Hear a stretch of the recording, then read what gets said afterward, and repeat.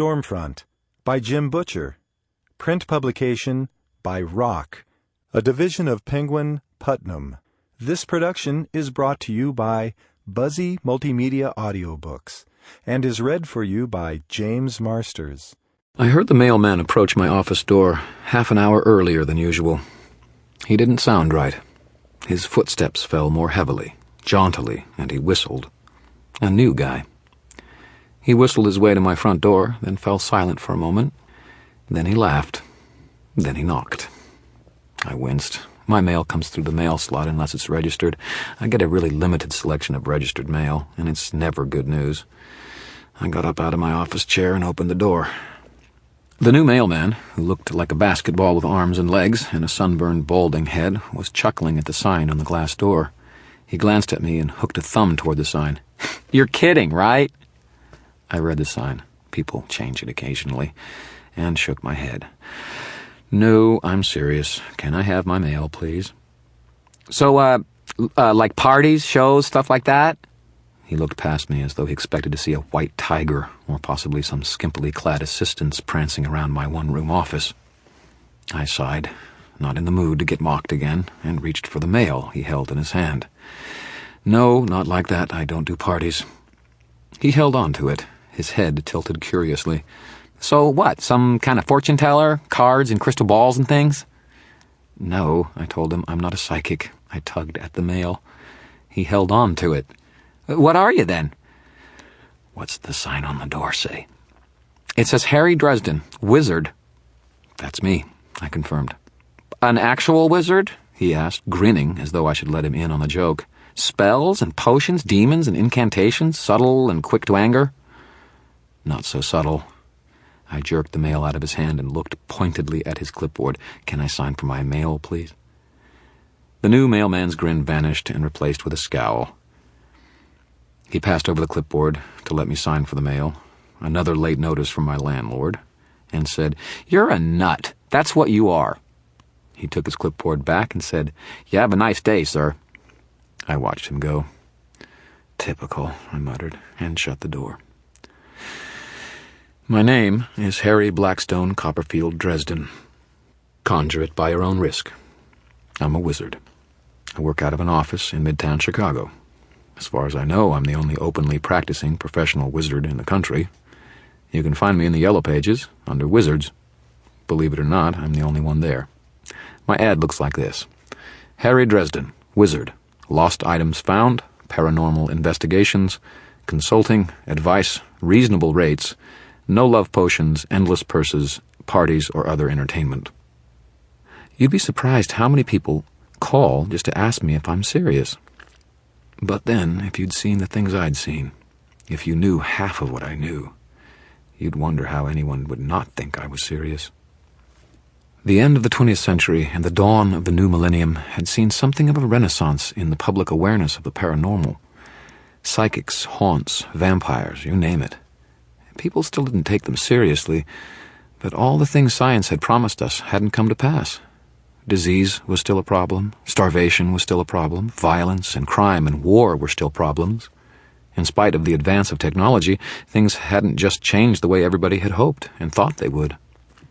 Science, the largest religion of the 20th century, had become somewhat tarnished by images of exploding space shuttles, crack babies, and a generation of complacent Americans who had allowed the television to raise their children.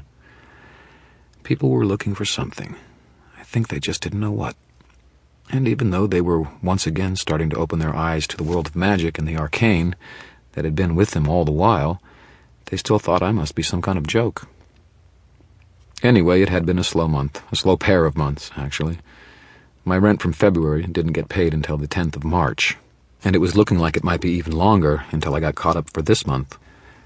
My only job had been the previous week when I'd gone down to Branson, Missouri to investigate a country singer's possibly haunted house. It hadn't been. My client hadn't been happy with that answer, and had been even less happy when I suggested he lay off any intoxicating substances and try to get some exercise and sleep, and see if that didn't help things more than any exorcism. I'd gotten travel expenses plus an hour's pay, and gone away feeling I'd done my honest, righteous, and impractical thing. I heard later he hired a shyster psychic to come in and perform a ceremony with a lot of incense and black lights. Some people. I finished up my paperback and tossed it into the done box. There was a pile of red and discarded paperbacks in the cardboard box on one side of my desk. The spines bent and the pages mangled. I'm terribly hard on books. I was eyeing the pile of unread books, considering which to start next, given that I had no real work to do, when my phone rang. I stared at it in a somewhat surly fashion. We wizards are terrific at brooding. After the third ring, when I thought I wouldn't sound a little too eager, I picked up the receiver and said, "Dresden." "Oh, is this Harry Dresden, the wizard?" Her tone was apologetic, as though she were terribly afraid she would be insulting me. No, I thought, it's Harry Dresden, the lizard. Harry Dresden, the wizard, is one door down. It is the prerogative of wizards to be grumpy. It is not, however, the prerogative of freelance consultants who are late on their rent, so instead of saying something smart, I told the woman on the phone, "Yes, ma'am, how can I help you today?"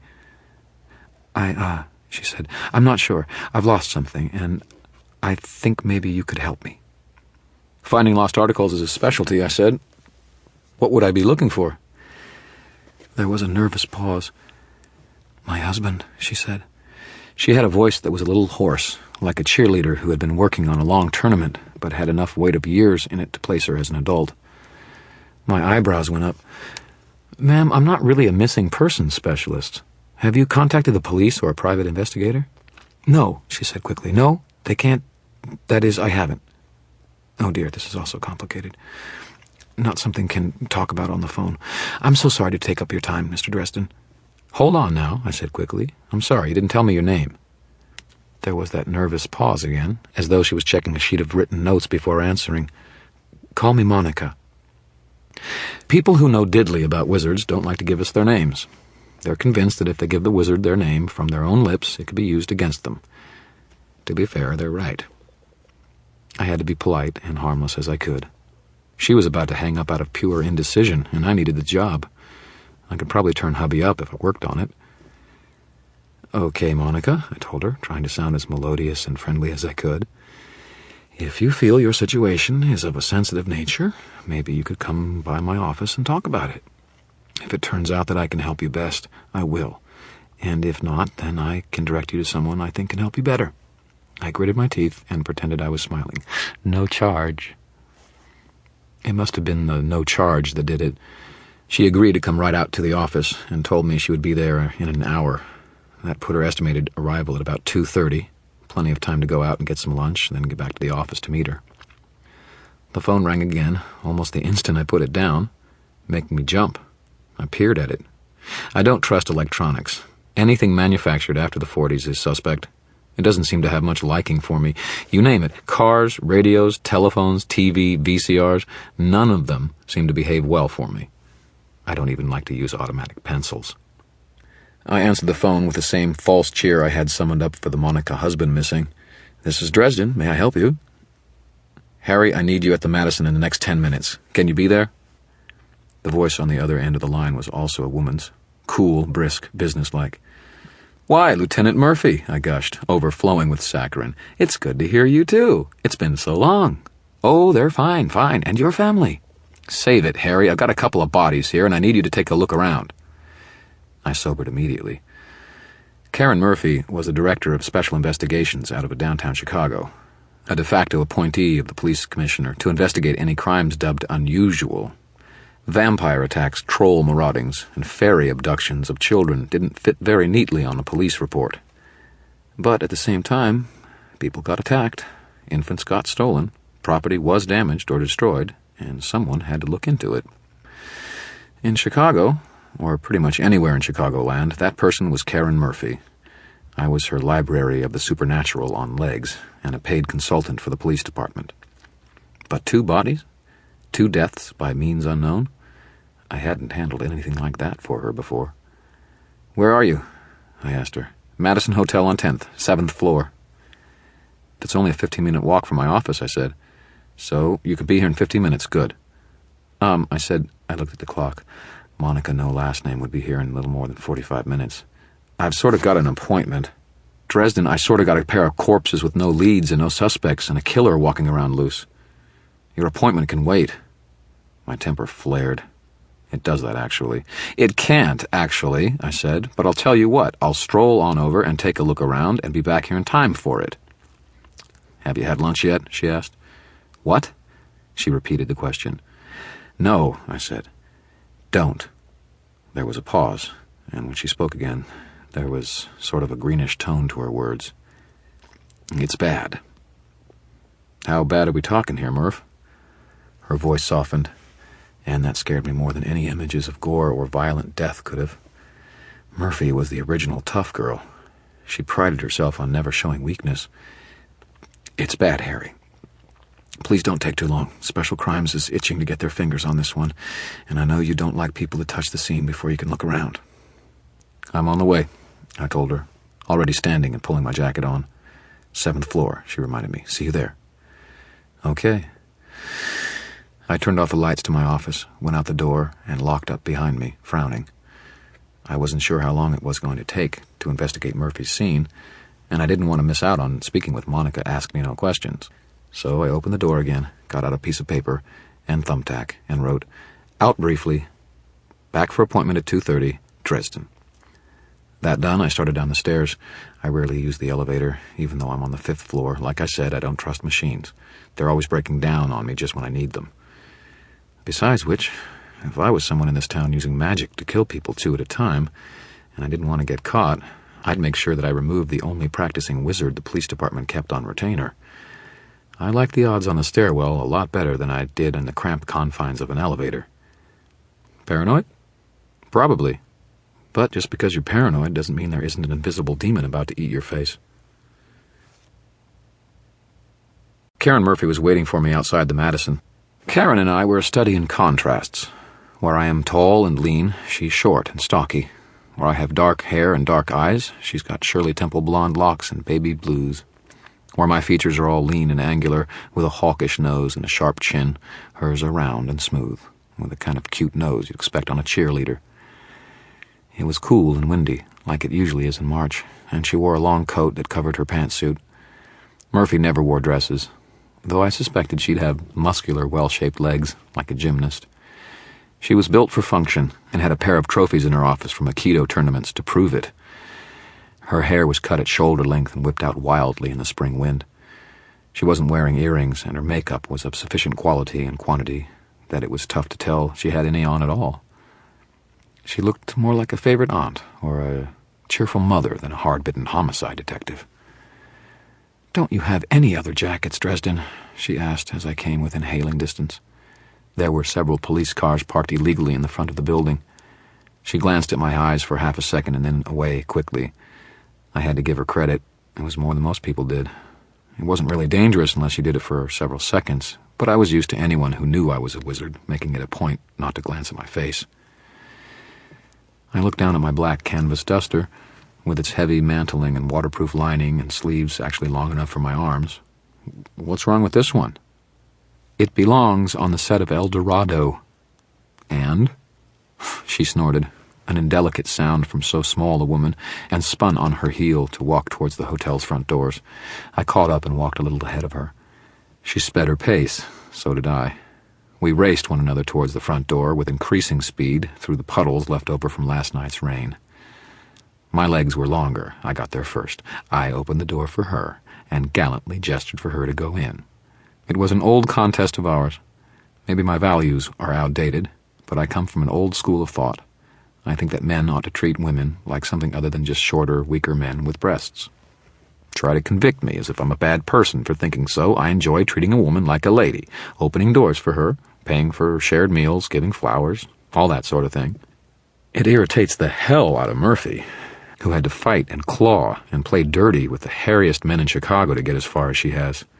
She glared up at me as I stood there holding open the door, but there was a reassurance about the glare, a relaxation. She took an odd sort of comfort in our ritual, annoying as she usually found it. How bad was it up on the 7th floor, anyway? We rode up in the elevator in a sudden silence. We knew one another well enough by this time that the silences were not uncomfortable. I had a good sense of Murphy, an instinctual grasp for her moods and patterns of thought, something I develop whenever I'm around someone for any length of time.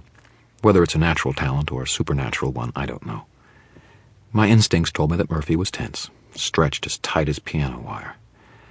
She kept it off her face, but there was something about the set of her shoulders and neck, the stiffness of her back, that made me aware of it, or maybe I was just projecting it onto her. The confines of the elevator made me a bit nervous. I licked my lips and looked around the interior of the car. My shadow and Murphy's fell on the floor, and almost looked as though we were sprawled there. There was something about it that bothered me, a nagging little instinct that I blew off as a case of nerves. "Steady, Harry." She let out a harsh breath just as the elevator slowed, then sucked in another one before the elevators opened, as though she was planning to hold it for as long as we were on the floor, and breathing only when she got back into the elevator again. Blood smells a certain way, a kind of sticky, almost metallic odor, and the air was full of it when the elevator doors opened.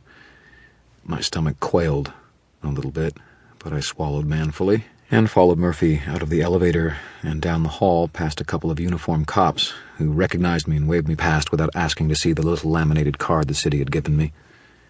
Granted, even in a big city department like Chicago PD, they didn't exactly call in a horde of consultants. I went down in the paperwork just as a psychic consultant, I think. But still, unprofessional of the boys in blue. Murphy preceded me into the room.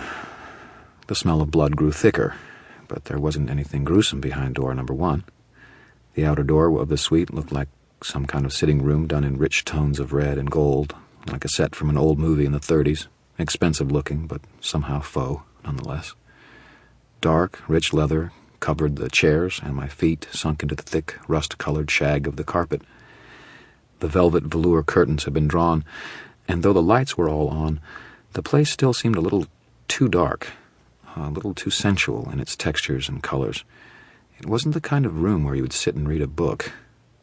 Voices came from a doorway to my right. "Wait here a minute," Murphy told me. Then she went through the door to the right of the entryway and into what I supposed was the bedroom of the suite. I wandered around the sitting room with my eyes mostly closed, noting things: leather couch, 2 leather chairs, stereo and television in a black glossy entertainment center, champagne bottle warming in a stand holding a brimming tub of what had been ice the night before, with 2 empty glasses set beside it. There was a red rose petal on the floor, clashing with the carpeting. But then, in that room, what didn't? A bit to one side, under the skirt of one of the leather recliners, was a little piece of satiny cloth. I bent at the waist and lifted the skirt with one hand, careful not to touch anything. A pair of black satin panties. A tiny triangle with lace coming off the points lay there. One strap snapped as though the thong had simply been torn off. Kinky. The stereo system was state-of-the-art, though not an expensive brand. I took a pencil from my pocket and pushed the play button with the eraser. Gentle, sensual music filled the room. A low bass, a driving drum beat, wordless vocals, the heavy breathing of a woman as background. The music continued for a few seconds more, and then it began to skip over a section about 2 seconds long, repeating it over and over again. I grimaced. Like I said, I have this effect on machinery. It has something to do with being a wizard, with working with magical forces. The more delicate and modern the machine is, the more likely it is that something will go wrong if I get close enough to it. I can kill a copier at 50 paces. "The love suite," came a man's voice, drawing out the word love into love. "What do you think, Mr. Man?" "Hello, Detective Carmichael," I said, without turning around. Carmichael's rather light, nasal voice had a distinctive quality. He was Murphy's partner and the resident skeptic, convinced that I was nothing more than a charlatan scamming the city out of its hard-earned money. "Were you saving the panties to take home yourself, or did you just overlook them?" I turned and looked at him. He was short and overweight and balding, with beady, bloodshot eyes and a weak chin. His jacket was rumpled, and there were food stains on his tie, all of which served to conceal a razor intellect. He was a sharp cop, and absolutely ruthless at tracking down killers. He walked over to the chair and looked down. "Not bad, Sherlock," he said. "But that's just foreplay. Wait till you see the main attraction. I'll have a bucket waiting for you." He turned and killed the malfunctioning CD player with a jab from the eraser end of his own pencil. I widened my eyes at him to let him know how terrified I was, then walked past him into the bedroom, and regretted it. I looked, noted details mechanically, and quietly shut the door on the part of my head that had started screaming the second I entered the room. They must have died sometime the night before, as rigor mortis had already set in. They were on the bed. She was astride him, body leaned back bowed like a dancer. The curves of her breast made a lovely outline. He, stretched out beneath her, a lean and powerfully built man, arms reaching out and grasping at the satin sheets, gathering them in his fists. Had it been an erotic photograph, it would have made a striking tableau, except that the lovers' rib cages on the upper left side of their torsos had expanded outward through their skin, the ribs jabbing out like rabid snapped knives. Arterial blood had sprayed out of their bodies all the way to the mirror on the ceiling, along with gelatinous masses of flesh that had to be what remained of their hearts. Standing over them, I could see into the upper cavity of the bodies. I noted the now graying lining around the motionless left lungs and edges of the ribs, which apparently were forced outward and snapped by some force within. It definitely cut down on the erotic potential. The bed was in the middle of the room, giving it a subtle emphasis. The bedroom followed the decor of the sitting room. A lot of red, a lot of plush fabrics, a little over the top unless you viewed in candlelight. There were indeed candles and holders on the wall, now burned down to nubs and extinguished. I stepped closer to the bed and walked around it. The carpet squelched as I did. The little screaming part of my brain, safely locked up behind doors of self-control and strict training, continued gibbering. I tried to ignore it, really I did. But if I didn't get out of that room in a hurry, I was going to start crying like a little girl. So I took in the details fast. The woman was in her 20s, in fabulous condition. At least I thought she had been. It was hard to tell. She had hair the color of chestnuts, cut in a page boy style, and it seemed dyed to me. Her eyes were only partly open, and I couldn't quite guess their color beyond not dark. Vaguely green. The man was probably in his 40s and had the kind of fitness that comes from a lifetime of conditioning. There was a tattoo on his right bicep, a winged dagger that the pull of the satin sheets half concealed. There were scars on his knuckles, layers deep, and across his lower abdomen was a vicious, narrow, puckered scar that I guessed must have come from a knife wound. There were discarded clothes around, tux for him, a little sheath of black dress, and a pair of pumps for her. There were a pair of overnight bags, unopened and set neatly aside, probably by a porter. I looked up. Carmichael and Murphy were watching me in silence. I shrugged at them. "Well," Murphy demanded, "are we dealing with magic here, or aren't we?" "Either that, or it was some really incredible sex," I told her. Carmichael snorted. I laughed a little, too. And that was all the screaming part of my brain needed to slam open the doors I'd shut on it. My stomach revolted and heaved, and I lurched out of the room. Carmichael, true to his word, had set a stainless steel bucket outside the room, and I fell to my knees, throwing up. It only took me a few seconds to control myself again, but I didn't want to go back into that room. I didn't want to see what was in there anymore. I didn't want to see the two dead people, whose hearts had literally exploded out of their chests. And someone had used magic to do it. They had used magic to wreak harm on another, violating the first law. The White Council was going to go into collective apoplexy. This hadn't been an act of a malign spirit or malicious entity, or an attack of one of the many creatures of the never-never, like vampires or trolls.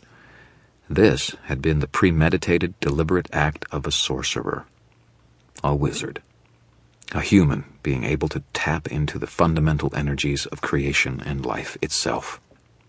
It was worse than murder. It was twisted, wretched perversion, as though someone had bludgeoned another person to death with a Botticelli, turned something of beauty into an act of utter destruction. If you've never touched it, it's hard to explain. Magic is created by life, and most of all by the awareness, intelligence, and emotions of a human being. To end such a life with the same magic that was born from it was hideous, almost incestuous somehow. I sat up again and was breathing hard, shaking and tasting the bile in my mouth when Murphy came back out of the room with Carmichael. "All right, Harry," Murphy said. "Let's have it. What do you see happening here?" I took a moment to collect my thoughts before answering. They came in, they had some champagne, they danced for a while, made out, over there by the stereo, then went into the bedroom. They were there for less than an hour. It hit them when they were getting to the high point. "Less than an hour?" Carmichael said. "How do you figure?"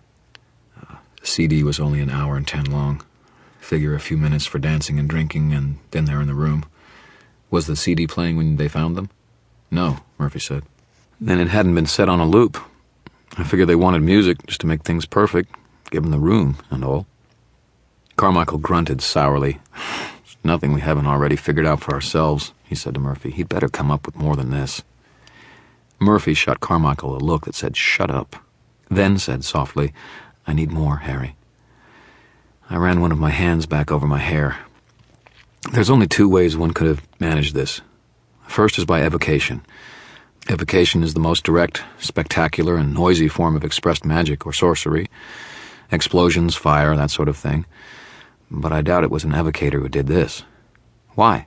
Murphy demanded. I heard her pencil scritching on the notepad she always kept with her.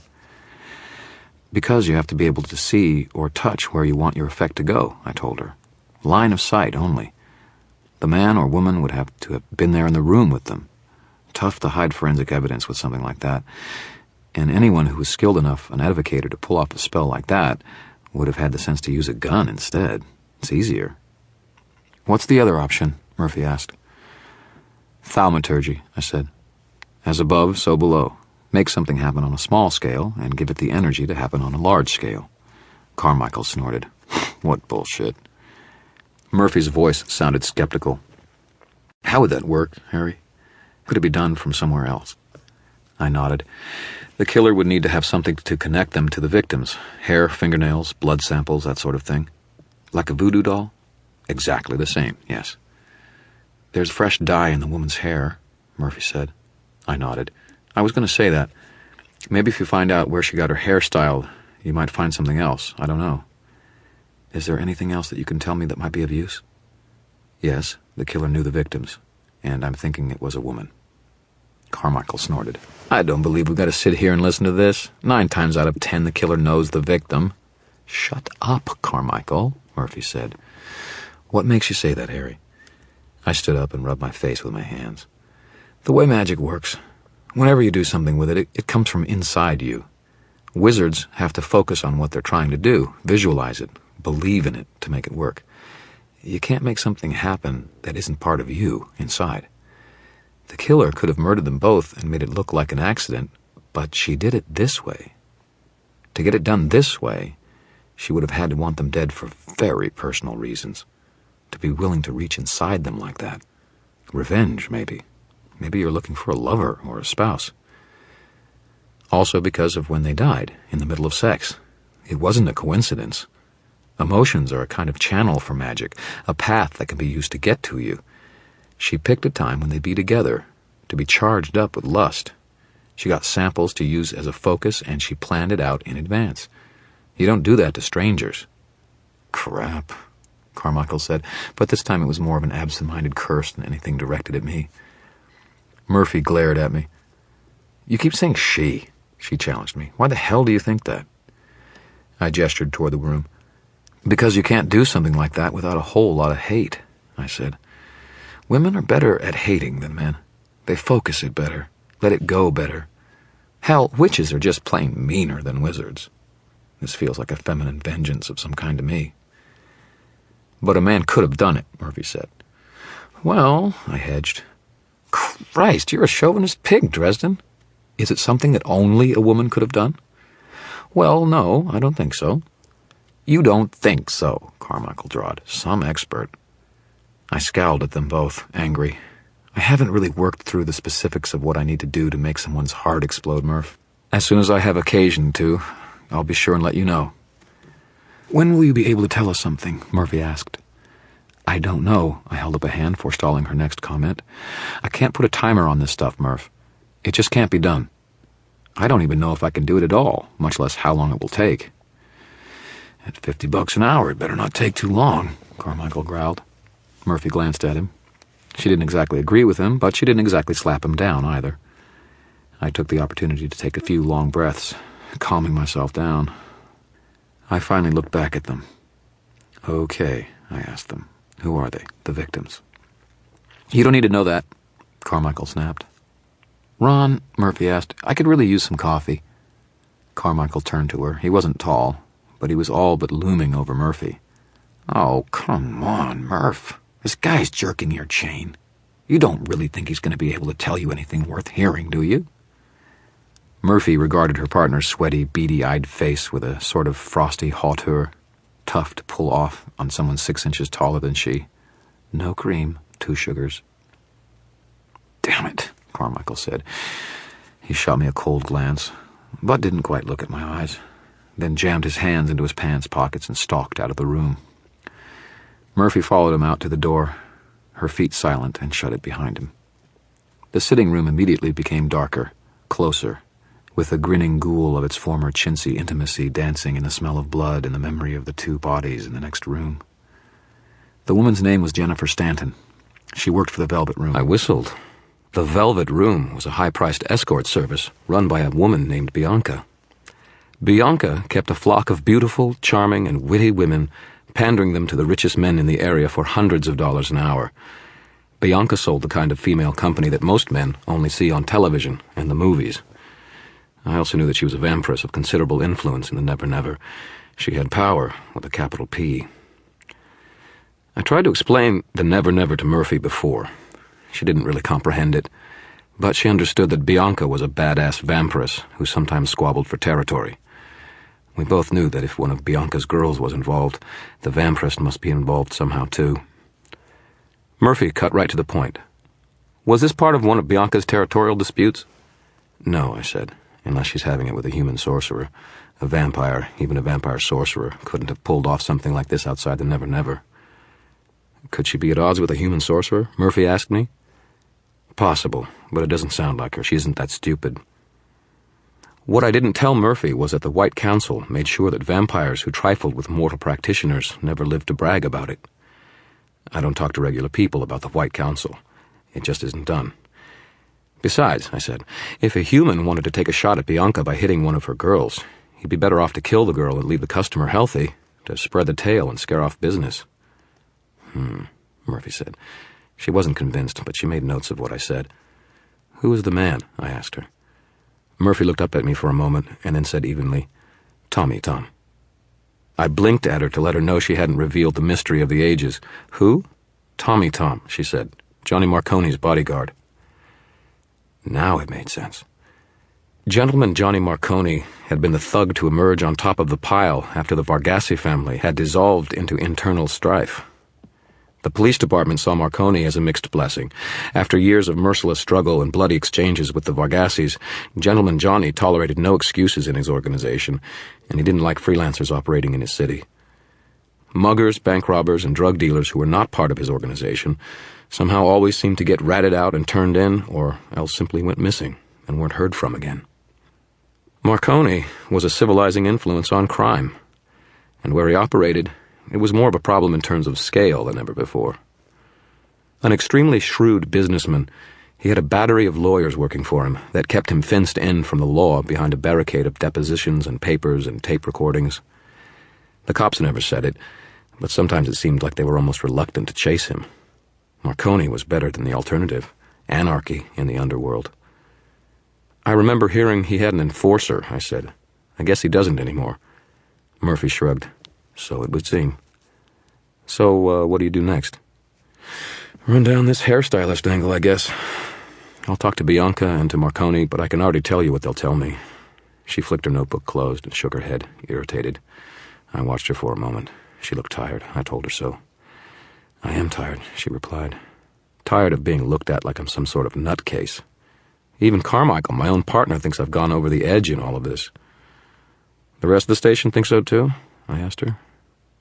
Most of them just scowl and spin their index fingers around their temples when they think I'm not looking, and file my reports without ever reading them. The rest are ones who have run into something spooky out there and they're scared shitless. They don't want to believe in anything they didn't see on Mr. Science when they were kids. How about you? Me? Murphy smiled, a curving of her lips that was a vibrantly feminine expression, making her look entirely too pretty to be such a hard-ass. The world's falling apart at the seams, Harry. I guess I just think people are pretty arrogant to believe we've learned everything there is to know in the past century or so. And what the hell? I can buy that we're just now starting to see things around us in the dark again. It appeals to the cynic in me. I wish everyone thought like you do, I said. It would cut down on my crank calls. She continued to smile at me, impish. But could you imagine a world where all the radio stations played ABBA? We shared a laugh. God, the room needed a laugh. Hey, Harry, Murphy said, grinning. I could see the wheels spinning in her head. Yeah? What you said about being able to figure out how the killer did this. About how you're not sure you can do it. Yeah. I know it's bullshit. Why do you lie to me about it? I stiffened. Christ, she was good. Or maybe I'm just not much of a liar. Look, Murphy, I said, there's some things you just don't do. Sometimes I don't want to get into the head of the slime I go after either. But you do what needs to be done to finish the job. I know what you mean, Harry. No, I said shortly. You don't know. And she didn't. She didn't know about my past, or the White Council, or the doom of Damocles hanging over my head. Most days, I could pretend I didn't know about it either. All the council needed now was an excuse, just an excuse to find me guilty of violating one of the 7 laws of magic, and the doom would drop. If I started putting together a recipe for a murder spell and they found out about it, that might be all the excuse they needed. Murph, I told her, I can't try figuring this spell out. I can't go putting together the things I'd need to do it. You just don't understand. She glared at me, without looking at my eyes. I had never met anyone else who could pull that one off. Oh, I understand. I understand that I've got a killer on the loose that I can't catch in the act. I understand that you know something that can help, or you can at least find out something. And I understand that if you dry up on me now, I'm tearing your card out of the department Rolodex and tossing it in the trash.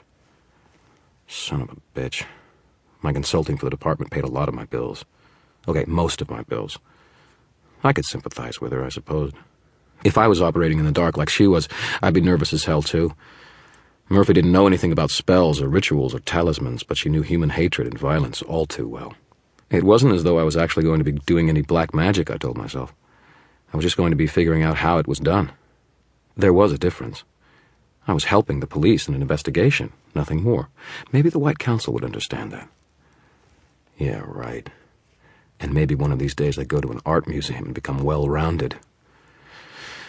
Murphy set the hook a second later. She looked at me and my eyes for a daring second before she turned away, her face tired and honest and proud. I need to know everything you can tell me, Harry. Please.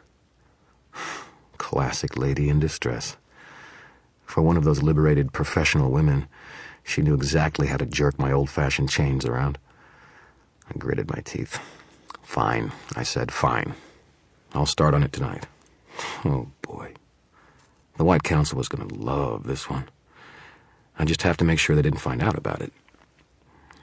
Murphy nodded and let out a breath without looking at me. Then she said, let's get out of here, and walked towards the door. I didn't try to beat her to it. Then we walked out. The uniformed guards were still lazing around the hall outside. Carmichael was nowhere to be seen. The guys from forensics were out there, standing around impatiently, waiting for us to come out. Then they gathered up their plastic bags and tweezers and lights and things and filed past us into the room. Murphy was brushing at her windblown hair with her hand while we waited for the ancient elevator to take its sweet time about getting up to the 7th floor. She was wearing a gold watch, which reminded me. Oh, hey, I asked her, what time is it? She checked. 2:25, why? I breathed out a curse and turned for the stairs. I'm late for my appointment. I fairly flew down the stairs. I'd had a lot of practice at them, after all, and I hit the lobby at a jog.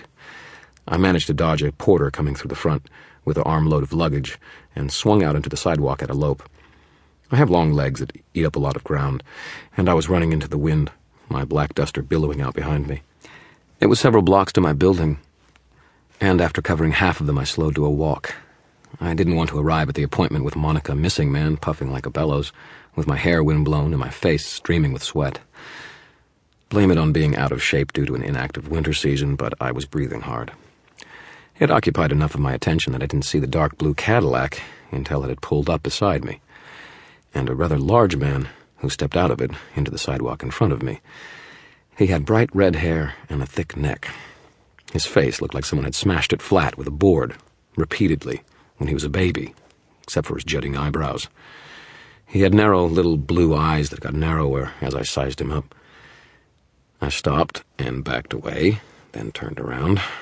2 more men, both of them as tall as me and a good deal heavier, were slowing down from their own jog. They had apparently been following me, and they looked annoyed. One was limping slightly, and the other wore a buzz cut that had been spiked up straight with some kind of styling gel. I felt like I was in high school again, surrounded by bullying members of the football team. "Can I help you, gentlemen?" I asked. I looked around for a cop, but they were all over at the Madison, I suppose. Everyone likes to gawk. "Get in the car," the one in front of me said. One of the others opened the rear door. "I like to walk. It's good for my heart." "You don't get in the car, it isn't going to be good for your legs," the man growled. A voice came from inside the car. "Mr. Hendricks, please, be more polite. Mr. Dresden, would you join me for a moment, please? I'd hoped to give you a lift back to your office, but your abrupt exit made it somewhat problematic. Perhaps you will allow me to convey you the rest of the way." I leaned down to look into the back seat. A man of handsome and unassuming features, dressed in casual sports jacket and Levi's, regarded me with a smile. "And you would be?" I asked him. His smile widened, and I swear it made his eyes twinkle. "My name is John Marconi, and I'd like to discuss business with you." I stared at him for a moment, and then my eyes slid aside to the very large and very overdeveloped Mr. Hendricks. The man growled under his breath, and it sounded like Cujo just before he jumped at the woman in the car. And I didn't feel like duking it out with Cujo and his 2 buddies. So I got into the back of the caddy with gentleman Johnny Marconi. It was turning out to be a very busy day, and I was still late for my appointment. Gentleman Johnny Marcone didn't look like the sort of man who would have my legs broken or my jaw wired shut. His salt and pepper hair was cut short. There were lines from the sun and smiling etched in the corners of his eyes.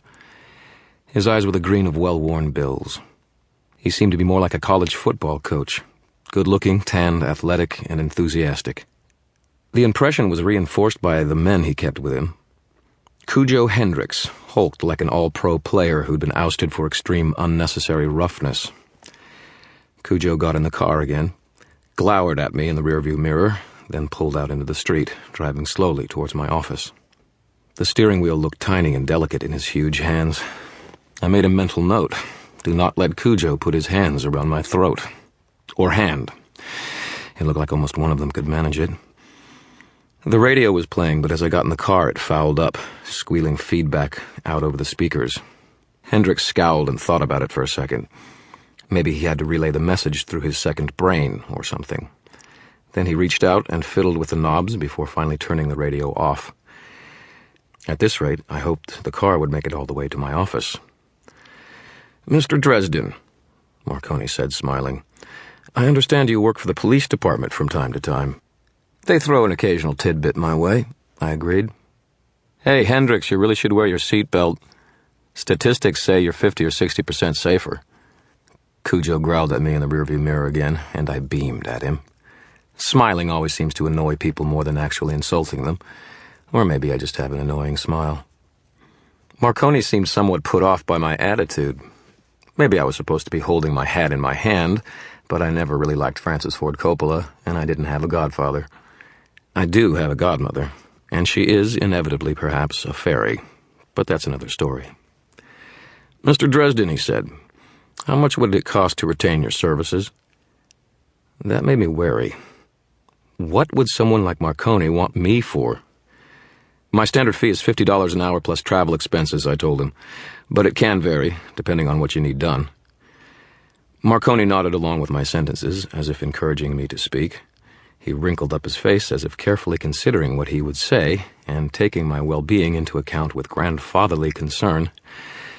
How much would it set me back to have you not investigate something?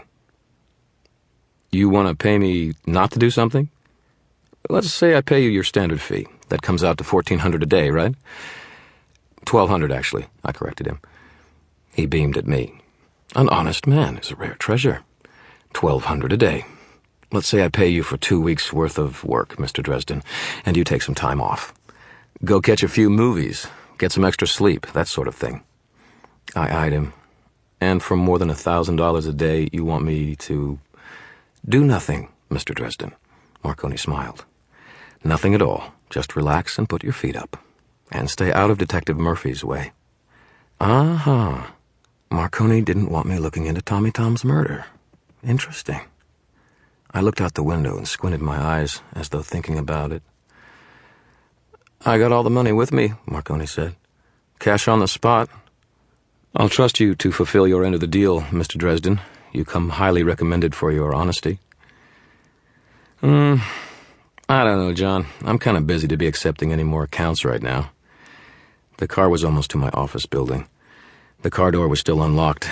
I hadn't worn my seatbelt either, just in case I needed to throw the door open and jump out. See how I think ahead? That's that wizardly intellect. And paranoia. Marconi's smile faltered. His expression became earnest. Mr. Dresden, I am quite eager to establish a positive working relationship here. If it's the money, I can offer you more. Let's say double your usual fee. He steepled his hands in front of him, and he talked, half-turning towards me. My God, I keep expecting him to tell me to go out there and win one for the Gipper. He smiled at me.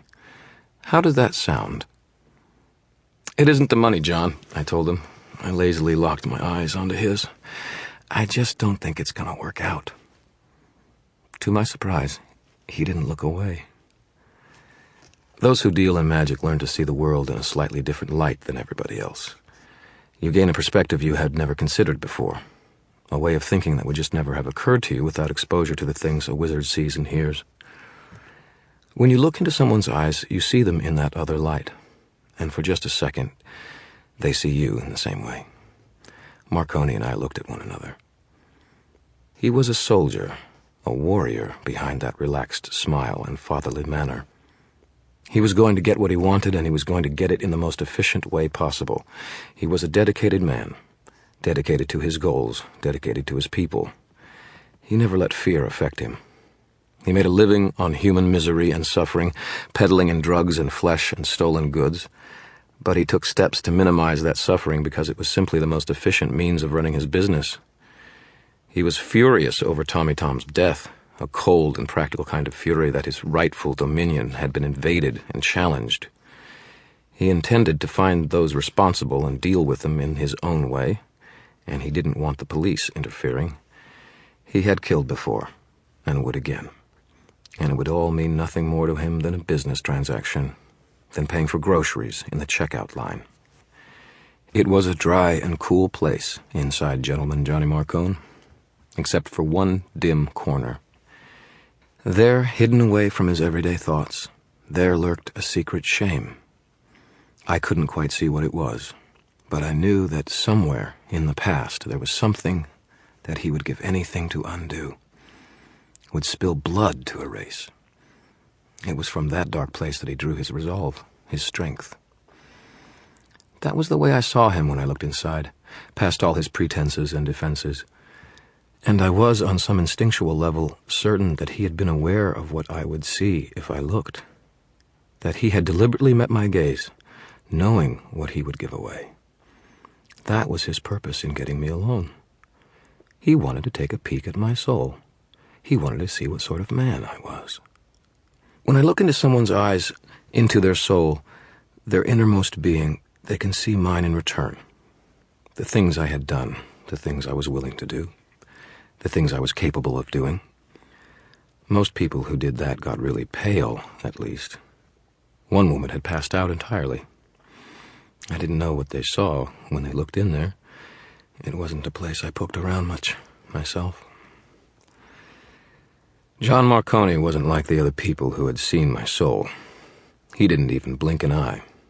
He just looked and assessed, and after a moment had passed, he nodded at me as though he understood something.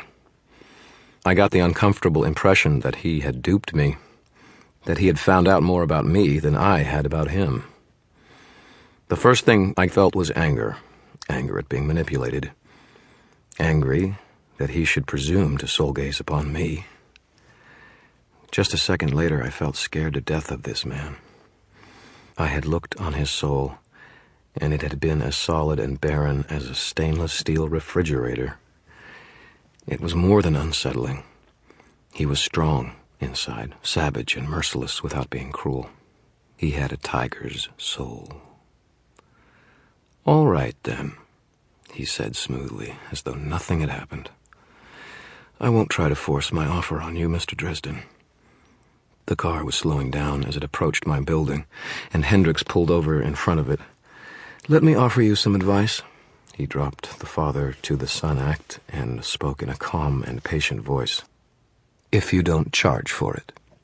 Thank God for wisecracks. I was too rattled to have said anything intelligent. Marconi almost smiled. "I think you'll be happier if you come down with the flu for a few days. This business that Detective Murphy has asked you to look into doesn't need to be dragged into the light. You won't like what you see. It's on my side of the fence. Just let me deal with it, and it won't ever trouble you." "Are you threatening me?" I asked him. I didn't think he was, but I didn't want him to know that. It would have helped if my voice hadn't been shaking. "No," he said frankly, "I have too much respect for you to resort to something like that. They say you're the real thing, Mr. Dresden, the real Magus. They also say I'm nutty as a fruitcake." "I choose which they I listen to very carefully," Marconi said. "Think about what I've said, Mr. Dresden. I do not think our respective lines of work need overlap often. I would as soon not make an enemy of you over this matter." I clenched my jaw over my fear and spat words out at him quick and hard. "You don't want to make an enemy out of me, Marconi. That wouldn't be smart. That wouldn't be smart at all." He narrowed his eyes at me, lazy and relaxed. He could meet my eyes by then without fear. We had taken a measure of one another. It would not happen in such a way again. "You really should try to be more polite, Mr. Dresden," he said. "It's good for business." I didn't give him an answer to that. I didn't have one. That wouldn't sound frightened or stupidly macho. Instead, I told him, "If you ever lose your car keys, give me a call. Don't try offering me money or threats again. Thanks for the ride." He watched me, his expression never changing, as I got out of the car and shut the door. Hendricks pulled out and drove away, after giving me one last dirty look. I had soul-gazed on several people before. It wasn't the sort of thing you forgot. I had never run into someone like that, someone so cool and controlled. Even other practitioners I had met gazes with had not been that way. None of them had simply assessed me like a column of numbers and filed it away for reference in future equations. I stuck my hands in the pockets of my duster and shivered as the wind hit me. I was a wizard, throwing around real magic, I reminded myself. I was not afraid of big men and big cars. I do not get rattled by corpses, blasted from life by magic more intense than anything I could manage. Really. Honest. But those dollar bill colored eyes, backed by that cool and nearly passionless soul, had me shaking as I took the stairs back up to my office. I had been stupid.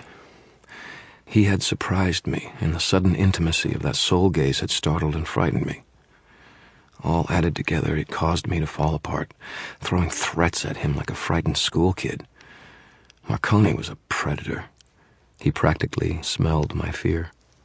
If he got to thinking I was weak, I had a feeling that polite smile and fatherly facade would vanish as thoroughly and as quickly as it had appeared. What a rotten first impression.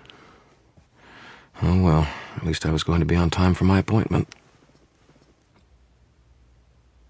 Monica No Last Name was standing outside my office when I got there, writing on the back of the note I had taped to my office door.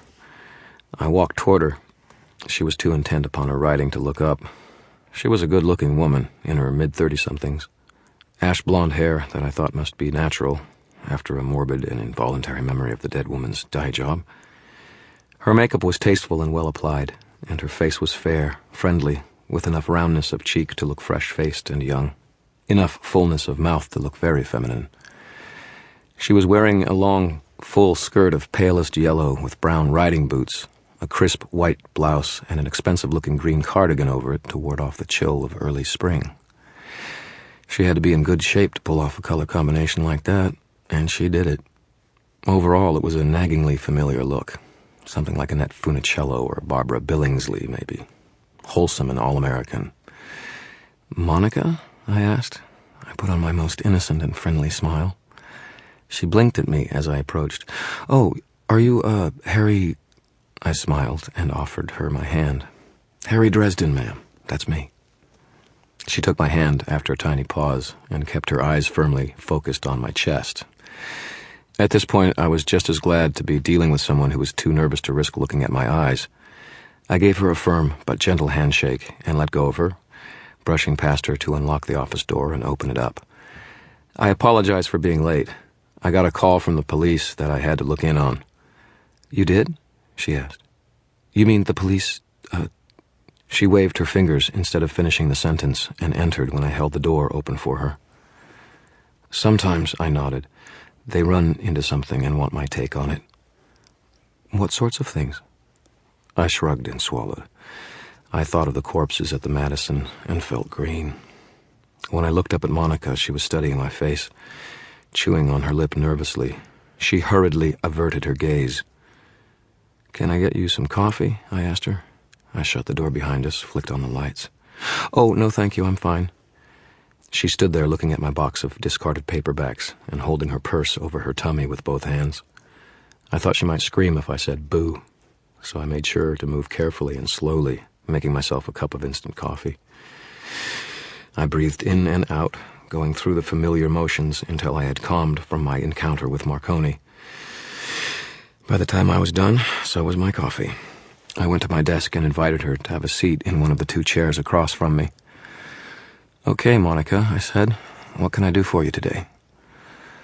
"Well, I told you that my husband was, she nodded at me, gesturing. "Missing," I supplied. "Yes," she said with an exhalation of almost relief. "But he's not mysteriously missing or anything, just gone."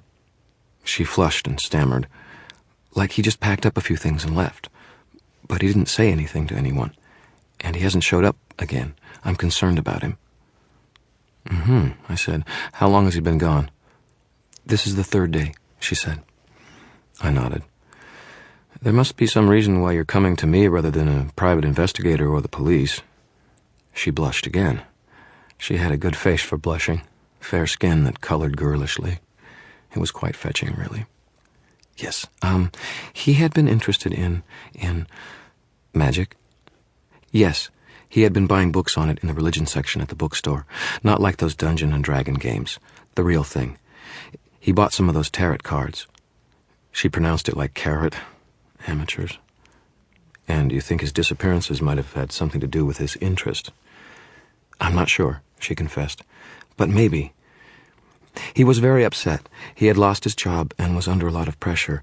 I'm worried about him. I thought whoever found him might need to be able to talk to him about all this stuff." She took a deep breath, as if the effort of completing so many sentences without a single had tired her. "I'm still not clear on this. Why me? Why not the police?" Her knuckles whitened on her purse. "He packed a bag, Mr. Dresden. I think the police will just assume he left his wife and his children. They won't really look, but he didn't. He's not that way. He only wants to make a good life for us. Really, that's all he wants." I frowned at her, nervous that maybe hubby has run out on you after all, dear. "Even so," I said. "Why come to me? Why not a private investigator? I know a reliable man if you need one." "Because you know about—" She gestured fitfully. "About magic," I said. Monica nodded. "I think it might be important. I mean, I don't know, but I think it might." "Where did he work?" I asked her. While I spoke, I got a pad of paper out of my pocket and jotted down a few notes. "Silverco," she told me. "They're a trading company. They locate good markets for products and then advise companies where they can best spend their money. I said. What is his name, Monica? She swallowed, and I saw her twitching, trying to think of something to tell me other than his name. George, she supplied at last. I looked up at her. She was staring furiously down at her hands. Monica, I said, I know this must be really hard for you. Believe me, ma'am, there are plenty of people who are nervous when they come into my office, but please hear me out. I am not going to hurt you or anyone else. What I do to help people. It's true that someone with the right skills could use your names against you, but I'm not like that. I borrowed a line from Johnny Marconi. It isn't good business. She gave a nervous little laugh. I feel so silly, she confessed. But there's so many things that I've heard about wizards. I see. I put my pencil down and steepled my fingers in wizardly fashion. The woman was nervous and had certain expectations. I might ease her fears a little if I fulfilled some of them. I tried not to look over her shoulder at the calendar I had hanging on the wall and the red circle around the 15th of last month. Late rent, need money. Even with the fee from today and what I could make in the future, it would take the city forever to pay up. Besides, I could never resist going to the aid of a lady in distress, even if she wasn't completely 100% sure that she wanted to be rescued by me. Monica, I told her, there are powers in the universe that most people don't even know about. Powers that we still don't fully understand. The men and women who work with these powers see things in a different light than regular people. They come to understand things in a slightly different way. This sets them apart. Sometimes it breeds unwarranted suspicion and fear. I know you've read books and seen movies about how horrible people like me are, and that whole suffer a witch not to live part of the Old Testament hasn't made things all roses, but we really aren't any different from anyone else. I gave her my best smile. I want to help you, but if I'm going to do that, you're going to have to give me a little trust. I promise. I give you my word that I won't disappoint you.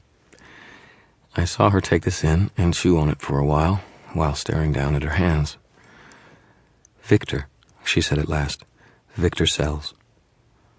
All right, I said, picking up my pencil and duly noting it. Is there any place he might have gone that you can think of offhand? She nodded. The lake house. We have a house down by... She waved her hand. The lake. She beamed at me, and I reminded myself to be patient. In Lake Providence, over the state line, around Lake Michigan. It's beautiful up there in the autumn. Okay, then. Are you aware of any friends he might have run off to see? Family he might have visited? Anything like that? Oh, Victor wasn't on speaking terms with his family. I never knew why. He didn't talk about them, really. We've been married for 10 years, and he never spoke once to them. Okay, I said, nodding that down, too. Friends, then. She fretted up her lip, a gesture that seemed familiar to her. Not really. He was friends with his boss and some people at work, but after he was fired... I said. I understand. I continued writing things down, drawing bold lines between thoughts to separate them. I spilled over to the next page before I was finished writing down facts and my observations about Monica. I like to be thorough about this kind of thing. Well, Mr. Dresden, she asked me, can you help me? I looked over the page and then nodded. I think so, Monica. If possible, I'd like to see the things your husband collected, which books and so on. It would help if I had a picture of him, too. I might like to take a look around your house at Lake Providence. Would that be all right? Of course, she said. She seemed relieved, but at the same time even more nervous than before. I noted down the address of the lake house and brief directions. You're aware of my fees? I asked her. I'm not cheap. It might be less costly for you to hire someone else. We've got quite a bit of savings, Mr. Dresden, she told me. I'm not worried about the money. That seemed an odd statement from her, at the time, out of tune with her generally nervous manner. Well then, I told her, I charge $50 an hour plus expenses. I'll send you an itemized list of what I do, so you'll have a good idea of what I'm working on. A retainer is customary. I'm not going to guarantee that I work exclusively on your case. I try to handle each of my customers with respect and courtesy, so I can't put any one of them before another. She nodded to me emphatically and reached into her purse. She drew out a white envelope and passed it over to me. "There's $500 inside," she told me. "Is that enough for now?" Ka-ching. $500 would take care of last month's rent and a good bit of this month's, too. I could get into this bit with nervous clients wanting to preserve the anonymity of their checking accounts for my supposed sorceress might. Cash always spends. That would be fine. Yes, I told her. I tried not to fondle the envelope. At least I wasn't crass enough to dump the money out on my desk and count it out. She drew out another envelope. "He took most of his things with him," she said. "At least I couldn't find them where he usually keeps them, but I did find this." There was something in the envelope making it bulge. An amulet, a ring, or a charm of some kind, I was betting. A third envelope came out of her purse. The woman must be compulsively well organized. "There's a picture of him in here, and my phone number inside. Thank you, Mr. Dresden. When will you call?" "As soon as I know something," I told her. "Probably by tomorrow afternoon or Saturday morning. Sound good?" She almost looked into my eyes, caught herself, and smiled directly at my nose instead. Yes, thank you so much for your help." She glanced up at the wall. "Oh, look at the time. I need to go. School's almost out."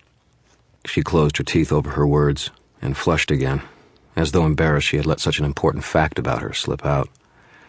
"I'll do whatever I can, ma'am," I assured her, rising and walking her to the door. "Thank you for your business. I'll be in touch soon." She said her goodbyes, never looking me in the face, and fled out the door. I shut it behind her and went back to the envelopes. First, the money. It was all 50s, which always look new, even when they're years old because they get so little circulation. There were 10 of them. I put them in my wallet and trashed the envelope. The envelope with the photo in it was next. I took it out and regarded the picture of Monica and a man of lean and handsome features, with a wide forehead and shaggy eyebrows that skewed his handsomeness off to a rather eccentric angle. His smile was whiter than white, and his skin was smooth, dark tan of someone who spends a lot of time in the sun, boating, maybe. It was a sharp contrast against Monica's paleness. Victor Sells, I presume. The phone number was written on a plain white index card that had been neatly trimmed down to fit inside the envelope. There was no name or area code, just a 7-digit number. I got out my cross-listing directory and looked it up. I noted that down as well. I wondered what had the woman expected to accomplish by only giving out first names when she'd been going to hand me a dozen other ways of finding out in any case. It only goes to show that people are funny when they get nervous about something. They say screwy things, make odd choices which, in retrospect, they feel amazingly foolish for making. I would have to be careful not to say anything to rub that in when I spoke to her again. I trashed the second envelope and opened the last one, turning it upside down over my desk. The brown husk of a dead, dried scorpion, glistening with some sort of preservative glaze, clicked down onto my desk. A supple, braided leather cord led off from a ring set through the base of its tail, so that if it was worn, it would hang head down, tail up, and curled over the dried body to point at the ground. I shuddered. Scorpions were symbolically powerful in certain circles of belief. They weren't usually symbols of anything good or wholesome either. A lot of petty, mean spells could be focused around a little talisman like that. If you wore it next to your skin, as such things were supposed to be worn, the prickly legs of the thing would be a constant poking and agitation at your chest, a continual reminder that it was there. The dried stinger of the tail tip might actually pierce the skin of anyone who tried to give the wearer a hug. Its crab-like pincers would catch a man's chest hair or scratch at the curves of a woman's breasts. Nasty, unpleasant thing. Not evil, as such, but you sure as hell weren't likely to do happy, shining things with magic with such an item around your neck. Maybe Victor Sells had gotten involved into something real, something that had absorbed his attention. The art could do that to a person, particularly the darker aspects of it. If he had turned to it in despair after losing his job, maybe that would explain his sudden absence from his home. A lot of sorcerers or wannabe sorcerers secluded themselves in the belief that isolation would increase their ability to focus their magic. It didn't. but it did make it easier for a weak, untrained mind to avoid distractions. Or maybe it wasn't even a true talisman. Maybe it was just a curiosity, or a souvenir from some visit to the Southwest. There wasn't any way for me to tell if it was indeed a device used to improve the focus and direction of magical energies, short of actually using it to attempt a spell. And I really didn't want to be using such a dubious article for a variety of good reasons. I would have to keep this little unbeauty in mind as I tried to run this man down. It might mean nothing. On the other hand, it might not. I looked up at the clock. 3:15. There was time to check with the local morgues to see if they had turned up any likely John Does. Who knew? My search might be over before day's end, and then get to the bank to deposit my money and fire off a check to my landlord. I got out my phone book and started calling up hospitals. Not really my routine line of work, but not difficult either. Except for the standard problems I had using the telephone. Static, line noise, other people's conversations being louder than mine. If something can go wrong, it will. Once I thought I saw something out of the corner of my eye, a twitch of motion from the dried scorpion that sat on my desk. I blinked and stared at it. It didn't move. Cautiously, I extended my senses toward it like an invisible hand, feeling about for any traces of enchantment or magical energy. Nothing. It was as dry of enchantment as it was of life. Never let it be said that Harry Dresden is afraid of a dry, dead bug. Creepy or not, I wasn't going to let it ruin my concentration. So I scooped it up with a corner of the phone book and popped it into the middle drawer of my desk. Out of sight, out of mind. So, I have a problem with creepy, dead, poisonous things. So sue me. McAnally's is a pub a few blocks from my office. I go there when I'm feeling stressed, or when I have a few extra bucks to spend on a nice dinner. A lot of us fringe types do. Mac, the pub's owner, is used to wizards and all the problems that come along with us. There aren't any video games at McAnally's. There are no televisions or expensive computer trivia games. There isn't even a jukebox. Mac keeps a player piano instead. It's less likely to go haywire around us. I say pub in all the best senses of the word. When you walk in, you take several steps down into a room with a deadly combination of low clearance and ceiling fans. If you're tall like me, you walk carefully in McAnally's. There are 13 stools at the bar and 13 tables in the room. 13 windows set high in the wall, in order to be above ground level, let some light from the street into the place. 13 mirrors on the wall cast back reflections of the patrons in dim detail and give illusion of more space. 13 wooden columns, carved with likenesses from folk tales and legends of the old world, make it difficult to walk around the place without weaving the circuitous route. They also, quite intentionally, break up the flow of random energies, dispelling to one degree or another the auras that gather around broody, grumpy wizards, and keeping them from manifesting in unintentional and colorful ways. The colors were all muted, earth browns and sea greens. The first time I entered McAnally's, I felt like a wolf returning to an old favorite den. Mac makes his own beer, ale, actually, and it's the best stuff in the city. His food is cooked on a wood-burning stove, and you can damn well walk your own self over to the bar and pick up your order when it's ready, according to Mac. It's my sort of place.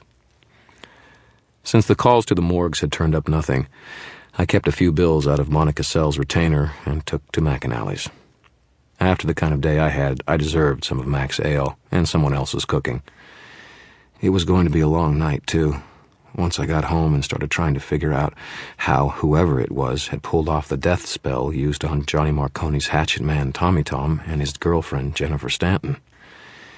"Dresden," Mac greeted me when I sat down at the bar. The dim, comfortable room was empty, but for a pair of men I recognized by sight at the back table playing chess. Mac is a tall, almost gangly man of indeterminate age, though there's a sense to him that speaks of enough wisdom and strength that I wouldn't venture that he was less than 50. He has squinty eyes and a smile that is rare and mischievous when it manifests. Mac never says much, but when he does, it's almost always worth listening to. "Hi there, Mac," I hailed him. "Been one hell of a day. Give me a steak sandwich, fries, ale." Mac said. He opened a bottle of his ale and began to pour it warm, staring past me into the middle distance. He does that with everyone. Considering his clientele, I don't blame him. I wouldn't chance looking them in the face either. "You hear what happened at the Madison?" He confirmed. "Nasty business." Such an inane comment apparently didn't merit even a grunted reply. Mac set my drink out and turned to the stove behind the bar, checking the wood and raking it back and forth to provide even heating for it. I picked up the pre-thumb newspaper nearby and scanned the headlines. "Hey, look at this. Another 3-eye rampage. Jesus, this stuff is worse than crack." The article detailed the virtual demolition of a neighborhood grocery store by a pair of 3-eye junkies who were convinced that the place was destined to explode and wanted to beat destiny to the punch. You ever seen anything like this? Mac shook his head. "They say stuff gives you a third sight," I said, reading the article. Both junkies had been admitted to the hospital and were in critical condition after collapsing at the scene. But you know what? Mac looked back at me from the stove while he cooked. "I don't think that's possible. What a bunch of crap. Trying to sell these poor kids on the idea that they can do magic." Mac nodded at me. "If it was serious stuff, the department would have already called me by now." Mac shrugged, turning back to the stove. Then he squinted up and peered into the dim reflection of the mirror behind the bar. "Harry," he said, "you were followed." I had been too tense for too much of the day to avoid feeling my shoulders constrict in a sudden twinge. I put both hands around my mug and brought a few phrases of quasi-Latin to mind. It never hurt to be ready to defend myself in case someone was intending to hurt me. I watched someone approach, a dim shape in the reflection cast by the ancient worn mirror. Mac went on with cooking, unperturbed. Nothing much perturbed Mac. I smelled her perfume before I turned around. "Why, Miss Rodriguez," I said. "It's always pleasant to see you." She came to an abrupt stop a couple of paces from me, apparently disconcerted. One of the advantages of being a wizard is that people always attribute anything you do to magic, if no other immediate explanation leaps to mind. She probably wouldn't think about her perfume giving her identity away, when she could assign my mysterious blind identification of her to my mystical powers. "Come on," I told her. "Sit down. I'll get you a drink while I refuse to tell you anything." "Harry," she admonished me, "you don't know I'm here on business." She sat down on the bar stool next to me. She was a woman of average height and striking dark beauty, wearing a crisp business jacket and skirt, hose pumps. Her dark, straight hair was trimmed in a neat cut that ended in the nape of her neck and was parted off the dark skin of her forehead, emphasizing the lazy appeal of her dark eyes. "Susan," I chided her, "you wouldn't be in this place if you weren't. Did you have a good time in Branson?" Susan Rodriguez was a reporter for the Chicago Arcane, a yellow magazine that covered all sorts of supernatural and paranormal events throughout the Midwest. Usually, the events they covered weren't much better than Monkey Man seen with Elvis Love Child, or JFK's mutant ghost abducts shape-shifting Girl Scout. But once, in a great, great while, the Arcane covered something that was real. Like the unseelie incursion of 1994, when the entire city of Milwaukee had simply vanished for 2 hours. Gone. Government satellite photos showed a river valley covered with trees and empty of life or human habitation. All communications ceased. Then, a few hours later, there it was, back again, and no one in the city itself the wiser. She had also been hanging around my investigation in Branson the previous week. She had been tracking me ever since interviewing me for a feature story right after I'd opened up my business. I had to hand it to her. She had instincts. And enough curiosity to get her into 10 kinds of trouble. She had tricked me into meeting her eyes at the conclusion of our first interview, an eager young reporter investigating an angle on her interviewee. She was the one who had fainted after we'd soul-gazed. She smirked at me.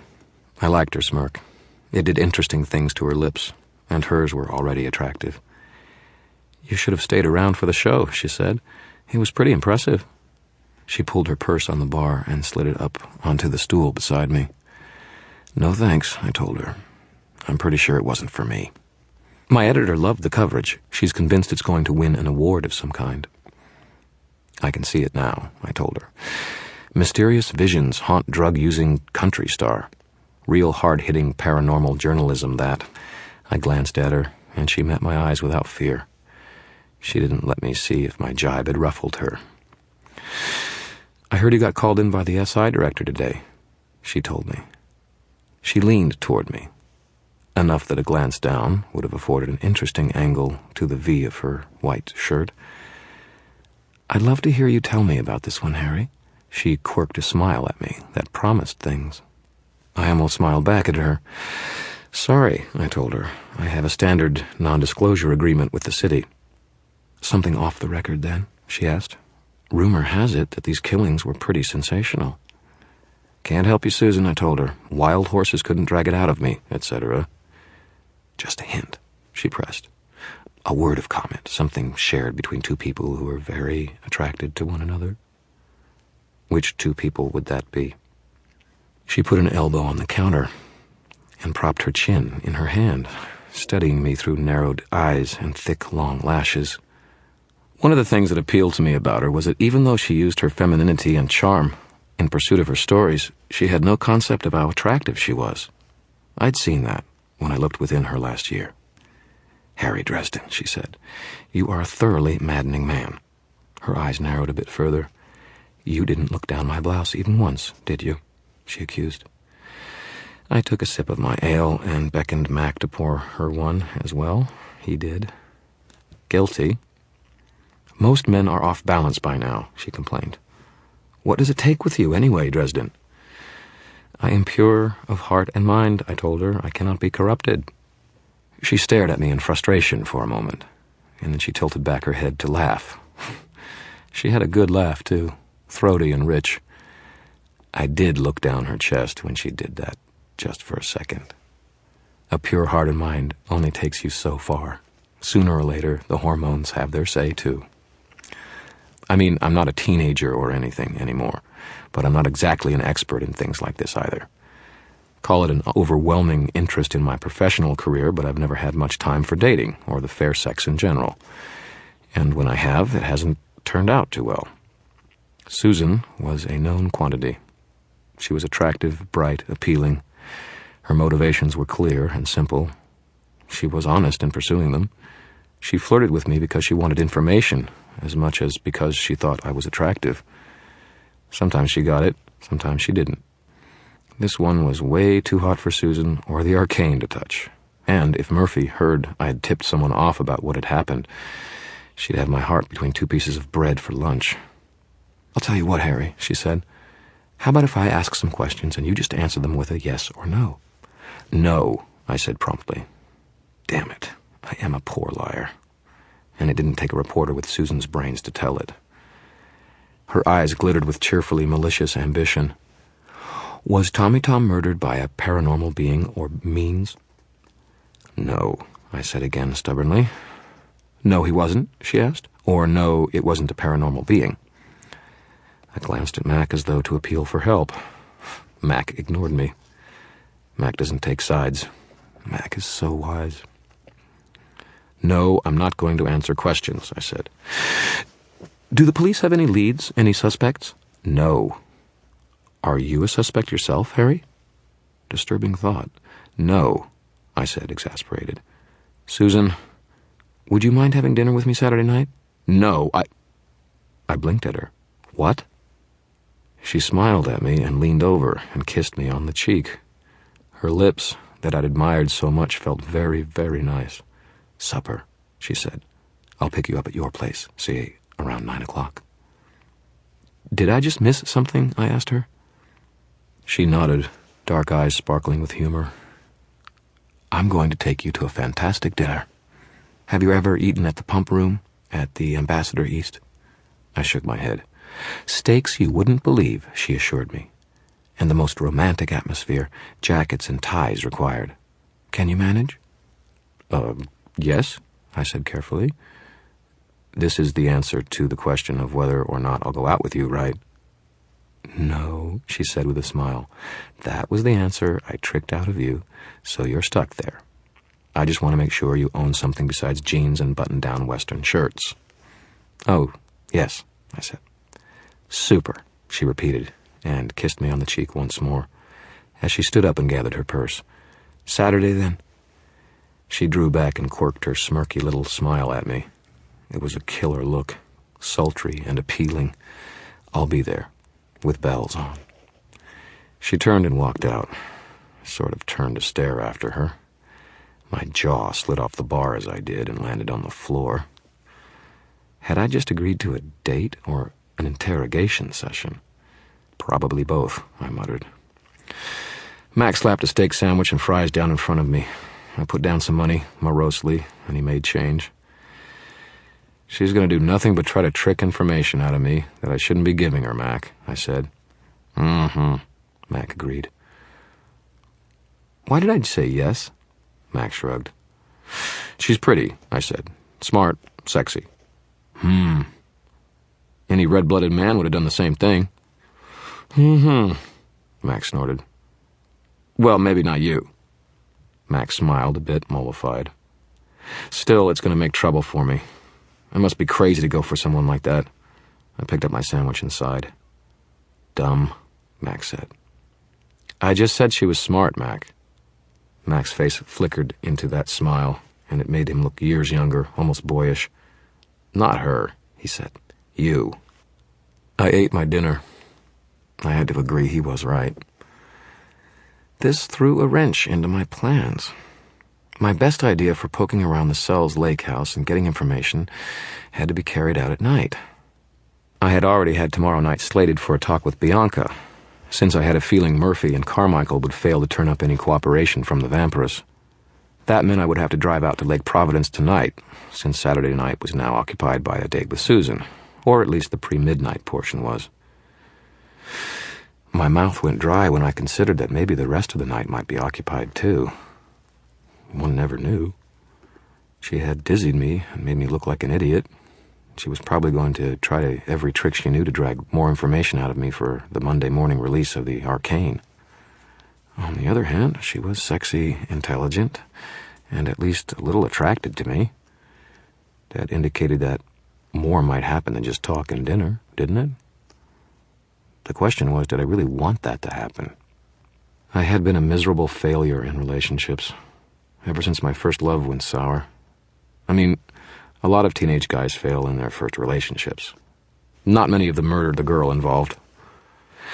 I shied away from that line of thought, lest it bring up too many old memories. I left McAnally's after Mac had handed me a doggy bag with the grunt of "Mister" by way of explanation.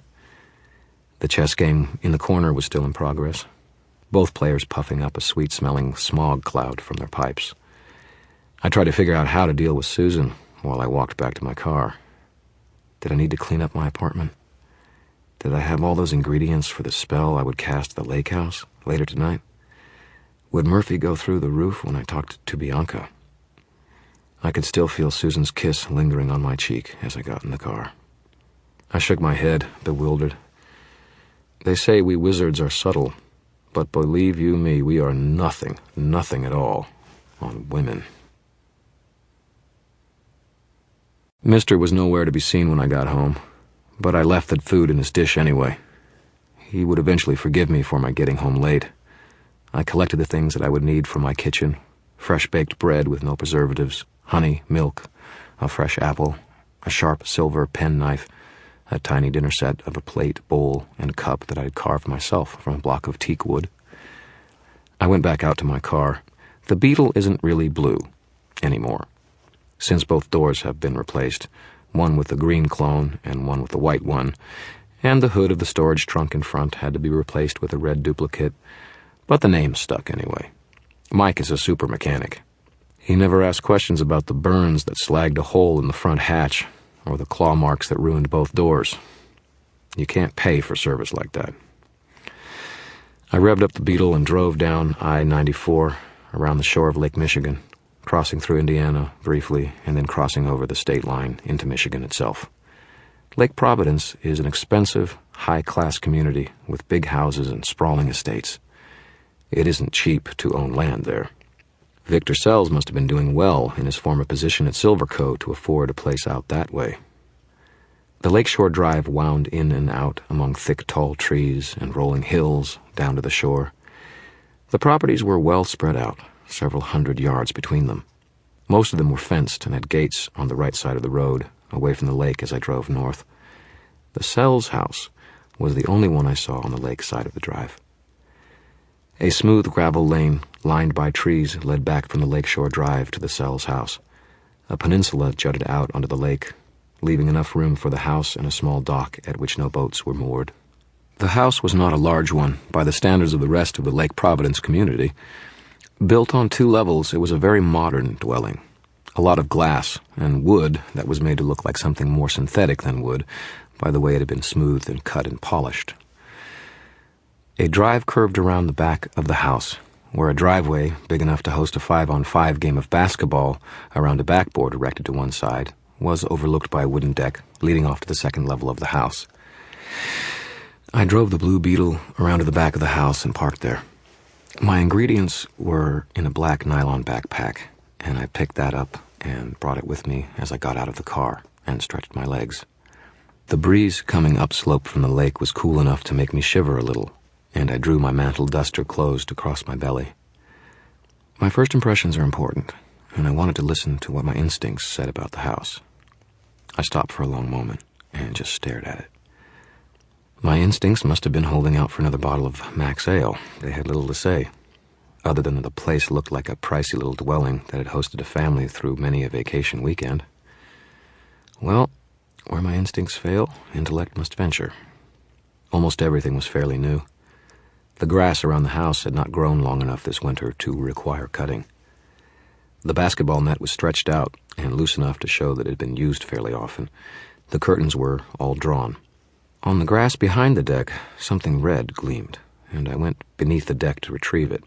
It was a plastic film canister, red with a gray cap, the kind you keep on a roll of film in when you send it to the processors. Film canisters were good for holding various ingredients I used sometimes. I tucked it in my duster pocket and continued my inspection. The place didn't look like a family dwelling, really. It looked like a rich man's love nest, a secluded little getaway nestled back in the trees of a peninsula and safe from spying eyes. Or an ideal location for a novice sorcerer to come out and try his fledgling abilities safe from interruptions. A good place for Victor Sells to set up shop and practice.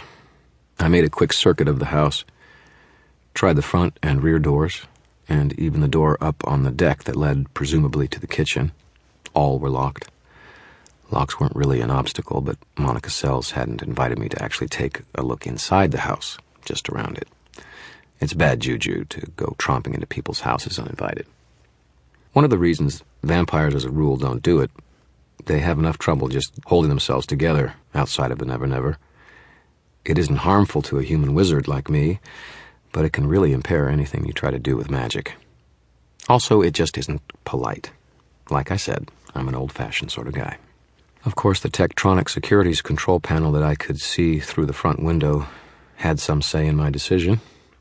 Not that I couldn't hex it down to a useless bundle of plastic and wires, but a lot of security systems will cause an alarm with their contact company if they abruptly stop working without notice.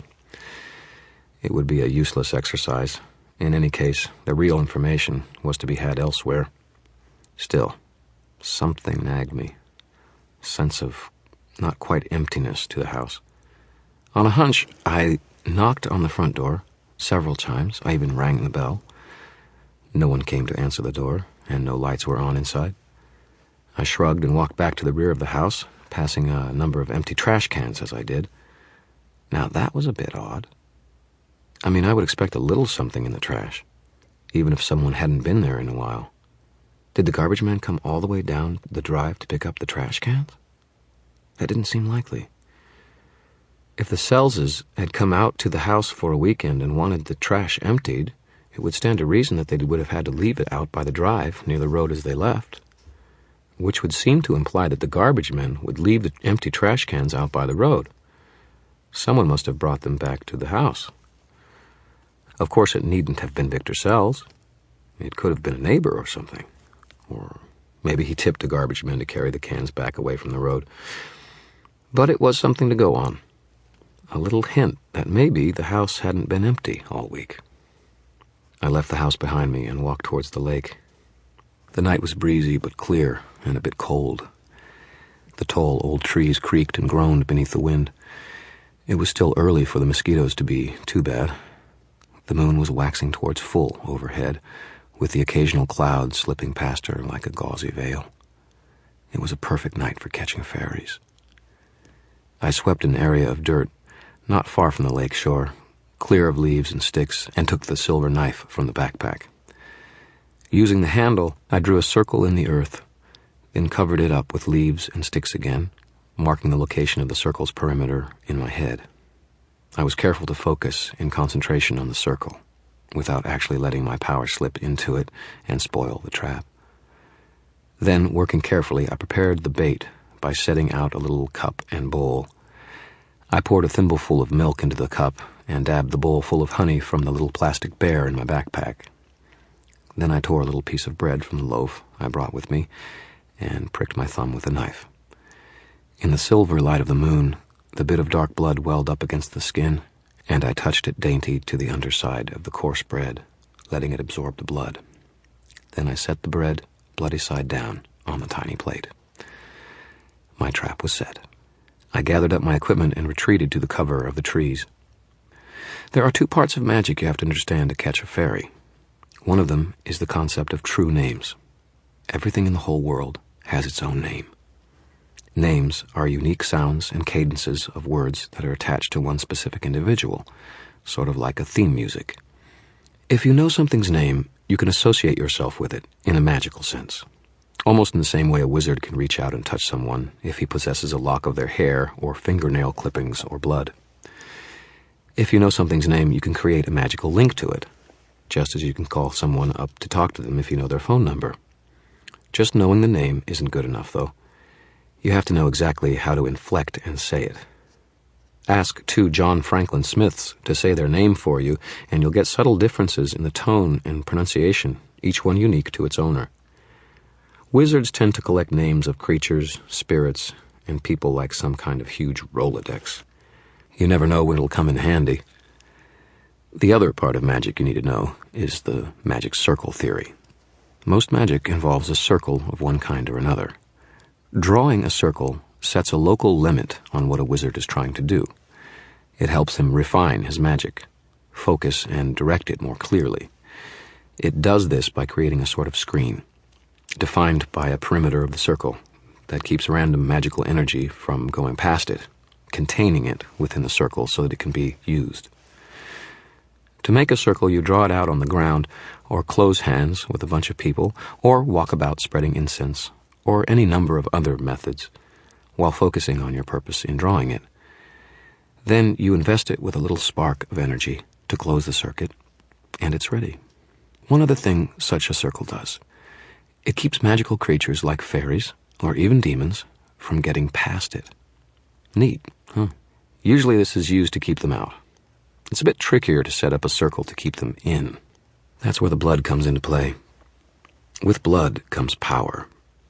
If you take in some of someone else's blood, there's a metaphysical significance to it, a sort of energy. It's minuscule if you aren't really trying to get energy that way, the way vampires do, but it's enough to close a circle. Now you know how it's done, but I wouldn't recommend you try it at home. You don't know what to do when something goes wrong. I retreated to the trees and called the name of the particular fairy I wanted. It was a rolling series of syllables. Quite beautiful, really, especially since the fairy went by the name of Toot Toot every time I encountered him before. I pushed my will out along with the name, just made it a call, something that would be subtle enough to make him wander this way of his own accord. Or at least that was my theory. What was his name? Please. You think wizards just give information like that away? You don't know what I went through to get it. About 10 minutes later, Toot came flickering in over the water of Lake Michigan. At first I mistook him for a reflection of moon on the side of the softly rolling waves of the lake. Toot was maybe 6 inches tall. He had silvery dragonfly's wings sprouting from his back, and the pale, beautiful, tiny humanoid form that echoed the splendor of the Fey Lords. A silver nimbus of ambient light surrounded him. His hair was a shaggy, silken little mane, like a bird of paradise's plumes, and was a pale magenta. Toot loved bread and milk and honey. a common vice of the lesser fae. They aren't usually willing to take on the nest of bees to get to the honey, and there's been a real dearth of milk in the Never Never since high-tech dairy farms took over most of the industry. Needless to say, they don't grow their own wheat, harvest it, thresh it, and then mill it into flour to make bread either. Toot alighted on the ground with caution, scanning around the trees. He didn't see me. I saw him wipe his mouth and walk in a slow circle around the miniature dining set, one hand rubbing greedily at his stomach. Once he took the bread and closed the circle, I'd be able to bargain information for his release. Toot was a lesser spirit in the area, sort of a dock worker of the Never Never. If anyone had seen anything of Victor Sells, Toot would have, or would know someone who had. Toot dithered for a while, fluttering back and forth around the meal, but slowly getting closer. Fairies and honey, moths and flame.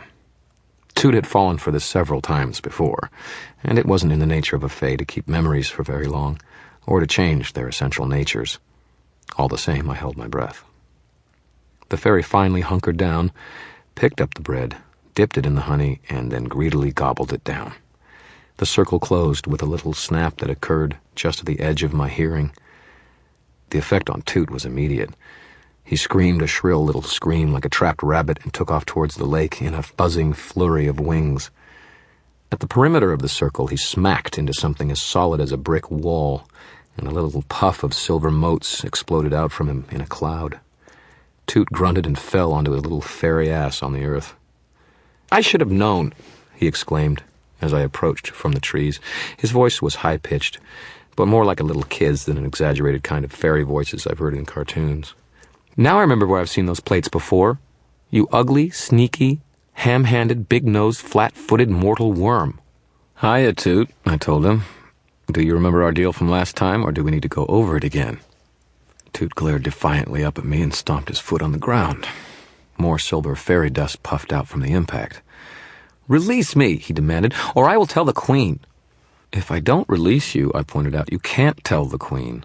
And you know just as well as I do what she would say about any dewdrop fairy who was silly enough to get himself caught with the lure of bread and milk and honey." Toot crossed his arms defiantly over his chest.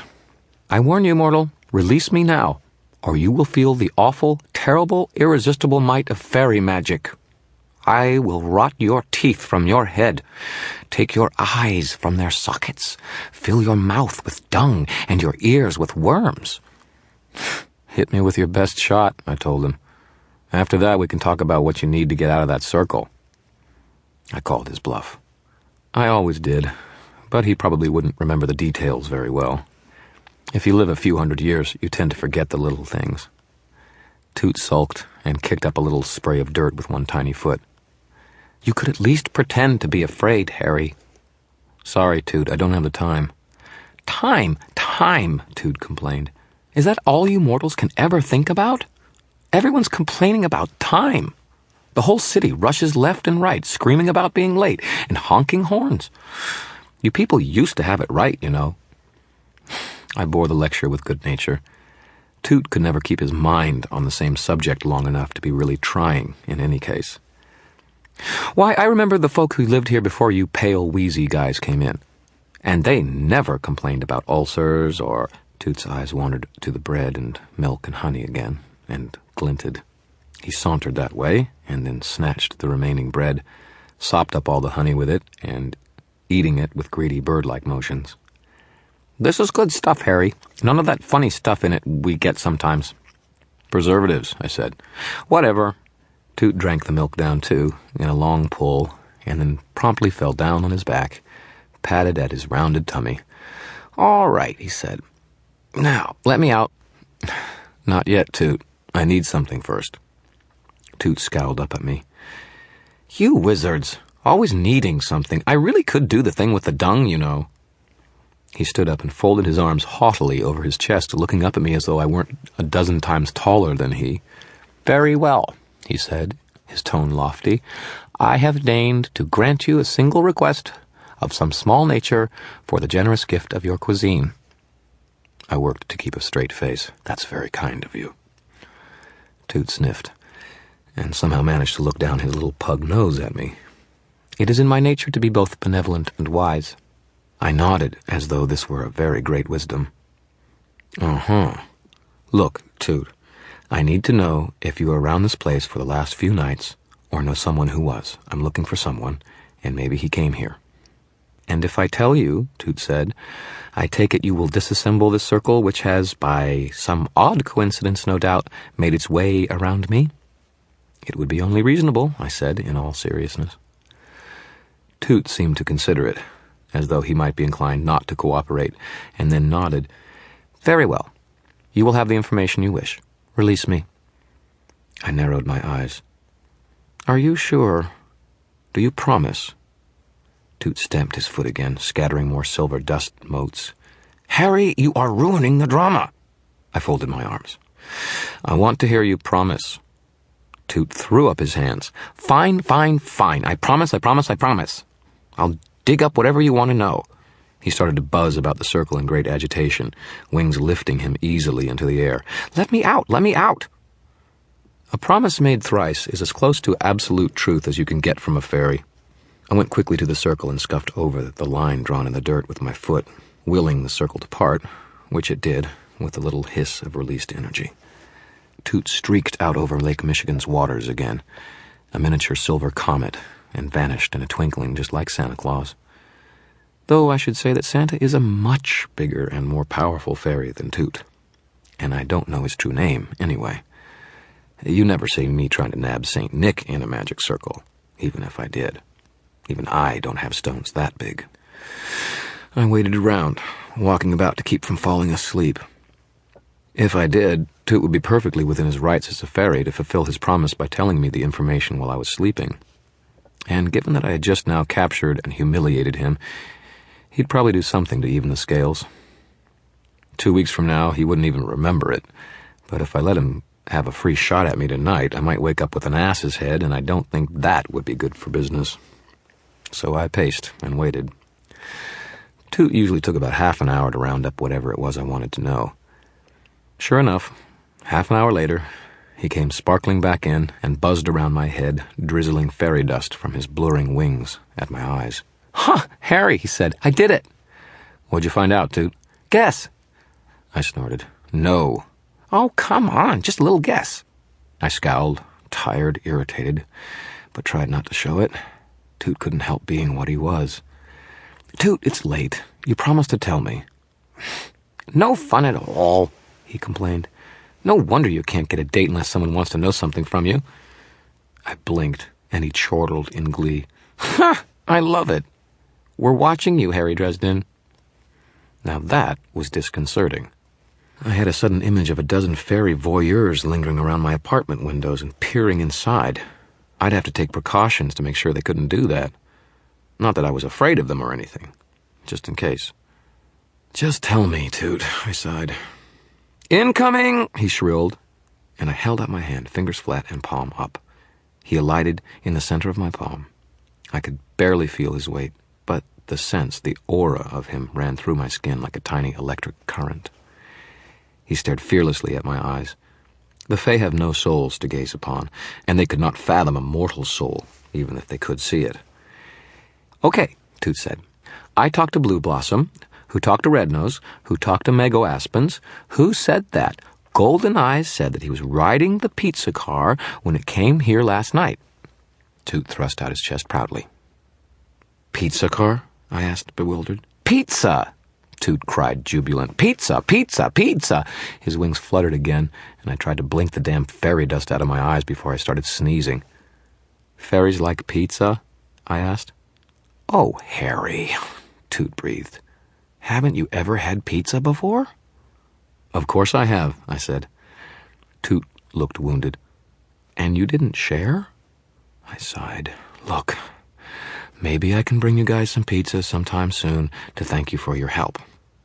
Toot leaped about in glee, hopping from one fingertip to another. "Yes, yes, wait until I tell them. We'll see who laughs at Toot Toot next time." "Toot," I said, trying to calm him. "Did he see anything else?" Toot tittered, his expression sly and suggestive. "He said that there were mortals sporting, and they needed pizza to regain their strength." "Which delivery place, Toot?" The fairy blinked and stared at me as though I were hopelessly stupid. "Harry, the pizza truck." And then he darted off skyward, vanishing into the trees above.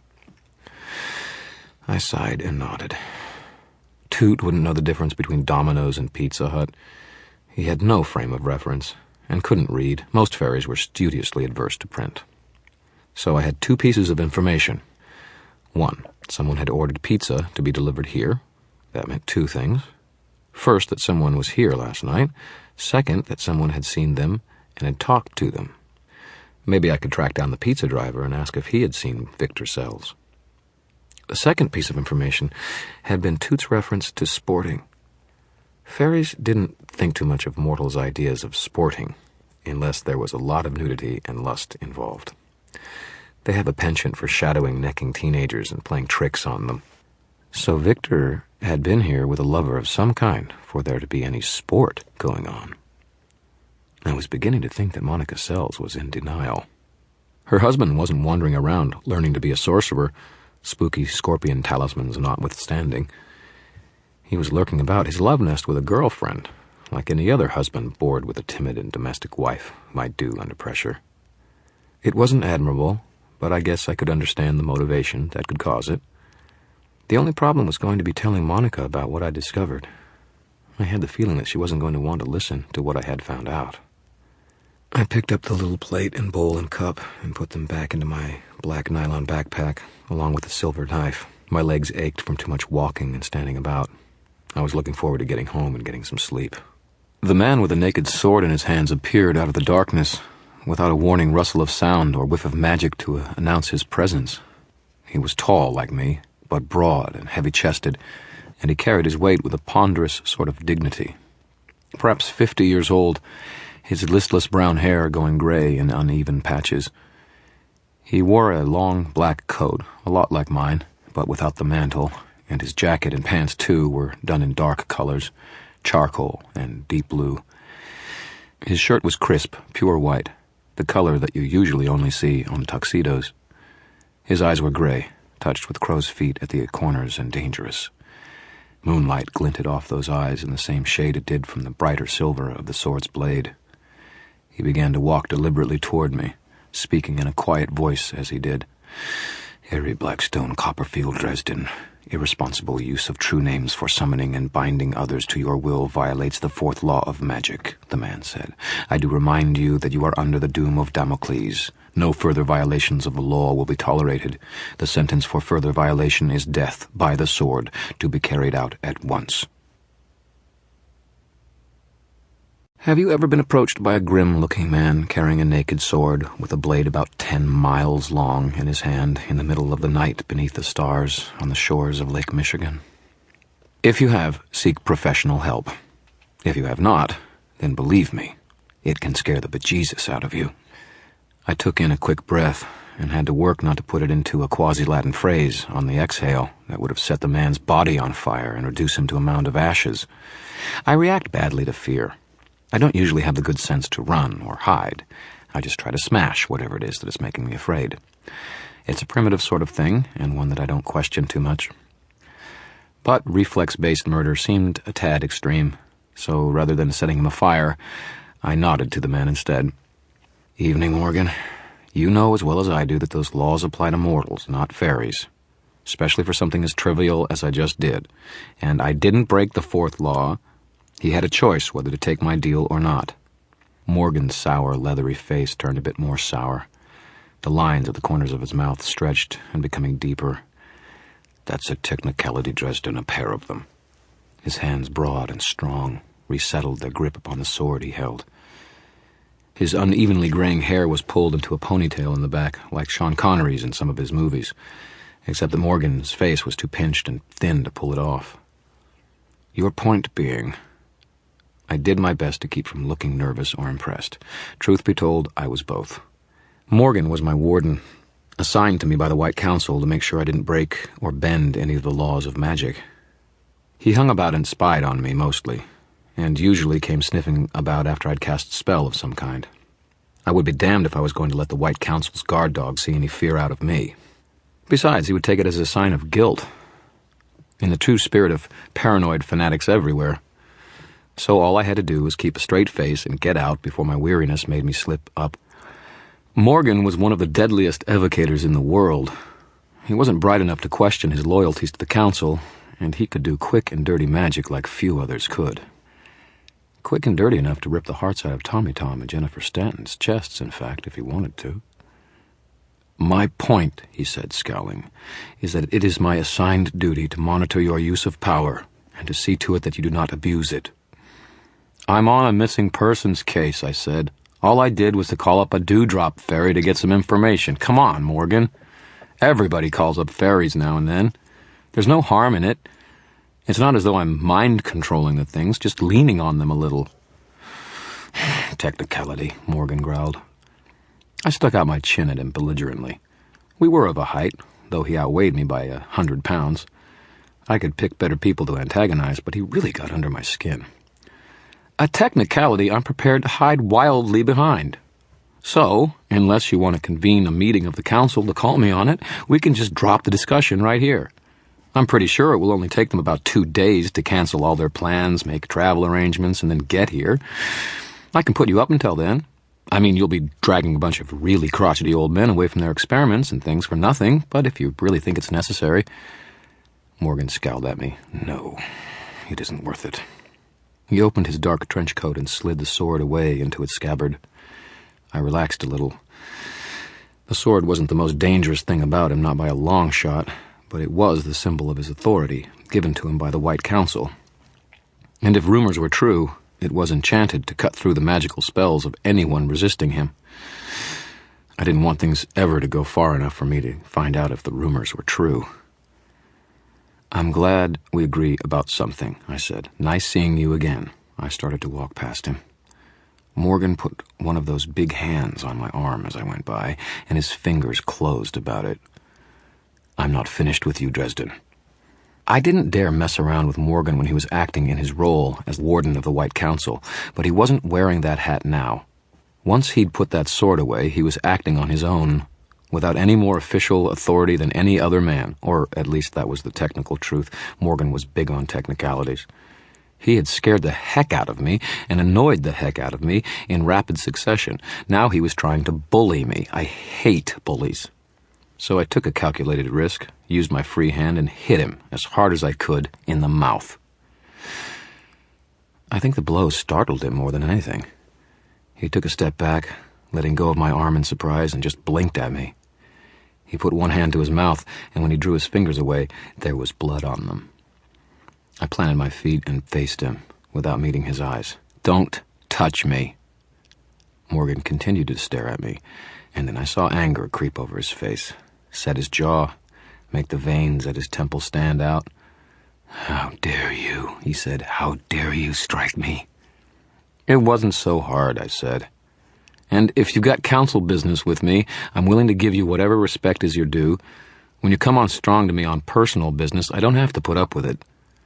I saw the steam coming out of his ears as he molded over. He looked for a reason to come after me and realized he didn't have one, according to the laws. He wasn't too bright. Did I mention that already? And he was a big one for following the laws.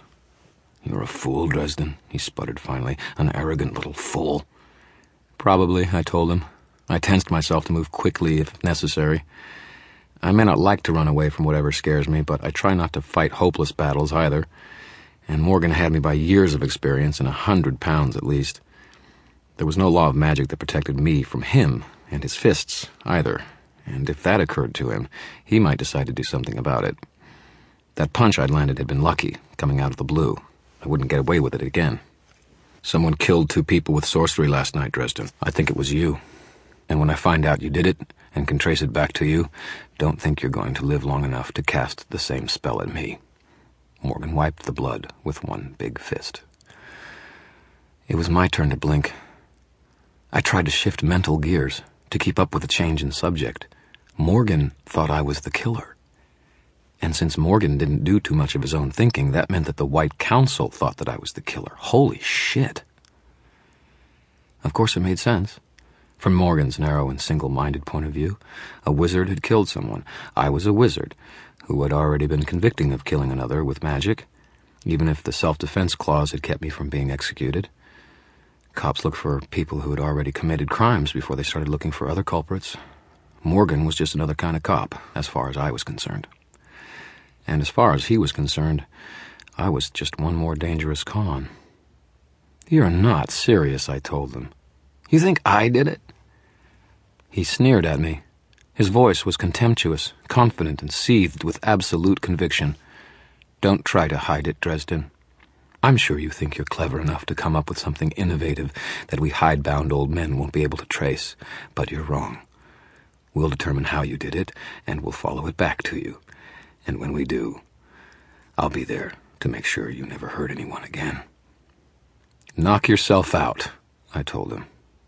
It was hard, really hard, to keep my voice as blithe as I wanted it to sound. I didn't do it, but I'm helping the police to find the man who did. "The police?" Morgan asked. He narrowed his eyes as though gauging my expression. "As if they could have any authority on this matter. It won't do you any good. Even if you do set someone up to take the fall for you under mortal law, the White Council will see that justice is done." His eyes glittered, fanatic bright, underneath the stars. "Whatever. Look, if you find out something about the killer, anything that could help the cops out, would you give me a call?" Morgan looked at me with profound distaste. "You ask me to warn you when we are closing in on you, Dresden? You are young, but I never thought you stupid." I bit back the obvious comment that leapt to mind. Morgan was on the edge of outrage already. If I'd realized how rabid he was to catch me slipping, I wouldn't have added more fuel to his fire by hitting him in the mouth. Okay, I probably would have still hit him in the mouth, but I wouldn't have done it quite so hard.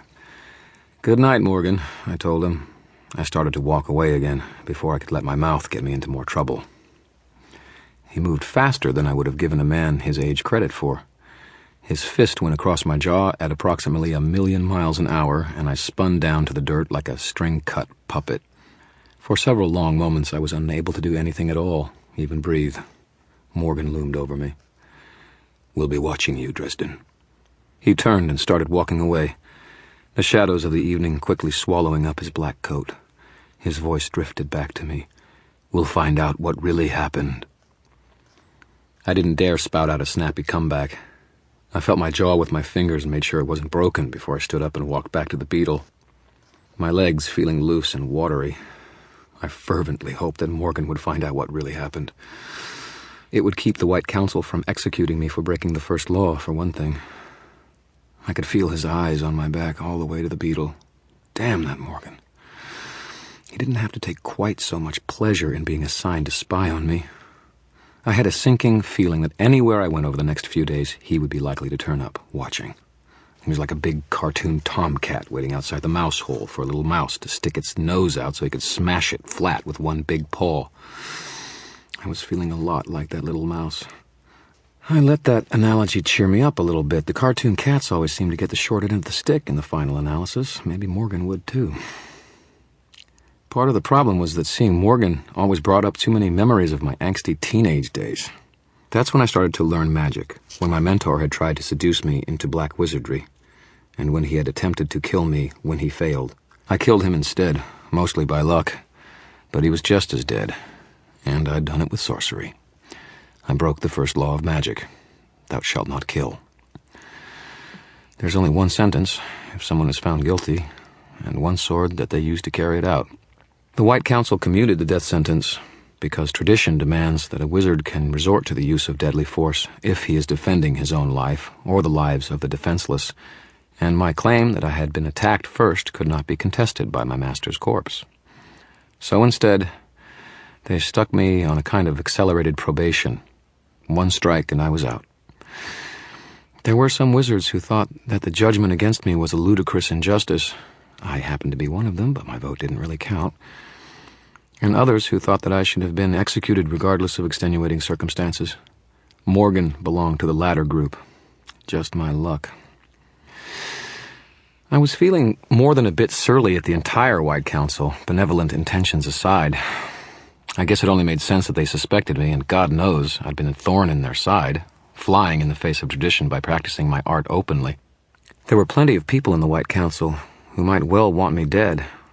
I would have to start being more careful.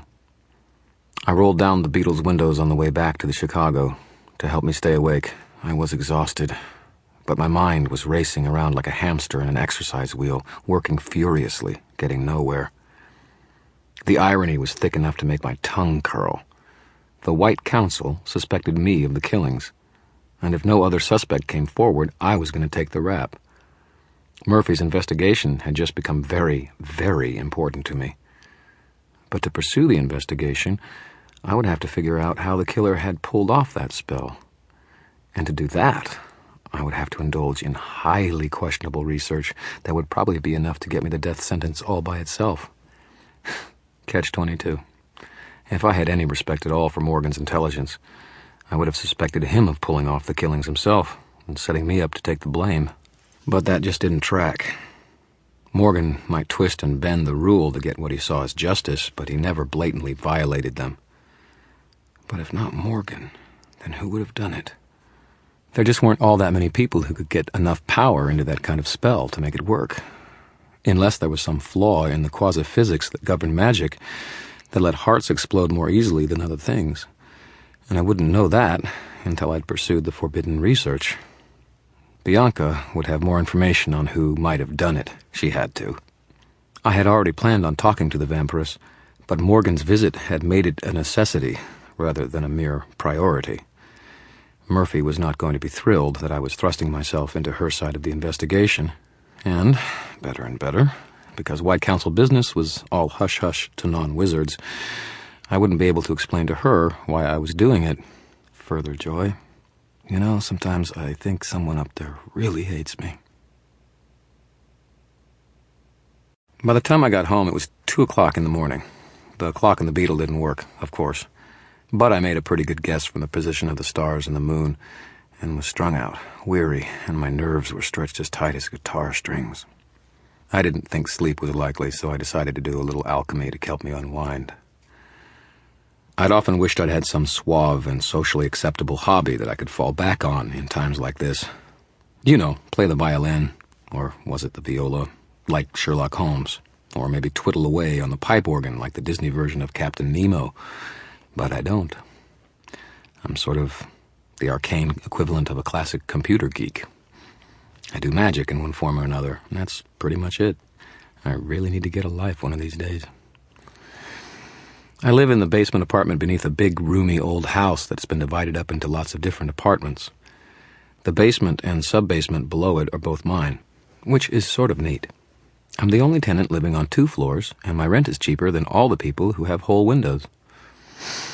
The house is full of creaks and sighs and settling boards, and time and lives have worn their impressions into the wood and the brick. I can hear all the sounds, all the character of the place, above and around me, all through the night.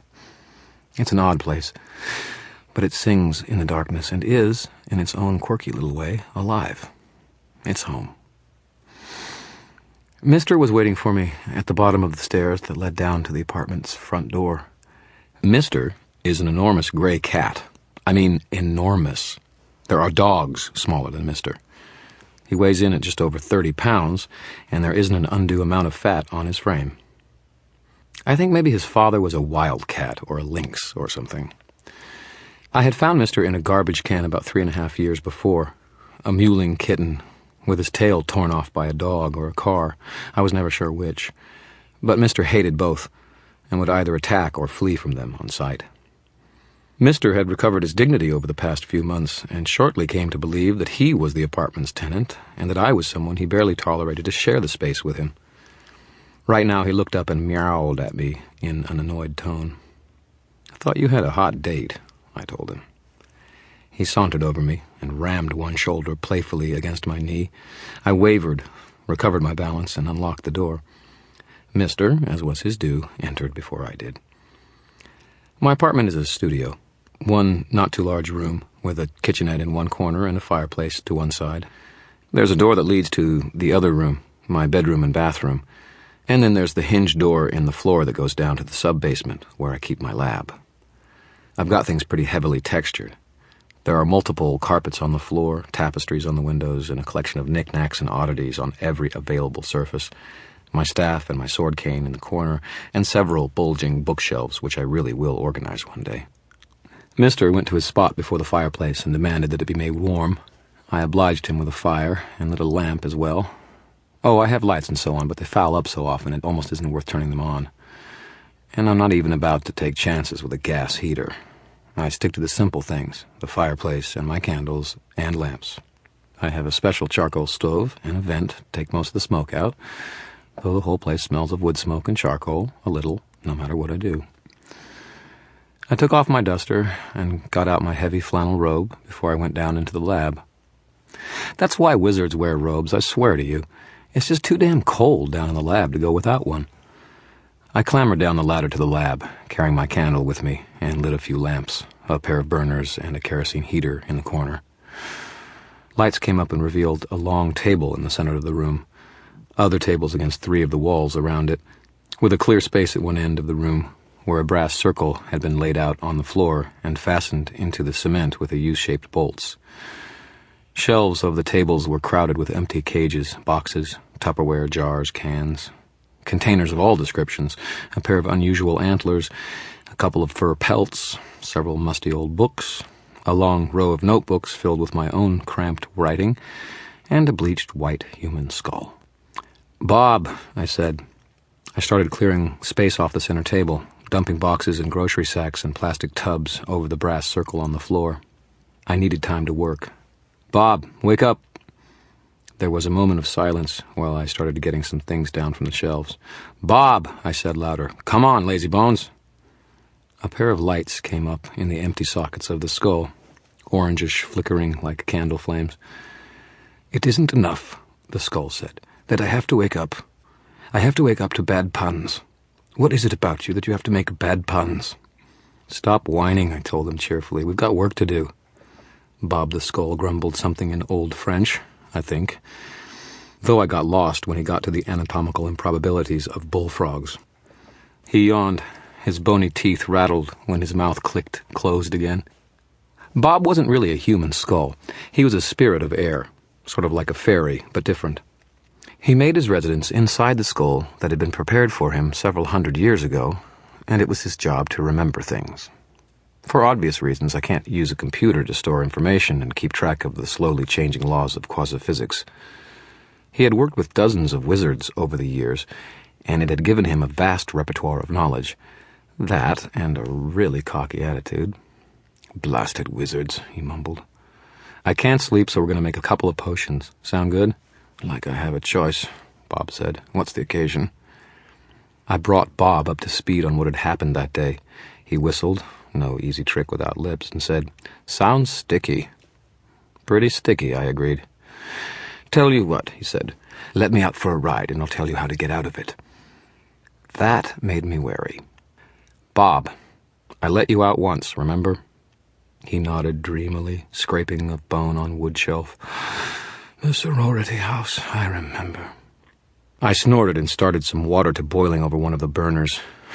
"You're supposed to be a spirit of intellect. I don't understand why you're obsessed with sex." Bob's voice got defensive. "It's an academic interest, Harry." "Oh, yeah? Well, maybe I don't think it's fair to let your academia go peeping in on other people's houses." "Wait a minute. My academia doesn't just peep." I held up a hand. "Save it. I don't want to hear it." He grunted. "You are trivializing what getting out for a bit means to me, Harry. You're insulting my masculinity." "Bob," I said, "you're a skull. You don't have any masculinity to insult." "Oh, yeah?" Bob challenged me. "Pot kettle black, Harry. Have you gotten a date yet, Most men have something better to do in the middle of the night than play with their chemistry sets." "As a matter of fact," I told him, "I am set for Saturday night." Bob's eyes fluttered from orange to red. "Ooh," he leered. "Is she pretty?" "Dark skin," I said. "Dark hair, dark eyes, legs to die for, smart, sexy as hell." Bob chortled. "Think she'd like to see the lab?" "Get your mind out of the gutter." "No, seriously," Bob said. "If she's so great, what's she doing with you? You aren't exactly Sir Gawain, you know." It was my turn to get defensive. "She likes me," I said. "Is that such a shock?" "Harry," Bob drawled, his eyelights flickering smugly. "What you know about women I could juggle." I stared at Bob for a moment. and realized with a somewhat sinking feeling that the skull was probably right. Not that I would admit that to him, not in a million years, but he was. "We're going to make an escape potion," I told him. "I don't want to be all night, so can we get to work, huh? I can only remember about half the recipe." "There's always room to make two if you're making one, Harry. You know that." That much was true. The process of mixing up an alchemy potion is largely stirring, simmering, and waiting. You can always get another one going and alternate between them. Sometimes you can even do 3, but that's pushing it. "Okay, so we'll make a copy." "Oh, come on," Bob chided me. "That's dull. You should stretch yourself. Try something new." "Like what?" I asked him. Bob's eye sockets twinkled cheerfully. "A love potion, Harry. If you won't let me out, at least let me do that. Spirits know you could use it, and—" "No," I said firmly. "No way, no love potion." "Fine," he said. "No love potion. No escape potion either." "Bob," I said warningly. Bob's eyelights winked out. I growled. I was tired and cranky, and under the best of circumstances, I am not exactly a type A personality.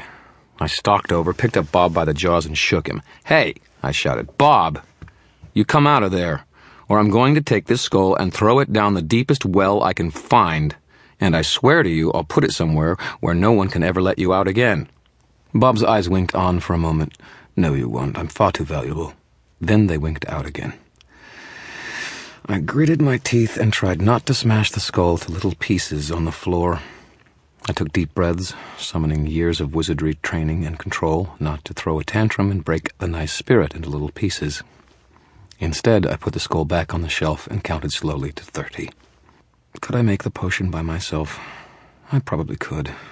But I had the sinking feeling that it might not have been precisely the effect I wanted. Potions were tricky business, and a lot more relied upon precise details than upon intent, like in spells. And just because I made a love potion didn't mean I had to use it, right? It would only be good for a couple of days, in any case. Surely not through the weekend. How much trouble could it cause? I struggled to rationalize the action.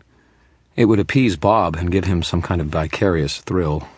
Love potions were about the cheapest thing in the world to make, so it wouldn't cost me too much. And I thought, if Susan should ask me for some kind of demonstration of magic, as she always did, I could always... No, that would be too much. That would be like admitting I couldn't get a woman to like me on my own, and it would be unfair, taking advantage of the woman. What I wanted was the escape potion. I might need it at Bianca's place, and I could always use it, if worse came to worse, to make a getaway from Morgan and the White Council. I would feel a lot better if I had the escape potion. "Okay, Bob, fine. You win. We'll do them both, all right?" Bob's eyes came up warily. "Are you sure? You'll do the love potion, just like I say?" "Don't I always make the potions like you say, Bob?" "What about the diet potion you tried?" Okay, that was a mistake. And the anti-gravity potion, remember that? We fixed the floor. That was no big deal. And fine, I growled. You don't have to rub it in. Now cough up the recipes."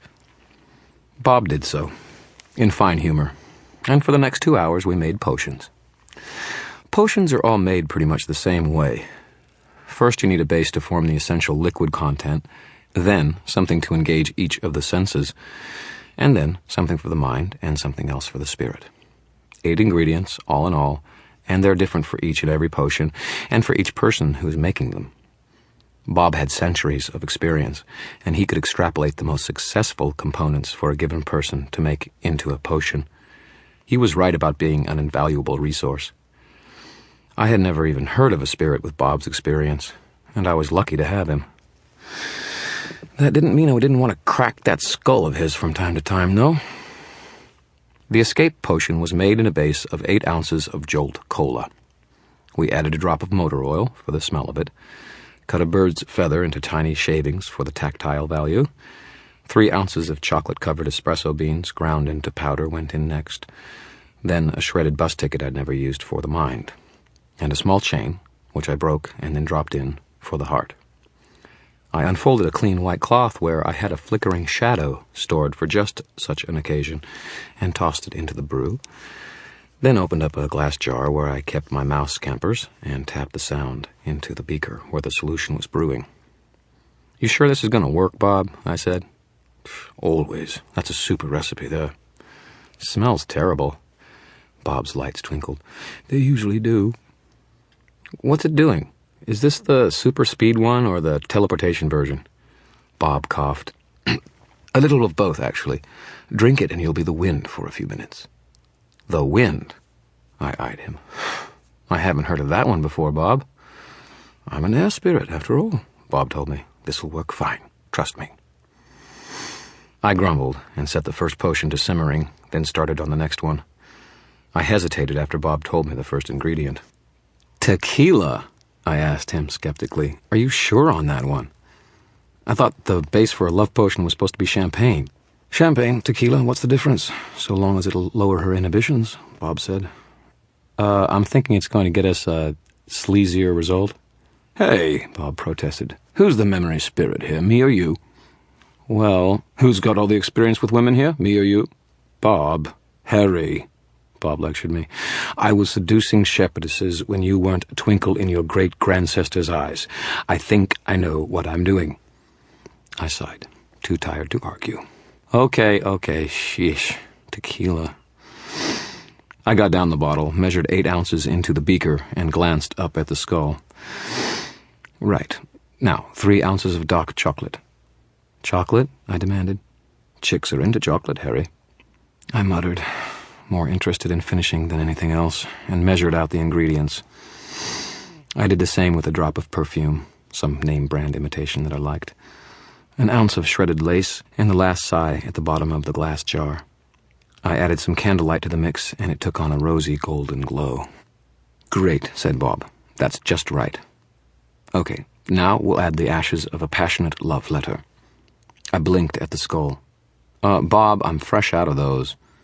Bob snorted. "Oh, how did I guess? Look on the shelf behind me."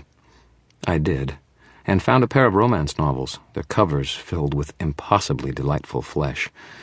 "Hey, where did you get these?" "My last trip out," Bob answered blithely. "Page 174, the paragraph that starts with 'her milky white breasts.' Tear that page out and burn it and add those ashes in." I choked. "Will that work?" "Hey, women eat these things up, trust me." "Fine," I sighed. "Is there a spirit ingredient?" Bob said. He was rocking back and forth on his jawbones in excitement. "Now, just a teaspoon of powdered diamond, and we're done." I rubbed my eyes. "Diamond? I don't have any diamonds, Bob." "I figured. You're cheap. That's why women don't like you. Look, just tear up a 50 into real little pieces and put that in there." "A $50 bill?" I demanded. "Money," Bob opined. "Very sexy."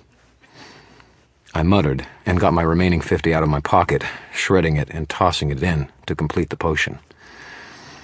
The next step is where the effort came in. Once all the ingredients are mixed, you have to force enough energy through them to activate them. It isn't the actual physical ingredients that are important, it's the meaning that they carry, too. The significance that they have for the person making the potion and for those who will be using it. The energy from magic comes from a lot of places. It can come from a special place, usually some spectacular natural site like Mount St. Helens or Old Faithful. A focus of some kind, like Stonehenge, is on a large scale, or from inside of people. The best magic comes from inside. Sometimes it's just pure mental effort, raw willpower. Sometimes it's emotions and feelings. All of them are viable tinder to be used for the proverbial fire. I had a lot of worry to use to fuel the magic, a lot of annoyance, and one hell of a lot of stubbornness. I murmured the requisite quasi-Latin litany over the potions over and over, feeling a kind of resistance building, just out of range of my physical senses, but there, nonetheless. I gathered up all my worry and anger and stubbornness and threw them all at the resistance in one big ball, shaping them with the strength and tone of my words. The magic left me in a sudden wave, like a pitcher abruptly emptied out. "I love this pot," Bob said, just as the potions exploded into puffs of greenish smoke and began to froth up over the lips of the beakers. I sagged onto the stool and waited for the potions to fizz down, all the strength gone out of me, the weariness building up like a load of bricks on my shoulders. Once the frothing had settled, I leaned over and poured each potion into its individual sports bottle with a squeeze top, then labeled the containers with a permanent magic marker, very clearly. I don't take chances in getting potions mixed up anymore, ever since the invisibility hair tonic incident when I was trying to grow out a decent beard. "You won't regret this, Harry," Bob assured me. "That's the best potion I've ever made." "I made it, not you," I growled. I was really exhausted now. Way too tired to let petty concerns like possible executions keep me from bed. Sure, Bob agreed. "Whatever, Harry." I went around the room, putting out all the fires and the kerosene heater, and then climbed the ladder back to the basement without saying goodnight. Bob was chortling happily to himself as I did. I stumbled to my bed and fell into it. Mister always climbs in and goes to sleep draped over my legs. I waited for him, and a few seconds later he showed up, settling down and purring like a miniature outboard motor. I struggled to put together an itinerary for the next couple of days through the haze of exhaustion. Talk to the vampire, locate missing husband, avoid the wrath of the White Council, find the killer before he found me. An unpleasant thought. But I decided I wasn't going to let that bother me either, and curled up to go to sleep. Friday night, I went to see Bianca, the vampiress. I didn't just leap out of bed and go see her, of course. You don't go walking into the proverbial lion's den lightly. You start with a good breakfast. My breakfast took place around 3 in the afternoon when I woke up to hear my phone ringing. I had to get out of bed and pad into the main room to answer it. I grumbled. "Dresden," Murphy said. "What can you tell me?" Murphy sounded stressed. Her voice had that distinct edge that she got whenever she was nervous, and it rankled me, like fingernails scraping on bones.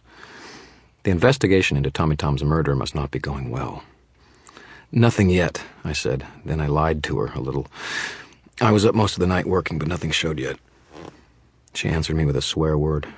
"That's not good enough, Harry. I need answers, and I need them yesterday." "I'll get to it as quick as I can." "Get to it faster," she snarled. She was angry. Not that this was unusual for Murphy, but it told me that something else was going on. Some people panic when things get rough, harried. Some people fall apart. Murphy got pissed. "Commissioner's riding your back again?" City Police Commissioner Howard Fairweather used Murphy and her team as scapegoats for all sorts of unsolvable crimes that he had dumped into her lap. Fairweather was always lurking around, trying for an opportunity to make Murphy look bad, as though by doing so he would avoid being crucified himself. Like a winged monkey from the Wizard of Oz. Kind of makes you wonder who's leaning on him to get things done. Her voice was sour as ripe lemons. I heard her drop an Alka-Seltzer into a glass of liquid. "I'm serious, Harry. You get me those answers I need, and you get them fast. I need to know if this was sorcery, and if so, how it was done, and who could have done it. Names, places, I need to know everything." "It isn't that simple, Then make it simple." "How long before you can tell me?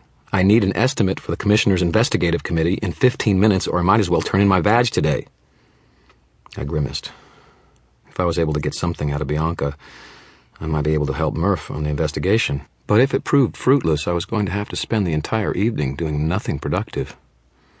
And Murphy needed her answers now. Maybe I should have made a stay-awake potion. "Does the committee work weekends?" Murphy snorted. "Are you kidding?" "We'll have something by Monday, then." "You can have it figured out by then?" she asked. "I don't know how much good it'll do you, even if I can puzzle it out. I hope you've got more to go on than this." I heard her sigh into the phone and drink the fizzy drink. "Don't let me down, Harry." Time to change the subject before she pinned me down and smelled me lying. I had no intention of doing the forbidden research if I could find a way out of doing it. "No luck with Bianca?" Another swear word. "That bitch won't talk to us. Just smiles and nods and blows smoke, makes small talk, and crosses her legs.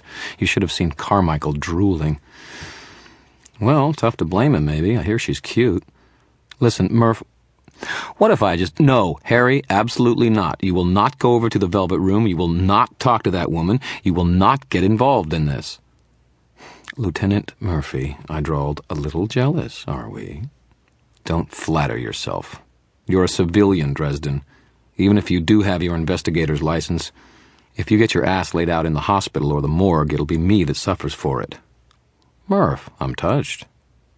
I'll touch your head to a brick wall a few times if you cross me on this, Harry. Her voice was sharp, vehement. Hey, wind down, Murph. If you don't want me to go, no problem. Whoops, a lie. She'd be all over that like a troll on a billy goat. You're a lousy liar, Harry. God damn it, I ought to take you down to lock up just to keep you from... What? I said loudly into the receiver. Murph, you're breaking up. I can't hear you. Damn phone again.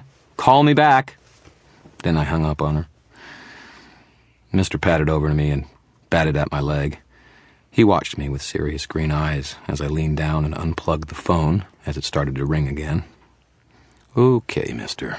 You hungry? I got us breakfast. Leftover steak sandwich for him, SpaghettiOs heated up on my wood stove for me.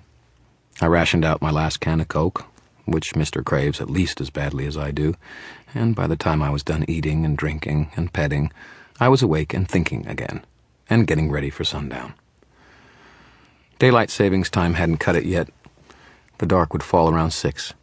I had about 2 hours to get set to go. You might think you know a thing or two about vampires. Maybe some of the stuff you've heard is accurate. Likely it's not. Either way, I wasn't looking forward to the prospect of going into Bianca's lair to demand information from her. I was going to assume that things were going to get ugly before all was said and done, just to make sure I didn't get caught with my staff down. Wizardry is all about thinking ahead, about being prepared. Wizards aren't really superhuman. We just have a leg up on seeing things more clearly than other people, and being able to use the extra information we have for our benefit. Hell, the word wizard comes from the same root as wise. We know things. We aren't any stronger or faster than anyone else.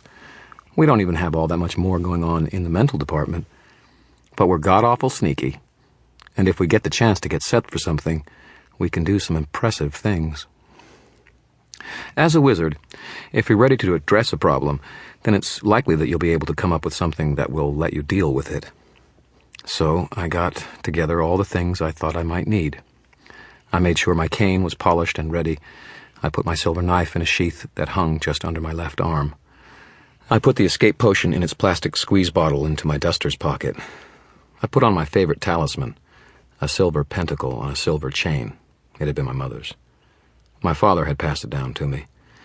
And I put a small, folded piece of white cloth into my pocket. I had several enchanted items around, or half-enchanted items anyway. Carrying out a full enchantment is expensive and time-consuming, and I just couldn't afford to do it very much. We blue-collar wizards just have to sling out a few spells where we can, and hope they don't go stale at the wrong time. I would have been a lot more comfortable if I'd been carrying my blasting rod or my staff, but that would look like showing up at Bianca's door in a tank, walking in carrying a machine gun and a flamethrower, while announcing my intention to fight. I had to maintain a fine balance between going in ready for trouble and going in asking for trouble. Not that I was afraid, mind you. I didn't think Bianca would be willing to cause problems for a mortal wizard. Bianca wouldn't want to piss off the White Council by messing with me. On the other hand, I wasn't exactly the White Council's favorite guy. They might even look the other way if Bianca decided to take me quietly out of the picture. Careful, Harry, I warn myself. Don't get paranoid. If you get like that, you'll be building your little apartment into the basement of solitude. What do you think? I asked Mr. once I was decked out in what paraphernalia I was willing to carry. Mr. went to the door and batted at it insistently. Everyone's a critic. Fine, I sighed. I let him out, then I went out, got into my car, and drove down to the Velvet Room in its expensive lakeside location. Bianca runs her business out of an old huge mansion from the early days of the Roaring Twenties. Rumor has it that the infamous Al Capone had built it for one of his mistresses. There was a gate with an iron fence and a security guard. I pulled the Beetle up to the little swath of driveway that began at the street and ended at the fence. There was a hiccuping rattle from the back of the engine as I brought the machine to a halt. I rolled down the window and stuck my head out, peering back. Something went whoom, and then black smoke poured out from the bottom of the car and scuttled down the slope of the drive and into the street. I winced. The engine gave an almost apologetic rattle and shuddered to its death. Great. Now I had no ride home. I got out of the Beetle and stood mourning it for a moment. The security guard on the other side of the gate was a blocky man, not overly tall, but overly muscled, and hiding it under an expensive suit. He studied me with attack dog eyes, and then said through the gate, "Do you have an appointment?" "No," I told him, "but I think Bianca will want to see me." He looked at me unimpressed. "I'm sorry," he said. "Bianca's out for the evening." Things are never simple anymore. I shrugged at him, folded my arms, and leaned on the hood of the Beetle. "Suit yourself. I'll just stay until a tow truck comes by then, till I can get this thing out of the drive for you." He stared at me. His eyes narrowed down to tiny slits with the effort of thinking. Eventually, the thoughts got to his brain, got processed, and sent back out with a message to pass the buck. "I'll call your name in," he said. "Good man," I approved. "You won't be sorry." "Name," he growled. "Harry Dresden." If he recognized my name, it didn't show on his face. He glared at me and the Beetle and walked off a few paces, lifting a cellular phone from his pocket and to his ear. I listened. Listening isn't hard to do. No one has practice at it nowadays, but you can train yourself to pay attention to your senses, if you work at it long enough. "I got a guy down here that says that Bianca will want to talk to him," the guard said. "Says his name is Harry Dresden." He was silent for a moment. I couldn't quite make out the buzz of the other voice, other than it was a female. "Mm-hmm," he said. He glanced back at me. "Mm-hmm," he said again. Sure, I will. Oh, of course, ma'am." I reached in through the window of the Beetle and got out my cane. I rested it on the concrete beside my boots and tapped it a few times, as though impatient. The guard turned back to me, leaned over to one side, and pushed a button somewhere. The gate buzzed and clicked open. "Come on in, Mr. Dresden," he said. "I can have someone come and tow your car if you like." "Super," I told him. I gave him the name of the wrecker Mike has to deal with, and told him to tell the guy that it was Harry's car again. Fido, the guard, dutifully noted this down, writing on a small notebook he drew from a pocket. While he did, I walked past him toward the house, clicking my cane on the concrete with every pace. "Stop," he told me, his voice calm and confident. People don't speak with that kind of absolute authority unless they have a gun in their hands. I stopped. "Put the cane down," he told me, "and put your arms up. You ought to be searched before you were allowed inside." I sighed. I did what he said, and let him pat me down. I didn't turn around to face him, but I could smell the metal of his gun. He found the knife and took it.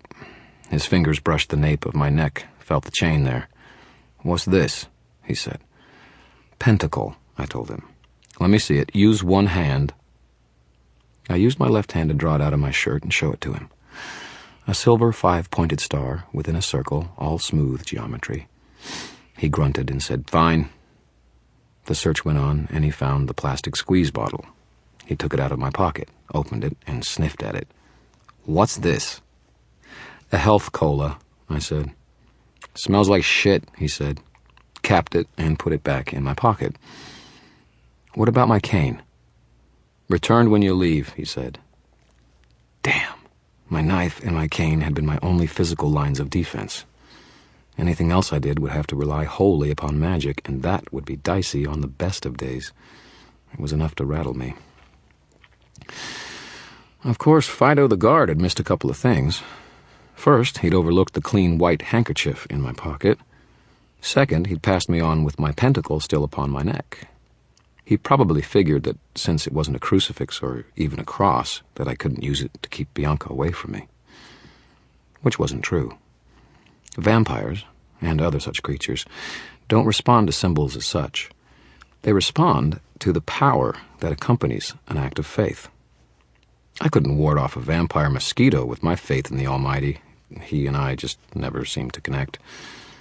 But the pentacle was a symbol of magic itself, and I had plenty of faith in that. And, of course, Fido had overlooked my getaway potion.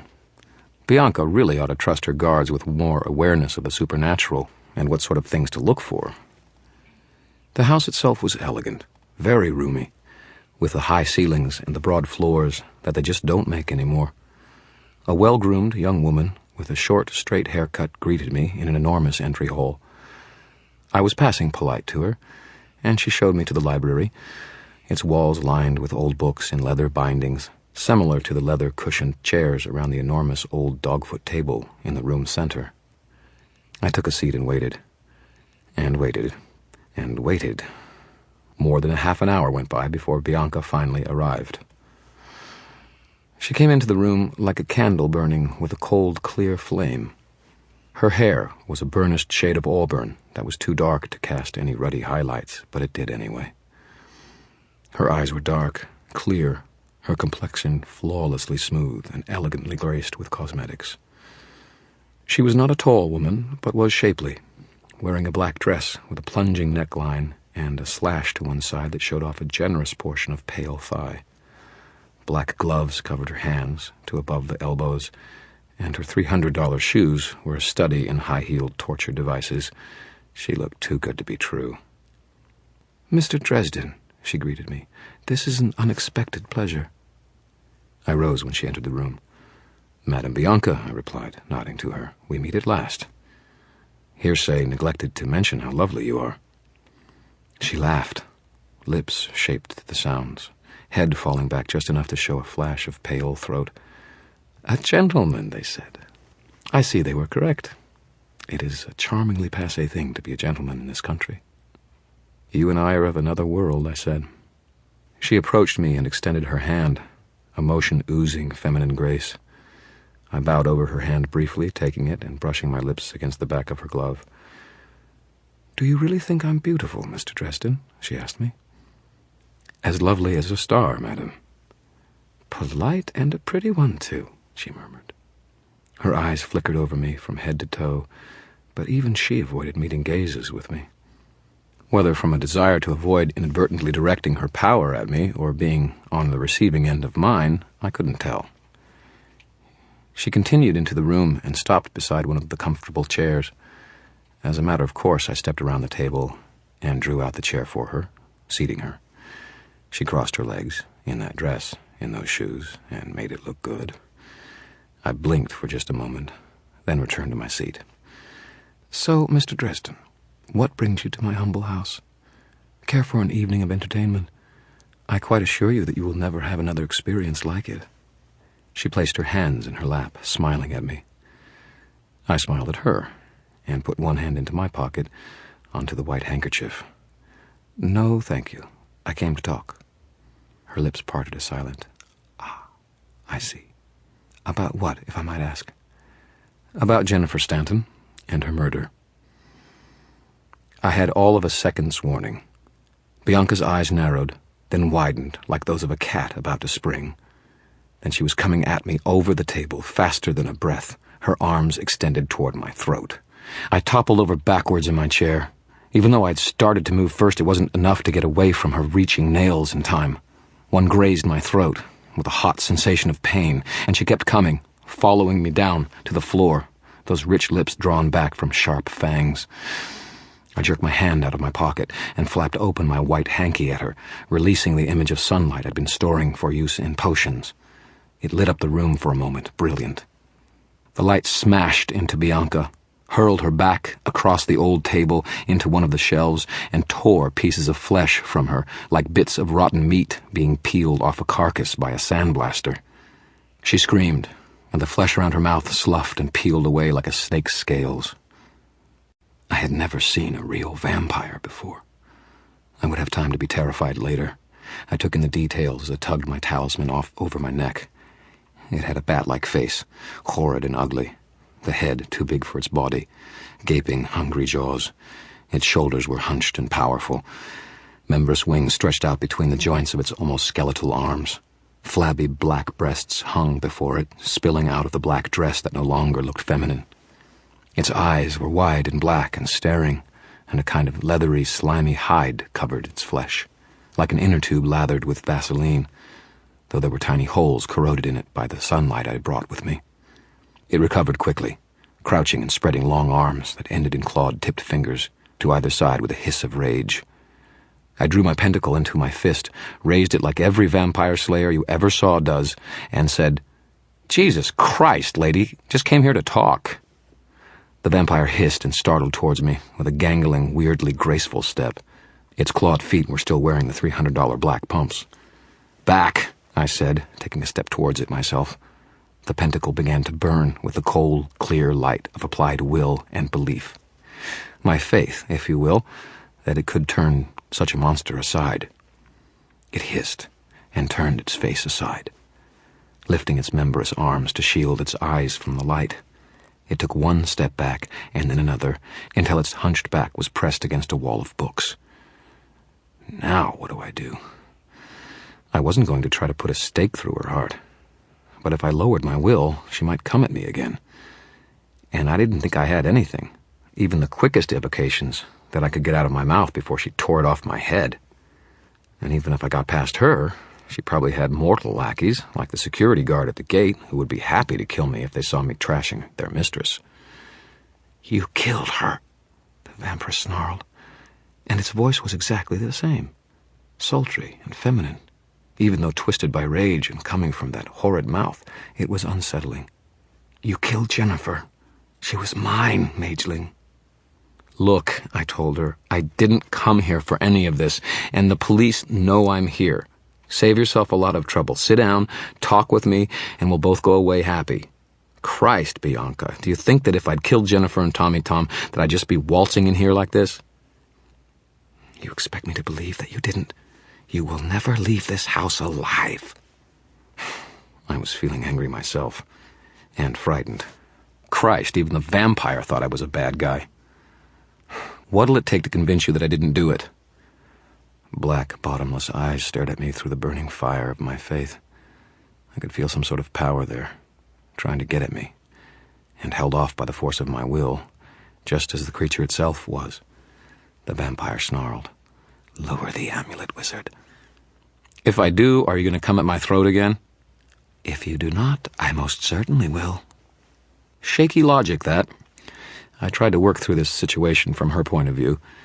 She had been scared when I showed up.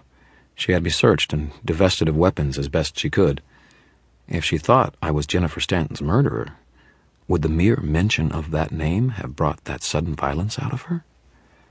I began to get that sinking feeling you get when you realize that not everything is as it appears. "If I put this down," I told her, "I want your word that you'll sit down and talk with me. I swear to you, by fire and wind, that I had nothing to do with her death." The vampire hissed at me, shielding its eyes from the light with one taloned hand. "Why should I believe you?" "Why should I believe you?" I countered. Yellowed fangs showed in its mouth. "If you do not trust my word, wizard, then how can I trust yours?" "Then you give it?" The vampire stiffened, and though its voice was still harsh with rage and pain, still sexy as a silk shirt without any buttons, I thought I heard a ring of truth in its words. "You have my promise. Lower the talisman. We will talk." Time for another calculated risk.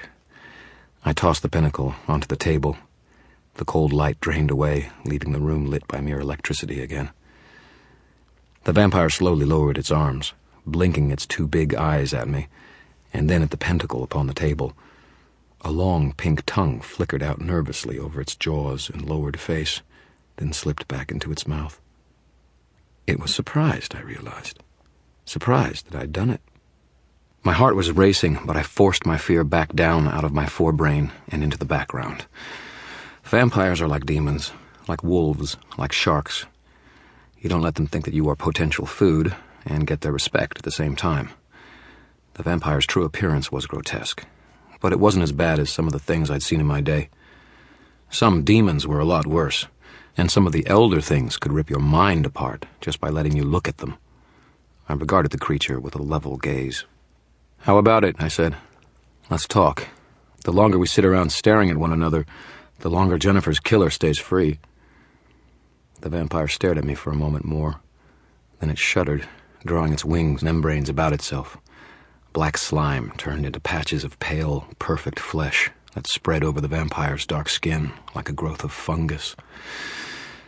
The flabby black breasts swelled into softly rounded, rosy-tipped perfection once more. Bianca stood before me a moment later, settling her dress back into modesty again. Her arms crossed over her as though she was cold, her back stiff and her eyes angry.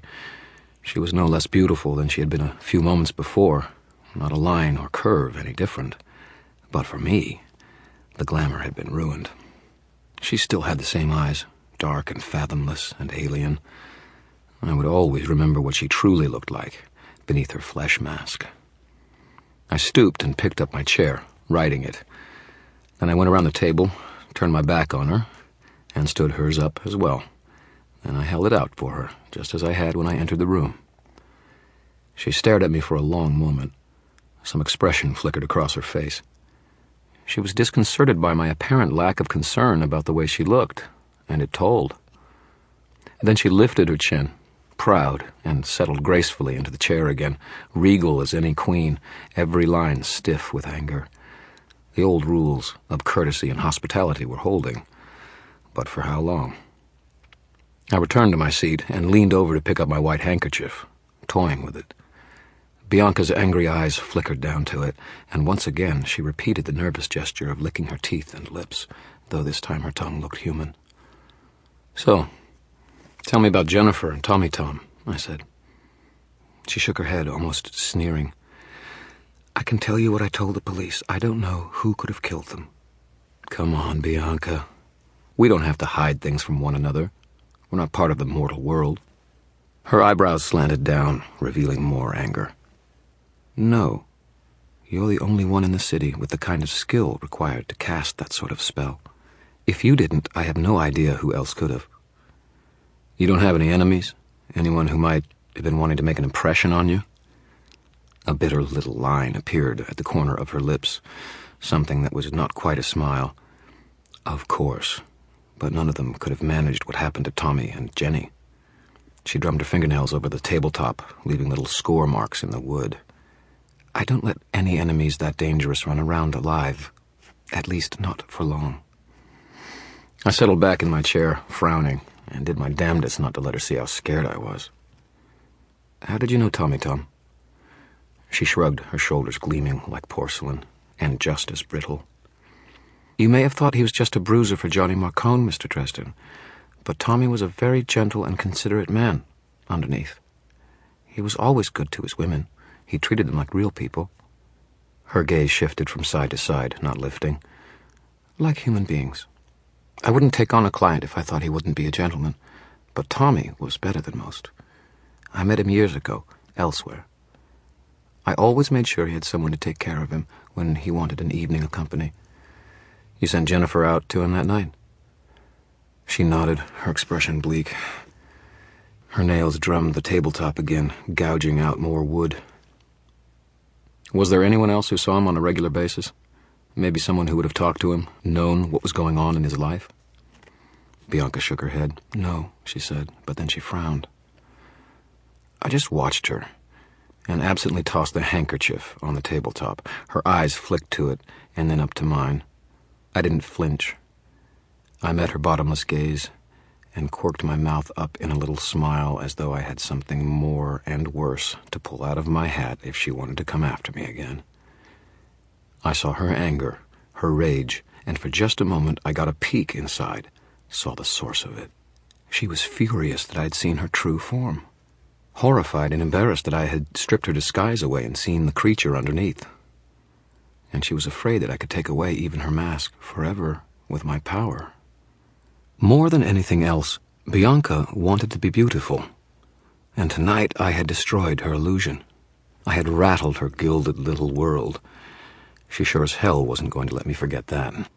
She shuddered and jerked her eyes away, furious and frightened at the same time, before I could see any deeper into her, or she into me.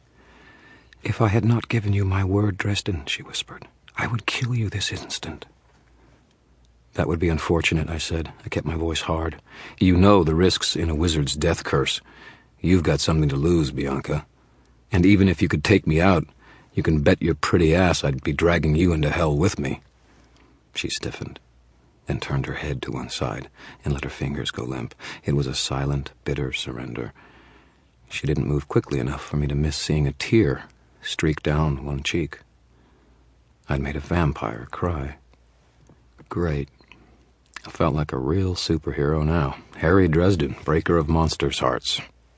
"There may be one person who might know something," she said, her lovely voice dull, flat, lifeless. "I had a woman who worked for me, Linda Randall. She and Jennifer went out on calls together. When customers wanted that sort of thing, they were close." "Where is she now?" I asked. "She's working as a driver for someone. Some rich couple who wanted a servant that would do more than windows. She wasn't the type I usually kept around in any case. I think Jennifer had her phone number. I can have someone fetch it for you, Mr. Dresden." She said my name as though it were something bitter and poisonous that she wanted to spit out. "Thank you. That would be very kind." I kept my tone carefully formal, neutral. Formality and a good bluff were all that was keeping her from my throat. She remained quiet, controlling her evident emotions, before she started to look up again at last. Her eyes froze, then widened when they came to my throat. Her expression went perfectly, inhumanly still. I grew tense. Not just tense. Steel-tight, wire-bound spring coiled. I was out of tricks and weapons. If she came after me now, I wasn't going to get the chance to defend myself. There was no way I would be able to drink the potion before she tore me apart. I gripped the arms of my chair hard to keep myself from bolting. Do not show fear. Do not run away. It would only make her chase me, snap her instincts into the reaction of pursuing the prey. "You're bleeding, Mr. Dresden," she whispered. I lifted my hand slowly to my throat, where her nails had scored on me earlier. My fingertips came away slick with my own blood. Bianca kept on staring. Her tongue flickered around her mouth again. "Cover it. Cover it," she whispered. A strange mewling sound came out of her mouth. "Cover it, Dresden." I picked up my handkerchief and pressed it over my throat. Bianca blinked, her eyes closed slowly, and then turned away, half hunched over her stomach. She didn't stand up. "Go," she told me. "Go now. Paula's coming. I'll send her down at the gate with the phone number in a little while." I walked towards the door, but then stopped, glancing back at her. There was a sort of horrid fascination to it, to knowing what was beneath the alluring exterior, the flesh mask, but seeing it twist and writhe with need. "Go," Bianca whimpered. Fury, hunger, and some emotion I couldn't even begin to fathom made her voice stretch out thinner. "Go, and do not think I will not remember this night. Do not think I will not make you regret it." The door to the library opened, and the straight-haired young woman who had greeted me earlier entered the room. She gave me a passing glance, then walked past me, kneeling at Bianca's side. Paula, I presumed. Paula murmured something too soft to hear, gently brushing Bianca's hair back from her face with one hand.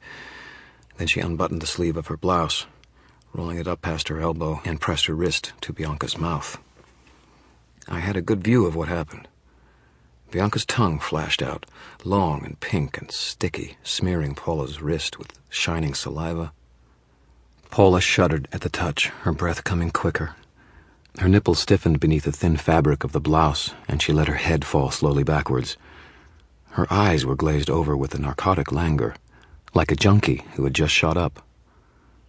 Bianca's fangs extended and slashed open Paula's pale, pretty skin. Blood welled. Bianca's tongue began to flash in and out, faster than could really be seen, lapping the blood up as quickly as it appeared. Her dark eyes were narrow, distant. Paula was gasping and moaning in pleasure, her entire body shivering. I felt a little sick, and withdrew step by step, not turning my back on the scene. Paula toppled slowly to the floor, writhing her way toward unconsciousness with evident glee. Bianca followed her down, unladylike now, a creature of bestial hunger. She crouched over the supine woman, and in the hunch of her pale shoulders I could see the bat-like thing beneath the flesh mask lapping up Paula's blood. I got out of there, fast, shutting the door behind me. My heart was hammering, too quickly. The scene with Paula might have aroused me if I hadn't seen what was underneath Bianca's mask. Instead, it only made me sick to my stomach, afraid. That woman had given herself to that thing, as quickly and as willingly as any woman to her lover. The saliva, Some part of me rationalized, desperate to latch onto something cold and logical and detached. The saliva was probably narcotic, probably even addictive. It would explain Paula's behavior, the need to have more of her drug. But I wondered if Paula would have been so eager had she known Bianca's true face. Now I understood why the White Council was so hard-nosed with vampires. If they could get that kind of control over a mortal, what would happen if they could get their hooks into a wizard? If they could addict a wizard to them as thoroughly as Bianca had the girl I'd just seen? Surely it wasn't possible. But then, if it wasn't, why would the council be so nervous about them? "Do not think I will not make you regret it," she said. I felt cold as I hurried down the dark driveway toward the gate. Fido, the security guard, was waiting for me at the front gate and passed back my knife and my cane without a word. A tow truck was out in front, latching itself to the beetle. I put one hand on the cold metal of the gate and kept the other, with its handkerchief pressed to my throat, and watched George, the tow truck guy, work. He recognized me and waved, flashing a grin that showed the white teeth in his dark face. I nodded back. I wasn't up to answering the smile. A few minutes later, the guard's cellular phone beeped at him. He withdrew several paces, repeated several affirmatives, then took a notebook from his pocket, writing something down. He put the phone away and walked back over to me, offering me the piece of paper. "What's this?" I said. "The phone number you were looking for, and a message." I glanced at the paper but avoided reading it just then. "I thought Bianca was going to send Paula down with it." He didn't say anything, but his jaw tightened, and I saw his eyes flick toward the house, where his mistress was. He swallowed. Paula wasn't coming out of the house, and Fido was afraid. I took the paper. I kept my hand from shaking as I looked at it. On it was a phone number and a single word: regret. I folded the piece of paper in half and put it away into the pocket of my duster. Another enemy. Super. At least with my hands in my pockets, Fido couldn't see them shaking. Maybe I should have listened to Murphy. Maybe I should have stayed home and played with some nice, safe, forbidden black magic instead. I departed Bianca's place in George's Loner, a wood-paneled Studebaker that grumbled and growled and squealed everywhere it went. I stopped at a payphone, short distance from the house, and called Linda Randall's number. The phone rang several times before a quiet, dusty contralto answered. "Beckett's, this is Linda." "Linda Randall?" I asked. "Mm-hmm," she answered. She had a furry, velvety voice, something tactile. "Who's this?" "My name is Harry Dresden, and I was wondering if I could talk to you." "Harry who?" she asked. "Dresden. I'm a private investigator." She laughed, a sound rich enough to roll around naked in. "Investigating my privates, Mr. Dresden. I like you already." I coughed. Yes, Ms. Randall." "Miss," she said, cutting in. "Miss Randall, I'm not occupied at the moment." "Miss Randall," I amended. "I'd like to ask you some questions about Jennifer Stanton, if I could." Silence on the other end of the line. I could hear some sounds in the background, a radio playing, perhaps, and a recorded voice talking about white zones and red zones and loading and unloading of vehicles. "Miss Randall?" "No," she said. "It won't take long, and I assure you that you aren't the subject of anything I'm doing. If you could just give me a few moments of your time." "No," she told me. "I'm on duty and will be for the rest of the night. I don't have time for this." "Jennifer Stanton was a friend of yours. She's been murdered. If there's anything you can tell me that might help." She cut me off again. "There isn't," she said. "Goodbye, Mr. Dresden." The line went dead. I scowled at the phone, frustrated. That was it then. I'd gone through all the preparation, the face-off with Bianca and possible future troubling for nothing. No way, I thought, no way in hell. Bianca had said that Linda Randall was working as a driver for someone. The Becketts, I presume, whoever they were. I recognized the voice in the background as a recorded message that played outside the concourses at O'Hare Airport. So she was in a car at the airport, maybe waiting to pick up the Becketts, and definitely not here for long. With no time to lose, I kicked the wheezing old Studebaker into gear and drove to O'Hare. It was far easier to blow off someone over the phone than it was to do it in person. There were several concourses, but I had to trust to luck. Luck to guide me to the right one. and luck to get me there in time before Miss I Am Not Occupied Randall had the opportunity to pick up her employers and leave. And a little more luck to keep the Studebaker running all the way to O'Hare. The Studebaker did make it all the way there, and on the second concourse I came across a silvery baby limo idling in a parking zone. The interior was darkened so I couldn't see inside very well. It was a Friday evening, and the place was busy. Business folk in their sober suits returning home from long trips about the country. Cars continually purring in and out of the semicircular drive. A uniformed cop was directing traffic, keeping people from doing brainless things like parking in the middle of one of the traffic lanes in order to load up the car. I swerved the old Studebaker into a parking place, racing a Volvo for it and winning by a dint of driving the older and heavier vehicle and having the more suicidal attitude. I kept an eye on the silver limo as I got out of the car and strode over to a bank of payphones. I plopped my quarter in and once more dialed the number provided by Bianca. The phone rang. In the silver limo, someone stirred. "Beckett's, this is Linda," she purred. "Hello, Linda," I said. "This is Harry Dresden again." I could almost hear her smirk. There was a flicker of light from inside the car, the silhouette of a woman's face, and then the orange glow of a cigarette being lit. "I thought I told you I didn't want to talk to you, Mr. Dresden." I like women who play hard to get. She laughed that delicious laugh. I could see her head move in the darkened car when she did. "I'm getting harder to get by the second. Goodbye again." She hung up on me. I smiled, hung up the phone, walked over to the limo, and rapped on the window. It buzzed down. A woman in her mid-20s arched an eyebrow at me. She had beautiful eyes, the color of rain clouds, and a little too much eyeshadow, and brilliant scarlet lipstick on her Cupid's bow lips. Her hair was medium brown, drawn back into a tight braid that made her cheeks look almost sharp, severe, except for her forelocks, which hung down close to her eyes in an insolent disarray. She had a predatory look about her, harsh, sharp. She wore a crisp white shirt, gray slacks, and held a lit cigarette in one hand. The smoke curled up around my nose, and I exhaled, trying to push it away. She looked me up and down, frankly assessing. "Don't tell me. Harry Dresden." "I really need to talk to you, Miss Randall. It won't take long." She glanced at her watch, and then at the terminal doors. Then back up at me. "Well, you've got me cornered, don't you? I'm at your mercy." Her lips quirked. She took a drag of her cigarette.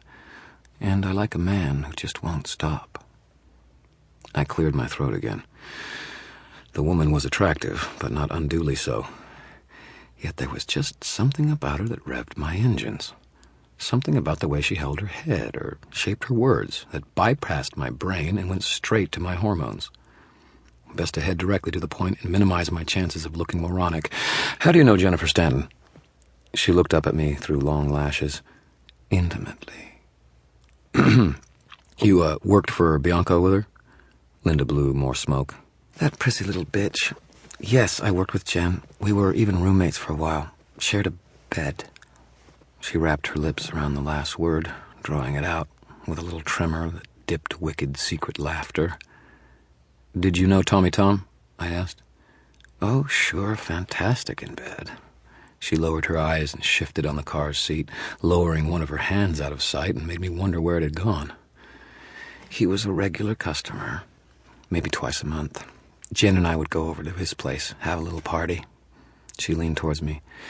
"He could do things to a woman that would turn her into a real animal, Harry Dresden. You know what I mean? Growling and snarling in heat." She was driving me crazy. That voice of hers inspired the kinds of dreams you wish you could remember more clearly in the morning. Her expression promised to show me things that you don't talk about with other people if I would give her half a chance. "Your job, Harry. Think about your job." Sometimes I really hate my job. "When was the last time you talked to her?" She took another drag, and this time I saw a small shake to her fingers, one she quickly hid. Just not quickly enough. She was nervous enough to be shaking, and now I could see what she was up to. She was wearing the alley cat mask, appealing to my glands instead of my brain, and trying to distract me with it, trying to keep me from finding something out. I'm not inhuman. I can be distracted by a pretty face or body, like any other youngish man. Linda Randall was damned good at playing the part, but I do not like to be made the fool. So, Miss Sex Goddess, what are you hiding? I cleared my throat and asked mildly, When was the last time you spoke to Jennifer Stanton, Miss Randall? She narrowed her eyes at me. She wasn't dumb, whatever else she was. She'd seen me reading her, seeing through her pretense. The flirting manner vanished. Are you a cop? She demanded. I shook my head. Scout's honor, I'm just trying to find out what happened to her. Damn it, she said softly. She flicked the butt of the cigarette out onto the concrete and blew out a mouthful of smoke. Look, I tell you anything and I see a cop coming around, I never saw you before. You got it? I nodded. I talked to Jen on Wednesday evening. She called me. It was Tommy's birthday. She wanted to get together again. Her mouth twisted. Sort of a reunion. I glanced about and then leaned down closer to her. Did you? Her eyes were roving about now, nervous, like a cat who has found herself shut into a small room. No, she said. I had to work. I wanted to, but... Did she say anything unusual? Anything that might have made you suspect she was in danger? She shook her head again. No, nothing. We hadn't talked much for a while. I didn't see her as much after I split from the Velvet Room. I frowned at her. Do you know what else she was doing? Anything that she might have been involved with that could have gotten her hurt? She shook her head. No, nothing like that. That wasn't her style.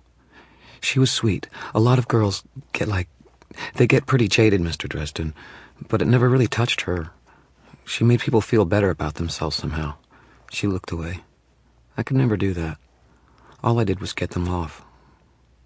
There's nothing you can tell me, nothing you can think of. She pressed her lips together and shook her head. She shook her head and she lied to me as she did it. I was sure of it. She was closing in, tightening up. And if there was nothing to tell me, she wouldn't be trying to hide it.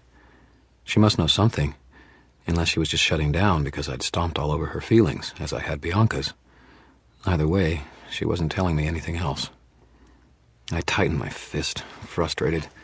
If Linda Randall had no information for me, I was at a dead end, and had romped all over another woman's feelings. 2 in one night. You are on a roll, Dresden. Even if one of them had been a non-human. Why? I asked her, the words slipping out before I thought about them. Why the slut act? She looked up at me again and smirked. I saw the subtle shifting in her, magnifying that sort of animal appeal she had once more, as she had been doing when I first approached her, but it didn't hide the self-loathing in her eyes. I looked away quickly before I could see any more of it. I got the feeling I didn't want to see Linda Randall's soul. Because that's what I do, Mr. Dresden. For some people it's drugs, booze. For me, orgasms, sex, passion. Just another addict. City's full of them. She glanced aside. Next best thing to love. And it keeps me in work. Excuse me. She swung open the door. I took a quick step back out of her way, and she moved back to the limo, long legs taking long steps, and opened the trunk. A tall couple, both wearing glasses and dressed in stylish gray business clothes, emerged from the terminal and approached the limo. They had the look of lifestyle professionals, the kind that have a career and no kids, and with enough money and time to spend on making themselves look good. A Nordic Track couple. He was carrying an overnight bag over his shoulder and a small suitcase in one hand, and while she bore only a briefcase. They wore no jewelry, not even watches or wedding rings. Odd. The man slung the luggage items into the limo's trunk and looked from Linda to me. Linda avoided his eyes. He tried to speak quietly enough not to be heard, but I have good ears. Who's this? He asked. His voice had a strained note to it. Just a friend, Mr. Beckett, a guy I used to see, she answered him. More lies. More interesting. I looked across the limo to the woman, presumably Mrs. Beckett. She regarded me with a calm face, entirely void of emotion. It was a little spooky. She had the look I'd seen in films, on the faces of prisoners released from the German stalags in the end of World War II. Empty, numb, dead, and just didn't know it yet. Linda opened the back door and let Mr. and Mrs. Beckett into the car. Mrs. Beckett briefly put a hand on Linda's waist in passing, a gesture that was too intimate and possessive for the hired help. I saw Linda shiver, then close the door. She walked back around the car to me. "Get out of here," she said quietly. "I don't want to get in any trouble with my boss." I reached for her hand, grabbed it, and held it between both of mine, as a lover might, I supposed. My business card was pressed between our palms. "My card. If you think of anything else, give me a call, okay?" She turned away from me without answering, but the card vanished into a pocket before she got back into the limo. Mrs. Beckett's dead eyes watched me through the side window as the limo went by. It was my turn to shiver. Like I said, spooky. I went on into the airport, the monitors displaying flight times flickering to fuzz as I walked by. I went to one of the cafes inside, sat down, and ordered myself a cup of coffee. I had to pay for it with change. Most of my money had gone into paying off last month's rent and into the love potion I'd let Bob talk me into making. Money. I needed to get to work on Monica Sell's case, finding her husband. I didn't want to get out of hot water with the White Council, only to lose my office and apartment because I couldn't pay the bills. I sipped my coffee and tried to organize my thoughts. I had 2 areas of concern. The most important was finding out who had killed Tommy Tom and Jennifer Stanton. Not only to catch the killer before any more corpses turned up, but because if I didn't, the White Council would probably use the opportunity to have me put to death. And, while tracking down killers and avoiding execution squads, I had to do some work for someone who would pay me. Tonight's excursion wasn't something I could charge Murphy for. She'd have my ass in a sling if she knew I was running around asking questions, poking my nose in where it shouldn't be. So, if I wanted money from Chicago PD, I would have to spend time doing the research Murphy wanted. Black magic research that could get me killed all by itself. Or I could work on Monica Sell's missing husband case. I thought I had that one pretty well pegged down, but it wouldn't hurt to get it fleshed out fully. I could spend time working on it, filling out the hours on the retainer, maybe even getting a few more added on. That appealed to me a lot more than trying to work out some black magic. So I could follow up on the lead Toot Toot had given me. There'd been pizza delivered out to the Lake Providence home that night. Time to talk to the delivery man, if possible. I left the cafe, went out to the payphones and dialed directory assistance. There was only one place near to the Lake Providence address that delivered pizza. I got the number and dialed through. "Pizza Express," someone with a mouthful said. "What'll it be tonight?" Hey there," I said. "I wonder if you can help me out. I'm looking for the driver who took an order out to an address on Wednesday night." I told him the address and asked if he could help me speak to the driver. "Another one," he snorted. "Sure, hang on. Jack's just got in from a run." The voice on the other end of the line called out to someone, and a minute later the high baritone of a young man spoke tentatively into my ear. "Hello?" "Hello," I answered. "Are you the driver who took the pizza to—" "Look," he said, his voice exasperated and nervous. I said I was sorry already. It won't happen again." I blinked for a minute, off balance. "Sorry for what?" "Jesus," he said. I heard him move across the room with a lot of music and loud talk in the background, and in the background noise cut off as though he'd stepped into another room and shut the door behind him. "Look," he said in a half whine, "I told you I'm not going to say anything to anyone. I was only looking. You can't blame me, right? No one answered the door, so what was I supposed to do?" His voice cracked in the middle of his sentences. "It's hell of a party, but hey, that's your business, right?" I struggled to keep up with the kid. What exactly did you see, Jack?" I asked him. "No one's face," he assured me, his voice growing more nervous. He gave a jittery little laugh and tried to joke. "Better things to look at than faces, right? I mean, I don't give a damn what you do in your own house, or your friends, or whatever. Don't worry about me. Never gonna say a thing. Next time, I'll just leave the pizza and run a tab, right?" Friends. Plural. Interesting. The kid was awfully nervous. He must have gotten an eyeful. But I had a gut instinct that he was hiding something else, keeping it back. "What else?" I asked him. I kept my voice calm and neutral. "You saw something else. What was it?" "None of my business," he said instantly. "None of my business. Look, I gotta get off this line. We have to keep it open for orders. It's Friday night. We're busy as hell." "What?" I said, separating my words and keeping them clipped. "Else." Oh, shit. He breathed, his voice shaking. "Look, I wasn't with that guy. Don't know anything about him. I didn't tell him you were having an orgy out there, honest. Jesus, mister, I don't want any trouble." Victor Sells seemed to have a real good idea of how to party and of how to frighten teenagers. "One more question, I'll let this go," I told him. "Who was it you saw? Tell me about him." I don't know him. I didn't recognize him. Some guy with a camera, that's all. I went around to the back of the house to try the back door, got up on your deck, and just saw inside. I didn't keep on looking, but there he was up there, all in black, with his camera taking pictures." He paused as someone pounded on the door he had earlier closed. "Oh, God, I have to go, mister. I don't know you. I don't know nothing." And then there was a scrambling of feet as he hung up the phone. I hung up the phone myself and ambled back to George's loaner. I worked out details I had just learned on the way back to my apartment. Someone else had called Pizza Express, apparently just before I had. Someone else had gone asking after the pizza boy. Who? Why, Victor Sells, of course. Tracing down people who might have information about him. His possible presence in the lake house. Victor Sells, who had been having some sort of get-together out there that night. Maybe he'd been drunk, or one of his guests had, and ordered a pizza, and now Victor was trying to cover his tracks. Which implied that Victor knew someone was looking for him.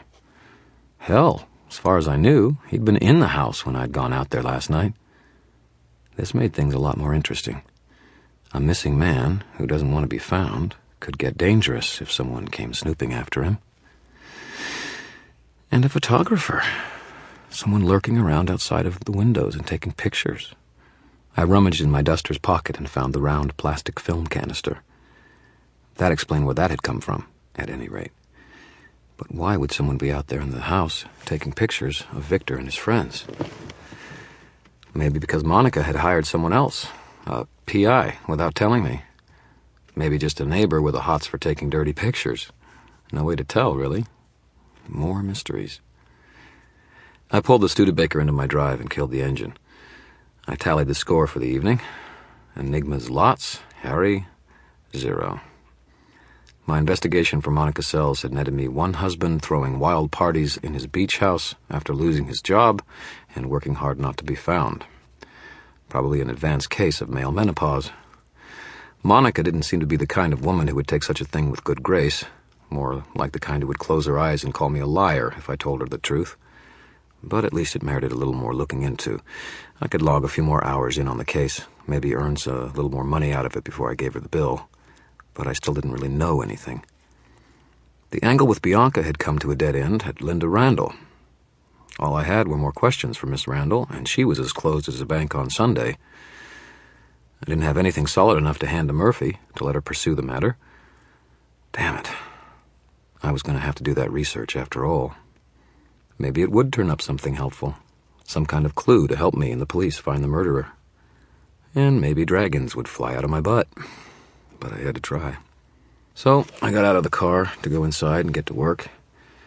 He was waiting for me behind the trash cans that stood next to the stairs leading down to my front door. The baseball bat he swung at me took me behind the ear and pitched me to the bottom of the stairs in a near-senseless heap. I could hear his footsteps but couldn't quite move as he came down the stairs toward me. It figured. It was just the kind of day I was having. I felt his foot on the back of my neck, felt him lift the baseball bat, and then it came whistling down towards my skull with a mighty crack of impact. Except that it missed my motionless head and whacked into the concrete next to my face, right by my eyes instead. "Listen up, Dresden," my attacker said. His voice was rough, low, purposefully hoarse. "You got a big nose. Stop sticking it where it doesn't belong. You got a big mouth. Stop talking to people you don't need to talk to. Or maybe we're going to shut that mouth of yours." He waited a melodramatically appropriate moment and then added, "permanently." His footsteps retreated up the stairs and vanished. I just lay there, watching the stars in front of my eyes for a while. Mister appeared from somewhere, probably drawn by the groaning noises, and started licking at my nose. I eventually regained my mobility and sat up. My head was spinning, and I felt sick to my stomach. Mister rubbed up against me, as though he sensed something was wrong, purring in a low rumble. I managed to stand up enough to unlock my apartment door, let Mister and myself in, and lock the door behind me. I staggered over to my easy chair in the darkness and sat down with a woof of expelled breath. I sat motionless until the spinning slowed down enough to allow me to open my eyes again and until the pounding of my head slowed down. Pounding head. Someone could have been pounding on my head with a baseball bat just then. Pounding my head into new and interesting shapes that were inconducive to carrying on businesslike pursuits. Someone could have been pounding Harry Dresden right into the hereafter. I cut off that line of thought. You are not some poor rabbit, Dresden, I reminded myself sternly. You are a wizard of the old school, a spells-linger of the highest caliber. You're not going to roll over for some schmuck with a baseball bat just because he tells you to. Galvanized by the sound of my own voice, or maybe only by the somewhat unsettling realization that I had begun talking to myself, I stood up and built a fire in the fireplace, then walked unsteadily back and forth in front of it, trying to think, to work out the details. Had this evening's visits triggered the warning? Who had reason to threaten me? What were they trying to keep me from finding? And most importantly, what was I going to do about it? Someone had seen me talking to Linda Randall, maybe. Or more likely, someone had seen me showing up at Bianca's place, asking questions. The Blue Beetle may not be glitzy, but it was sort of difficult to mistake for anyone else's car. Who would have reason to have me watched? Why? Had Gentleman Johnny Marconi followed me so that he could have a word with me? So he could ask me to keep out of this business with Tommy Tom's murder? Yes, he had. Maybe this had been another reminder from the mod boss. It had that kind of mafioso feel to it. I staggered to my kitchenette and fixed myself a Tisane tea for the headache, then added in some aspirin. Herbal remedies are well and good, but I don't like to take chances. Working on that same principle, I got my Smith & Wesson 38 Chief Special out of its drawer, took the cloth covering off of it and made sure it was loaded. Then I stuck the revolver in my jacket pocket. Wizardry aside, it's tough to beat a gun for discouraging men with baseball bats. And I sure as hell wasn't going to roll over for the tiger-souled Johnny Marconi. Let him push me around. Let him know it was all right to walk all over me whenever he felt like it. No way in hell. Or on earth, either. My head was throbbing and my hands were shaking. But I went down the ladder to my workroom and started figuring out how to rip someone's heart out of his chest from 50 miles away. Who says I never do anything fun on Friday night? It took me the rest of the night and part of the rest of the morning, but I worked out how I could murder someone in the same manner that Tommy Tom and Jennifer Stanton had been killed. After the 5th or 6th time I checked the figures, I stared at my calculations. It didn't make any sense. It was impossible. Or maybe we were all underestimating just how dangerous this killer was. I grabbed my duster and headed out without bothering to check my books. I don't keep any mirrors in my home. Too many things can use mirrors as windows, or doors. But I was pretty sure I looked like a wreck. The Studebaker's rearview mirror confirmed this.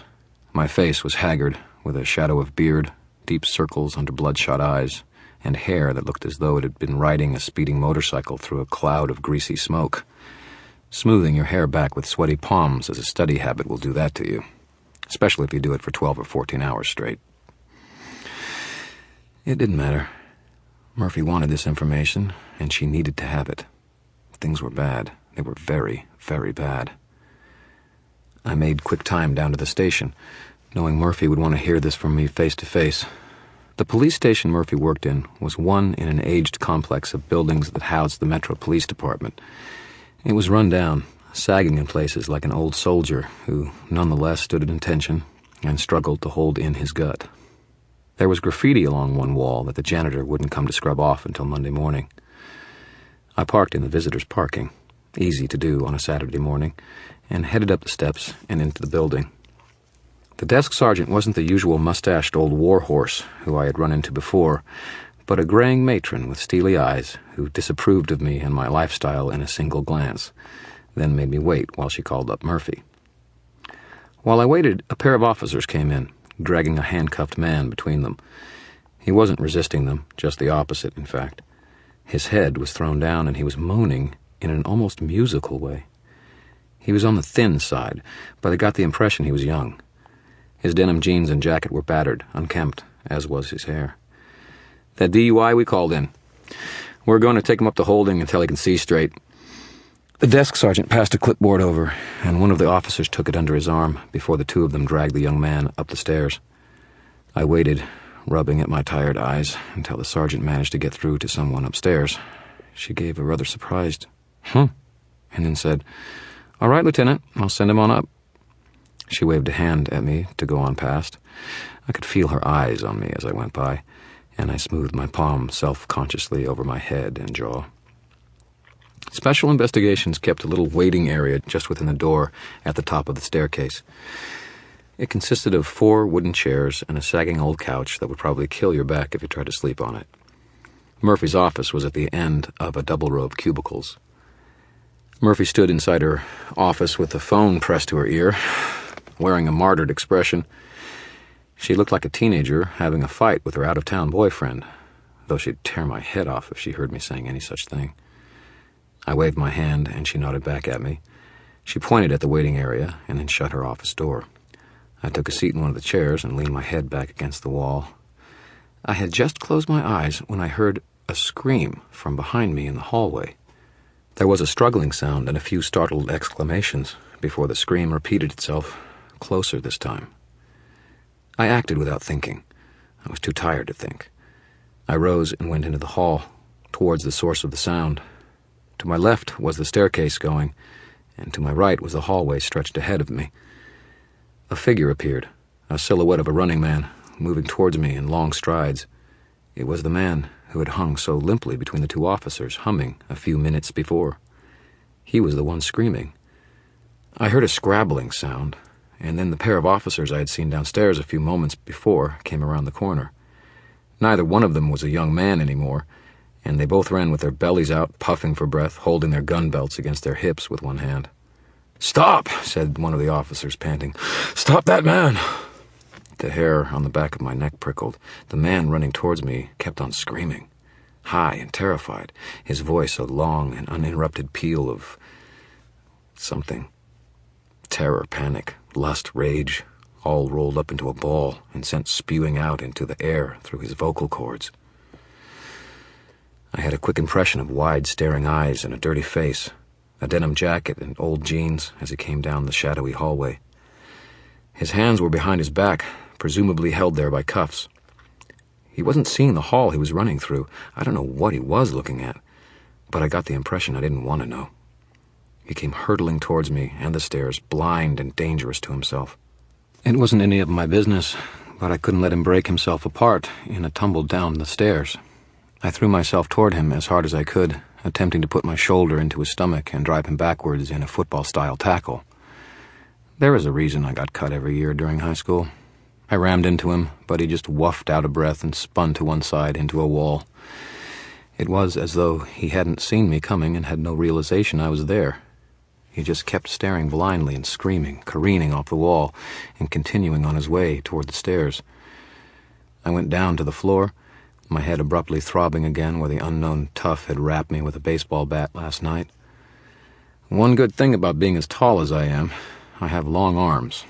I rolled back toward him and lashed out with one hand, fingers clutching. I caught his jeans at the cuff and gave his leg a solid sideways tug. That did it. He spun, off-balanced, and went down to the tile floor. The scream stopped as the fall took the wind out of him. He slid to the top of the stairs and stopped, feebly struggling. The officers pounded past me towards him, one going to either side. And then something strange happened. The young man looked at me, his eyes rounded and dilated, until I thought they had turned into huge black coins, dotted onto his bloodshot eyeballs. His eyes rolled back into his head until he could hardly have been able to see, and he started to shout in a clarion voice. "Wizard!" he trumpeted. "Wizard! I see you! I see you, wizard! I see things that follow, those who walk before, and he who walks behind. They come for you." "Christ on a crutch," the shorter, rounder officer said, as they took the man by his arms and dragged him back down the hall. "Junkies, thanks for the assist, buddy." I stared at the man, stunned. I caught the sleeve of the other officer. "What's going on, sir?" I asked him. He stopped, letting the prisoner hang behind him and his partner. The prisoner's head was bowed forward and his eyes were still rolled back, but he had his head turned toward me and was grinning a horrible, toothy grin. His forehead was wrinkled oddly, almost as though he were somehow focusing on me through the bones of his brow ridges and the frontal lobes of his brain. "Junkie," the taller officer said. One of those new 3i punks caught him down by the lake in his car with nearly 4 grams of the stuff. Probably more in him. He shook his head. You okay? Fine, I assured him. 3i, that new drug? The shorter officer snorted. One that's supposed to make them see the spirit world, that kind of crap. The taller one nodded. Stuff hooks harder than crack. Thanks for the help. I didn't know you were a civilian, though.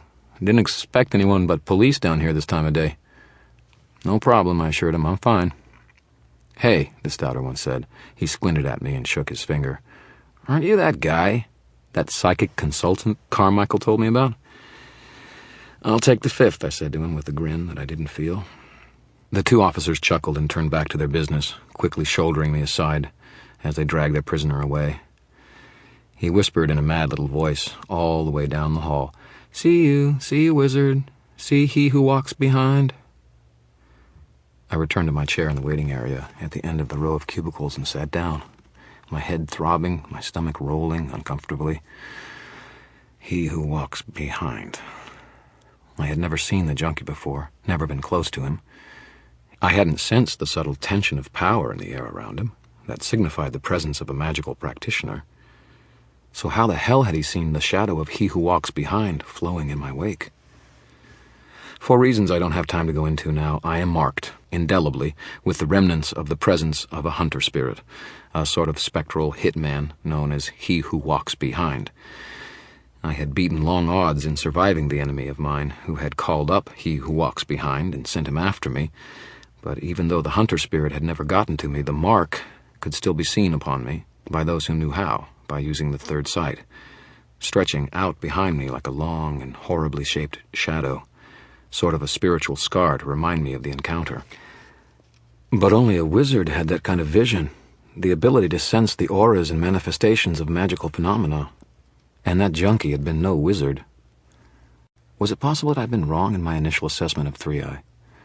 Could the drug genuinely grant its users the visions of the third sight? I shuddered at the thought. The kind of things you see when you learn how to open your third eye could be blindingly beautiful, bring tears to your eyes, or they could be horrible. Things that made your worst nightmares seem ordinary and comforting. Visions of the past, the future, of the true natures of things. Psychic stains, troubled shades, spirit folk of all description. The shivering power of the never-never in all its brilliant and subtle hues, and all going straight into your brain, unforgettable, permanent. Wizards quickly learn how to control the third eye, to keep it closed, except in times of great need, or else they go mad within a few weeks. I shivered. If the drug was real, if it really did open the third eye in mortals instead of just inflicting ordinary hallucinations upon its users, then it was far more dangerous than it seemed, even with the deleterious effects demonstrated by the junkie I had tackled. Even if the user didn't go mad after seeing too many horrible or otherworldly things, he might see through the illusions and disguises of any of a number of beings that passed among mankind regularly, unseen, which could compel such creatures to act in defense for fear of being revealed. Double jeopardy. Dresden, Murphy snapped. Wake up. I blinked. Not asleep. I slurred, just resting my eyes. She snorted. Save it, Harry, and pushed a styrofoam cup into my hands. She'd made me coffee with a ton of sugar in it, just the way I like, and even though it was a little stale, it smelled like heaven. You're an angel, I muttered. I took a sip and then nodded down a row of cubicles. You want to hear this one in your office? I could feel her eyes on me as I drank. All right, she said, let's go. And the coffee's 50 cents, Harry. I followed her to her office, a hastily assembled thing with cheap plywood walls and a door that isn't hung quite right. The door had a paper sign taped to it, neatly lettered in black magic marker with Lieutenant Karen Murphy. There was a rectangle of lighter wood where a plaque had once held some other hapless policeman's name. That the office never bothered to put up a fresh plaque was a not-so-subtle reminder of the precarious position of the Special Investigations Director. Her office furniture, the entire interior of the office, in fact, was a contrast with the outside. Her desk and chair were sleek, dark, and new. Her PC was always on and running, with its own desk set immediately to her left. A bulletin board covered most of one wall, and current cases were neatly organized on it. Her college diploma, the Aikido trophies, and her marksman's awards were on the wall to one's immediate right as you entered the office, and sitting there right next to your face if you were standing before her desk or sitting in the chair in front of it. It was Murphy, organized, direct, determined, and just a little bit belligerent. "Hold it," Murphy told me. I stopped outside of her office, as I always did, while she went inside and turned off, then unplugged her computer and the small radio on her desk. Murphy is used to the kind of mayhem that happens whenever I get around machinery. After she was done, I went on in. I sat down and slurped more coffee. She slid up onto the edge of her desk, looking down at me, her blue eyes narrowed. She was dressed no less casually on a Saturday than she was on a workday. Dark slacks, a dark blouse, set off by her golden hair and bright silver necklace and earrings. Very stylish. I, in my rumpled sweats and T-shirt, black duster, and muscled hair, felt very slouchy. "All right, Harry," she said. "What have you got for me?" I took one last drink of coffee, stifled a yawn, and put the cup down on her desk. She slipped a coaster under it as I started speaking. "I was up all night working on it," I said, keeping my voice soft. "I had a hell of a time figuring out the spell. And as near as I can figure it, it's almost impossible to do with one person, let alone two at once." She glared at me. "Don't tell me almost impossible. I've got two corpses that say otherwise." "Keep your shirt on," I growled at her. "I'm just getting started. You gotta understand the whole thing if you're gonna understand any of it." Her glare intensified. She put her hands on the edge of her desk and said in a deadly, reasonable tone, "All right, why don't you explain it to me?" I rubbed my eyes again. "Look, whoever did this did it with a thaumaturgic spell. That much I'm sure of. He or she used some of Tommy Tom and Jennifer Stanton's hair or fingernails or something to create a link to them. Then they ripped out a symbolic heart from some kind of ritual doll or sacrificial animal and used a whale of amount of energy to make the same thing happen to the victims. This doesn't tell me anything new, Harry." I'm getting there, I said. "The amount of energy you need to do this thing is staggering. It would be a lot easier to manage a small earthquake than to affect a living being like that. Best case scenario, I might be able to do it without killing myself. To one person who had really, really pissed me off." "You're naming yourself as a suspect?" Murphy's mouth quirked at the corner. I snorted. "I said I was strong enough to do it to one person. I think it would kill me to try, too."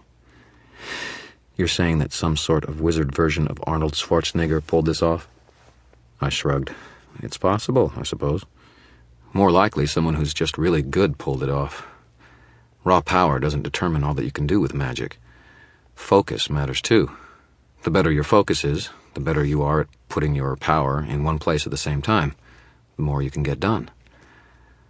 Sort of like when you see some ancient little Chinese martial arts master shatter a tree trunk with his hands. He couldn't lift a puppy over his head, but he can focus what power he does have with incredible effect." Murphy glanced at her Aikido trophies and nodded. "Okay," she said. "I can understand that, I think. So we're looking for a wizard version of Mr. Miyagi?" "Or," I said, lifting a finger, "more than one wizard worked on this at the same time, pooled their power together and used it all at once." My pounding head combined with the queasy stomach and the caffeine was making me a little woozy.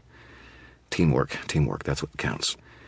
"Multiple killers," Murphy drawled. "I don't have one, and now you're telling me there might be 50. 13, I corrected her. "You can never use more than 13. But I don't think that's very likely. It's a bitch to do. Everyone in the circle has to be committed to the spell, have no doubts, no reservations, and they have to trust one another implicitly. You don't see that kind of thing from your average gang of killers. It just isn't something that's going to happen, outside of some kind of fanaticism. A cult or a political organization." "A cult," Murphy said. She rubbed at her eyes. "The arcane is going to have a field day with this one if it gets out.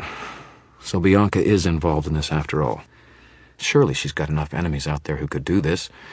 She could inspire that kind of effort to get rid of her." I shook my head. The pain was getting worse, heavier, but pieces were falling into place.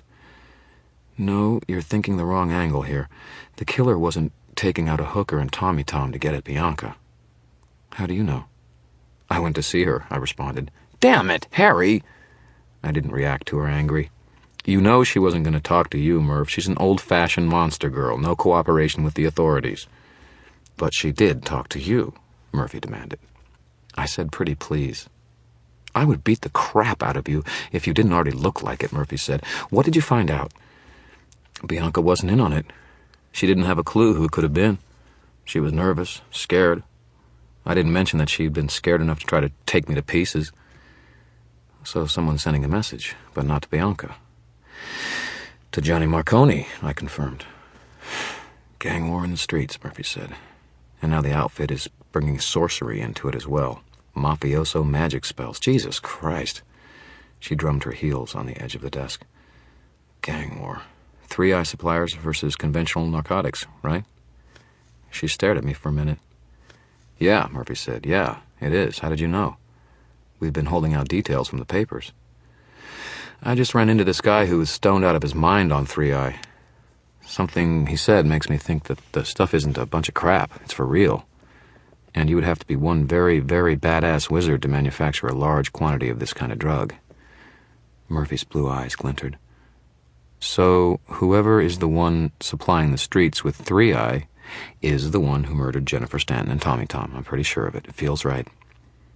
I tend to agree, Murphy said, nodding. All right, then. How many people do you know who could manage this kind of killing spell?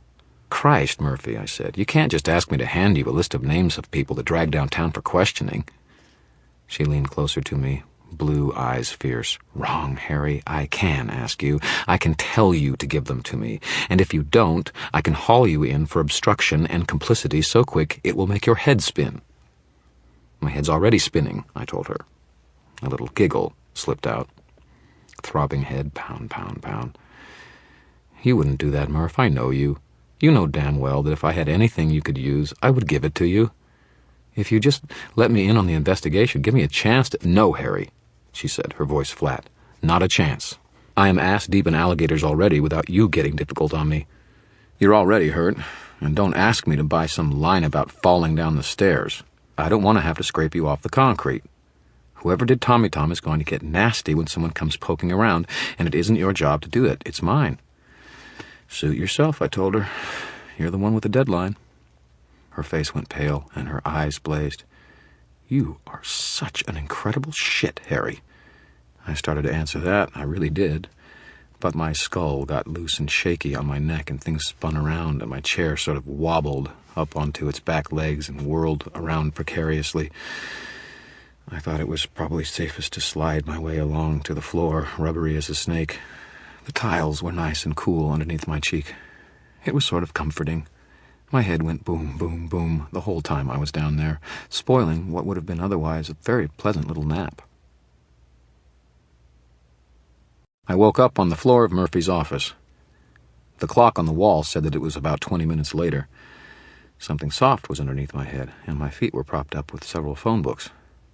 Murphy was pressing a cool cloth against my forehead and throat. I felt terrible. Exhausted, achy, nauseous, my head throbbing. I wanted to do nothing so much as to curl up and whimper myself to sleep. Given that I would never live that down, I made a wisecrack instead. Do you have a little white dress? I had this deep-seated nurse fantasy about you, Murphy. A pervert like you would. Who hit your head? She demanded. No one, I mumbled. Fell down the stairs to my apartment. Bullshit, Harry, she said, her voice hard. Her hands were no less gentle with the cool cloth, though. You've been running around on this case. That's where you got the bump on your head, isn't it? I started to protest. Oh, save it, she said, letting out a breath. If you didn't already have a concussion, I'd tie your heels to my car and ride through traffic. She held up 2 fingers. How many fingers am I holding up? 50, I said, and held up 2 of my own. It's not a concussion, just a little bump on the head. I'll be fine. I started to sit up. I needed to get home, get some sleep. Murphy put her hand on my neck and pressed me back down on the pillow beneath my head, which was apparently her jacket, because she wasn't wearing it. Stay down, she growled. How did you get here? Not in that heap of a car, I hope. The beetle is doing its Phoenix impression, I told her. I've got a loner. Look, I'll be fine. Just let me out of here and I'll go home and get some sleep. "You aren't in any shape to drive," Murphy said. "You're a menace. I'd have to arrest you myself if I let you behind a wheel in your condition." "Murph," I said, annoyed, "unless you can pay up for what you owe me already right now, I can't exactly afford a cab." "Dream on, Harry," Murphy said, "and save your breath. I'll give you a ride home." "I don't need it," I began, but she got up from her knees and stalked out of her little office. Foolishness, I thought. Stupidity. I was perfectly capable of moving myself around, so I sat up and heaved myself to my feet. Or tried to. I actually managed to half sit up, and then I just heaved. Murphy came back in to find me curled up on my side, her office stinking from where I'd thrown up. She didn't, for a change, say anything. She just knelt down by me again, cleaned off my mouth, and put another cool cloth over the back of my neck. I remember her helping me out to her car. I remember little pieces of the drive back to my apartment. I remember giving her the keys to the loaner and mumbling something about Mike and the tow truck driver. But mostly I remember the way her hand felt on mine. Cold, with a little bit of nervousness to the soft fingers, small beneath my great gawking digits, and strong. She scolded and threatened me the entire way back to the apartment, I think. But I remember the way she made sure she held my hand, as though to assure herself that I was still there, or to assure me that she was there, and she wasn't going anywhere. There's a reason I'll go out on a limb to help Murphy. She's good people. One of the best. We got back to my apartment sometime before noon. Murphy helped me down the stairs and unlocked the door for me. Mister came running up and hurled himself against her legs in greeting. Maybe being short gives her better leverage or something. She didn't really wobble when Mister rammed her, like I do. Or maybe it's the Aikido.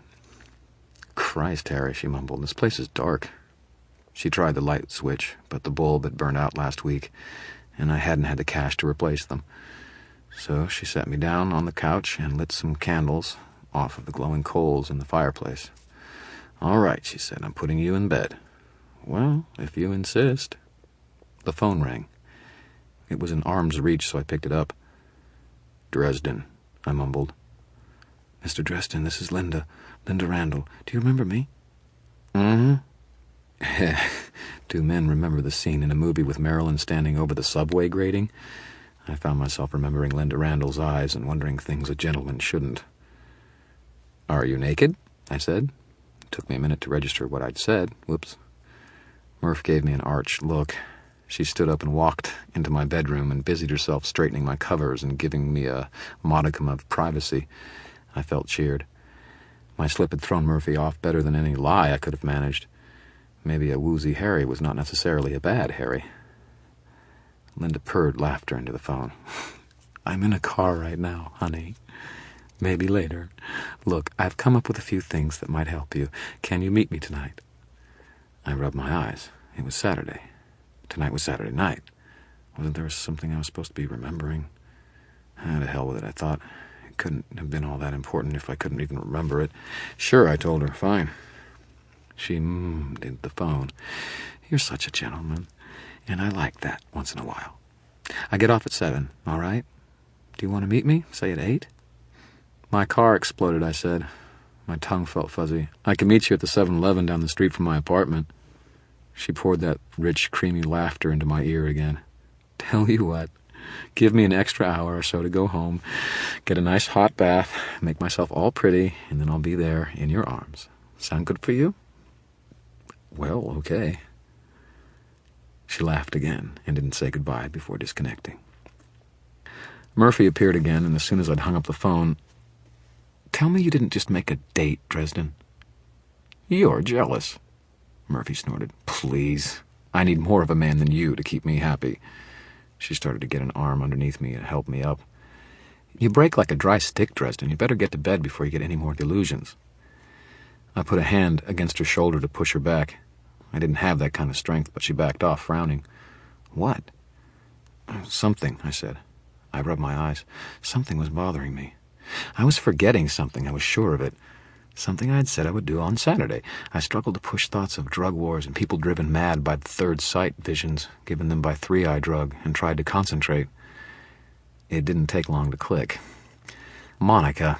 I had told her I would get in contact with her. I patted at my duster pocket until I found a notepad and took it out, fumbled it open, and waved at Murphy. "Candle. Need to read something." "Christ, Dresden, I swear you're at least as bad as my first husband. He was stubborn enough to kill himself, too." She sighed and brought a candle over. The light hurt my eyes for a moment. I made out Monica's number and I dialed her up. "Hello?" a male child's voice answered. "Hi," I said. "I need to speak to Monica, please." "Who's this?" I remembered. I was working for her on the sly and answered. "Her fourth cousin, Harry, from Vermont." "'Kay," the kid said. "Hold on." Then he screamed, without lowering the mouthpiece of the phone from his lips. "Mom! Your cousin Harry from Vermont is on the phone long distance." Kids, you gotta love them. I adore children.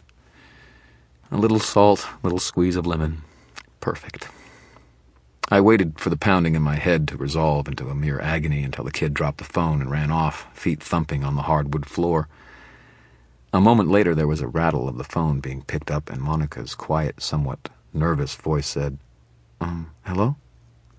"It's Harry Dresden," I told her. "I just wanted to call you and let you know what I've been able to find out for you." "I'm sorry," she interrupted. I don't need any of those." I blinked. Monica Sells?" I read her the phone number.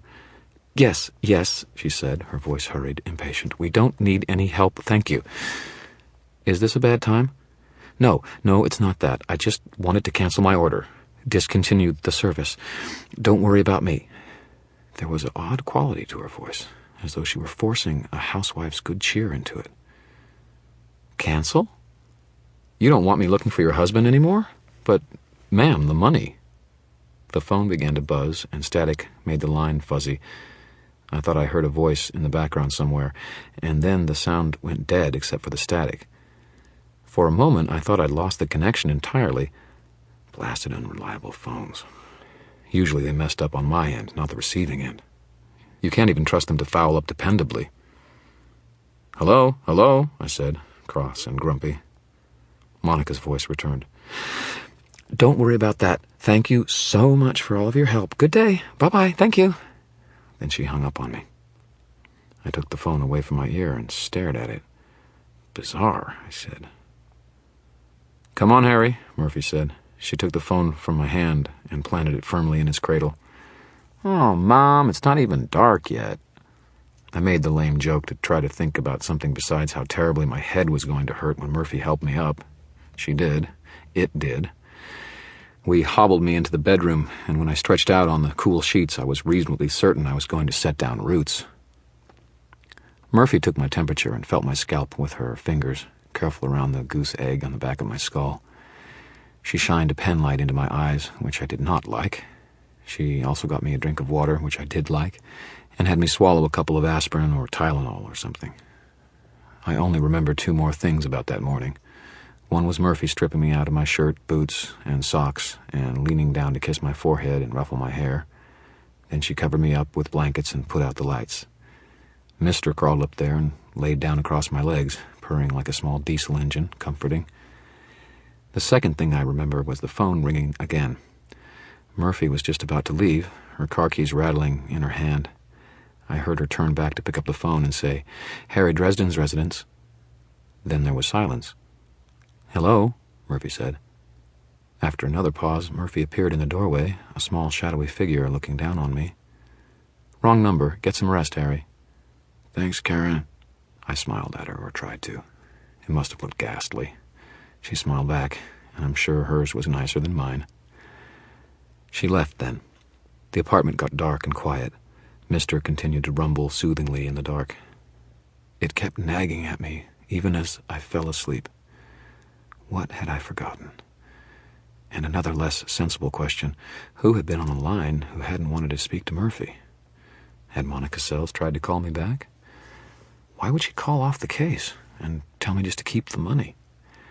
I pondered this, and baseball bats, and other matters, until Mister's purring put me to sleep. I woke up when thunder rattled the old house above me. True dark it had fallen. I had no idea of what time it was. I lay in the bed for a moment, confused and a little dizzy. There was a warm spot on my legs, where Mister had been until a few moments before. But the big gray cat was nowhere to be seen. He was a chicken about thunderstorms. Rain was coming down in sheets.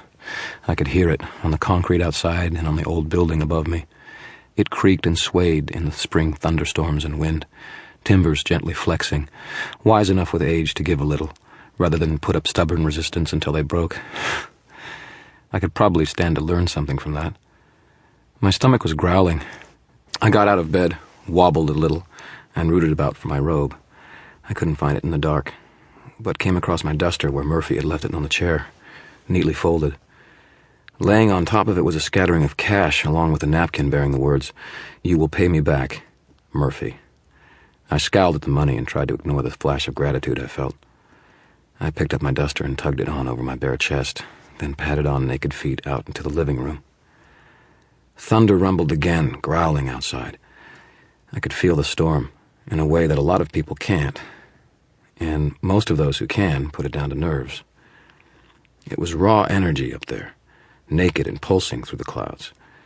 I could feel water in the rain, and the clouds moving air, blowing the droplets in gusts against the walls of the house. I could sense, waiting, the fire of the deadly lightning, leaping from cloud to cloud above, and seeking a path of least resistance to the patient, timeless earth that bore the brunt of the storm's attack. All four elements interacting, moving, energy flashing from place to place in each of its forms. There was a lot of potential in storms that a sorcerer could tap into if he was desperate or stupid enough.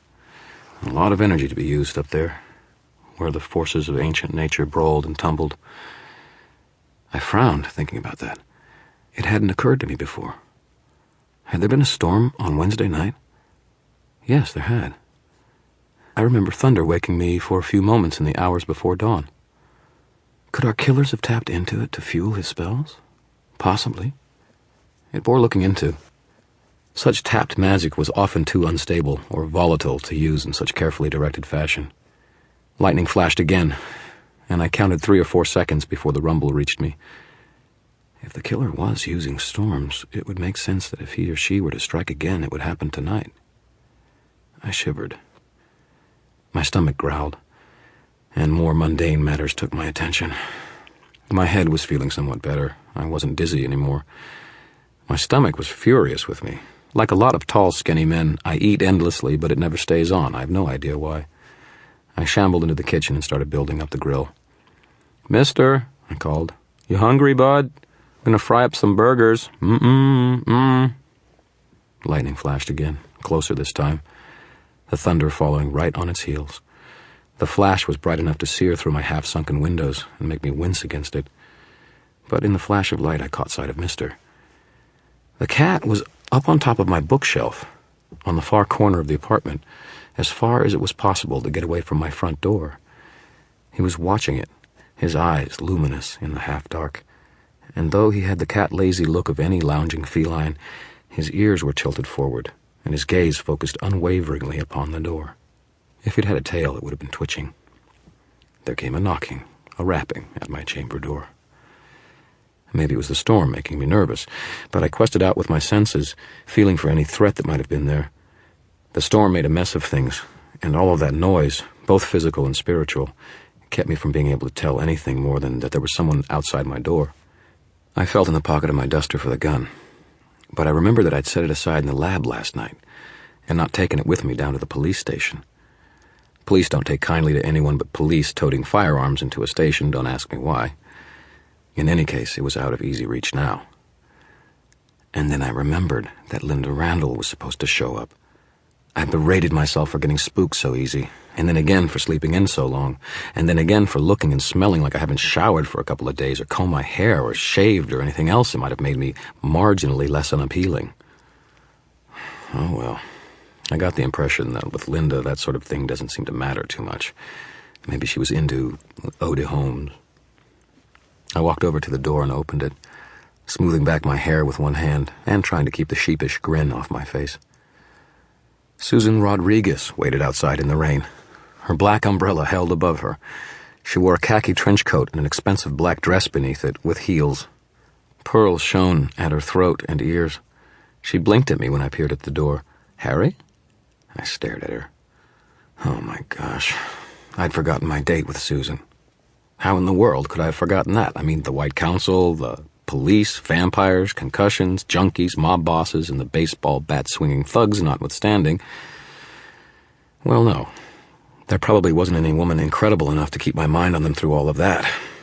But all the same, it seemed a little rude of me. "Hi, Susan," I said lamely. I peered past her. When had Susan said she was going to show up? 9? And when had Linda said? 8? No, wait. She had said 8 o'clock at first, and then she had said she'd come by in another hour after that, at 9. Oh, boy. This was not going to be pretty. Susan read me like a book and glanced back behind her at the rain before looking back up at me. "Expecting someone, Harry?" "Not exactly," I told her. Well, maybe. Look, come on in, you're getting drenched." Which wasn't exactly true. I was getting drenched. My bare feet soaked, standing there in the open door, the wind blowing rain down the stairwell at me. Susan's mouth quirked in a malicious, predatory smile, and she came in, folding down her umbrella and brushing past me. "This is your apartment?" "Nah," I told her. "This is my summer house in Zurich." She eyed me as I closed the door, took her coat, and hung it up on a tall, old wooden hat stand near the doorway. Susan turned away from me as I hung up her coat. Her dress showed her back, the long curve of her spine all the way down to her waist. It had a fairly tame hemline and long, tight sleeves.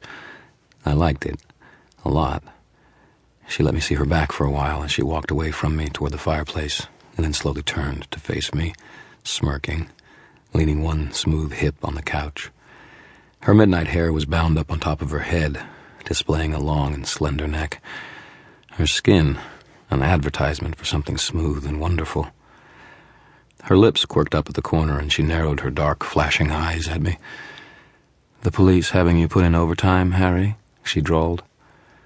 "The killings must be sensational. Major crime figure, murdered with magic. Care to make a statement?" I winced. She was still hunting for an angle for the arcane.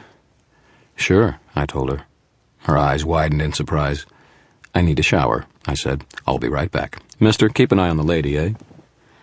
Susan gave me a little roll of her eyes and then glanced up at the studied mister on his perch on the bookcase. Mister, for his part, flicked an ear and continued staring at the door. More thunder rumbled overhead. I lit a few candles for her, and then took one with me into the bathroom. "Think, Harry. Get awake. Get your head clear. What to do?" "Get clean," I told myself. "You smell like a horse. Get some cool water over your head and work this out. Linda Randall is going to be here in a minute, and you need to figure out how to keep Susan from prying her nose into the business of the murders." So advised, I agreed with myself and hurriedly got undressed and into the shower. I don't use a water heater, and consequently I am more than used to cold showers. Actually, given how often I, and wizards in general, get to date actual real women, maybe that's just as well. I was lathering up with shampoo when the lightning got a lot worse. The thunder a lot louder, the rain a lot harder. The height of the storm had hit the old house, and it hit hard. It was almost impossible to see clearly in the violent electrical discharge, almost impossible to hear over the thunder.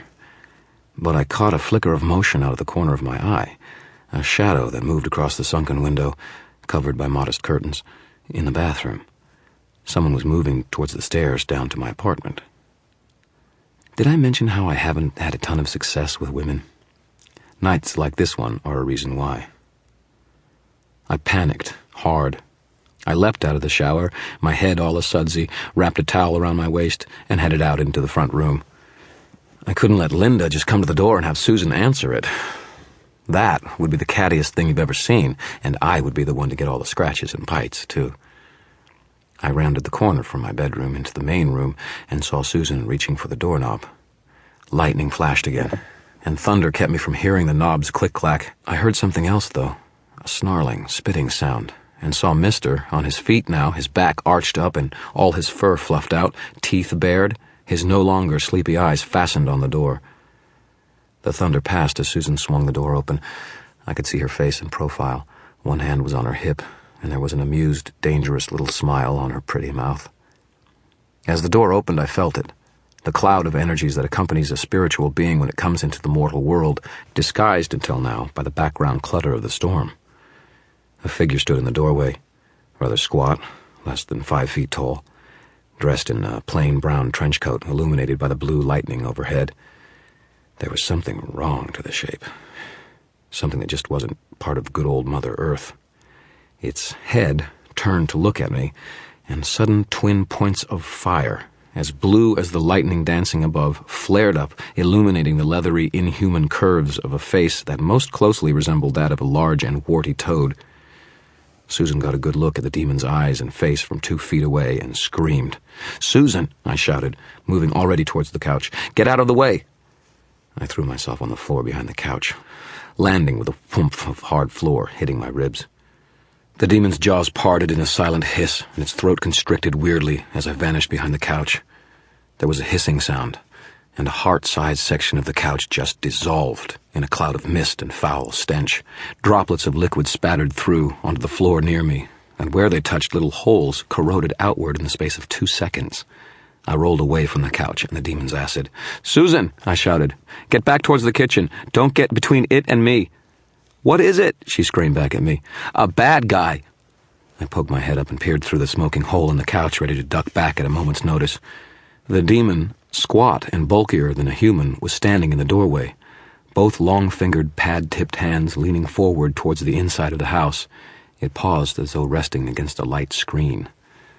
"Why isn't it coming in?" Susan asked from the far corner near the door. Her back was pressed to the walls, and her eyes were wide and terrified. "My God," I thought, "just don't pass out on me, Susan." "Homestead laws," I said. "It isn't a mortal creature. It has to gather its energy to push through the barrier around the home." "Can it get in?" she said. Her voice was thin and reedy. She was asking questions, gathering information, data, falling back on her ingrained career instincts because, I suspected, her rational brain had short-circuited. That happens to people who get a hard look at a demon for the first time. I hurried over to her and grabbed her arm, dragging her back towards the door leading down to my lab. "Get down there," I shouted, jerking the door up and revealing a folding ladder staircase. "It's dark," Susan protested. "Oh, God." She blinked down at my waist. "Harry, why are you naked?" I looked down and blushed. The towel must have fallen off while I was dancing around. Looking down made the shampoo suds still in my hair runnel down into my eyes, making them sting and burn. Could this evening get any worse? There was a tearing sound from the doorway, and the toad demon sort of surged forward, a stumbling step. It was now in my house, lightning still dancing in the sky behind it, and I could see it only in ugly, hunched-backed outline, except for the electric light of its wide, round, googly eyes as it came toward me. Its throat was working in little undulating motions. "Crap," I said. I'm quite eloquent in times of crisis. I shoved Susan towards the stairs and turned toward the demon, tips of my fingers touching, fingers spread, palms out towards it. The demon's mouth opened again, and it made a slick, spitooning sound. "Vento refletum," I shouted, willing my fear and anxiety into a tangible shape, throwing it down from my pounding heart through my shoulders and arms, directing it at the foe. The globule of demon acid sped towards my face. My terror and adrenaline roared out of my fingertips in the form of wind, gathering up speed enough to tear the hair from a man's head. It caught the blob of acid and flung it back at the demon in a fine spray, stopped the thing in its tracks, and even drove it back several feet, its claw-tipped feet sliding on my smooth floor, catching on the rugs. The acid sizzled and spat little electric blue sparks on its skin, but it didn't seem to harm the demon.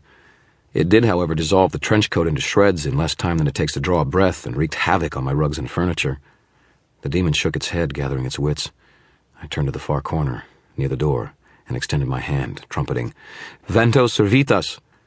The pale, smooth wood of my wizard's staff all but glowed in the darkness as it flew towards me, driven by a gentler, finer blast of the same wind.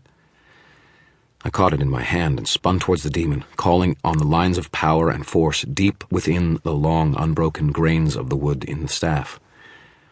I extended the staff towards it, horizontally like a bar, and shouted, "Out! Out! Out! You are not welcome here!"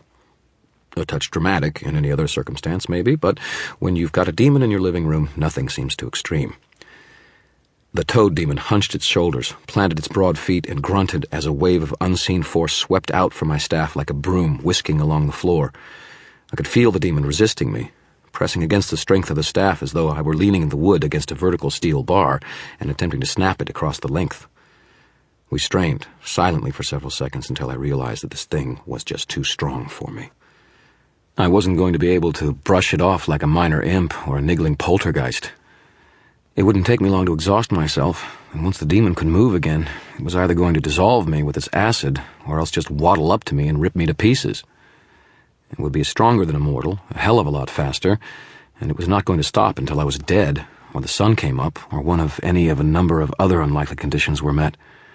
"Susan," I shouted, my chest heaving, "are you down there?" "Yes," she said. "Is it gone?" "Not exactly, no." I felt my palms get sweaty, and the smooth wood of the staff begin to slip. The burning of the soap suds in my eyes increased, and the light of the demon's eyes brightened. "Why don't you set it on fire? Shoot it, blow it up." Her voice had a searching quality to it, as though she were looking around, down there in the lab. "I can't," I said to her. "I can't pump enough juice into it to hurt the thing without blowing us up along with it. You've got to get out of there." My mind was racing along, calculating possibilities, numbers, my reserves of energy, cold and rational. The thing was here for me. If I drew it off to one side, into my bedroom or bathroom, Susan might be able to escape. On the other hand, it might be under orders to kill me and any witnesses, in which case, after it finished me, it would simply go after her as well. There had to be another way to get her out of here, and then I remembered it. "Susan," I shouted, "there's a sports bottle on my table down there. Drink what's in it, and think about being away from here, okay? Think about being far away." "I found it," she called up a second later. "It smells bad." "Damn it, it's a potion. It'll get you out of here. Drink it." There was a gagging noise, and then a moment later she said, "Now what?" I blinked and looked at the stairs going down. It should have worked. I broke off as the toad thing leaned forward, reaching out a clawed foot, and in that stride gained 3 feet of ground toward me. I was able to stop it again, barely, but I knew that it was going to be coming for my throat in a few more seconds. "Nothing happened," she said. "Damn it, Harry, we have to do something." And then she came pounding up the ladder, dark eyes flashing, my .38 revolver in her hand. "No," I told her. "Don't." I felt the staff slip more. The demon was getting ready to come through all my defenses. Susan raised the gun, face pale, her hands shaking, and started shooting. The .38 Chief's Special carries 6 rounds, and I use a medium-speed load rather than armor-piercing or explosive bullets or anything fancy like that. Fewer chances that something will go wrong in the presence of a lot of magic. A gun is a pretty simple machine. A revolver approach is very simple. Wheels, gears, and a simple lever, impact to ignite the powder. It's tough for magic to argue with physics, most of the time. The revolver roared 6 times. The first 2 shots must have gone wide and hit somewhere else. The next 2 struck the demon's hide and made deep dents in it before springing off and rebounding wildly around the room, as I had feared they would, more of a threat to us than to it. Fortunately, neither of us were injured or killed by the ricochets. The 5th shot went between its long, oddly shaped legs and past it. The 6th hit the thing square between its lightning lantern eyes, knocking it off balance and sent it tumbling over with a toady hiss of frustration. I gasped and grabbed Susan's wrist. "Basement," I wheezed, as she dropped the gun. We both scrambled down the ladder. I didn't bother to shut it behind me. The thing could just tear its way through the door if it needed to. This way, I would at least know where it was coming down, rather than have it tunnel through the floor and come down on top of my head. At my will, the tip of the staff I held burst into light, illuminating the room.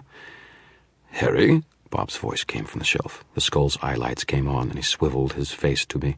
"What the hell is going on? Who's the babe?" Susan jumped. "What was that?" "Ignore him," I said, and followed my own advice. I went to the far end of my lab table and started kicking boxes, bags, notebooks, and old paperbacks off the floor. "Help me clear this floor space. Hurry." She did, and I cursed the lack of cleaning skills that had left this end of the lab such a mess.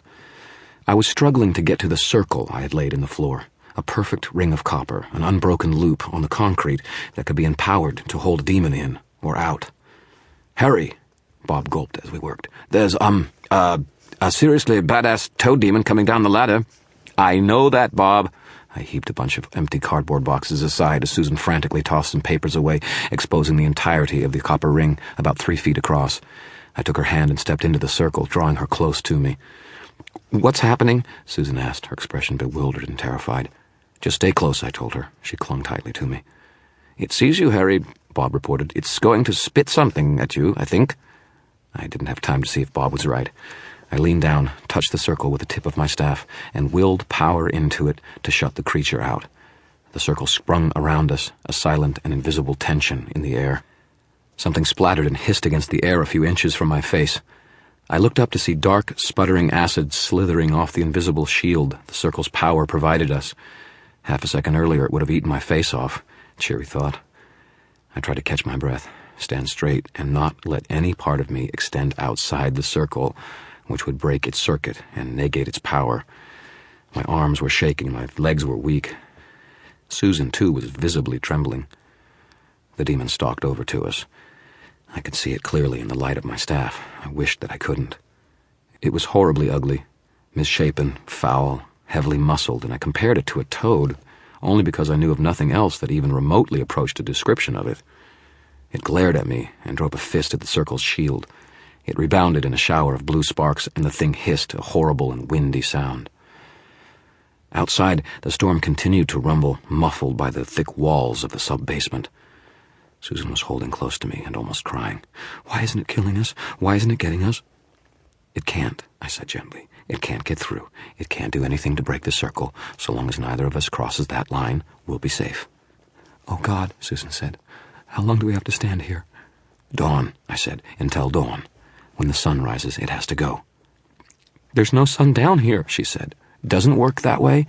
It's got a sort of a power cord stretching back to whoever summoned it, a fuel line. As soon as the sun comes up, that line is cut, and he goes away like a balloon with no air." "When does the sun come up?" she asked. "Oh, well, about 10 more hours." "Oh," she said.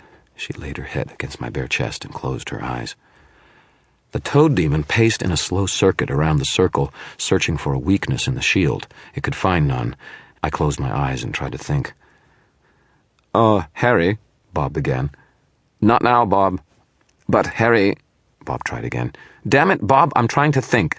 If you want to be really useful, you can try to figure out why the escape potion you were so confident of didn't work for Susan." "Harry," Bob protested, "that's what I'm trying to tell you." Susan murmured against my chest. "Is it getting warm in here, or is it just me?" A terrible suspicion struck me. I looked down at Susan and got a sinking feeling. Surely not, no. It couldn't be. She looked up at me, her dark eyes smoky. "We're going to die, aren't we, Harry? Have you ever thought you want to die making love?" She kissed my chest, almost absently.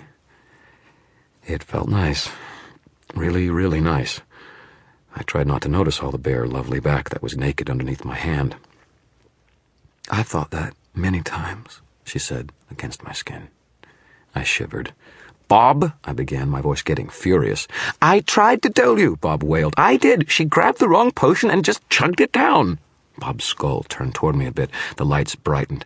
"You've got to admit, though, the love potion works great." Susan was kissing my chest and rubbing her body up against me in a fashion that was unladylike and extremely pleasant and distracting. "Bob, I swear I'm going to lock you in a wall safe for the next 200 years. It's not my fault," Bob protested. The demon watched what was happening in the circle with froggy eyes and kicked a section of the floor clear enough of debris for it to squat down on its hunches and stare, restless and ready as a cat waiting for a mouse to stick its head out of its hole. Susan stared up at me with sultry eyes and tried to wrench me to the floor and consequently out of the circle's protective power. Bob continued to wail his innocence. Who says I don't know how to show a lady a good time?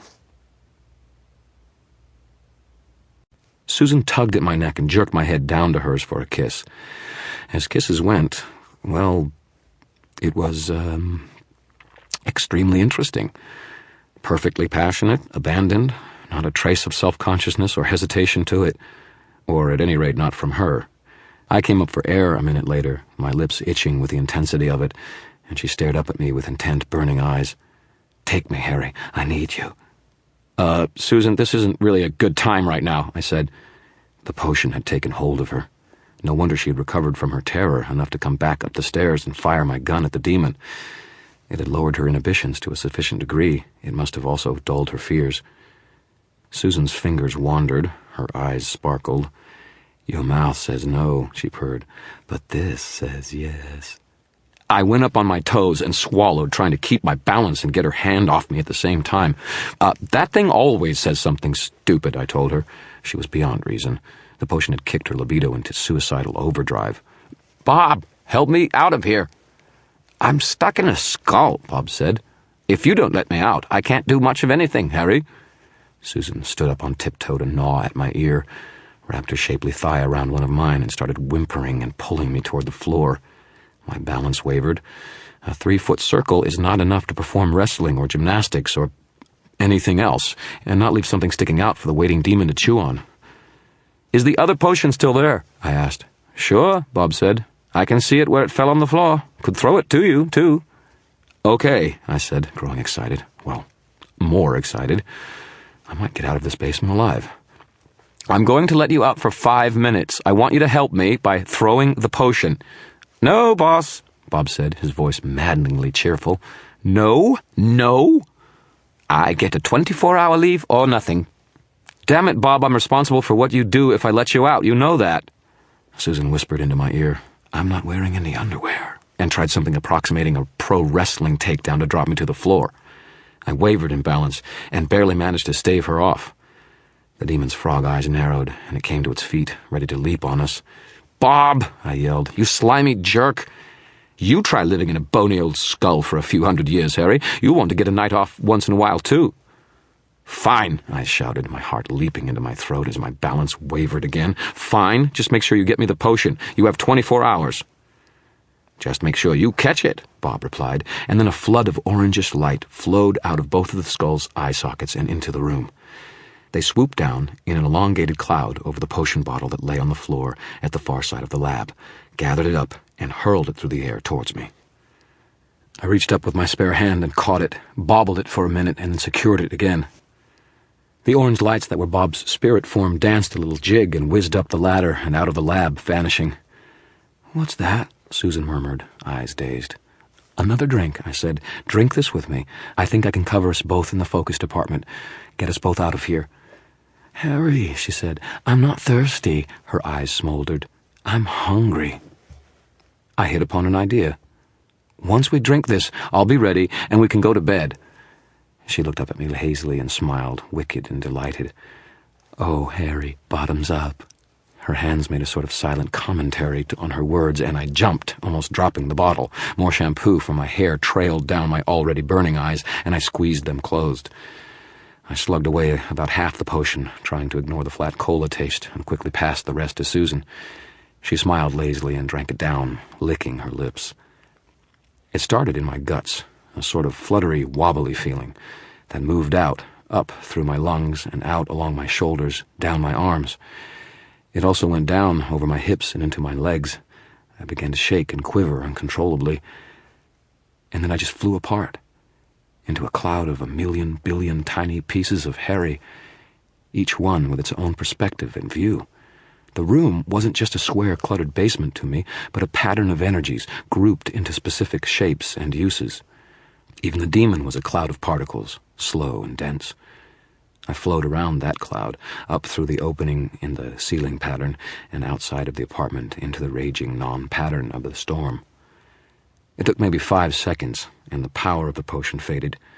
I felt all the tiny pieces of me abruptly rush back together and slam into one another at unthinkable speed. It hurt. It made me nauseous. A sort of heavy-duty thump of impact that didn't come from any one direction, but from every direction at once. I staggered, planted my staff on the ground, and felt the rain wash down over me. Susan appeared next to me a heartbeat later, and promptly sat down on her butt on the ground in the rain. Oh, God, I feel terrible. Inside the apartment, the demon screamed, a raging, voiceless hiss. I could hear it, madly rampaging around inside. Come on, I told her. We've got to get out of here before it gets smart and starts looking outside for us. I'm sick, she said. I'm not sure I can walk. The mixed potions, I said. That can do that to you, but we have to go now. Come on, Susan, up and at 'em. I bent down and got her up on her feet and moved away from my apartment. Where are we going? She asked. Do you have your car keys? She patted her dress as if looking for pockets, then shook her head dazedly. They were in my coat pocket. We walked then. Walk where? Over to Reading Road. It always floods when there's this much rain. It'll be enough water to ground the thing if it tries to follow us. I started her moving. It was only a couple of blocks away. The cold rain came down in buckets. I was shaking, shivering, and naked, and more soap was getting into my eyes. But hey, at least I was clean. "What?" she mumbled. "What will the rain do to it?"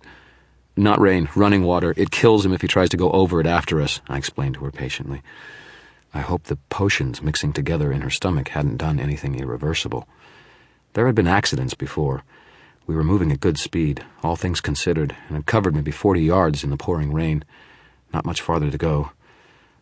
"Oh, that's good," she said, and then she convulsed and pitched to the ground. I tried to hold her, but I was just too tired and my arms too weak. I nearly went down with her. She rolled to her side and lay that way, retching horribly, vomiting herself empty. Thunder and lightning raged around us again. I heard the sharp crack of the storm's power touching a tree nearby. I saw the bright flash of contact and then the subdued glow of burning branches. I looked on in the direction we'd been heading, the flooding Reading Road. Safety from the demon was still 30 yards away. "I didn't think you'd last this long," someone said. I almost jumped out of my skin. I picked my staff up in both hands and turned in a slow circle, searching for the source of the voice. "Who's there?" There, to one side, a spot of cold, not physical cold, but something deeper and darker than my other senses detected. A pooling of shadows, an illusion in the darkness between lights, gone when lightning flashed and back again when it had passed. "Do you expect me to give you my name?" the shadows scorned. "Suffice to say, I am the one who has killed you." "You're an underachiever," I shot back, still turning, eyes searching. "The job's not done." In the darkness, underneath a broken streetlight then, maybe 20 feet away, I could make out the shape of a person. Man or woman, I couldn't tell, nor could I distinguish from the voice. "Soon," the voice said. "You can't last much longer. My demon will finish you before another 10 minutes have passed." The voice was supremely confident. "You called that demon here?" "Indeed," the shadowy shape confirmed. "Are you crazy?" I demanded, stunned. "Don't you know what could happen if that thing gets loose?" "It won't," the shape assured me. "It's mine to control." I extended my senses toward the shape and found what I had suspected was true. It wasn't a real person, or an illusion masking a real person. It was only a seeming of one. A phantasm of shape and sound. A hologram that could see and hear and speak for its creator, wherever he or she was. "What are you doing?" it demanded. It must have sensed me feeling it out. "Checking your credentials," I said, and sent some of my remaining will towards it, the sorcerer's equivalent of a slap in the face. The image cried out in surprise and reeled back. "How did you do that?" it snarled. "I went to school." The image growled and then raised up its voice, calling out in rolling syllables. I tried to hear what had been said, but another peal of thunder blocked out the middle half of what was undoubtedly the demon's name. From within my apartment, the distant faint sound of the demon's smashing ruckus came to an abrupt halt. "Now," the image said, a sneer to its voice, "now you will pay." "Why are you doing this?" I demanded. "You're in my way. Let the woman go." "Sorry," the image said. "She's seen too much. She's in the way too now. My demon will kill you both." "You bastard," I snarled. It laughed at me. I looked over my shoulder, back towards the apartment. Through the rain I heard a dry and raspy hiss, underlaid with a sort of clicking growl. Blue frog eyes, reflecting the storm's lightning, came up the stairs from my basement's apartment.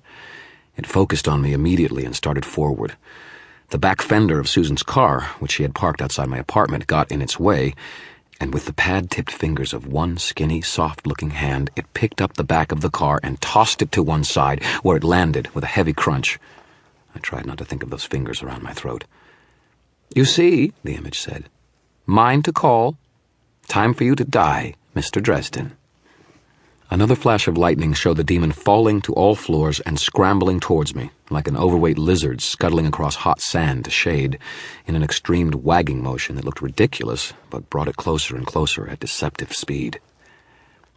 "Deposit another quarter and continue your call, asshole," I said. I thrust my staff towards the shadowy figure, this time focusing my will into a full-fledged attack. "Strigalum finitas." Scarlet light abruptly flooded over it, devouring its edges and moving inward. The image snarled, then gasped in pain. "Dresden, my demon will roll in your bones!" And then it broke off into a scream of anguish as my counterspell began to tear the image sending apart. I was better than whoever made the image, and whoever they were, they couldn't hold the spell in the face of my counter. The image and the scream alike faded slowly into the distance until both were gone. I allowed myself the smallest touch of satisfaction and turned to the woman on the ground. "Susan," I said, crouching by her, keeping my eyes on the onrushing demon. "Susan, get up. We have to go." "I can't," she sobbed. "Oh, God." She threw up some more. She tried to rise, but collapsed back on the ground, moaning piteously. I looked back at the water, gauging the thing's speed. It was coming, fast, but not quite as fast as a man could run. I could still escape it if I ran, full out. I could get across the water. I could be safe. But I couldn't carry Susan there. I'd never make it with her slowing me down. But if I didn't go, both of us would die. Did both of us have to die? Wouldn't it be better for one of us at least to live? I looked back at the demon. I was exhausted, and it had caught me unprepared. The heavy rain would keep fire, man's ancient weapon against the darkness and the things it hid, from being effective in holding it back. I didn't have enough left in me to do anything else. It would be as good as suicide to stand against it. Susan sobbed on the ground, helpless in the rain, sick from my potions, unable to rise. I leaned my head back and let the rain wash the last traces of shampoo from my eyes, my hair. Then I turned, took a step towards the oncoming demon. I couldn't leave Susan to that thing, not even if it meant dying. I'd never be able to live with myself afterwards. The demon squalled something at me in its hissing, toady voice and raised up both of its hands toward me, coming up onto its hind legs. Lightning flashed overhead, blinding bright. Thunder came hard on its heels, deep enough to shake the street beneath my bare feet. Thunder, lightning. The storm. I looked up at the boiling clouds overhead, lit by the dancing lightning moving among them, deadly beautiful and luminous. Power seethed and danced in the storm, mystic energies as old as time, enough power to shatter stones, superheat air, boil water to steam, burn anything it touches to ashes. At this point, I think it's safe to say I was desperate enough to try anything. The demon howled and waddled forward, clumsy and quick. I raised my staff to the sky with one hand, and with the other pointed a finger at the demon. This was dangerous work, tapping the storm. There was no ritual to give it shape, no circle to protect me, not even words to shield my mind from the way the energies of magic would course through it. I sent my senses coursing upwards towards the storm, taking hold of the formless powers and drawing them into patterns of raw energy that began to surge toward me, toward the tip of my staff. "Harry," Susan said, "what are you doing?" She huddled on the ground in her evening dress, shuddering. Her voice was weak, thready. "You ever form a line of people holding hands when you were a kid and scuff your feet across the carpet together and then have the last person in the line touch someone in the ear to zap them?" "Yeah," she said, confused. "I'm doing that, only bigger." The demon squalled again and drove itself into the air with its powerful toad legs, hurtling towards me, sailing through the air with a frightening and unnatural grace. I focused what little I had left of my will on the staff and the clouds and the raging power above. "Ventas!" I shouted. "Ventas fulmino!" At my will, a spark leapt from the tip of my staff toward the clouds above. It touched the rolling, restless belly of the storm. Hell roared down in response. Lightning, white-hot fury, with a torrent of wind and rain, all fell upon me, centered around my staff. I felt the power hit the end of the soaking wet wood with a jolt like a sledgehammer. It coursed down the staff and into my hand, making my muscles convulse, bowing my naked body with the strain. It took everything I had to hold the image of what I wanted in my mind, to keep my hand pointed at the demon as it came for me, to keep the energy surging on through me to wreak its havoc on flesh less tender than mine.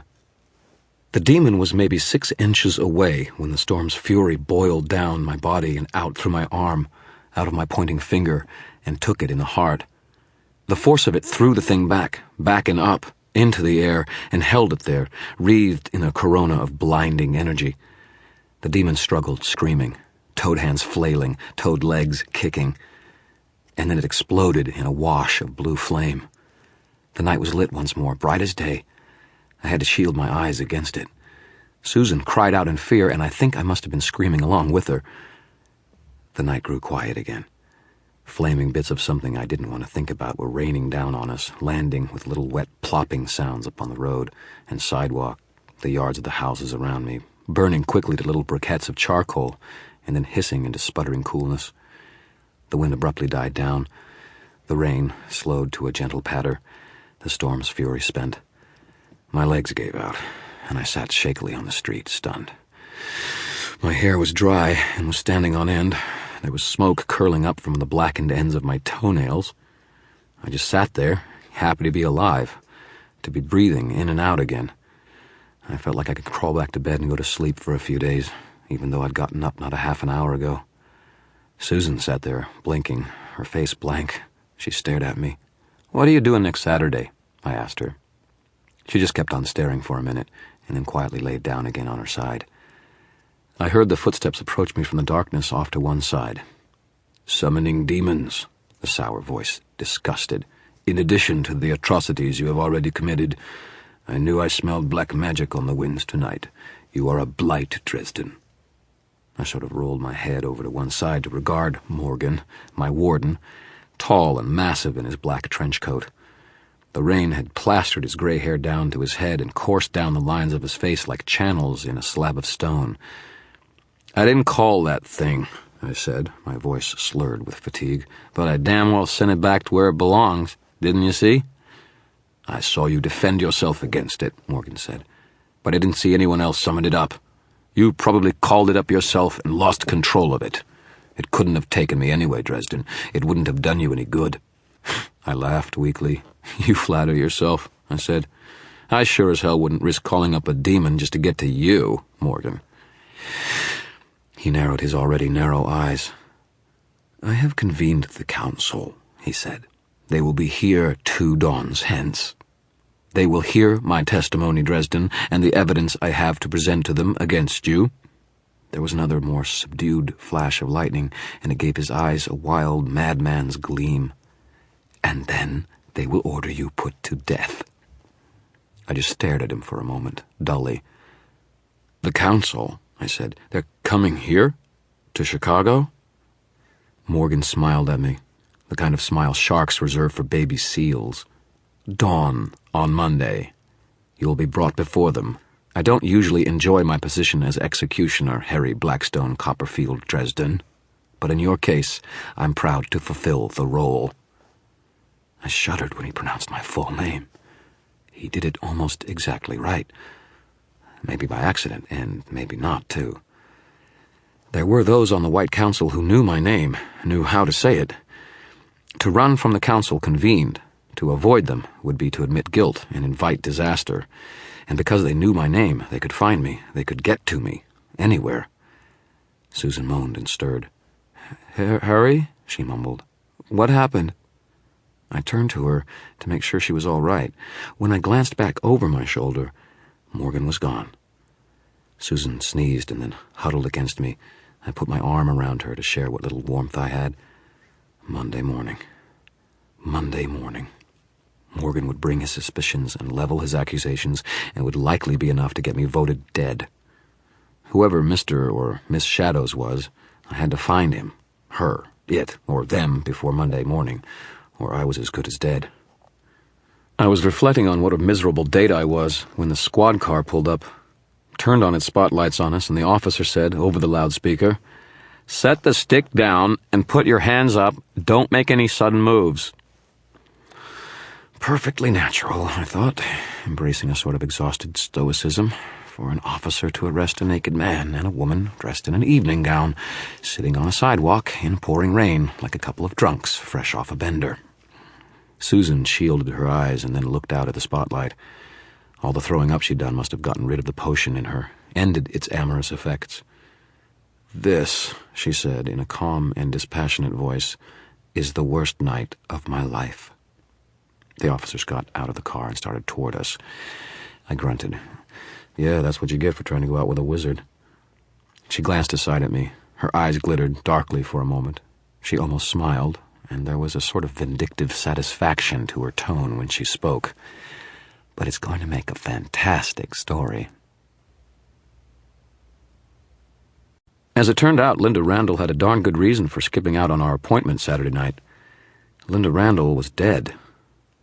I sneezed as I ducked under the yellow police tape in the sweatpants and T-shirt I had been allowed to pluck from the mess of my place before the police car had brought me across town to Linda Randall's apartment. And cowboy boots. Mister had dragged one of my sneakers off, and I hadn't had time to find it, so I wore what I had. Freaking cat. Linda had died a bit earlier that evening.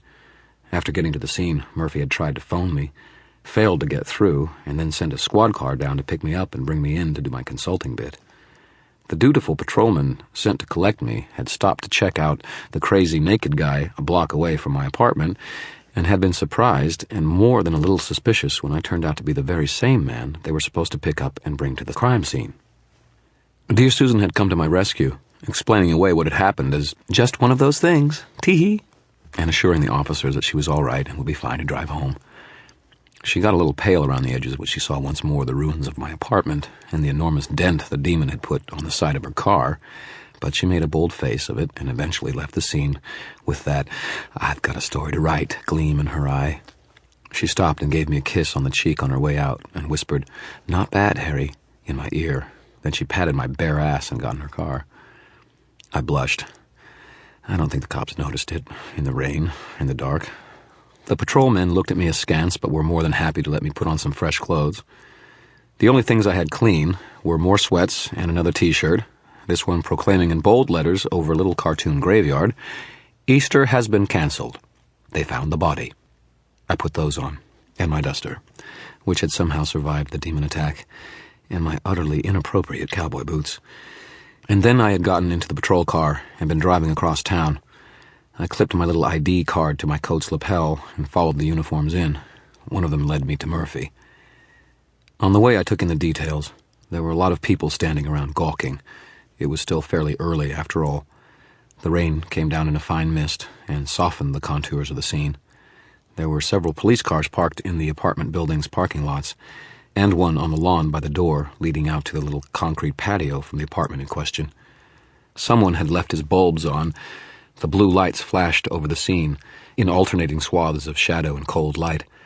There was a lot of yellow police tape around, and right in the middle of it all was Murphy.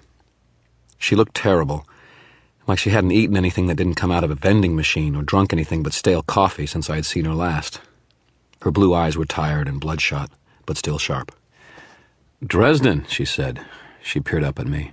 "You planning on having King Kong climb your hair?" I tried to smile at her. "We still need to cast our screaming damsel. Interested?" Murphy snorted. She snorts really well for someone with such a cute nose. "Come on." She spun on one heel and walked up to the apartment, as though she wasn't exhausted and at the end of her rope. The forensic team was already there, so we got some nifty plastic booties to put on over our shoes and loose plastic gloves for our hands from an officer standing beside the door. "I tried to call earlier," Murphy said, "but your phone was out of service. Again, Harry." "Bad night for it," I responded, wobbling as I slipped the booties on. "What's the story?" "Another victim," she said. "Same M.O. as Tommy Tom and the Stanton woman." "Jesus," I said. "They're using the storms." "What?" Murphy turned and fixed her eyes on me. "The storm," I repeated. "You can tap storms and other natural phenomena to get things done. All natural fuel for the mojo." "You didn't say anything about that before," Murphy accused. "I hadn't thought of it until tonight." I rubbed my face. It made sense. Hell's bells.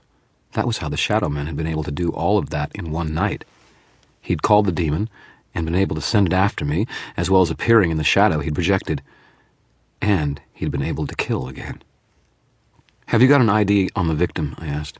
Murphy turned to go inside as she answered. "Linda Randall, chauffeur, age 29. It was a good thing Murphy had turned away, or the way my jaw dropped would have told her I knew the deceased, and she would have had all sorts of uncomfortable questions. I stared at Murphy for a second, then hurriedly veiled my expression and followed her inside the apartment. Linda Randall's one-bedroom apartment looked like the trailer of a rock band that did little besides play concerts, host parties, and fall into a stupor afterwards. Dirty clothes were strewn on one side of a king-sized bed. There was a disproportionate amount of clothing that looked as though it had been purchased from a Fredericks of Hollywood catalog. lacy and silky and satiny colors, all bright, designed to attract the eye. There were many candles around the bed, on shelves and dressers and a night table, most burned halfway down. The drawer of the night table was partly open, revealing a number of personal amusements. Linda Randall had, apparently, liked her toys. The kitchenette off to one side looked largely unused, except for the coffee pot, the microwave, and the trash can, in which several pizza boxes were crammed. Maybe it was the pizza boxes that did it. Gave me a sudden pang of understanding, empathy for Linda. My own kitchen looked the same a lot of the time, minus the microwave. Here lived someone else who knew what it was to know that the only thing waiting home was a sense of loneliness. Sometimes it's comforting. Most often it isn't. I'll bet Linda would have understood that. But I'd never have a chance to know. The forensics team was gathered around the bed, concealing whatever was there like a cluster of buzzards around the exposed head of the outlaws they used to bury up to their necks in the Old West. They spoke among themselves in low, calm voices, dispassionate as skilled dinner chatter, calling little details to the attention of their companions, complimenting one another on their observations. "Harry," Murphy said quietly, her tone of voice suggesting that it wasn't the first time she said it, "are you sure you're all right for this?" My mouth twitched. Of course I wasn't all right for this. No one should ever be all right for this sort of thing. But instead of saying that, I told her, "My head's just aching. Sorry. Let's just get it over with." She nodded and led me over toward the bed. Murphy was a lot shorter than most of the men and women working around the bed, but I had almost a head of height on all of them, so I didn't have to ask anyone to move. Just stepped up close to the bed and looked. Linda had been on the phone when she died. She was naked. Even this early in the year, she had tan lines around her hips. She must have gone to a tanning booth during the winter. Her hair was still damp. She lay on her back, her eyes half closed, her expression tranquil, as it hadn't been any time I'd seen her. Her heart had been torn out. It was laying on the king-sized bed about 1.5 feet from her, pulped and squashed and slippery, sort of a scarlet and gray color. There was a hole in her chest, too, showing where the bone had been splintered outward by the force that had removed her heart. I just stared a few moments, noting the details in a sort of detached way. Again. Again, someone had used magic to end a life. I had to think of her as she sounded on the phone, joking, a quick wit, a sort of sly sensuality in the way she said her words and phrased her sentences, a little hint of insecurity around the edges, vulnerability that magnified the other parts of her personality. Her hair was damp because she'd been taking a bath before she came to see me. Whatever anyone said of her, she had been passionately, vitally alive. Had been. Eventually I realized how quiet the room was. The men and women of the forensics team, all 5 of them, were looking up at me, waiting. As I looked down, they all averted their gazes, but you didn't have to be a wizard to see what was in their faces. Fear, pure and simple. They had been faced with something science couldn't explain. It rattled them, shook them to their cores, the sudden violent and bloody evidence that 300 years of science and research was no match for the things that were still, even after all this time, lurking in the dark. And I was the one who was supposed to have the answers. I didn't have any for them, and I felt like a shit for remaining silent as I stepped back and turned away from Linda's body, then walked across the room to the small bathroom. The tub was still full of water. A bracelet and earrings were laid out on the counter in front of a mirror, plus a little makeup, a bottle of perfume. Murphy appeared beside me and stood with me, looking at the bathroom. She seemed a lot smaller than she usually does. "She called us," Murphy said. 911 has a call recorded. That's how we knew to come here. She called and said that she knew who had killed Jennifer Stanton and Tommy Tom, and now they were coming for her. Then she started screaming. That's when the spell hit her. The phone probably went dead right after. Murphy frowned up at me and nodded. "Yeah, it did, but it was working fine when we got here. Magic disrupts technology sometimes, you know that." I rubbed one eye. "Have you talked to any relatives, anything like that?" Murphy shook her head. "There aren't any relatives in town. We're looking now, but it might take some time. We tried to reach her boss, but he wasn't available. Mr. Beckett?" She studied my face, waiting for me to say something. "You ever heard of him?" she asked, after a moment. I didn't look back at Murphy. I shrugged. Murphy's jaw tensed, little motions at the corners of her face. Then she said, "Greg and Helen Beckett. 3 years ago, their daughter Amanda was killed in a crossfire. Johnny Marconi's thugs were shooting it out with some of the Jamaican gang that was trying to muscle in on the territory back then. One of them shot the little girl. She lived for 3 weeks in intensive care and died when they took her off life support." I didn't say anything, but I thought of Mrs. Beckett's numb face and dead eyes. The Becketts attempted to lodge a wrongful death suit against Johnny Marconi, but Marconi's lawyers were too good. They got it thrown out before it even went to court. And they never found the man who shot the little girl. Word has it that Marconi offered to pay them blood money, make reparation, but they turned it down. I didn't say anything. Behind us, they were putting Linda in a body bag, sealing her in. I heard men count to 3 and lift her, put her into a gurney of some kind and wheel her out. One of the forensics guys told Murphy they were going to take a break and would be back in 10 minutes. She nodded and sent them out. The room got even more quiet.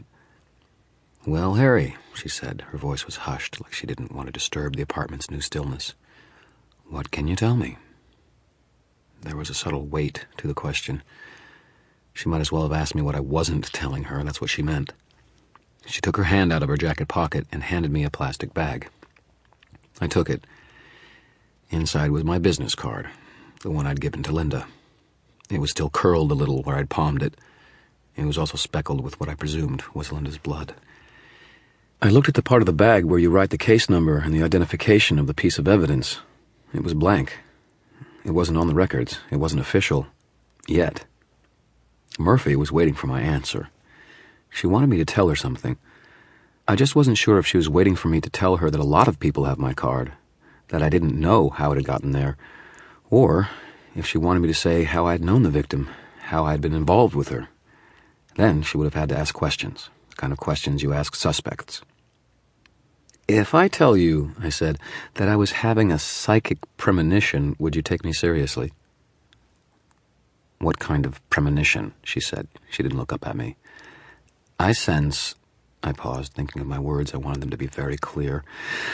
"I sense that this woman will have a police record, probably for possession of narcotics and solicitation. I sense that she used to work for the Velvet Room for Madame Bianca. I sense that she used to be close friends and lovers with Jennifer Stanton. I sense that if she had been approached yesterday and asked about those deaths, she would have claimed to know nothing." Murphy mulled over my words for a moment. "You know, Dresden," she said, her voice was tight, cool, furious. "If you had sensed these things yesterday, or maybe even this morning, it's possible that we could have talked to her. It's possible that we could have found out something from her. It's even possible..." And she turned to me and slammed me against the doorway with one forearm and the weight of her body, suddenly and shockingly hard. "It's even possible," she snarled, "that she'd be alive." She stared up at my face, and she didn't look at all like a cutesy cheerleader now. She looked like a mother wolf standing over a body of one of her cubs and getting ready to make someone pay for it. This time, I was the one to look away. "A lot of people have my card," I said. "I put them all over. I don't know how she got it." "God damn it, Dresden," she said. She stepped back from me and walked away toward the blood-stained sheets. "You're holding out on me. I know you are. I can get a warrant for your arrest. I can have you brought in for questioning." She turned back to me. "Someone's killed 3 people already. It's my job to stop them. It's what I do." I didn't say anything. I could smell the soap and shampoo from Linda Randall's bath. "Don't make me choose, Harry." Her voice softened, if not her eyes or her face. "Please." I thought about it. I could bring everything to her. It's what she was asking. Not half the story, not part of the information. She wanted it all. She wanted all the pieces in front of her so she could puzzle them together and bring in the bad guys. She didn't want to work the puzzle knowing that I was keeping some of the pieces in my pocket. What could it hurt? Linda Randall had called me earlier that evening. She had planned on coming to me, to talk to me. She was going to give me some information, and someone had shut her up before she could. I saw 2 problems with telling Murphy that. 1, she would start thinking like a cop. It wouldn't be hard to find out that Linda wasn't exactly a high-fidelity piece of equipment, that she had numerous lovers on both sides of the fence. What if she and I were closer than I was admitting? What if I'd used magic to kill her lovers in a fit of jealous rage and then waited for another storm to kill her too? It sounded plausible, workable, a crime of passion. Murphy had to know that the DA would have a hell of a time proving magic as a murder weapon, but if it had been a gun instead, it would have flown. The second problem, the one that worried me a lot more, was that there were already 3 people dead. If I hadn't gotten lucky and creative, there would have been 2 more dead people back at my apartment. I still didn't know who the bad guy was. Telling Murphy what little more I knew wouldn't give her any helpful information. It would only make her ask more questions, and she wanted answers. If the voice in the shadows knew that Murphy was heading the investigation to find him and was on the right track, he would have no qualms about killing her too. There was nothing she could do to protect herself against it. She may have been formidable to your average criminal, but not all the Aikido in the world could do her any good against a demon. Then, too, there was the White Council. Men like Morgan and his superiors, secure in their own power, arrogant and considering themselves above authority of any laws but their own, wouldn't hesitate to remove one police lieutenant who had discovered the secret world of the White Council. I looked at the blood-stained sheets and thought of Linda's corpse. I thought of Murphy's office and what it would look like with her sprawled on the floor, her heart torn from her chest, or her throat torn out by some creeping thing from beyond. "Sorry, Murph," I said. My voice came out in a rasping whisper. "I wish I could help you. I don't know anything useful." I didn't try to look up at her, and I tried to hide that I was lying. I sensed, more than saw, the hardening around her eyes, the little lines of hurt and anger. I'm not sure if it was a tear that fell, or if she really just raised a hand to brush back some of her hair.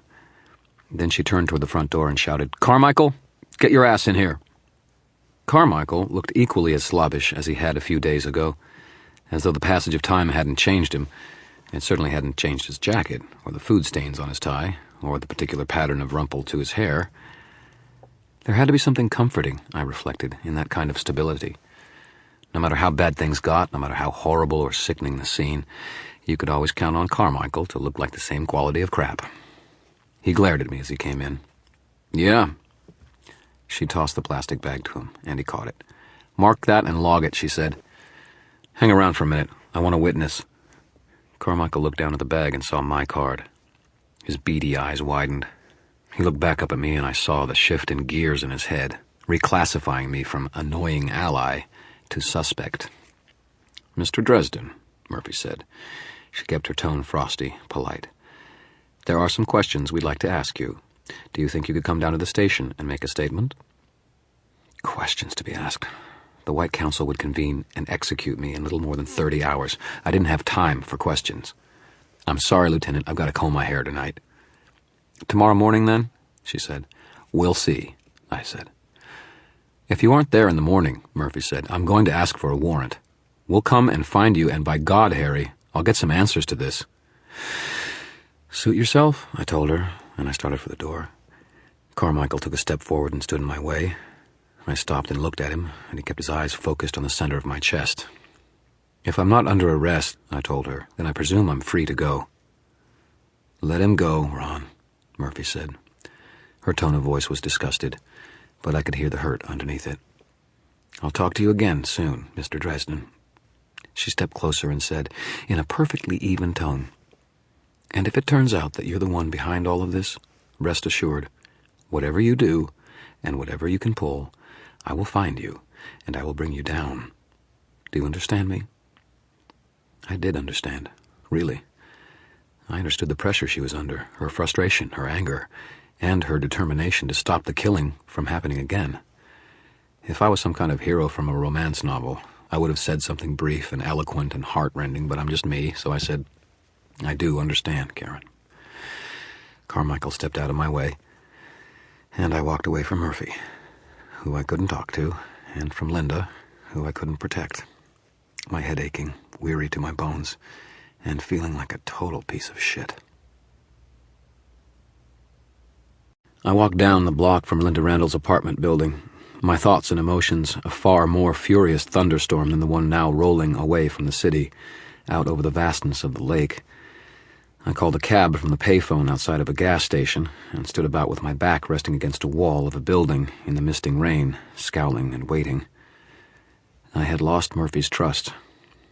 It didn't matter that I had done what I had done to protect both her and myself. Noble intentions meant nothing. It was the results that counted. And the results of my actions had been telling a bald-faced lie to one of the only people I could come close to calling a friend. And I wasn't sure that even if I found the person or persons responsible, even if I worked out how to bring them down, even if I did Murphy's job for her, that what had happened between us would ever be smoothed over. My thoughts were on that topic and similar issues of doom and gloom, when a man with a hat pulled low over his face began to walk past me, stopped halfway, turned, and drove his fist into my belly. I had time to think, not again, and then he struck me a second and a third time. Each blow drove into my guts, thrust me back against the unyielding wall, made me sick. My breath flew out of my mouth in a little strangling gasp, and even if I'd had a spell already in mind, I wouldn't have had the breath to speak it. I sort of sagged when he stopped hitting me, and he threw me to the ground. We were at a lit gas station just before midnight on a Friday night, and anything he did was in full view of any of the cars going by. Surely God, he didn't plan on killing me, though for a moment I was too tired and achy to care. I lay there for a moment, dazed. I could smell my attacker's sweat and cologne. I could tell it was the same person who had jumped me the night before. He grabbed my hair, jerked my head up, and, with an audible snip of steel scissors, cut off a big lock of my hair, then let me go. My blood went cold. My hair. The man had cut off my hair. It could be used in almost any kind of magic, any kind of deadly spell, and there wouldn't be a damn thing I could do about it. The man turned to start away, walking quickly but not running. In a flood of panic and desperation, I leapt at his leg, got him around the knee, and yanked hard. I heard a distinctive little pop, and the man screamed, "Son of a bitch!" and fell heavily to earth. One fist, one very large and knob-knuckled fist, was clutched around my hair. I tried to suck in a breath and leapt for that hand. My attacker's hat had fallen off, and I recognized him, one of Johnny Marconi's men who had followed me from the hotel on Thursday afternoon, the one who had begun limping after jogging after me for several blocks. Apparently Gimpy had a trick knee, and I had just made a jump through its hoop. I grabbed onto his wrist and held on with both hands. I'm not a particularly strong man, but I'm made out of wire and stubborn as hell. I curled up around his waist and hung on, trying to pry the thick fingers. Gimpy tried to jerk his arm away. He was carrying a lot of muscle on that arm, but it wasn't enough to move the weight of my whole body. He shoved at me with his other arm, trying to push me off of him, then started pounding on me with one fist. "Let go of me, damn it!" Gimpy shouted. "Get off me!" I hunched my head down, my shoulders up, and hung on. If I could dig my thumbs into his tendons for long enough, his hand would have to come open, no matter how strong he was. I tried to imagine his wrist as Play-Doh, and my thumbs as solid steel pushing into him, and held on for everything I was worth. I felt his fingers start to loosen. I could see the dark, thin strands of my hair. "Jesus Christ!" someone shouted. "Hey, Mike, come on!" There were running footsteps. And then a couple of young guys dressed in jogging suits and sneakers came over and dragged me off Gimpy. I screamed incoherently as my hands slipped from Gimpy's wrist. Some of my hair spilled out onto the wet concrete, but more stayed in his grip as his fingers closed over it. "Easy, man, easy," one of the guys was saying as they dragged me off. "Take it easy." There wasn't any use struggling against the pair of them. Instead, I dragged in a breath and managed to gasp, "Wallet! He's got my wallet!" Considering the way I was dressed, compared to Gimpy's suit and coat, that was one lie that was never going to get off the ground. Or at least it wouldn't have if Gimpy hadn't turned and started hurrying away. The two men let me go, confused. Then, taking the cautious route, they started away, walking hurriedly towards their car. I struggled to my feet and after Gimpy, wheezing like a leaky accordion. Gimpy headed across the street to a car and was already in it and leaving by the time I got there. I shambled to a halt in a cloud of his exhaust and stared dully after his taillights as he drove off into the misting rain. My heart pounded in my chest and didn't slow down even after I recovered my breath. My hair. Johnny Marconi now has a lock of my hair. He could give it to someone who used magic and use it to do whatever they damn well pleased to me. They could use my hair to tear out my heart from my chest, rip it right out like they had done to Jennifer Stanton and Tommy Tom and poor Linda Randall.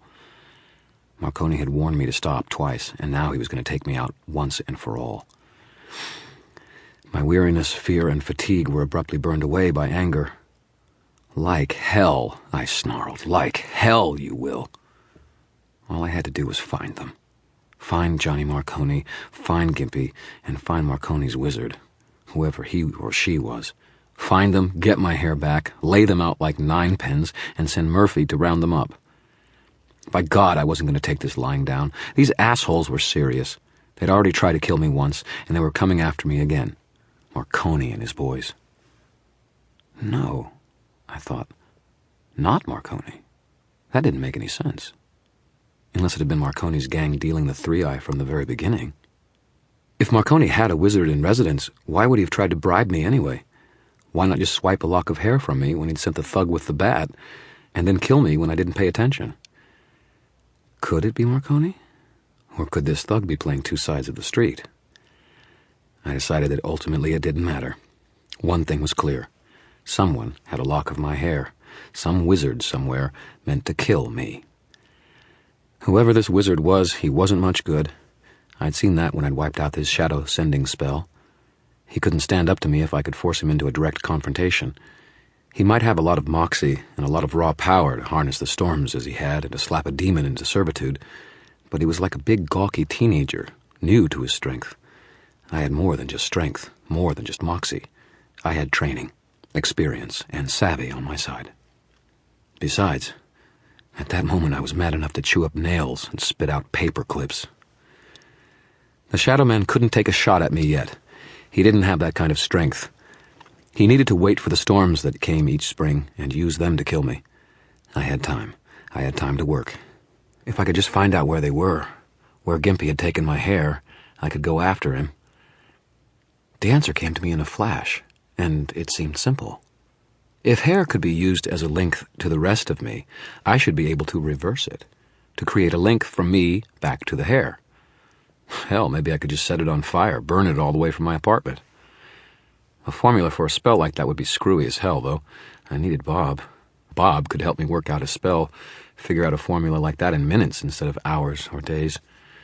I grimaced. Bob was gone, and would be for another 24 hours.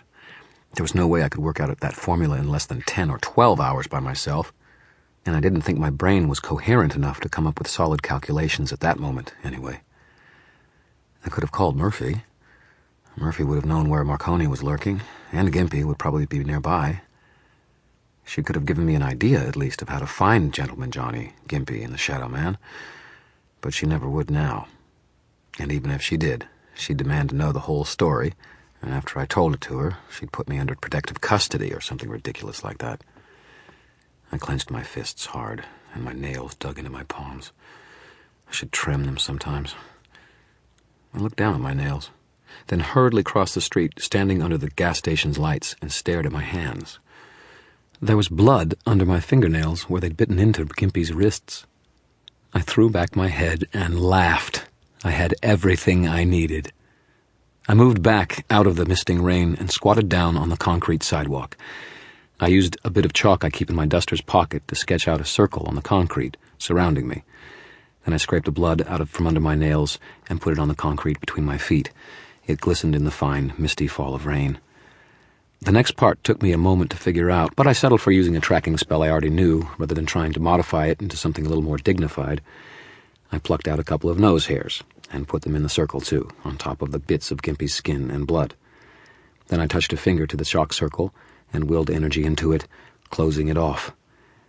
I gathered up my energy from my anger, my renewed fear, my aching head and queasy stomach, and hurled it into a spell. Segui votro testatum. There was a rush of energy that focused on my nostrils and made me sneeze several times in a row. Then it came up to me, quite strongly, the scent of Gimpy's cologne. I stood up and opened the circle again with a swipe of my foot and walked out of it. I turned in a slow circle all the way around. Gimpy's scent came to me strongly from the southwest, out towards some of the richer suburbs of Chicago. I started to laugh again. I had this son of a bitch. I could follow him back to Marconi, or whoever he was working for, but I had to do it now. I had enough blood to make it last long. "Hey, buddy, The cabbie leaned out the window and glared at me, the engine running at an idle, the end of his cheroot glowing orange. I stared at him for a second. "What?" He scowled. "What, are you deaf? Did someone call for a cab?" I grinned at him, still angry, still a little lightheaded, still eager to go kick Gimpy and the Shadow Man's teeth in. I did. "Why do I get all the nuts?" he said. "Get in." I did, closing the door behind me. He eyed me suspiciously in the mirror and said, "Where to?" "2 stops," I told him. I gave him my apartment's address and sat back in the seat, my head automatically drawn towards the southwest, towards where the men who wanted to kill me were. "That's 1, he said. "Where's number 2? I narrowed my eyes. I needed a few things from my apartment. My talismans, my blasting rod, my staff, a fetish that should be vital.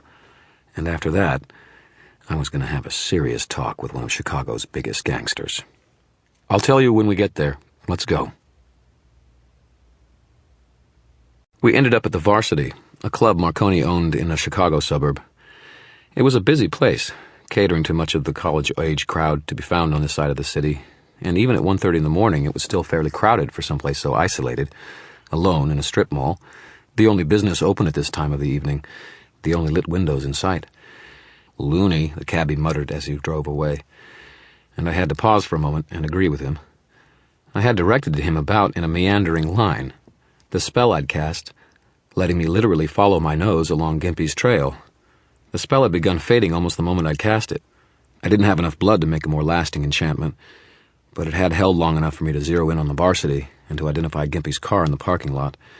I walked past the windows, and sure enough, in a large circular booth in the back, I saw Johnny Marconi, the bull-necked Mr. Hendricks, Gimpy, and Spike sitting together and talking. I ducked out of sight in a hurry before one of them noticed me. Then I walked back into the parking lot to consider exactly what I had at my disposal. A bracelet on each wrist, a ring, my blasting rod, my staff. I thought of all the subtle and devious means by which I might tilt the situation into my favor. Clever illusions, convenient faltering of electricity or water, a sudden invasion of rats or cockroaches.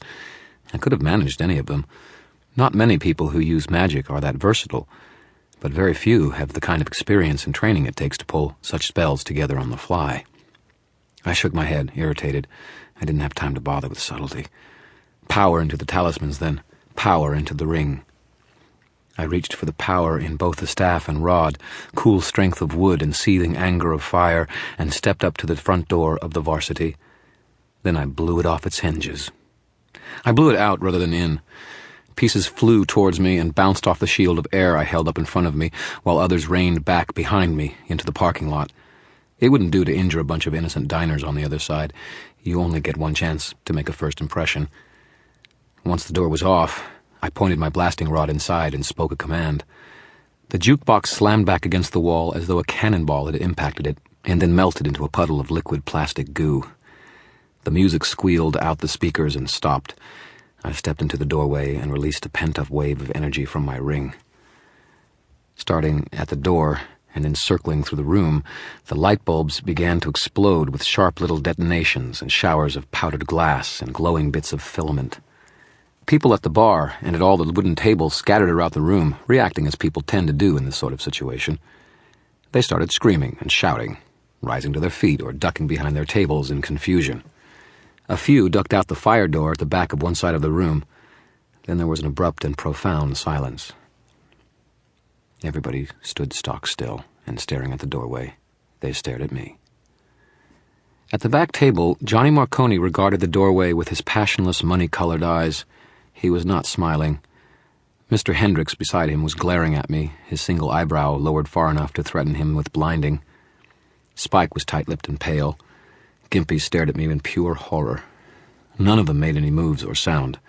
I guess seeing a wizard cut loose can do that to you. Little pig, let me in," I said into the silence. I planted my staff on the ground and narrowed my eyes at Marconi. "I'd really like to talk to you for a minute, John." Marconi stared at me for a moment, and then his lips twitched up at the corners. "You have a singular manner of persuasion, Mr. Dresden." He stood up and spoke aloud to the room, without ever taking his eyes off me. He must have been angry, but the icy exterior concealed it. "Ladies and gentlemen, the Varsity is closing early, it would seem. Please make an orderly exit through the door nearest you. Don't worry about your bills. Mr. Dresden, if you would step out of the doorway and allow my customers to leave. I stepped out of the doorway. The place cleared out fast. Customers and staff alike, leaving me alone in the room with Marconi, Hendricks, Spike, and Gimpy. None of them moved as they waited for the customers and witnesses to leave. Gimpy started sweating. Hendricks' expression never changed. The big man was as patient as a mountain lion, ready to leap out on an unsuspecting deer. I want my hair back, I said, as soon as the last college-age couple had hustled out the door. Beg pardon, Marconi said, his head tilted to one side, and he seemed genuinely puzzled. You heard me, I said. This piece of trash of yours, I swung my blasting rod and pointed it at Gimpy, just jumped me outside a gas station across town and cut off some of my hair. I want it back. I'm not going out like Tommy Tom did. Marconi's eyes abruptly shone with a terrible, cold, money-colored anger, and he turned his head deliberately to Gimpy. Gimpy's broad face went a bit more pasty. He blinked a trickle of sweat out of his eyes. I don't know what he's talking about, boss. Marconi's gaze never wavered. I presume, Mr. Dresden, he said, that you have some kind of proof. Look at his left wrist, I said. He's got several fingernail marks on the skin where I grabbed him. Marconi nodded, those cold tiger's eyes on Gimpy's, and said, almost gently, Well? He's lying, boss, Gimpy protested. He licked at his lips. Hey, I got some fingernail marks from my girl. He knew that. You know what you said. He's for real, knows things. The pieces of the puzzle fell in place. Whoever killed Tommy Tom knows that I'm on his trail, I said. Your rival, whoever it is selling the 3-eye. Gimpy here must have gotten a sweet deal from him to turn on you. He's been providing your rival with information all along, running errands for him. Gimpy couldn't have played a game of poker to save his life. He stared at me in horror, shook his head in protest. There's an easy way to settle this, Marconi said, his voice smooth and even. Lawrence, show me your wrist. He's lying, boss, Gimpy Lawrence said again, but his voice was shaking. He's just trying to mess with your head. Lawrence, Marconi said, his tone a gentle reproof of a parent to a child. Gimpy Lawrence knew that it was over. I saw the desperate decision in his face before he actually moved. Liar! He howled at me. He got up, lifted his hand from underneath the table. I had time to realize he had a revolver, virtually a twin to my own .38, in his fist, and started shooting. Several things happened at the same time. I lifted my hand, focusing my will on the bracelet of tiny medieval-style shields around my left wrist, and hardened the protective energies around me. Bullets hammered against it with whining noises, striking sparks in the near dark of the restaurant. Spike leapt clear of the table, staying low, a small Uzi-style automatic now in his hand. Hendricks was more ruthless and direct, reacting with the mindlessly violent instincts of a savage. With one hand, the big bodyguard hauled Marconi back, putting his own bulk between the mob boss and Gimpy Lawrence. With the other hand, he produced a compact semi-automatic. Gimpy Lawrence turned his head and saw Hendricks and his gun. He panicked, turning his own weapon toward the larger man. Hendricks shot him with a ruthless efficiency. 3 sharp clips of sound, 3 flashes of muzzle light. The first 2 shots hit Gimpy in the middle of the chest, driving him back a pair of steps. The third hit him right over the right eyebrow, jerked his head back, and toppled him to the ground. Gimpy Lawrence had dark eyes, like mine. I could see them. His head was turned toward me as he lay there on the floor. I saw him blink once. Then the lights went out of them, and he was gone. I stood there for a moment, stunned. Grand entrance or not, this wasn't what I wanted to happen. I didn't want to kill anyone. Hell, I didn't want anyone to die. Not me and not them. I felt sick. It had been some sort of game. A macho contest of showmanship I had been determined to win. All of a sudden, it wasn't a game anymore, and I just wanted to walk away from it alive. We all stood there, no one moving. Then Marconi said from beneath Hendricks, I wanted him alive. He could have answered several questions first. Hendricks frowned and got up off Marconi. Sorry, boss. That's all right, Mr. Hendricks. Better to err on the side of caution, I suppose. Marconi stood up, straightened his tie, and then went and knelt by the body. He felt the man's throat, then wrist, and shook his head. Lawrence, Lawrence, I would have paid you twice what they offered you, if you'd just come to me with it. You never were very smart, were you? Then his face showed no more emotion than it had the entire evening. Marconi peeled back Gimpy Lawrence's left sleeve and studied the man's wrist. He frowned and lowered the arm again, his expression pensive.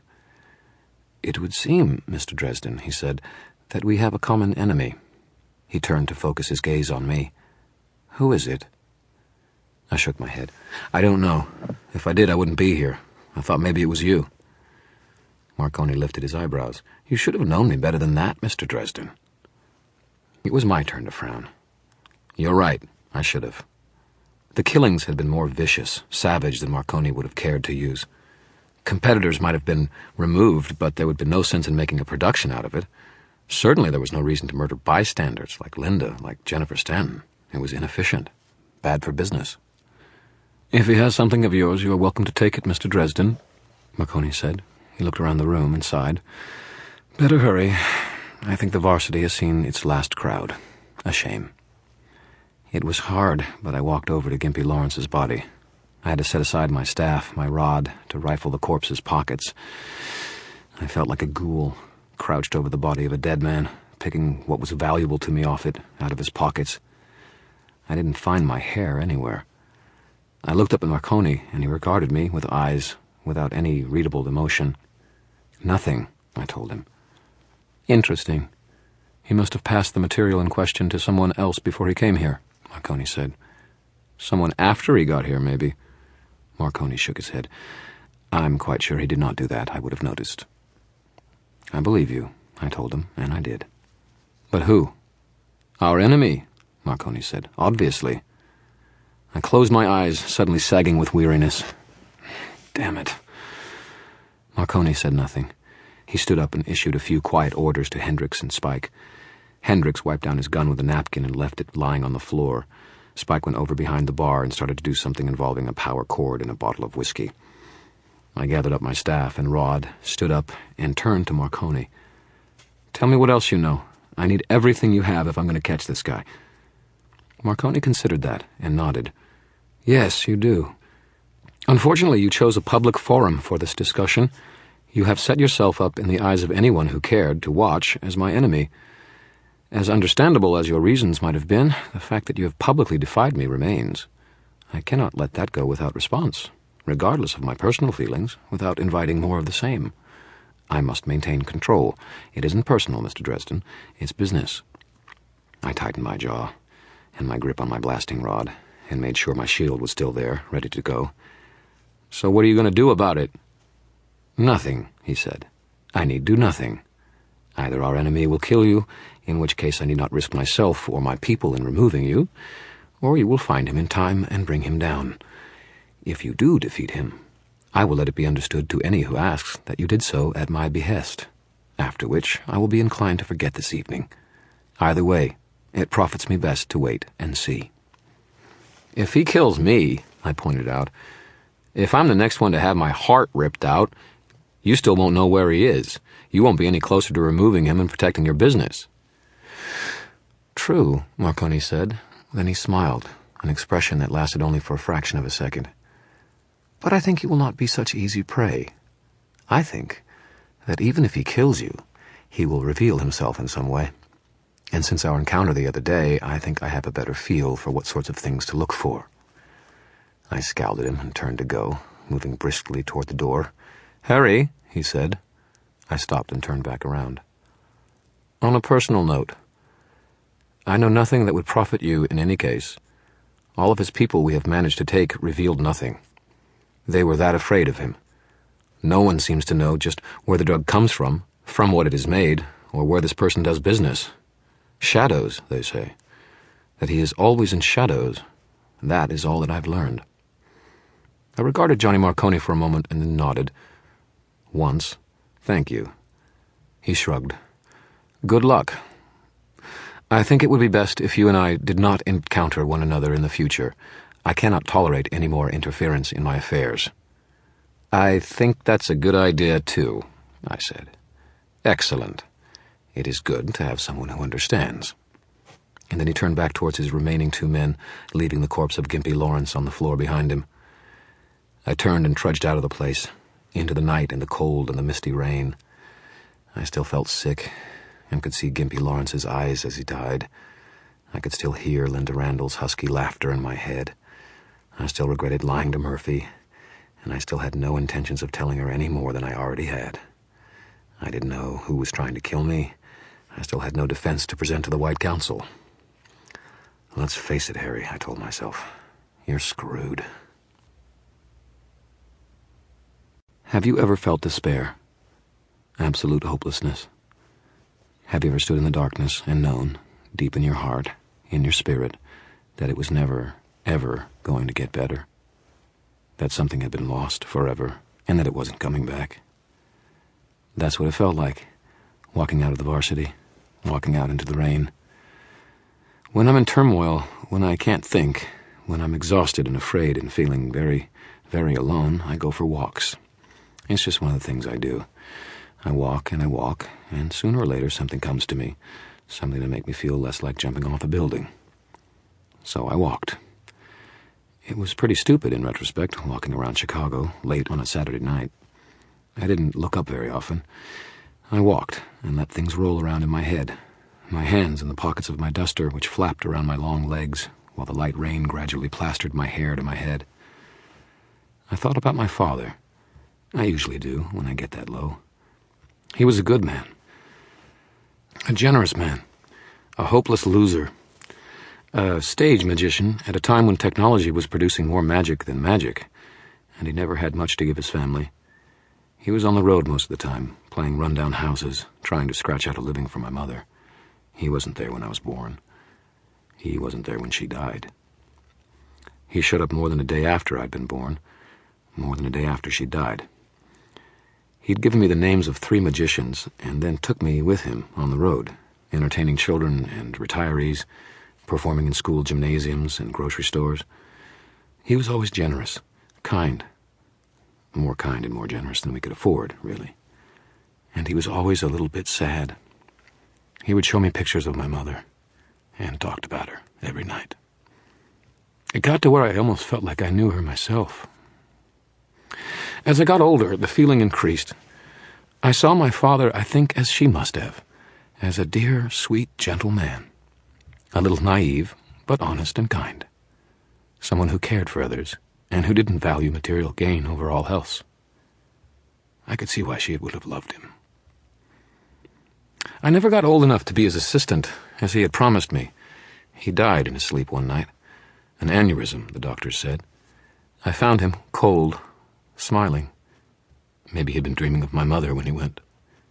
And as I looked at him, I suddenly felt, for the very first time in my life, utterly, entirely alone. That something was gone and would never return. That a little hole had been hollowed out inside of me that wasn't ever going to be filled again. And that was how I felt that rainy spring night in Chicago, walking along the streets, my breath pluming into steam, my right boot creaking with every step, dead people occupying all of my thoughts. I shouldn't have been surprised, I suppose, when after hours of walking, my steps carried me back to Linda Randall's apartment. The police were all gone now, the lights all off, all the gawking neighbors cozy in their beds again. It was quiet in the apartment complex. Dawn wasn't brushing the sky, but somewhere, on a window ledge or a rooftop nest, a bird was twittering. I was at the end of my strength and resources. I hadn't thought of anything, hadn't come up with any brilliant ideas. The killer was going to get a spell together to kill me the next time he had a storm to draw on, and from the way the air felt, that could be any time. If he didn't kill me, Morgan would certainly have the White Council set to execute me at dawn on Monday. The bastard was probably out lobbying votes already. If the matter came before the council, I wouldn't stand a chance. I leaned against the door to Linda's apartment. It was striped with "Police Line, Do Not Cross," yellow and black tape. I didn't really realize what I was doing until I'd already worked a spell that opened the door, unfastened the lowest strip of yellow tape, and walked into her apartment. This is stupid, Harry, I told myself. I guess I wasn't in the mood to listen. I walked around Linda's apartment, smelling her perfume and her blood. They hadn't come to clean up the blood yet. The apartment manager would probably have to handle that later. They never really show you the details like that at the movies. I eventually found myself lying on the floor, on the carpeting next to Linda Randall's large bed. I was curled on my side, my back to her bed. my face toward the sliding glass doors that led out to her little concrete patio. I didn't feel like moving, like going anywhere, like doing anything. Useless. It had all been useless. I was going to die in the next 2 days. The worst part was that I wasn't even sure that I cared. I was just too tired, exhausted from all the magic I'd had to use, from the walking, from the bruises and punches and lack of sleep. It was dark. Everything was dark. I think I must have fallen asleep. I needed it after everything that had happened. I don't remember anything else until the sun was too bright in my eyes. I blinked and lifted my hand against the light, keeping my eyes closed. Mornings had never been my best time, and the sun had risen above the tops of the buildings across the street. Cheerful springtime sunshine that dashed down through Linda Randall's curtains, through my eyelids and into my brain. I grumbled something and rolled over, face to the cool darkness under Linda's bed, back to the warm sunlight. But I didn't go back to sleep. Instead, I started getting disgusted with myself. "What the hell are you doing, Harry?" I demanded out loud. "Laying down to die," I told myself, petulantly. "Like hell," my wiser part said. "Get off the floor and get to work." "I don't want to. I'm tired. Go away." "You're not too tired to talk to yourself, so you're not too tired to bail your ass out of the alligators either. Open your eyes," I told myself firmly. I hunched my shoulders, not wanting to obey, but against my better judgment, I did open my eyes. The sunlight had turned Linda Randall's apartment into an almost cheery place, overlaid with a patina of gold, empty still, to be sure, but warm with a few good memories. I saw a high school yearbook lying nearby. Underneath the bed, several photographs serving as bookmarks. There was also a framed picture of a much younger Linda Randall, smiling brightly.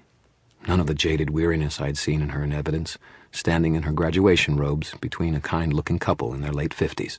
Her parents, I presumed. She looked happy.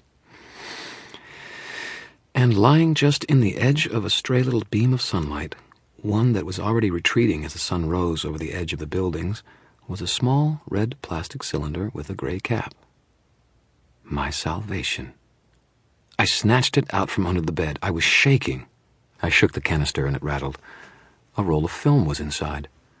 I opened up the canister and dumped the film into my hand. The plastic leader had been retracted into the case. There were pictures on the film, but they hadn't been developed yet.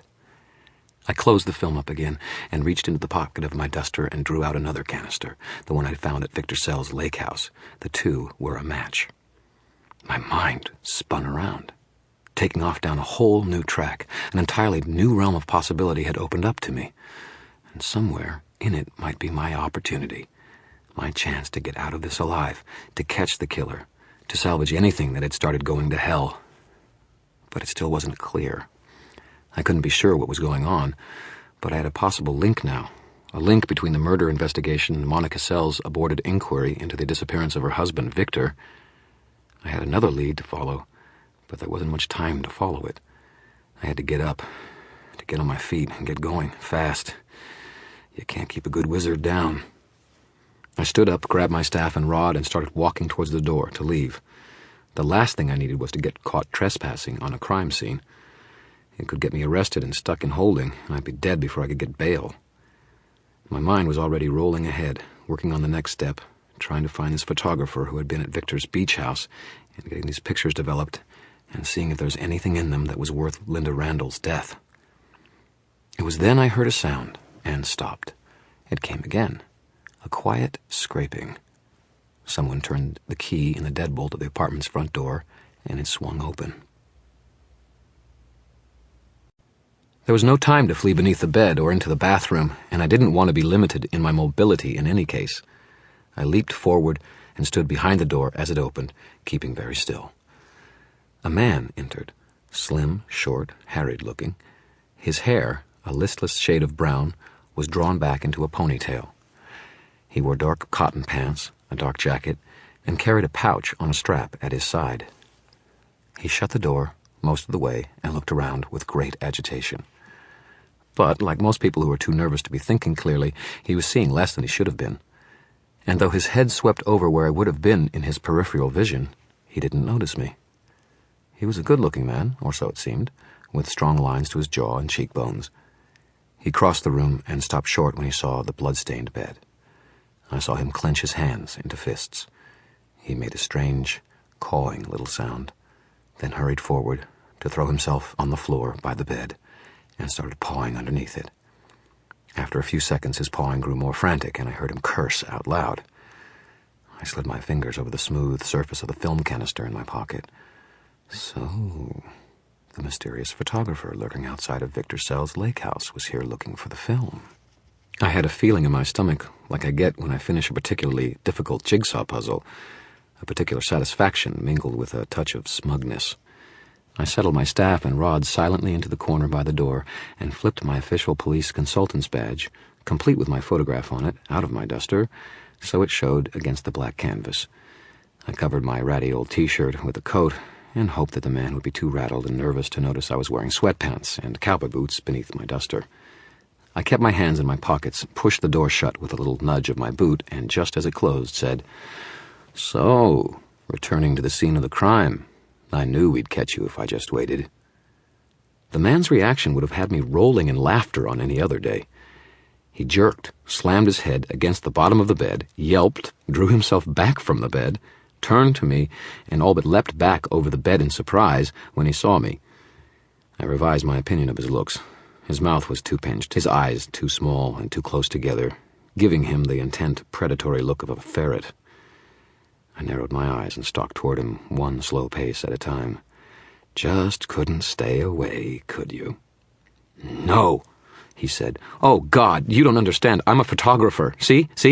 He fumbled with the cases at his side and produced a camera from it. "Taking pictures. For the papers. That's what I'm doing here. Just trying to get a good look around." "Save it," I told him. "We both know you aren't here to take pictures. You were looking for this." And I pulled the film canister out of my pocket, held it up, and showed it to him. His babbling stopped, and he stood stock still, staring at me. Then, at the canister, he licked his lips and started trying to say something. "Who are you?" I asked. I kept my voice gruff, demanding. I tried to think of what Murphy would sound like if I was downtown with her right now, waiting for her to ask me questions. Wise, Donnie Wise," he swallowed, staring at me. "Am I in some kind of trouble?" I narrowed my eyes at him and sneered. "We'll see about that. Do you have any identification?" Sure, yeah." "Let me see it." I speared him with a glance and added, slowly.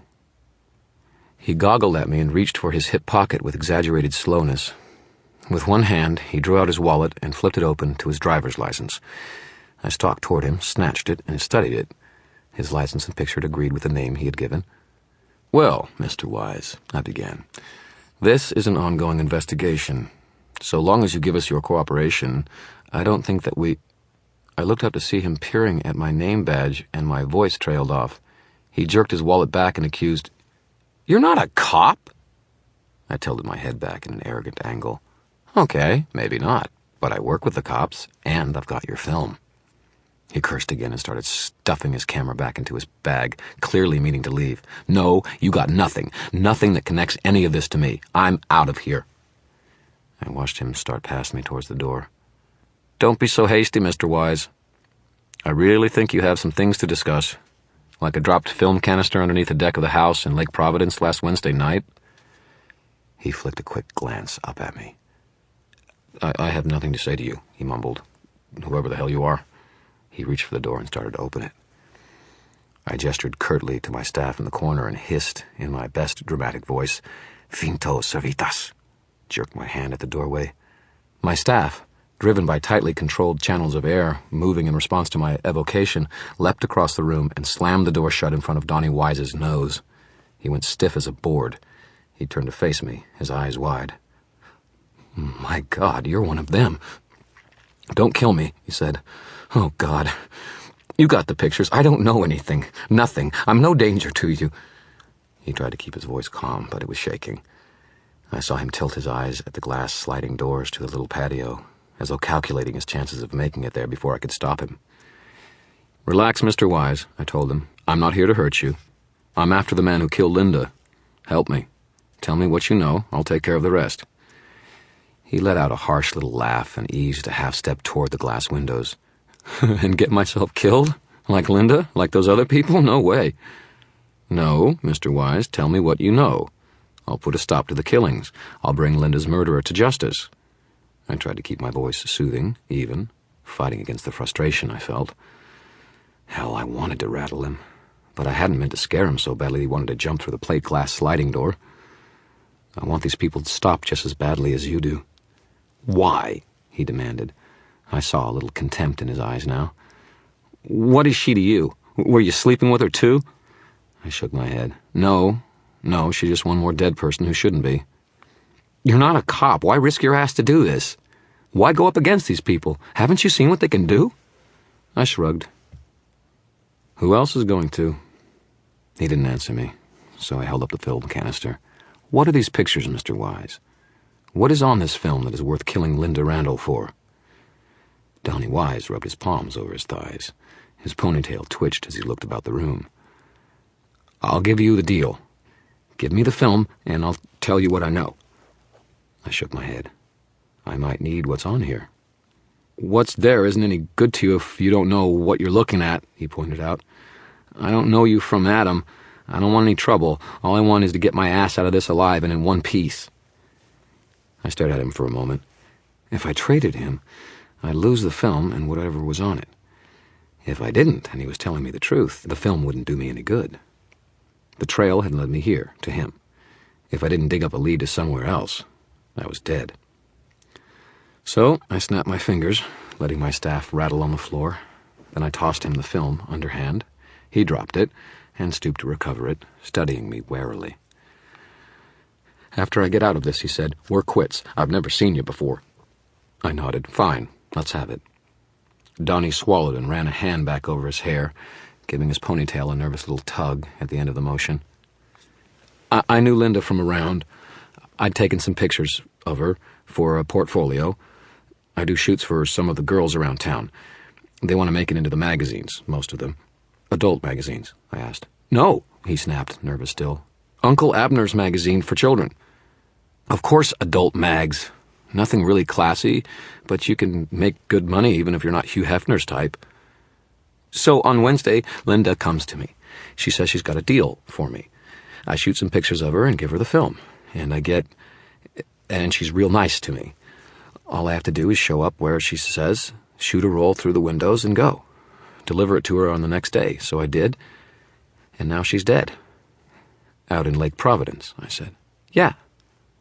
What did you see there? I asked. And Donnie Wise shook his head, his eyes drawn past me to the bed again. Linda, some other people, no one I knew, they were having some kind of party, all candles and stuff. It was storming like hell, a lot of thunder and lightning, so I couldn't really hear them. I worried for a while about someone looking up and seeing me in the lightning, but I guess they were too busy. They were having sex, I said. No, he snapped. They were playing canasta. Yeah, sex. The real thing, not the fake stuff on a set. The real thing don't look as good. Linda, some other woman, 3 men. I shot my roll and got out. I grinned, but he didn't seem to have noticed the double entendre.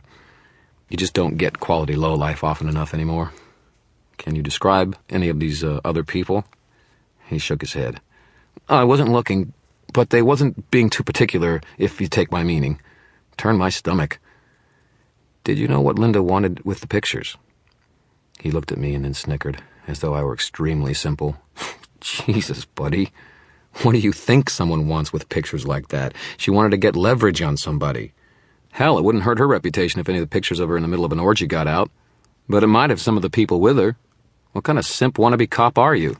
I ignored the question. What are you going to do with the film, Donnie? He shrugged. Trash it, probably. I saw his eyes flick from side to side, and I knew he was lying to me.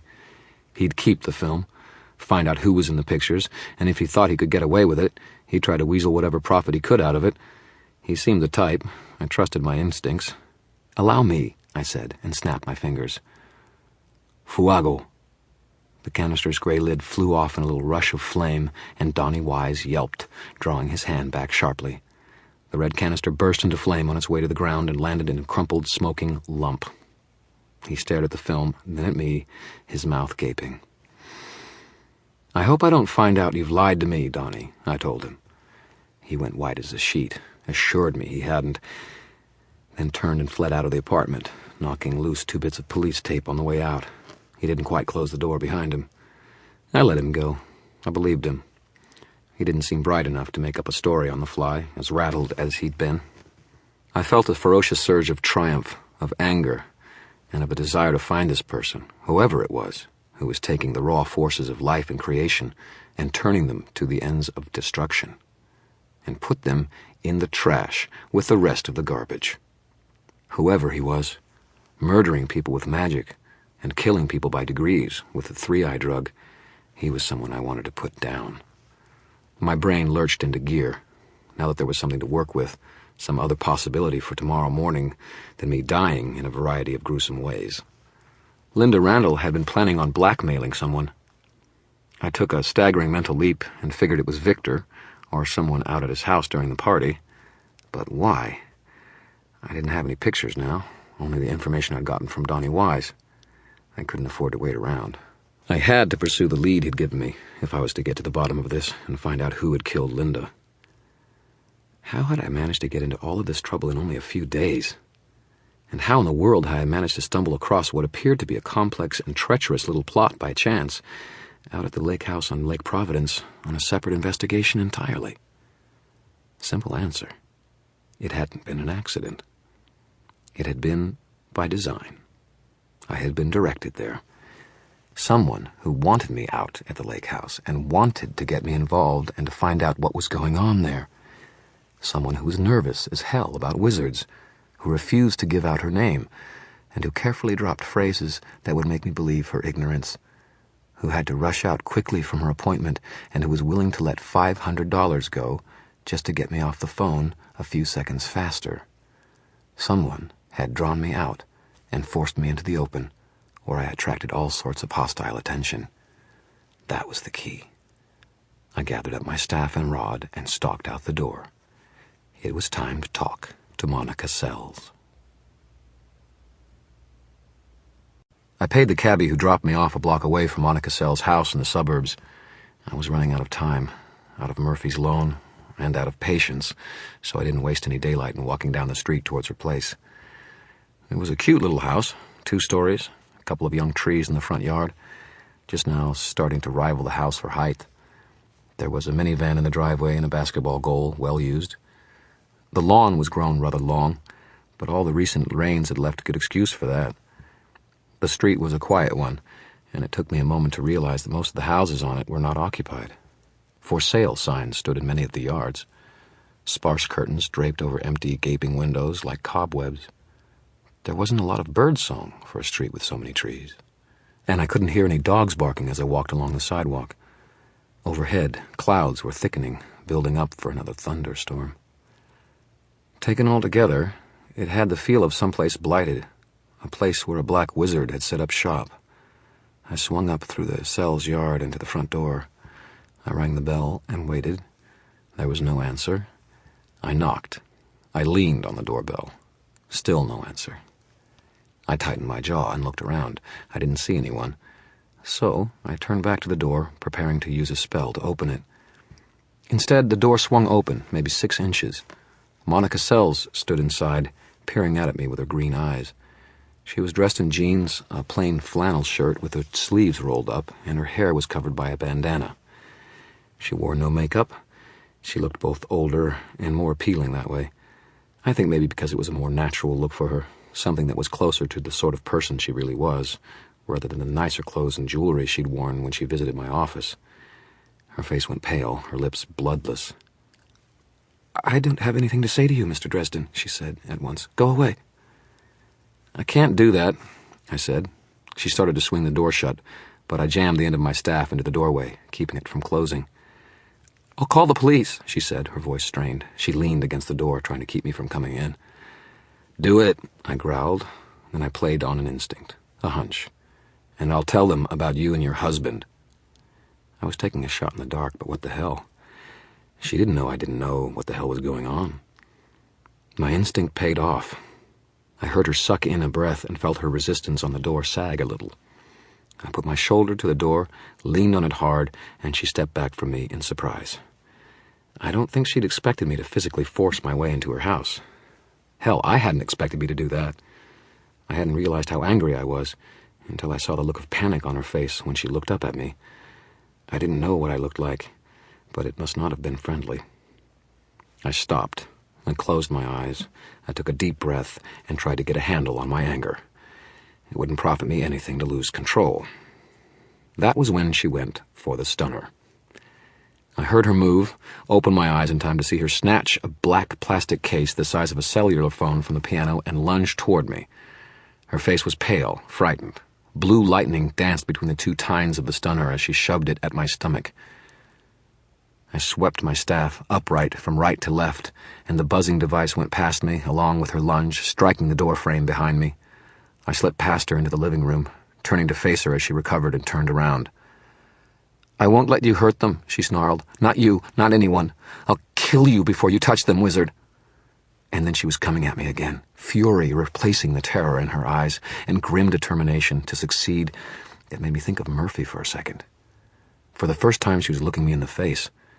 For the first time she forgot to keep her eyes averted from mine, and in that second I saw inside her. Things seemed to slow down for a moment.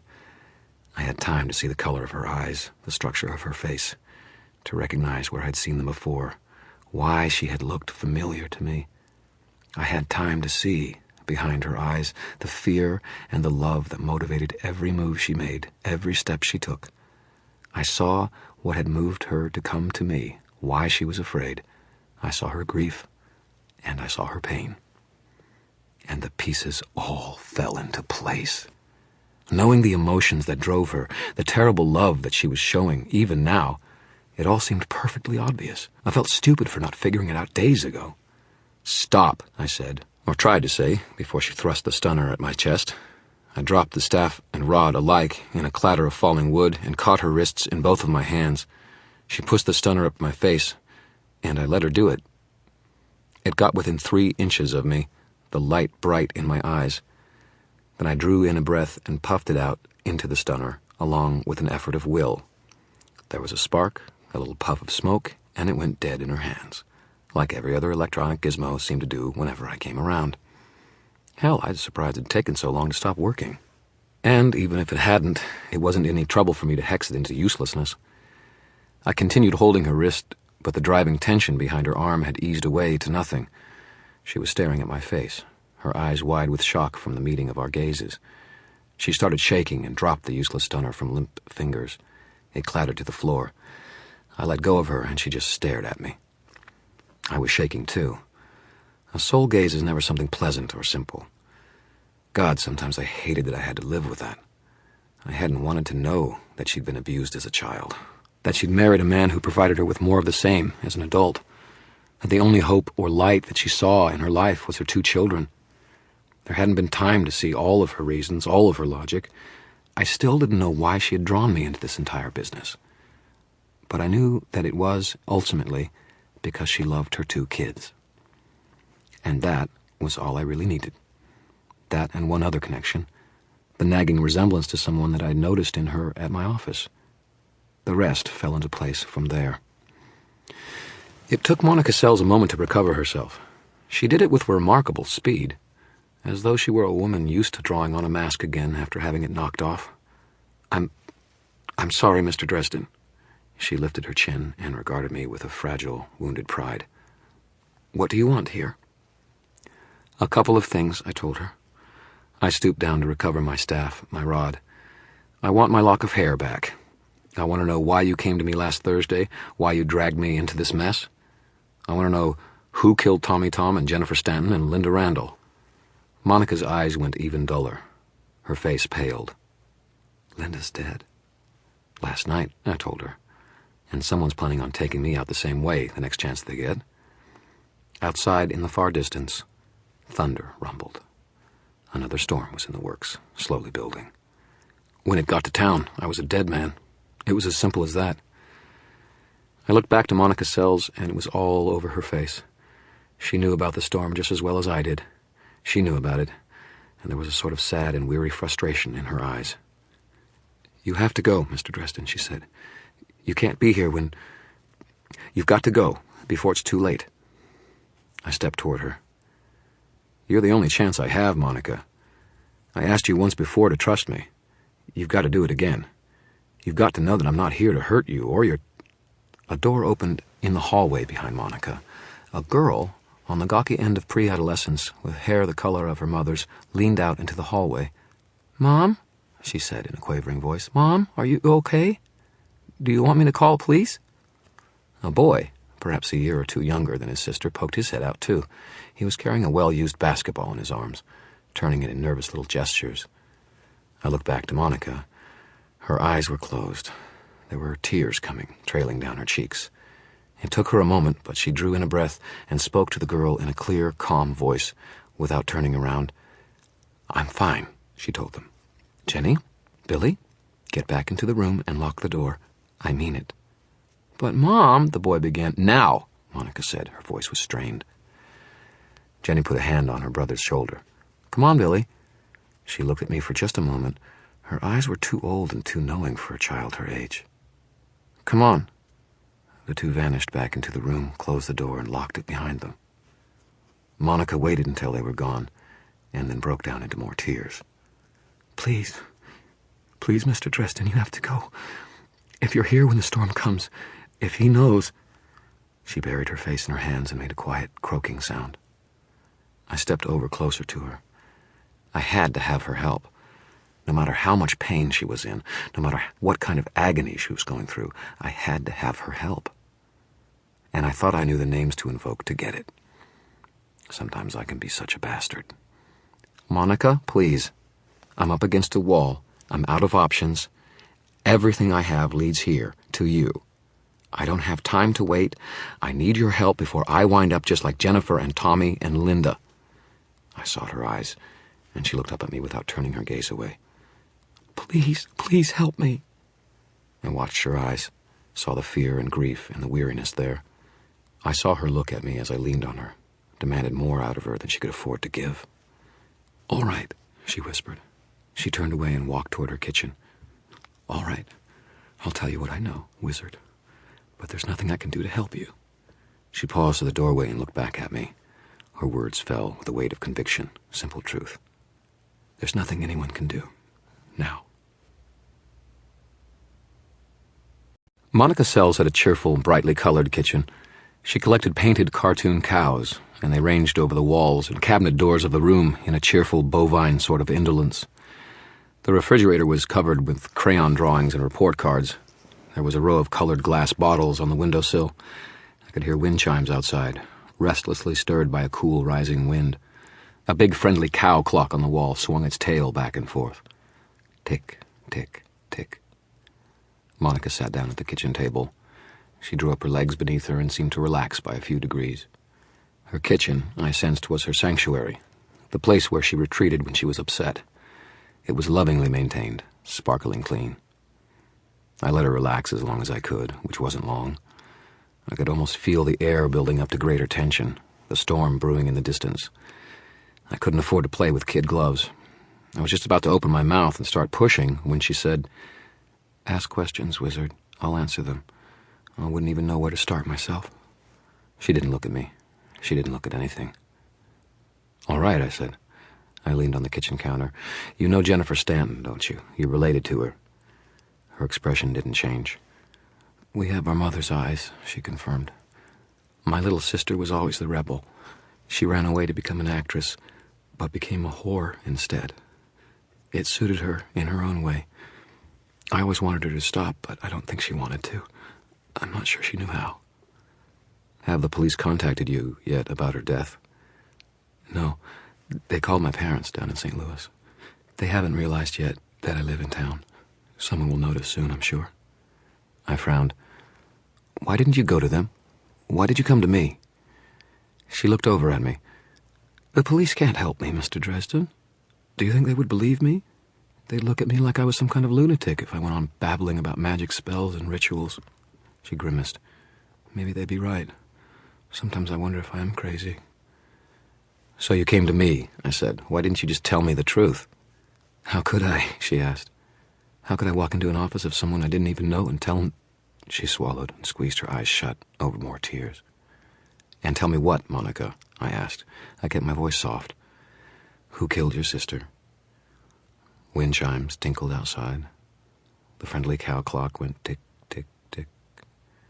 Monica Sells drew in a long, shuddering breath and closed her eyes. I saw her gathering up the frayed threads of her courage, knotting them as tightly as she could. I knew the answer already, but I needed to hear it from her. I needed to be sure. I tried to tell myself that it would be good for her to face such a thing, just to say it out loud. I wasn't sure I bought that. Like I said, I'm not a very good liar. Monica squeezed her hands into tight fists and said, God help me, God help me. It was my husband, Mr. Dresden. It was Victor." I thought she would dissolve into tears, but instead she just hunched tighter into her little defensive ball, as though she expected someone to start hitting her. "That's why you wanted me to find him," I heard myself say. "That's why you sent me to the lake house to look for him. You knew he was there. You knew that if you sent me out there, he would see me." My voice was quiet, not quite angry, but the words pounded around Monica Sells like sledgehammers, throwing up chips of concrete. She flinched from each of them. "I had to," she moaned. "God, Mr. Dresden, you don't know what it was like. And he was getting worse. He didn't start as a bad man, really, but he kept getting worse and worse, and I was afraid." "For your kids," I said. She nodded and rested her forehead on her knees, and then the words started spilling out of her. Slowly at first, and then in a greater and greater rush, as if she couldn't hold back the immense weight of them any longer. I listened. I owed it to her for walking all over her feelings, for forcing her to talk to me. "He was never a bad man, Mr. Dresden, you have to understand. He worked hard. He worked so hard for us to give us something better. I think it was because he knew that my parents had been so wealthy. He wanted to give me just as much as they could have, and he couldn't. It would make him so frustrated, so angry. Sometimes he would lose his temper, but it wasn't always so bad. He could be so kind sometimes, too. I thought that maybe the children would help him to stabilize. It was when Billy was about 4 that Victor found the magic. I don't know where. But he started getting obsessed with it. He brought home books and books, strange things. He put a lock on the door to the attic, and after dinner he'd vanish up there. Some nights he wouldn't come to bed. Some nights I could hear the things up there, voices, or things that weren't voices." She shuddered. "He started to get worse. He'd get angry, and things would happen. Little things. The drapes would catch on fire at one edge, or things would fly off the walls and break." She turned her haunted gaze toward her cute, tacky cows for a moment, as though assuring herself that they were still there. "He'd scream at us for no reason, or burst out laughing for no reason. He saw things I couldn't see. I thought he was going crazy." "But you never confronted him," I said quietly. She shook her head. "No, God forgive me, I couldn't. I had gotten used to being quiet, Mr. Dresden, to not making a fuss." She took a deep breath and continued. "Then one night he came to me and woke me up. He made me drink something. He told me that it would make me see, make me understand him, that if I drank, I would see the things he saw, that he wanted me to understand him, that I was his wife." This time she did start crying, tears that coursed silently down her cheeks through the corners of her mouth. Something else clicked solidly into place where I'd already thought it would go. "The 3-eye," I said. She nodded. "And I saw things, Mr. Dresden. I saw him." Her face screwed up and I thought she was going to vomit. I could sympathize. To have the third sight suddenly open to you like that, not knowing what it was, what was happening to you, to look at the man you had wed, who had given you children, and to see him for what he truly was, obsessed with power, consumed by greed. It had to have been hell. And it would remain with her, always. She would never find the memory fading, never find the comfort and solace of years putting a comfortable padding between her and the image of her husband as a monster. She continued, speaking in a low, hurried rush. "I wanted more, even when it was over, and though it was horrible, I wanted more. I tried not to let it show, but he could tell. He looked into my eyes, and he knew, Mr. Dresden, like you did just now. And he started to laugh, like he just won the lottery. He kissed me. He was so happy, and it made me sick. He started making more of the drug, but he could never make enough. It drove him berserk, furious, and then he started to realize that when he was angry, he could do more. He'd look for excuses to be angry. He'd drive himself into rages, but it still wasn't enough. She swallowed. That's when... I thought of the frightened pizza drivers and the fairy commentary on the human sporting. That's when he realized he could touch other people's emotions, too, I said. Use them to help power his magic. She nodded and curled herself in on herself. It was only me at first. He'd frighten me. And afterwards, I would be so exhausted. Then he found out that, for what he was doing, lust worked better. So he started looking around. For backers, investors, he called them. She looked up at me, her eyes pleading. Please, Mr. Dresden, you have to understand, it wasn't always so bad. There were moments that I could almost see him again, that I thought he was going to come back to us. I tried to look on her with compassion, but I wasn't sure I felt anything but fury. That someone, anyone, should treat his family that way, or anyone else for that matter. My feelings showed in my face because Monica quickly averted her eyes and huddled down in fear. She spoke in a hurried voice, as though to put off my rage, in the voice of a woman who has put off rage with desperate words more than once. He found the Becketts. They had money, and he told them that if they would help him, then he would help them get their vengeance on Johnny Marconi, for their daughter. They put their trust in him. They gave him all the money he needed. I thought of the Becketts and their lean, hungry faces. I thought of Mrs. Beckett's dead eyes. And he started the rituals, the ceremony. He said he needed our lust. Her eyes shifted left and right, and the sickened look on her face grew deeper. It wasn't so bad. He would close the circle, and all of a sudden, nothing mattered. Nothing but flesh. I would lose myself for a while. It was almost like an escape. She rubbed her hands on the leg of her jeans as if trying to wipe something foul off of it. But it wasn't enough. That's when he started talking to Jennifer. He knew what she did, that she would know the right kind of people, like her, like Linda. Linda introduced him to Marconi's man. I don't know his name, but Victor promised him something that was enough to bring him into the circle. I didn't have to go all the time then. Either Jenny or I would stay with the children. Victor made the drug. We started to make money. Things got better for a while. As long as I didn't think too much. Monica took a deep breath. That's when Victor started getting darker. He called demons. I saw them. He said he needed more power. He was hungry for it. It was horrible, like watching a starving animal forever pacing. And I saw him start looking at the children. Mr. Dresden. It made me afraid, the way he looked at them. Sometimes I knew. This time she buckled and doubled toward the floor with a groan. She shuddered and wept out of control. Oh, God, my babies.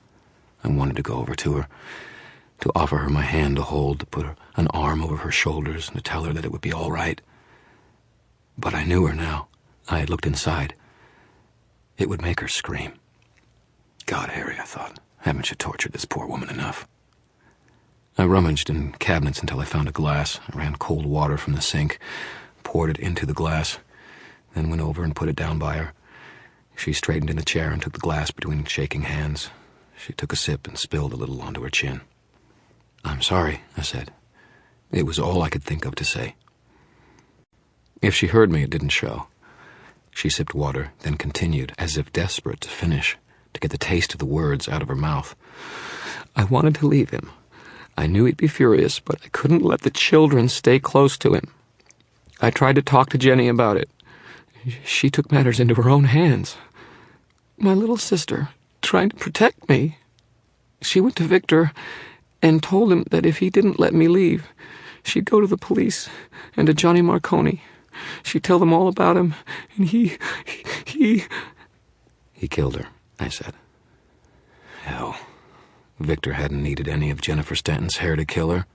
Any kind of sample of bodily fluids would have worked. With the ceremonies of lust that he'd been holding, he'd have ample opportunity to collect from poor Jennifer Stanton. Maybe he'd even had her bring him a sample from Tommy Tom. Or maybe Jennifer and Tommy Tom had just been too close, as they were making love, for the spell to affect just one of them when he killed them. He killed her, Monica confirmed. Her shoulders slumped with a sudden weariness. That's when I came to you, because I thought you might be able to see, be able to do something, before he hurt my babies, before he killed somebody else. And now Linda's dead too, and soon you, Mr. Dresden. You can't stop him. No one can. Monica, I said. She shook her head and curled up in a miserable little ball. Go, she said. Oh, God, please go, Mr. Dresden. I don't want to see it when he kills you, too. My heart felt like a lump of cold wax in my chest. I wanted so badly to tell her that everything would be all right. I wanted to dry her tears and tell her there was still joy in the world, that there was still light and happiness. But I didn't think she'd hear me. Where she was, there was nothing but endless, hopeless darkness, full of fear, pain, and defeat. So I did the only thing I could. I withdrew in silence and left her to her weeping. Perhaps it would help her start to heal. But to me, it only sounded like pieces of glass falling from a shattered window. As I walked toward the front door, a little motion to the left caught my eye. Jenny Sells stood in the hallway like a silent wraith.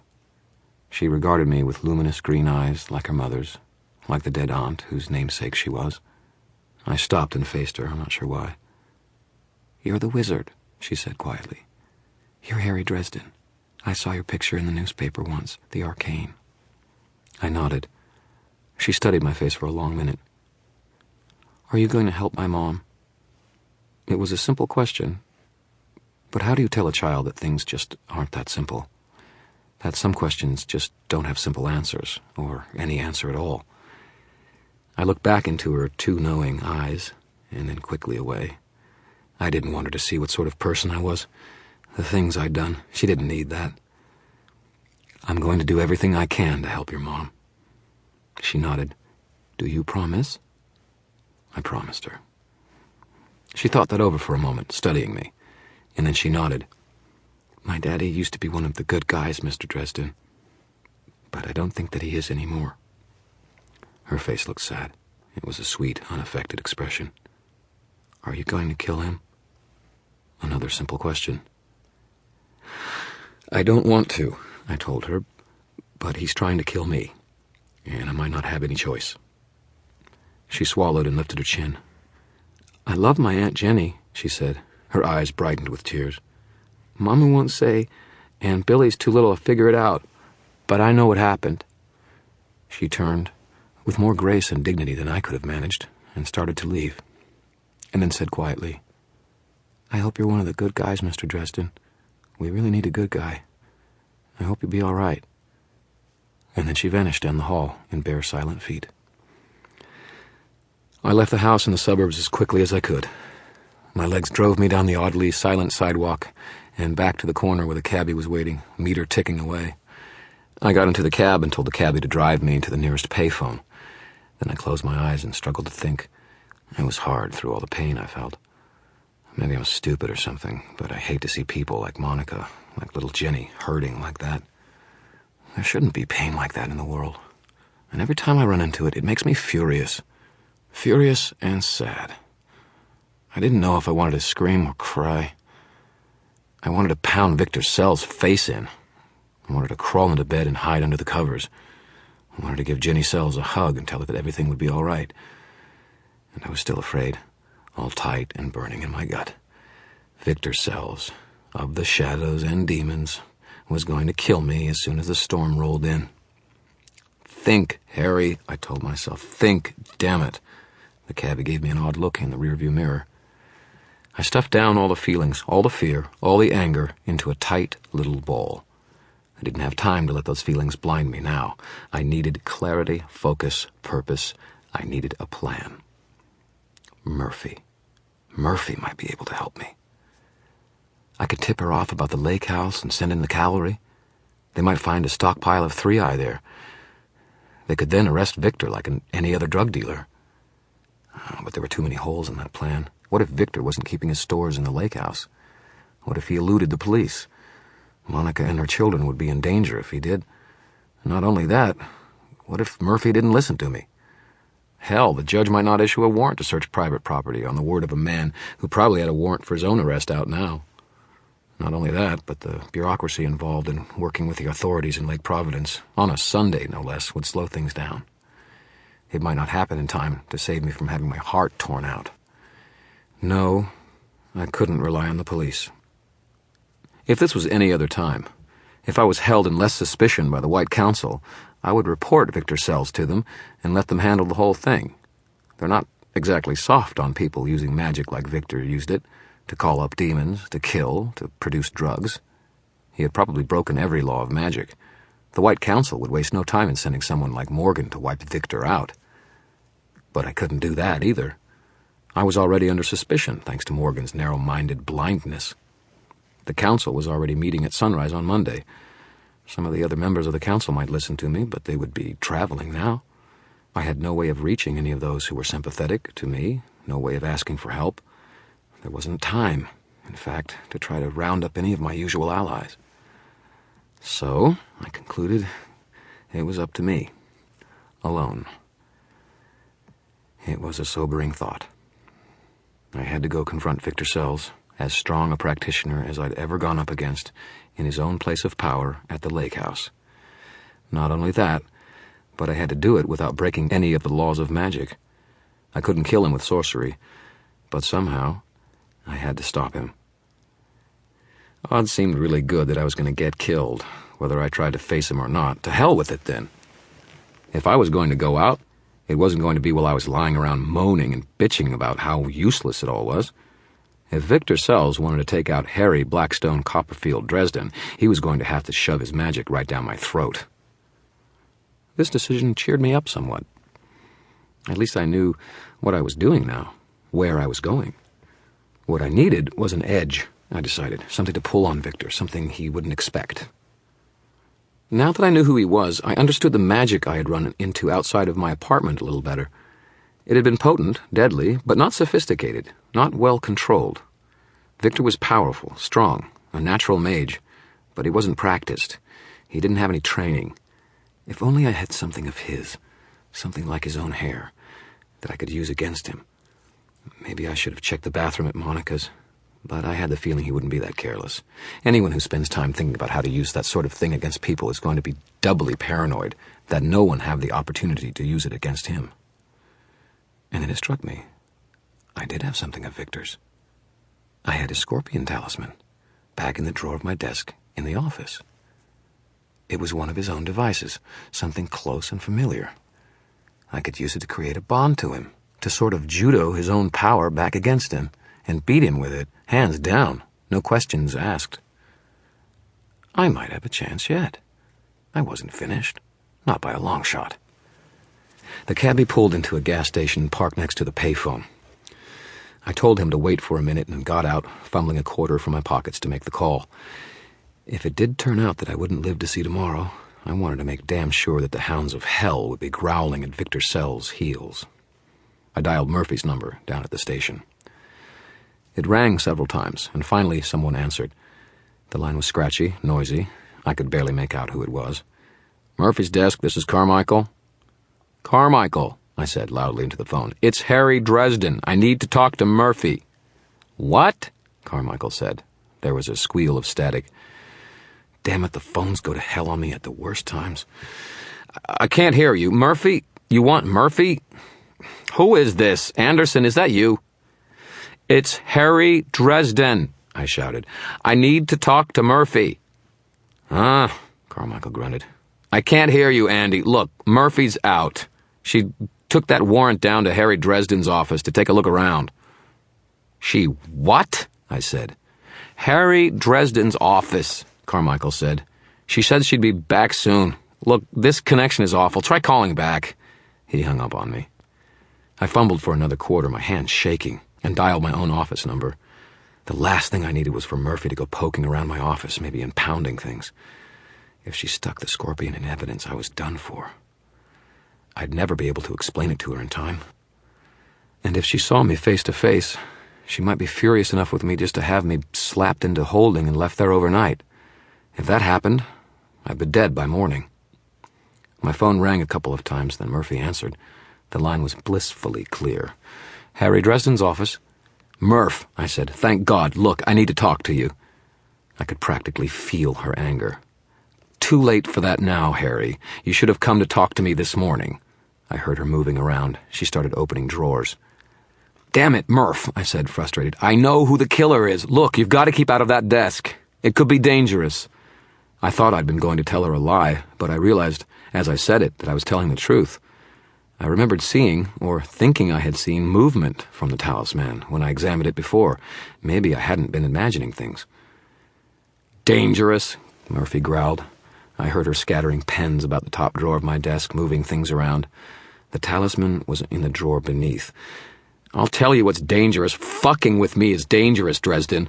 I'm not playing some kind of game here, and I can't trust what you say anymore." "Murphy," I said, trying to keep my voice even, "you've got to trust me. One more time. Stay out of my desk, please." There was silence for a moment. I heard her draw a breath and let it out through her mouth. Then Murphy said, her voice hard, professional, "Why, Dresden? What are you hiding?" I heard her open the middle drawer. There was a clicking sound and a startled oath from Murphy. The receiver clattered to the floor. I heard gunshots, shockingly loud, whining ricochets, and then a scream. "Damn it!" I shouted at the phone. "Murphy!" I slammed the phone down and sprinted back to the cab. The cabbie blinked at me. "Hey, buddy, where's the fire?" I slammed the door shut and gave him the address to my office. Then I thrust all of my remaining cash at him and said, "Get me there 5 minutes ago." The cabbie blinked at the money, shrugged, and said, "Crazy. Cabbies get all the crazies." Then he tore out into the street, leaving a cloud of smoke behind us. The building was locked on Sunday. I jammed my key in the lock, twisted it hard to open it, and jerked the keys out again. I didn't bother with the elevator, just hurled up the stairs as quickly as I could. 5 stories worth of stairs. It took me less than a minute, but I begrudged every second of it. My lungs were burning, and my mouth was dry as sand when I reached the 5th floor and sprinted down the hallway to my office. The halls were quiet, empty, dim. The only light came from the exit signs and from the overcast day outside. Shadows stretched and settled in the closed doorways. The door to my office was ajar. I could hear my ceiling fan squeaking on its mounting underneath the labored wheezing of my own breath. The overhead light wasn't on, but the reading light on my desk must have been on, because the yellow light outlined the doorway and laid a swath of gold across the floor of the hall. I stopped at the threshold. My hands were shaking so much I could hardly hold my staff and rod. "Murphy?" I called out into the office. "Murphy? Can you hear me?" My voice was hoarse, breathless. I closed my eyes and listened. I thought I heard 2 things. The first was a labored breath, with a faint moan on the exhale. Murphy. The second was a dry, scuttling sound. I could smell gunpowder in the air. I clenched my jaw in sudden anger. Victor Sell's little beastie, whatever it was, had hurt my friend. Like hell, I was going to stand out there and give it the run of my office. I shoved the door open with my staff and stalked into my office, my blasting rod extended before me and words of power upon my lips. Directly in front of my office door is a table arranged with a series of pamphlets with titles like "Real Witches Don't Float So Good" and "Magic in the 21st Century." I had written some of them myself. They were meant for the curious, for people who just wanted to know about witches and magic. I squatted for a moment, blasting rod aimed beneath the table, but saw nothing. I rose again, looking back and forth, rod still ready. To the right of the door is a wall lined with filing cabinets and a couple of easy chairs. The cabinets were shut, but something could have been hiding beneath one of the chairs. I slid to my left, checking behind the door to the office, and pressed my shoulders to the wall, keeping my eyes on the room. My desk is in the back corner, to the right when you come in the door, diagonal from it. It's a corner office. There are windows on either side of the outside walls. My shades were, as usual, drawn. The overhead fan in the center of the room spun around with a tired little groan on every rotation. I kept my eyes moving, my senses alert. I choked down my anger ferociously and made myself remain cautious. Whatever had happened to Murphy, I wouldn't do her any good by letting it happen to me, too. I moved slowly, carefully, my blasting rod held ready. I could see Murphy's tennis shoes behind my desk. She looked like she was curled on her side from the way her feet were angled, but I couldn't see the rest of her. I pushed forward, striding to the center of the brick wall, keeping my blasting rod level like a gun on the floor behind the desk as it became visible. Murphy lay there, curled on her side, her golden hair in an artless sprawl about her head, her eyes open and staring blindly. She was dressed in jeans, a button-down shirt, and a Cubs satin jacket. Her left shoulder was stained with a blot of blood. Her gun lay next to her a couple feet away. My heart stepped up into my throat. I heard her take a little breath and groan when she let it out. "Murphy," I said, then louder, "Murphy!" I saw her stir, a fitful little motion that was in response to my voice. "Easy, easy," I told her. "Relax. Don't try to move. I'm going to try to help you." I knelt down near her, very slowly, watching the room all around. I didn't see anything. I set my staff aside and felt her throat. Her pulse was racing, thready. There was not enough blood for it to be a serious injury, but I touched her shoulder. Even through the jacket, I could feel the swelling. "Harry," Murphy rasped, "is that you?" "It's me, Murphy," I told her, setting my blasting rod aside and slowly reaching for the phone. The middle drawer of my desk, where the scorpion talisman had been, was open and empty. "Just hang on. I'm going to call an ambulance to help you."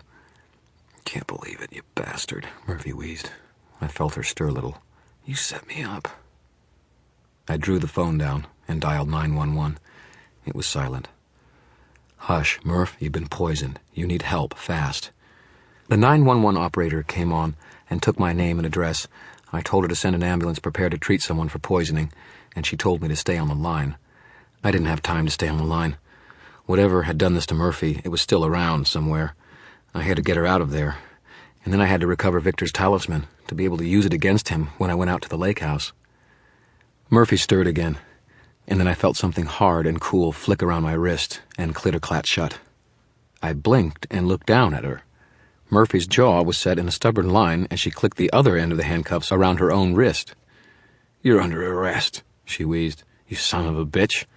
Wait till I get you into the interrogation room. You aren't going anywhere." I just stared at her, stunned for a moment. "Murph," I just stammered. "My God, you don't know what you're doing." "Like hell," she said, her lip lifting in a ghost of its usual snarl. She twisted her head around, grimaced in pain, squinted at me. "You should have talked to me this morning. Got you now, Dresden." She broke off in a panting gasp and added, "You jerk." "You stubborn bitch from hell." I felt at a loss for a second, then shook my head. "I've got to get you out of here before it comes back," I said, and stooped over forward to try to gather her up. That was when the scorpion exploded towards me from the shadows beneath my desk. A harsh burst of dry, scuttling motion. It wasn't a bug I could squish with my fingers anymore. It was the size of a large terrier, all brown and glinting. It was almost too fast to see coming. I convulsed away from it and saw the flash of its tail, saw its stinger whip forward and miss my eye by a hair's breadth. Something cool and wet speckled my cheek, and my skin started to burn. Venom. My startled motion had made my leg jerk and kicked my staff and rod away from me. I rolled after the ladder desperately. Murphy's handcuffs brought me up short, and both of us made sounds of discomfort as the steel bands cut at the base of our hands. I stretched for the rod, felt the smooth roundness of it on my fingertips, and then there was another scuttling sound, and the scorpion came at my back. The rod squirted out from my grasping fingertips and rolled away, out of reach. I didn't have time for a spell, but I grabbed at the middle drawer of my desk, jerked it all the way out of its frame, and barely managed to shove it between the scorpion and myself. There was a hiss of air and a smacking sound of breaking wood. The scorpion's stinger plunged through the bottom of the drawer and stuck fast. The crab claw pincher gouged a hole through my sweatpants and into my leg. I screamed and hurled the drawer away. The scorpion, its tail still stuck, went with it. They both landed in a heap a few feet away.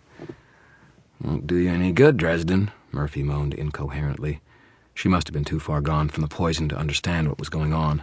"I've got you. Stop fighting it. Get some answers from you now." "Sometimes, Murph," I panted, "you make things a little harder than they need to be. Anyone ever tell you that?" I bent down to her and slipped my cuffed wrist beneath her arm and around her back, drawing her own arm back with me, my right arm and her left bound by the handcuff. "My ex-husband," she moaned. I strained and lifted us both up off the ground, then started hobbling towards the door. I could feel the blood on my leg, the pain where the scorpion had ripped it, hot and hateful. "What's happening?" Confusion and fear trembled in Murphy's voice. "Harry, I can't see." Shit. The poison was getting to her. The poison of the common brown scorpion found all over most of the United States isn't much more venomous than the sting of a bumblebee. Of course, most bumblebees aren't the size of a family dog, either. Murphy wasn't a big person. If a lot of poison had been introduced into her system, the odds were against her. She needed medical attention, and she needed it immediately. If my hands had been free, I would have taken up my staff and rod and done battle. But I didn't like the odds tied to Murphy. Even if I could keep the thing off me, it might land on her, sting her again, and put an end to her. I was at a bad angle to search for her keys, and I didn't have time to go down the ring trying them on the handcuffs one by one. Any magic that I could work fast enough to shatter the cuffs in time would probably kill me with flying shrapnel, and there wasn't time to work out a gentle escape spell. "Damn it, Dad," I thought. "I wish you'd lived long enough to show me how to slip out of a pair of handcuffs." "Harry," Murphy repeated, her voice thready. "What's happening? I can't see." I saved my breath and lugged Murphy towards the door without answering her. Behind me there was a furious scraping and clicking. I looked back over my shoulder. The scorpion stinger was stuck fast in the drawer, but the thing was rapidly ripping the wood to shreds with its pinchers and legs. I gulped, turned, and hobbled out of the office and down the hall with Murphy. I managed to swing the door to my office shut with one foot. Murphy's legs did little to support her, and the difference in our heights made the trip awkward as hell. I was straining to keep her upright and moving. I reached the end of the hall, the door to the stairway on my right, the elevator on my left. I stopped for a moment, panting, trying not to let the sounds of splintering wood back down the hall rattle my judgment. Murphy sagged against me, speechless now. If she was breathing, I couldn't tell. There was no way I was going to be able to carry her down the stairs. Neither one of us had enough left to manage that. The ambulance would be arriving in minutes, less, and if I didn't have Murphy down there when it arrived, I might as well just leave her on the floor to die. I grimaced. I hated elevators, but I pushed the button and waited. Round lights over the elevator doors began counting up to 5. Down the hall from me, the splintering sounds stopped, and something crashed into my office door, rattling it on its frame. "Hell's bells, Harry," I thought out loud. I looked up at the lights. 2. A pause approximately 10 centuries long. 3. "Hurry up," I snarled and jabbed the button 100 times more. Then I remembered the bracelet of shields around my right wrist. I tried to focus on it, but couldn't, with it twisted awkwardly beneath Murphy, supporting her. So I lay her down as gently as I could, lifted my left hand, and focused on the bracelet. The lower third of my office door exploded outwards, and the brown, gleaming form of the scorpion bounded across the hallway and into the wall. It was bigger now. The damn thing was growing. It bounced off the wall with a scrabbling, horrible agility, oriented on me, and hurtled down the hall towards me as fast as a man could run, its legs clicking and scuttling furiously across the floor. It leapt at me, claws extended, stinger flashing. I focused my will on the defensive shield the bracelet helped me form and maintain, struggling to get it together before the scorpion hit me. I did it, barely. The invisible shield of air met the scorpion a hand's breadth from my body and sent it rebounding back onto its back. There it struggled for a second, awkward and flailing. Behind me, the elevator door dinged, and the doors swooped graciously open.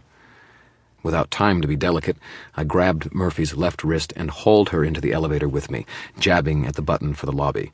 In the hall, the scorpion thrashed its tail and righted itself, oriented on me with an uncanny intelligence, and flew towards me again. There wasn't any time to get my shield together again. I screamed. The elevator doors swooped shut again. There was a sharp thud, and the car rattled as the scorpion smashed into them. The car started down while I tried to regain my breath. What the hell was that thing? It wasn't just an insect. It was too fast, too darn smart for that. It had ambushed me, waiting until I'd set my weapons aside, until it had come after me. It had to be something else, some kind of power construct. Built small but designed to draw in energy, to get bigger and stronger. An orthopod version of Frankenstein's monster. It wasn't really alive, just a golem, a robot, a programmed thing with a mission. Victor must have figured out where his talisman had gotten to and set a spell on it to attack and come after anyone it came in contact with. Crazy bastard. Murphy had stumbled right into it. It was still growing, getting faster and stronger and more vicious. Getting Murphy out of danger wasn't enough. I had to find a way to deal with the scorpion. I didn't want to, but I was the only one on the block who could. There was too much potential danger involved. What if it didn't stop growing? I had to kill it before it got out of control. The lights on the elevator panel kept counting down, 4 to 3 to 2, and then the elevator shuddered and ground to a stop. The lights flickered and went out. "Oh, crap," I said. "Not now, not now." Elevators hate me. I jabbed at the buttons, but nothing happened. A second later, there was a cough of smoke, and the lights behind the buttons went out too, leaving me in darkness. The emergency lighting came on just for a second, but there was a pop of a burning filament, and that went away too. Murphy and I were left huddling in the darkness on the floor. Overhead, outside in the elevator shaft, there was the sound of shrieking metal. I looked up at the invisible roof of the elevator car in the darkness. "You've got to be kidding me," I muttered. Then there was a rattling bang, and something the weight of a small gorilla landed on the roof of the elevator. There was a second silence, and then something started a deafening tearing at the roof. "You have got to be kidding me," I shouted, but the scorpion wasn't. It was wrenching back the roof to the elevator, rattling the bolts and supports, making it groan. Dust rattled down in the darkness. Unseen grit for my unseeing eyes. We were sardines in a can, waiting to be torn up and eaten. I got the feeling that if that thing stung me now, the poison would be redundant. I would bleed to death before it became an issue. "Think, Harry," I shouted at myself. "Think, think, think." I was stuck in a frozen elevator, handcuffed to an unconscious friend who was dying of poison, while a magical scorpion the size of some French cars was trying to tear its way into me and rip me apart. I didn't have my blasting rod or my staff. The other gizmos I brought with me to the varsity were drained and useless, and my shield bracelet could only prolong the inevitable. A long strip of metal stripped away from the roof, letting in a strip of dim light, and I looked up at the scorpion's underbelly, saw it wedge a claw into the breach and start to tear it open wider. I should have smashed it when it was just a bug. I should have taken it off my shoe and smashed it right there on my desk. My heart leapt into my throat as the thing tilted up and drove an exploratory pincher down into the upper third of the elevator, then started tearing the hole even larger. I gritted my teeth and started drawing in every ounce of power that I had. I knew it was useless. I could direct a firestorm up at the thing, but it would slag the metal it was on, and it would come raining back down on us and kill us, make the elevator shaft too hot to survive. But I wasn't going to let that thing have me either, by God. Maybe if I did it just right, I could catch it as it leapt, minimize the damage that I did to the surrounding scenery. That was the problem with me not being too great at evocation. Plenty of speed, plenty of power, not much refinement. That's what the staff did, and the blasting rod. They were designed to help me focus my power, give me pinpoint control. Without them, I might as well have been a suicide soldier carrying a dozen grenades strapped to his belt and ready to jerk out and pin. And then it occurred to me. I was thinking in the wrong direction. I swung my eyes down from the ceiling to the elevator's floor, pressed my palms against it. Bits of something rained down on my head and shoulders, and the clinking and scuttling of the scorpion got louder. I took all the power I'd drawn in, focused it beneath my palms. There was airspace beneath the elevator, in the elevator shaft, and that's what I reached for. Air, instead of fire. This was a simple spell, when I'd done hundreds of times before, I told myself. It wasn't any different from calling my staff to my hand, just a little bigger. "Vinto Soritas," I shouted, pouring every bit of strength, every ounce of anger, every shred of fear I had into the spell. And beneath the elevator, the winds rose up at my call, a solid column of air that caught the bottom of the elevator like a giant's palm and hurtled it upwards through the darkness of the elevator shaft. The brakes squealed, threw off sparks, and fell to pieces that dropped through the hole the scorpion had torn, to land next to me. The force of it pressed me down to the floor with a groan. There was a long and rising whine as the car accelerated up the elevator shaft. I hadn't meant for there to be quite that much wind, I thought, and prayed that I hadn't just killed me and Murphy both. The elevator hurtled up and up and up, and I could feel my face sagging down with the speed of it. The building my office was in is 12 stories high. We'd started on the second floor, so assuming an average of 9 feet per story, it was almost 100 feet to the building's roof. The car shot up it in less than a half dozen of my frantic heartbeats, slammed past the blocks at the top of the line, and hammered into the roof of the shaft like a bell on the strongman's sledgehammer game at the amusement park. The impact crushed the scorpion into the concrete with a series of sharp popping sounds as chitinous plates cracked and splintered, flattening it into shapeless brown splotch. Colorless goo, the ectoplasm of magically created mass, spattered out between the crushed plates and slid down into the car. At the same time, Murphy and I were hurled up, meeting the goo halfway. I kept Murphy in the shelter of my body, trying to stay between her and the roof, and my back hit it hard enough to make me see stars. We tumbled loosely back down to the elevator's floor in a sprawl of limbs, and Murphy groaned beneath me when I landed on her. I lay still for a moment, stunned. The scorpion was dead. I killed it, crushed it between the elevator and the roof of the shaft, and drenched myself and Murphy in ichor doing it. I'd saved our lives from the murderous device against the odds. But I just couldn't shake the nagging impression I was forgetting something. There was a little groan from the elevator, and then it shuddered and started sliding back down the shaft, no longer supported by the powerful but short-lived pillar of wind that had come driving up there. We were falling back down the way we had come, and I had the feeling we weren't going to have a much better time at the bottom than the scorpion had at the top. Now was the time for the bracelet, and I didn't waste a heartbeat grabbing Murphy close to me and bringing the shield into being around us. I only had a couple of seconds to focus, to think. I couldn't make the globe around us too brittle, too strong, or we'd just smash ourselves against the inside of it in the same way we would if we just rode the elevator down. There had to be some give to it, some flexibility to distribute the tremendous force of the abrupt stop at the first floor. It was dark, and there wasn't much time.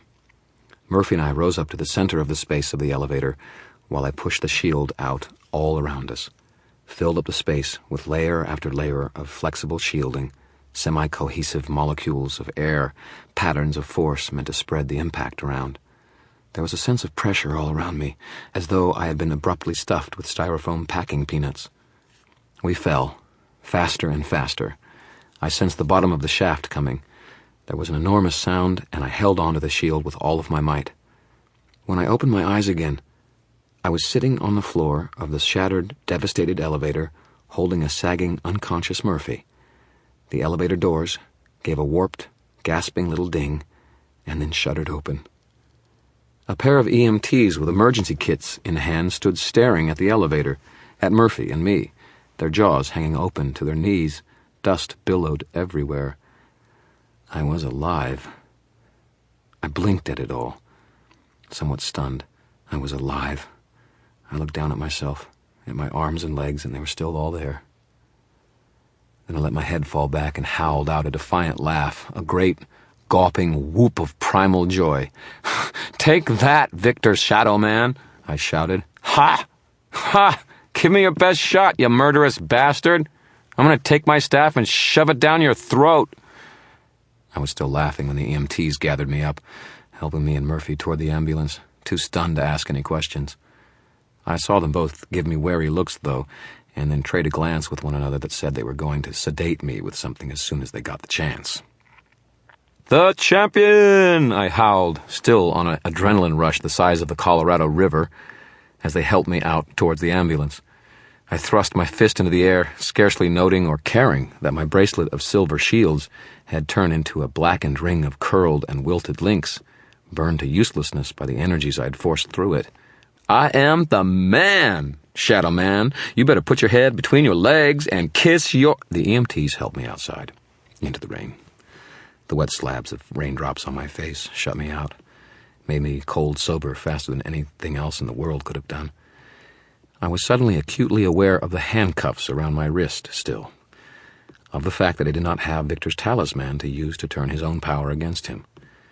Victor was still out there, out at his lake house. He still had a hank of my hair, and he was still planning to rip my heart out as soon as he possibly could, when the storm gave him the strength he needed. I was alive, and Murphy was alive, but my elation was premature. I didn't have anything to be celebrating yet. I lifted my face to the sky. Thunder growled, near at hand. Lightning danced overhead, somewhere in the clouds, casting an odd light and spectral shadows through the roiling overcast.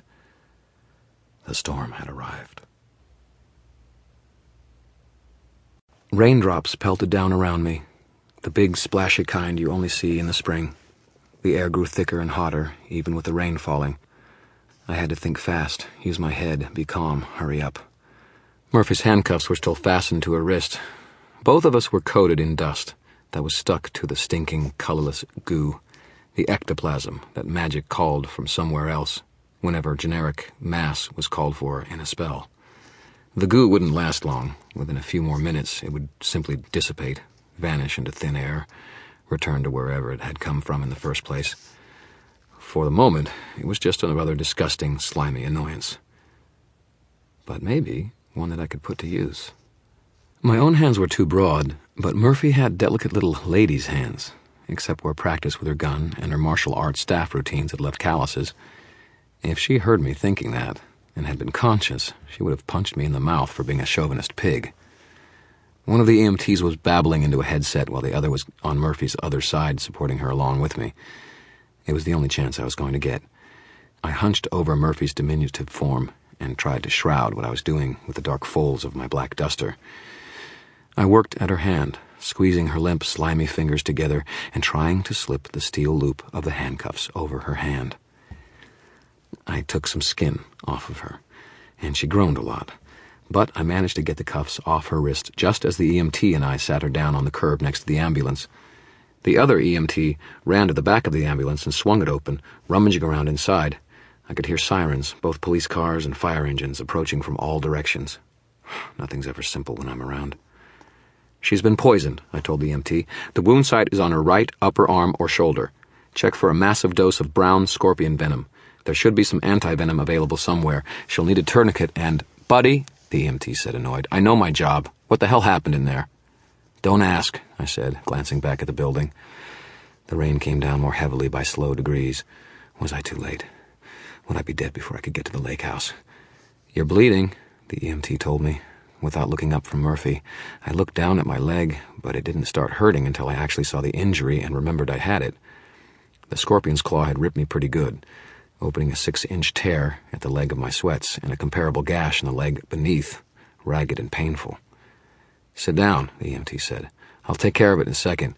He wrinkled up his face. "What the hell is this stinking shit all over her?" I wiped rain from my hair, slicking it back. The other EMT came running with a bottle of oxygen and a stretcher, and they both bent over their work with Murphy. Her face had discolored, pale in parts, too brightly red in others. She was as limp as a wet dollar, except for the occasional shudder or flinch. Quivers of her muscles that came from nowhere pained her for a moment and then apparently vanished. It was my fault Murphy was there. It had been my decision to hold information away from her that compelled her to take direct action, to search my office. If I'd just been more open, more honest, maybe she wouldn't be lying there right now, dying. I didn't want to walk away from her. I didn't want to turn my back on her again and leave her behind me, alone. But I did. Before the support units arrived, before police started asking questions, Before the EMTs began looking around for me and giving my description to police officers, I turned on my heel and walked away. I hated myself, every step. I hated leaving before I knew if Murphy would survive the scorpion's venomous sting. I hated that my apartment and my office building had been trashed, torn to pieces by demons and giant insects and by my own clumsy power.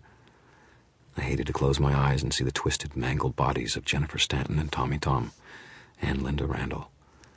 I hated the sick twisting of fear in my guts when I imagined my own spare frame torn asunder by the same forces.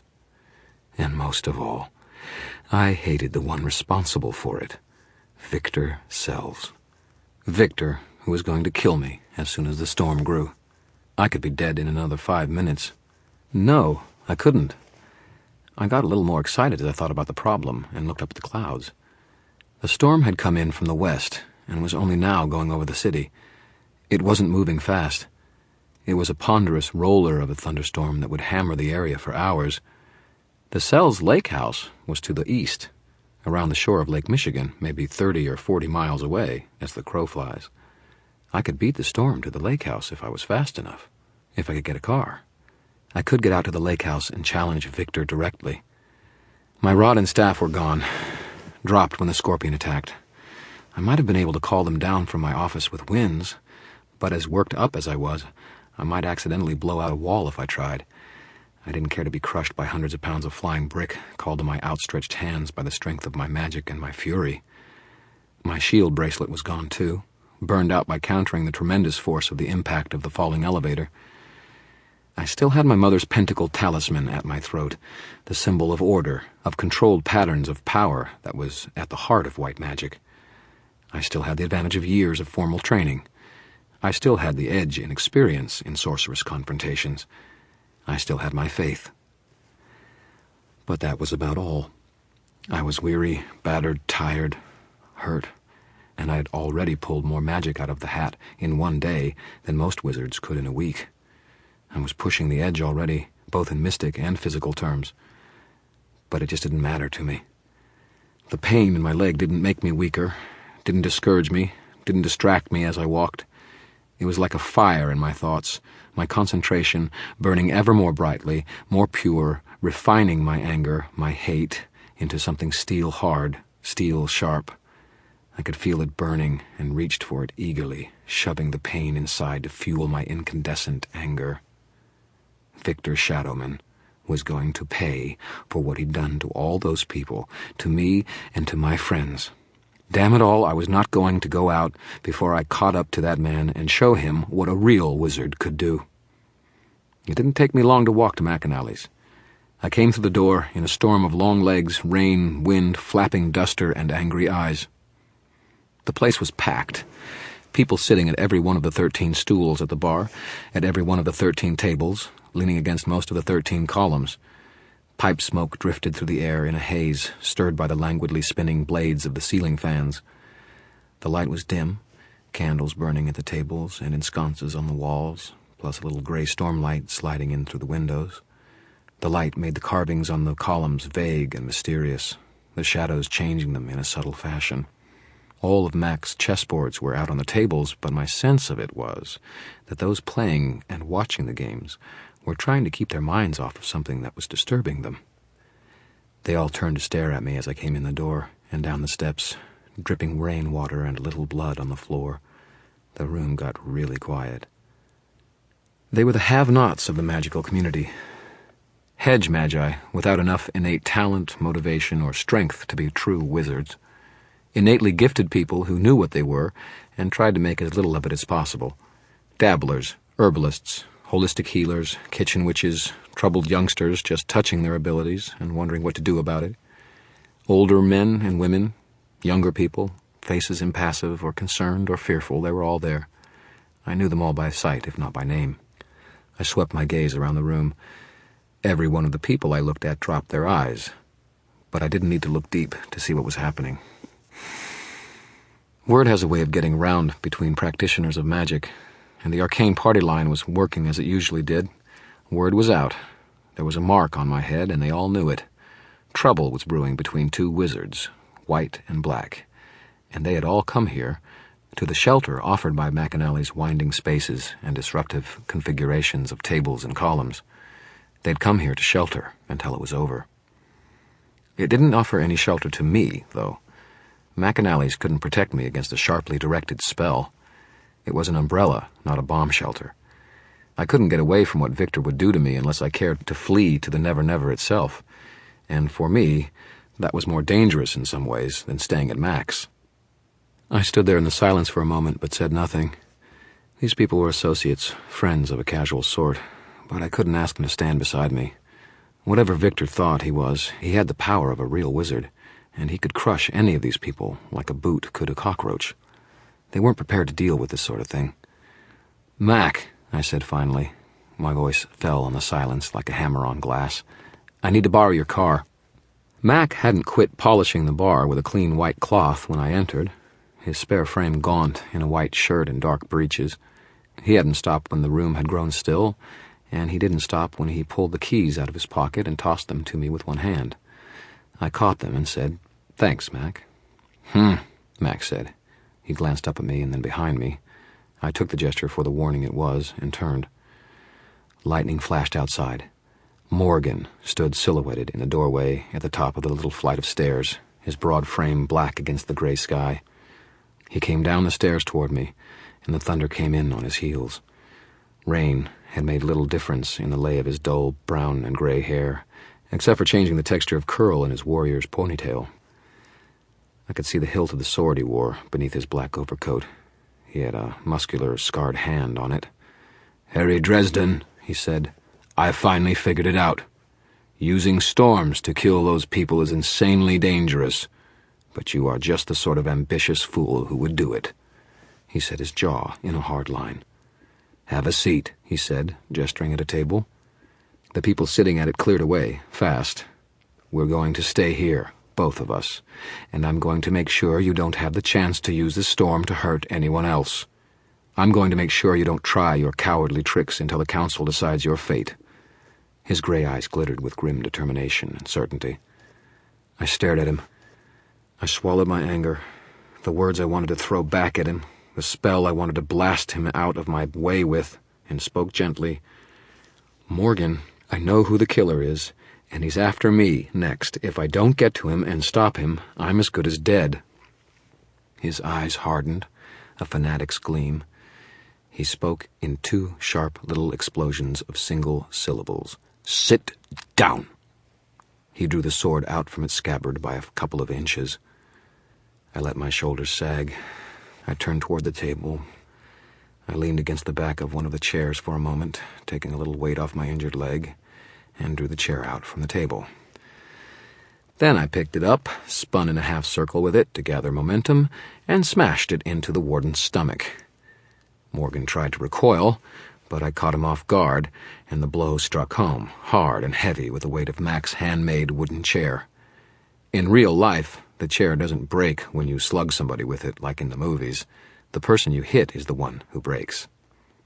Morgan doubled forward, dropping to one hand and one knee. I didn't wait for him to recover. Instead, as the chair bounced off his ribs, I used the momentum of it to spin all the way around in a complete circle in the other direction, lifting the chair high, and brought it smiting down over the other man's back. The blow drove him hard into the floor, where he lay, unmoving.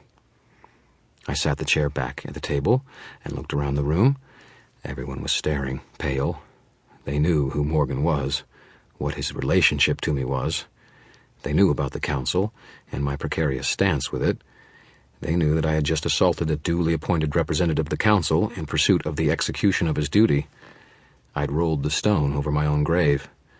There wasn't a prayer I could convince the council. I wasn't a rogue wizard fleeing justice now. "Hell with him," I said out loud, to no one in particular. "I haven't got time for this." Mac came out from behind the bar, not moving in a hurry, but not with his usual laconic lack of concern either. He knelt by Morgan and felt his throat, and peeled back an eyelid and peered at the man. Mac squinted up at me and said, expressionless, "Alive." I nodded, feeling some slight relief. However much of an ass Morgan was, he had good intentions. He and I wanted the same thing, really. He just didn't recognize that. I didn't want to kill him. But I had to admit, in some gleeful little corner of my soul, that the look of shocked surprise on his arrogant face as I hit him with a chair was a sight worth remembering. Matt stopped and picked up the keys where I dropped them on the floor as I swung the chair. I hadn't noticed that I had. Mac handed them back to me and said, "Council will be pissed." "Let me worry about that." He nodded. "Luck, Harry." Mac offered me his hand, and I took it. The room was silent, fearful, worried eyes watching me. I took the keys and walked up, out of the light and shelter of McAnally's, into the storm, my bridges burning behind me. I drove for my life. Mac's car was an '89 Trans Am, pure white, with a big 8-cylinder engine. The speedometer goes to 130 miles an hour. In places, I went that fast. The falling rain made the roads dangerous at that speed I was driving, but I had plenty of incentive to keep the car moving as quickly as possible. I was still riding the steel-hard edge of anger that had carried me away from the ruins of my office and through Morgan. The sky grew darker, a combination of building banks of storm clouds in the approaching dusk. The lighting was strange, greenish, and the leaves of the trees, as I left the city, were standing out too sharply, too harshly, the yellow of the lines in the road too dim. Most of the cars I saw had their headlights on, and streetlights were clicking alight as I barreled down the highway. Fortunately, Sunday evening isn't a busy one as far as traffic goes. I'd have been dead any other night. I must also have been driving during the watch rotation for the highway patrol, because not one of them tried to pull me over. I tried to tune in the weather station on the radio, but gave it up. The storm, plus my own agitation, was creating a cloud of squealing feedback on the radio speakers, but nothing intelligent about the storm. I could only pray that I was going to get over to Lake Providence before it did. I won. The curtains of rain parted for me as I whipped past the city limit signs for Lake Providence. I hit the brakes to slow for the turn onto the lakefront road that led to the Sells house, started hydroplaning, turned to the slide with more composure and ability than I really should have had, and got the vehicle back under control in time to slide onto the correct road. I pulled into the Sells gravel driveway on the swampy little peninsula that stretched out into Lake Michigan. The Trans Am slid to a halt in a shower of gravel and a roar of the mighty engine, then sputtered and gasped to silence. I felt for a giddy second and a half like Magnum. Blue Beetle aside, I could get into this sports car thing. At least it lasted long enough for me to get to the Sells place. "Thanks, Mac," I grunted and got out of the car. The gravel driveway leading back to the lake house was half sunken in water from the recent storms.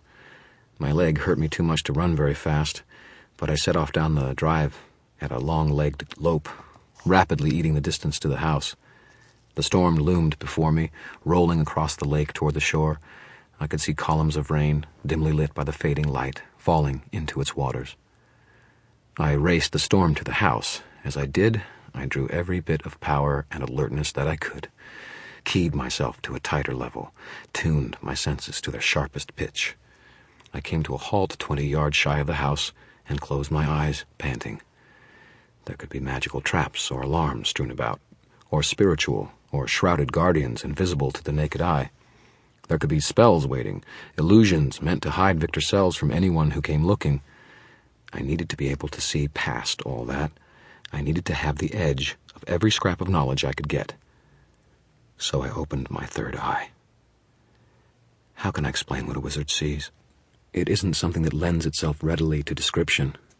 Describing something helps to define it, to give it limits, to set guardrails of understanding around it. Wizards have the sight since time began, and they still don't understand how it works, why it does what it does. The only thing that I can say is that I felt as though a veil of thick cloth had been lifted from me as I opened my eyes again. And not only from my eyes, but from all of my senses. I could abruptly smell the mud and the fish odor of the lake, the trees around the house, the fresh scent of the coming rain preceding the storm on the smoke-stained wind. I looked at the trees, saw them, not just the first green coat of spring, but in the full bloom of summer, the splendor of the fall and the barren desolation of winter, all at the same time. I saw the house, each separate part of it with its own component, the timbers as parts of spectral trees, the windows as pieces of distantly sandy shores. I could feel the heat of summer and the cold of winter in the wind coming off the lake. I saw the house wreathed in ghostly flames, and knew that those were in at least part of its future, that fire lay down several of the many paths of possibility that lay ahead in the next hour. The house itself was a place of power. Dark emotions, greed, lust, hatred, all hung over its visible things, molds and slimes that were strewn over it like Spanish moths with malevolent eyes. Ghostly things, restless spirits, moved around the place, drawn to the sense of fear, despair, and anger that hung over it. Mindless shades that were always to be found in such places, like rats in granaries. The other thing I saw over the house was a grinning, empty skull. Skulls were everywhere. Wherever I looked, just at the edge of my vision, silent and still and bleach-white, as solid and real as though a fetishist had scattered them around in anticipation of some bizarre holiday. Death. Death lay in the house's future. Tangible, solid, unavoidable. Maybe mine. I shuddered and shoved the feeling away. No matter how strong the vision, how powerful the image gained with the sight, the future is always mutable, always something that could be changed. No one had to die tonight. It didn't have to come to that, not for them and not for me. But a sick feeling had settled into me as I looked on this darkling house, with all of its stinking lust and fear, all of its horrid hate worn openly upon it to my sight, like a mantle of flayed human skin on the shoulders of a pretty girl with gorgeous hair, luscious lips, sunken eyes, and rotting teeth. It repulsed me, and it made me afraid. And something about it, intangible, something I couldn't name, called to me, beckoned. Here was power. Power I had thrust aside once before, in the past. I had thrown away the only family I'd ever known to turn away power exactly like this. This was the sort of strength that could reach out and change the world to my will, bend it and shape it to my desiring, could cut through all the petty trivialities of law and civilization and impose order where there was none, guarantee my security, my position, my future. And what had been my reward for turning that power aside thus far? Suspicion and contempt from the very wizards I had acted to support and protect. Condemnation from the White Council, whose laws I had clung to when all the world had been laid at my feet. I could kill the Shadow Man, now, before he knew I was here. I could call down fury and flame on the house and kill everyone in it, not leave one stone upon another. I could reach out and embrace the dark energy he had gathered in this place, draw it in and use it for whatever I wanted, and the consequences be damned. Why not kill him now? Violet light, visible to my sight, throbbed and pulsed inside the windows, power being gathered and prepared and shaped. The Shadow Man was inside, and he was gathering his might, preparing to unleash the spell that would kill me. What reason had I to let him go on breathing? I clenched my fists in fury, and I could feel the air crackle with tension as I prepared to destroy the lake house, the Shadowman, and any of the pathetic underlings he had with him. With such power, I could cast my defiance at the council itself, the gathering of white-bearded old fools without foresight, without imagination, without vision. The council, and that pathetic watchdog Morgan, had no idea of the true depths of my strength. The energy was all there, gleeful within my anger, ready to reach out and reduce to ashes all that I hated and feared. The silver pentacle that had been my mother's burned cold on my chest, a sudden weight that made me gasp. I sagged forward a little and lifted my hand. My fingers were so tightly crushed into fists that it hurt to try to open them. My hand shook, wavering, and began to fall again. Then something strange happened. Another hand took mine. The hand was slim, the fingers long and delicate, feminine. The hand gently covered mine and lifted it, like a small child's, until I held my mother's pentacle in my grasp. I held it in my hand, felt its cool strength, its ordered and rational geometry. The five-pointed star within the circle was the ancient sign of white wizardry, the only remembrance of my mother. The cold strength of the pentacle gave me a chance, and a moment to think again, to clear my head. I took deep breaths, struggling to see clear of the anger and hate and the deep lust that burned within me for vengeance and retribution. That wasn't what magic was for. That wasn't what magic did. Magic came from life itself, from the interaction of nature and the elements, from the energy of all living things, and especially of people. A man's magic demonstrates what sort of person he is, what is held most deeply inside of him. There is no truer gauge of a man's character in the way he employs his strength, his power. I was not a murderer. I was not like Victor Sells. I was Harry Blackstone Copperfield Dresden. I was a wizard. Wizards control their power. They don't let it control them. And wizards don't use magic to kill people. They use it to discover, to protect, to mend, to help, not to destroy. The anger abruptly evaporated. The burning hate subsided, leaving my head clear enough to think again. The pain in my leg settled into a dull ache, and I shivered in the wind and the first droplets of rain, miserable. I didn't have my staff, and I didn't have my rod. The trinkets I did have with me were either expended or burned to uselessness. All I had was what was inside of me. I looked up, suddenly feeling smaller and very alone. There was no one near me, no hand touching mine. No one stood close by. For just a moment I thought I smelled a whiff of perfume, familiar and haunting. Then it was gone. And the only one I had to help me was myself. I drew out a breath. Well, Harry, I told myself, that's just going to have to be enough. And so I walked through the spectral landscape littered with skulls, into the teeth of the coming storm, to a house covered in malevolent power, throbbing with savage and feral mystic strength. I walked forward to face a murderous opponent who had all the advantages, who stood prepared and willing to kill me from where he stood within the heart of his own destructive power, while I was armed with nothing more than my own skill and wit and experience. Do I have a great job or what? The sight of Victor's lake house will always be with me. It was an abomination. It looked innocuous enough, physically, but on a deeper level, it was foul, rotten. It seethed with negative energy, anger and pride and lust, especially lust. Lust for wealth, lust for power, more than physical desire.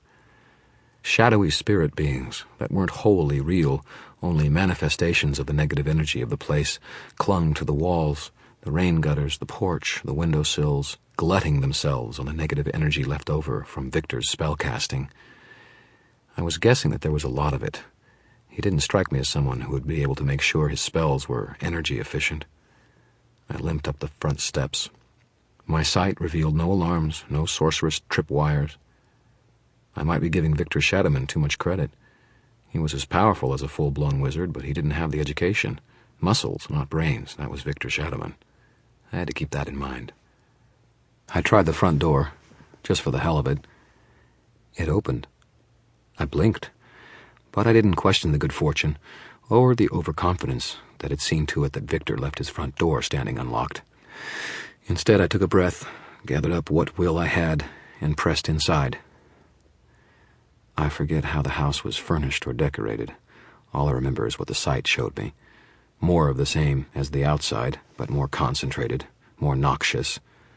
Things clung everywhere. Things with silent, glittering eyes and hungry expressions. Some reptilian, some more like rats, some insectoid. All of them were unpleasant, hostile, and shied away from me as I came in, as the aura of energy I held in readiness around me touched them. They made quiet noises, things I would never have heard with my ears, but the sight encompasses all of that. There was a long, dark hallway coated with the things. I advanced slowly, quietly, and they oozed and crept and slithered from my path. The dark purple light of magic that I had seen from the outside was ahead of me and growing brighter. I could hear music playing and recognized it as the same music that had been playing on the CD player at the Madison in Tommy Tom's suite when Murphy had asked me there on Thursday. Slow, sensuous music, steady rhythm. I closed my eyes for a moment, listening. I heard sounds.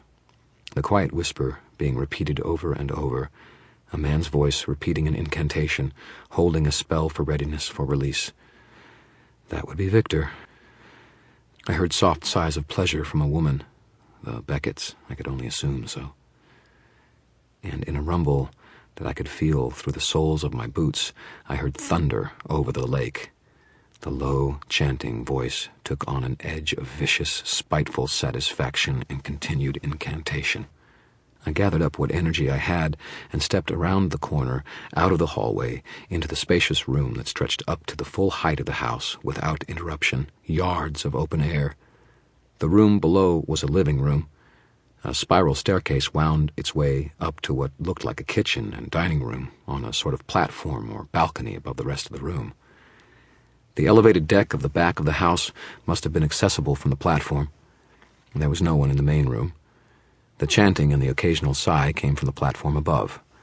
The CD player was down in the room beneath, music flowing from speakers that were covered with an image of fire and dozens of bloated, disgusting creature forms, feeding on the music as it came out. I could see the influence of the music as a faint, violet mist in tune with the light coming from the platform above. This was a complex ritual spell, then, involving many base elements coordinated by a central wizard, Victor. Tricky. No wonder it was so effective. It must have taken Victor a lot of trial and error to figure it out. I glanced up at the platform, then crossed the room, keeping as far away as I could from the CD player. I slipped under the platform without making any noise, and dozens upon dozens of slimy, non-physical spirit things oozed from my path. Rain increased to a dull, steady rhythm outside, on the roof and on the wooden deck and against the windows. There were boxes stacked all around me, plastic cases and cartons and cardboard boxes and wooden crates. I opened the nearest one and saw inside at least 100 slender vials like the ones I'd seen before, full of the liquid 3-eye. Beneath the vision of my sight, it looked different, thick and cloudy with possibility, potential disaster lurking in every vial. Faces twisted in horror and torment swam through the liquid, ghostly images of what might be. I looked in the other boxes. In one, ancient liquor bottles, full of a almost luminescent green liquid. Absinthe? I leaned closer, sniffing, and could almost taste the madness that swam latent in the liquid. I leaned back from the boxes, stomach churning. I checked the other boxes quickly. Ammonia, reminiscent of hospitals and mental wards. Peyote mushrooms in plastic Tupperware, I was familiar with them. Alum, white and powdery. Antifreeze, glitter in 100 metallic shades in a huge plastic bag. Other things, deeper in the shadows that I didn't take time to look at. I had already figured out what all the articles were for. Potions. Ingredients for potions. This is how Victor was making the 3-eye. He was doing the same thing I did when I made my little potions, but on a grander scale, using energy he stole from other places, other people. He used absinthe as a base and moved out from there. Victor was mass-producing what amounted to a magical poison, one that probably remained inert until it was inside someone, interacting with their emotions and desires. That would explain why I hadn't noticed anything about it before. It wouldn't have been obvious to a cursory examination, or to anything short of fully opening up my sight. And that wasn't something I did very often. I closed my eyes, shaking. The sight was showing me too much. That was always the problem with it. I could look at these ingredients, the cases of the finished drug, and catch flash images of exactly how much suffering could be caused. There was too much. I was starting to get disoriented. Thunder came again, more sharply, and above me.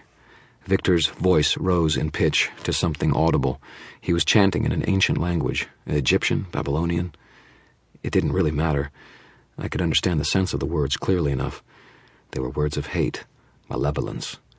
They were words that were meant to kill. My shaking was becoming more pronounced.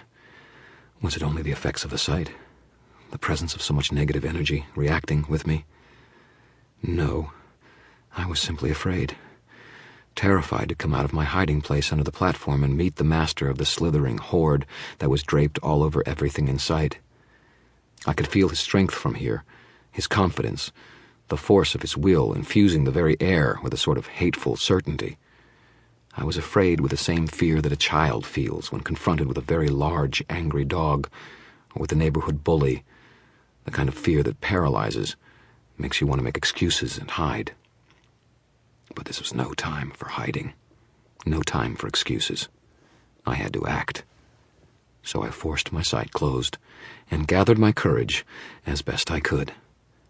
Thunder roared outside, and there was a flash of lightning, the two happening close together. The lights flickered, and the music skipped a track. Victor screamed out the incantation in a kind of ecstasy above me. The woman's voice, presumably Mrs. Beckett's, rose to a fevered pitch. "You pays your money and you takes your chances," I muttered to myself. I forced my will, extended my right arm and open palm to the stereo equipment, and shouted, "Fuego!" A rush of heat from my hand exploded into flame from the far side of the room and engulfed the stereo, which began to emit a sound more like a long, tortured scream than music. Murphy's handcuffs still dangling from my wrist, one loop swinging free. Then I turned, extended my arms, and roared, "Venece!" Wind swept beneath me, making my duster billow like Batman's cloak, lifting me directly up to the platform above and over its low railing, into the suspended room. Even expecting the sight, it rattled me. Victor was dressed in black slacks, a black shirt, black shoes, very stylish, especially compared to my sweaty pants and cowboy boots. His shaggy eyebrows and lean features were highlighted eerily in the dark light, following up from the circle around him, where the implements of his ritual spell were ready to complete the ceremony that would kill me. He had what looked like a spoon, its edges sharpened to razor keenness, a pair of candles, black and white, and a white rabbit, its feet bound with red cord. One of its legs was bleeding from a small tear, staining the white fur, and tied against his head with the cord was a lock of my own dark, straight hair. Over to one side was another circle, laid out in chalk above the carpeting, maybe 15 feet across. The Becketts were inside, wreathing together in madness, sweating desire, generating energy for Victor's spell. Victor stared at me in shock as I landed upon the balcony, wind whipping around me, roaring inside the small room like a miniature cyclone, knocking over potted plants and knickknacks. "You," he shouted. "Me," I confirmed. "There's something I've been meaning to talk to you about, Vic."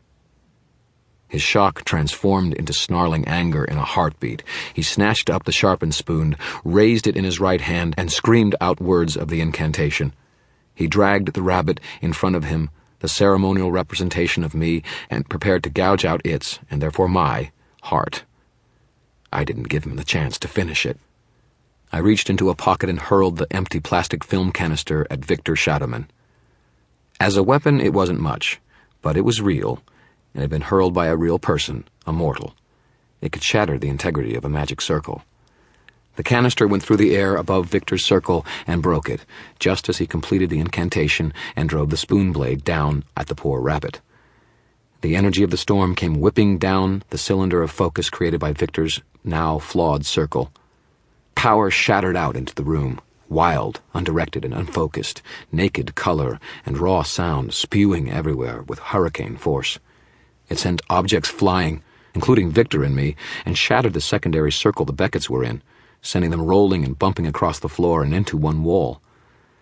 I braced myself against the guardrail and held on as the power raged around me, charging the air with raw, dangerous magic, surging about like water under pressure, seeking an outlet. "You bastard!" Victor screamed into the gale. "Why don't you just die?" He lifted a hand and screamed something at me, and fire washed across the place between us, instant and hot. I tapped some of the ample power now available in the room and formed a hard, high wall in front of me, squeezing my eyes shut to aid in concentration. It was a dozen times harder to shield without my bracelet, but I blocked the flame, sent it swirling high and over me, huddled over the little quarter dome of hardened air that would not let Victor's magic past it. I opened my eyes in time to see the flames touch the ceiling beams and set them alight. The air was still thrummed with energy as the wash of flame passed, Victor snarled when he saw me rise, lifted a hand to one side, and snarled out words of summoning. A crooked stick that looked like it might have been some kind of bone soared through the air toward him, and he caught it in one hand, turning to me with the attitude of a man holding a gun. The problem with most wizards is they get too used to thinking in terms of one venue: magic. I don't think Victor expected me to rise, lurch across the trembling floor towards him, and drive my shoulder into his chest, slamming him back into the wall with a satisfying thud. I leaned back a little and drove my knee toward his gut. Missed, and got him square between the legs instead. The breath went out of him in a rush, and he doubled over to the ground. By this time I was screaming at him, senseless and incoherent. I started kicking at his head. I heard a metallic, ratcheting sound behind me and spun my head in time to see Beckett, naked, point an automatic weapon at me. I drew myself to one side and heard a brief explosion of gunfire. Something hot tore at my hip, spinning me into a roll, and I kept going, into the kitchen. I heard Beckett snarl a curse. There was a number of sharp clicking sounds. The automatic had jammed. Hell, with this much magic flying around the room, we were all lucky the thing hadn't just exploded.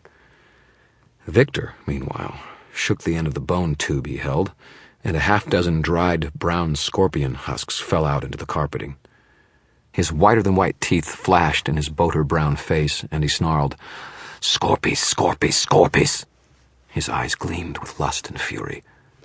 One of my legs wasn't answering my calls to action, so I crab-walked backwards into the kitchen on the heels of my hands and one leg.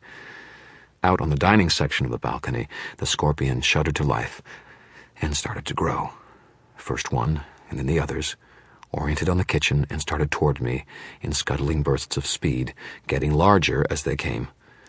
Victor howled in glee. The Becketts rose, both naked, lean, and savage-looking, both sporting guns, their eyes empty of everything but a wild sort of bloodlust.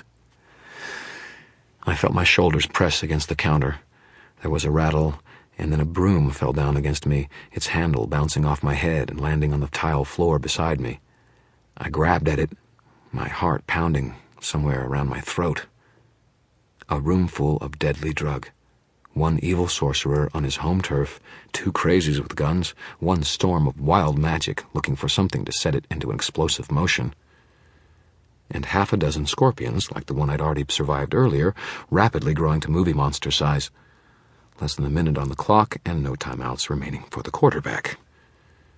All in all, it was looking like a bad evening for the home team. I was so dead. There was no way out of that kitchen, no time to use an explosive evocation in close quarters, and the deadly scorpions would rip me to pieces well before Victor could blow me up with an explosive magic, or one of the blood-maddened Becketts could get their guns working long enough to put a few more bullets in me. My hip was beginning to scream with pain, which I suppose was better than the deadly dull numbness of more serious injuries and shock, but at the moment it was only the least of my worries. I clutched the broom to me, my only pitiful weapon. I didn't even have the mobility to use it. And then something occurred to me, something so childish that I almost laughed. Instead, I plucked a straw from the broomstick and began a low, steady chant, a bobbing about in the air with the fingers that held the straw. I reached out and took hold of the immense amounts of untapped energy running rampant in the air and drew them into a spell. "Pulitas," I shouted, bringing the chant to a crescendo. "Pulitas, pulitas!" The broom twitched, it quivered, it jerked upright in my hands, and then it took off across the kitchen floor, its brush waving menacingly to meet the scorpion's advance. The last thing I had expected to use that cleaning spell for, when I had laboriously been forced to learn it, was to use it against a tide of poisonous scorpion monsters, but any port in a storm. The broom swept into them with a ferocious energy and started flicking them across the kitchen, towards the rest of the balcony with tidy, efficient motions. Each time one of the scorpions would try to dodge around it, the broom would tilt out and catch the beastie before it could, flick it neatly into its back, and continue about its job. I'm pretty sure it got all the dirt on the way, too. When I do a spell, I do it right. Victor screeched in anger when he saw his pets, still too small to carry such mass, being so neatly corralled and ushered off the balcony. The Becketts lifted their guns and opened fire on the broom, while I hunkered down behind the counter. They must have been using revolvers now because they fired smoothly in an ordered rhythm, Bullets smacked into the walls and the counters and the back of the kitchen, but none of them came through the counter that sheltered me. I caught my breath, pressing my hand against the blood on my hip. It hurt like hell. I thought the bullet was stuck somewhere by the bone. I couldn't move my leg. There was a lot of blood, but not so much that I was sitting in a puddle. Out on the balcony, the fire was beginning to catch, spreading over the roof. The entire place was going to come crashing down before much longer. "Stop shooting! Stop shooting, damn you!" Victor screamed, and the gunfire came to a halt. I risked peeking over the counter. My broom had swept the scorpions off the edge of the balcony and to the floor of the room below. As I watched, Victor caught the broom by its handle and broke it over the balcony railing with a snarl. The straw still held in my fingers broke with a sharp little twang, and I felt the energy fade from the spell. Victor Shadowman snarled. "A cute trick, Dresden," he said, "but pathetic. There's no way you can survive this. Give up. I'd be willing to let you walk away." The Becketts were reloading. I ducked my head down before they got any funny ideas and hoped they didn't have heavier rounds that could penetrate the counters I hid behind and whatever contents they contained to kill me. "Sure, Vic," I replied, keeping my voice as calm as I could. "You're known for your mercy and sense of fair play, right?" "All I have to do is to keep you here until the fire spreads enough to kill you," Victor said. "Sure, let's all die together, Vic. Too bad about your inventory down there, though, huh?" Victor snarled and pitched another burst of flame into the kitchen. This time it was much easier to cover myself, half-shielded as I was already by the corner of the counters I hid behind. "Oh, cute," I said, my voice dripping with scorn. "Fire's the simplest thing you can do. All the real wizards learn that in the first couple of weeks and move on up from there." I looked around the kitchen. There had to be something else, some way I could escape, but nothing presented itself. "Shut up!" Victor snarled. "Who's the real wizard here, huh? Who's the one with all the cards? And who's the one bleeding out on the kitchen floor? You're nothing, Dresden, nothing. You're a loser. And do you know why?" "Gee," I said, "let me think." He laughed harshly. "Because you're an idiot. You're an idealist. Open your eyes, man. You're in the jungle now. It's survival of the fittest, and you've proved yourself unfit. The strong do as they wish, and the weak get trampled. When this is over, I'm going to wipe you off my shoe and keep going like you never existed." "Too late for that," I told him. I was in the mood to tell a white lie. "The police know all about you, Vic. I told them myself, and I told the White Council, too. You've never even heard of them, have you, Vic? They're like the Super Friends and the Inquisition, all rolled into one. You'll love them. They'll take you out like yesterday's garbage. God, you really are an ignorant bastard."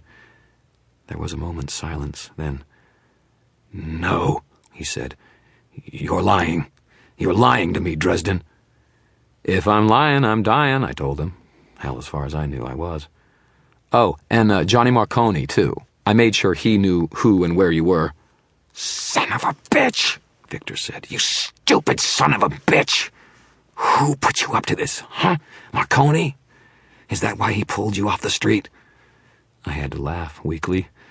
A bit of flaming cabinet fell off the upper shelf onto the tiles next to me. It was getting hot in there. The fire was spreading. "You never figured it out, did you, Vic?" "Who?" Victor screamed at me. "Who was it, damn you? That whore, Linda? Her whore friend, Jennifer?" "Strike two, strike three, and the other side gets a chance to steal," I said back. Hell, at least if I could keep him talking, I might keep him in the house long enough to go down with me. And if I could make him mad enough, he might make a mistake. "Stop talking to him," Beckett said. "He's not armed. Let's kill him. Get out of here before we all die." "Go ahead," I said in a cheerful tone. "Hell, I've got nothing to lose. I'll send up this whole house in a fireball that'll make Hiroshima look like a hibachi. Make my day." "Shut up," Victor shouted. "Who is it, Dresden? Who, damn you?" If I gave him Monica, he might still be able to get to her if he got away. There was no sense risking that, so all I said was, "Go to hell, Vic." "Get the car started," Victor snarled. "Go out through the deck doors. The scorpions will kill everything on the first floor." I heard a motion in the room, someone moving about the doors onto the elevated deck at the back of the house. The fire continued to spread. Smoke rode the air in a thick haze. "I've got to go, Dresden," Victor told me. His voice was gentle, almost a purr. "But there's someone I want you to meet first." I got a sick, twisty little feeling in the pit of my stomach. "Kal Shazak," Victor whispered.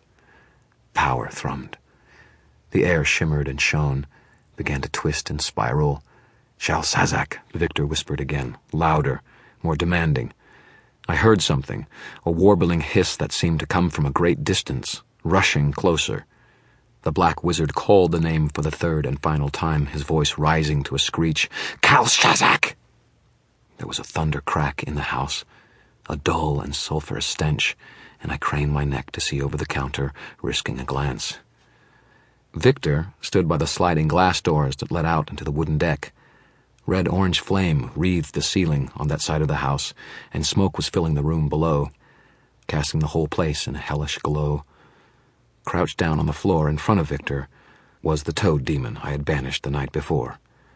I had known that I hadn't killed it. You can't kill demons, as such, only to destroy the physical vessels they create for themselves when they come into the mortal world.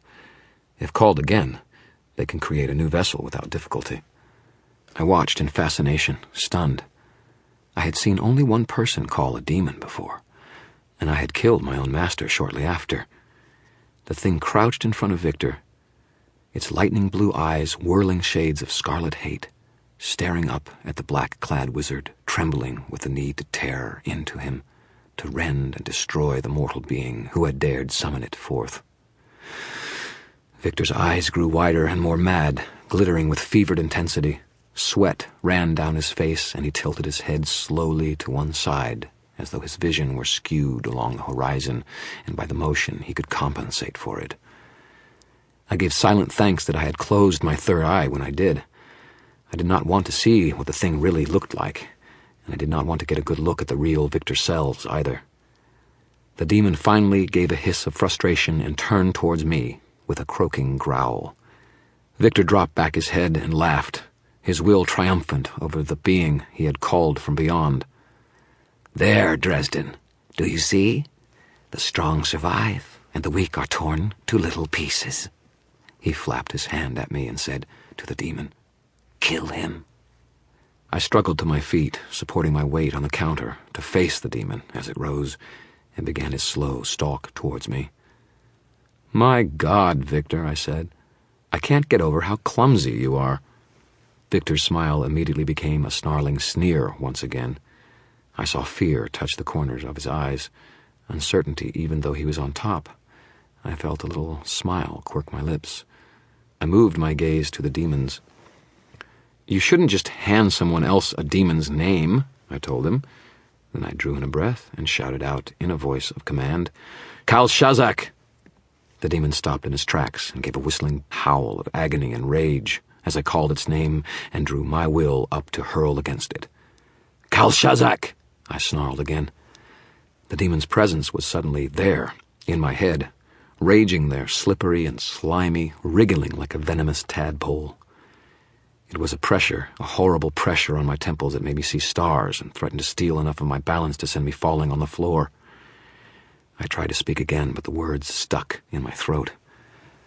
The demon hissed in anticipation, and the pressure on my head redoubled, trying to force me down, to make me give up the struggle, at which point the demon would be free to act.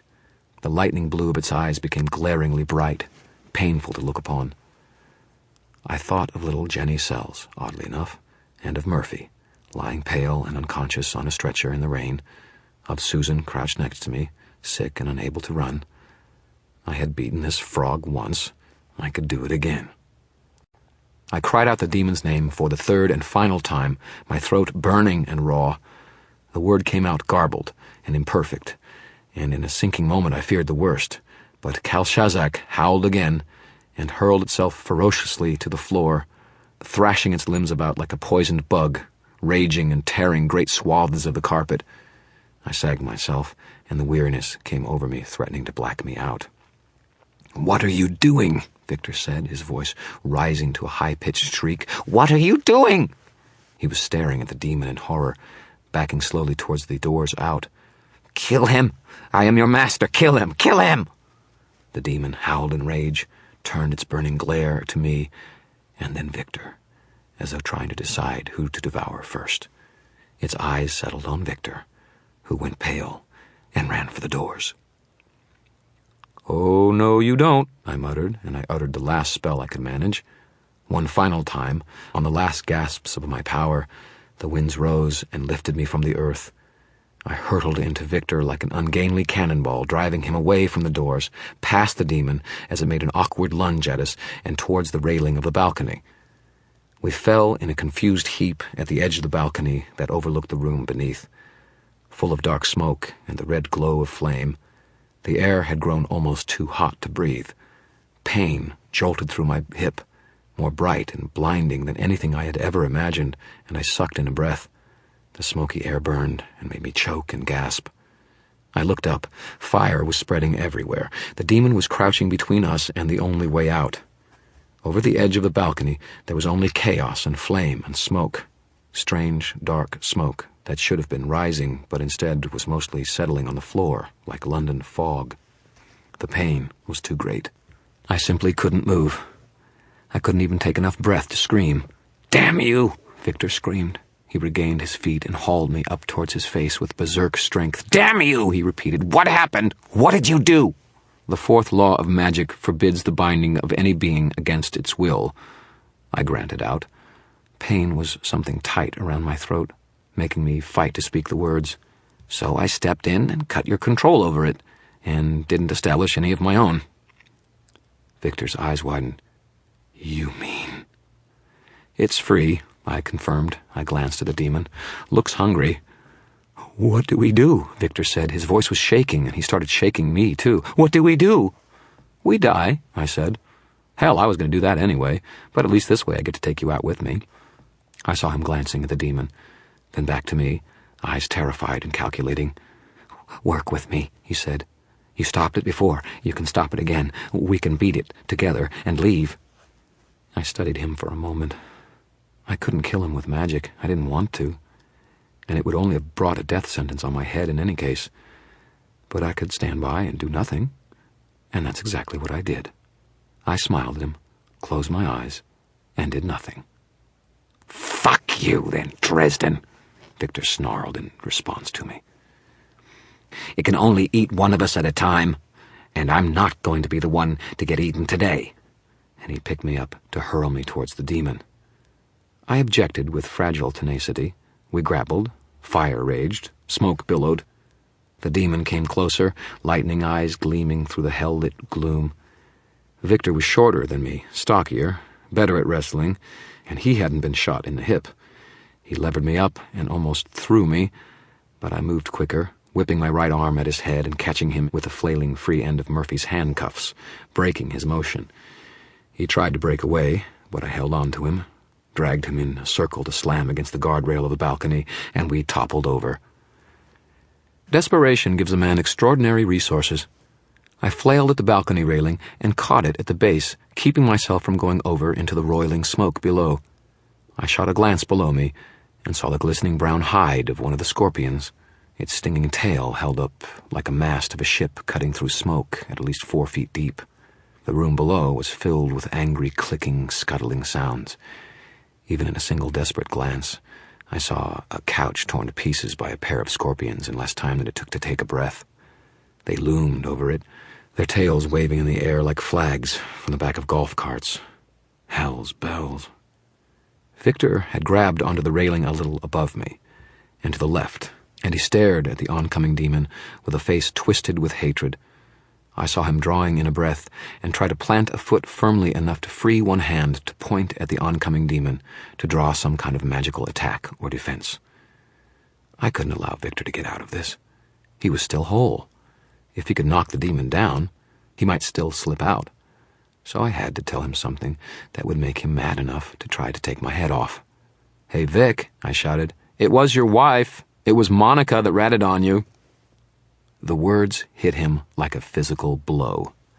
His head whipped around towards me, his face contorted in fury. He started to say something to me.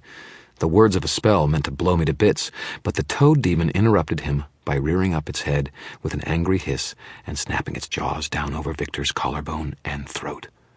Bone broke with audible snaps, and Victor squealed in pain, his arms and legs shuddering. He tried to push his way down, away from the demon, and the creature's balance wobbled. I gritted my teeth and tried to hold on.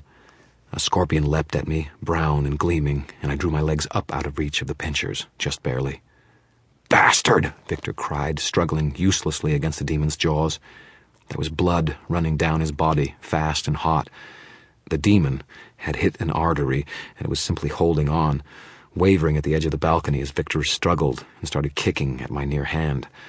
He hit me once, twice, and my balance wavered, my grip slipping.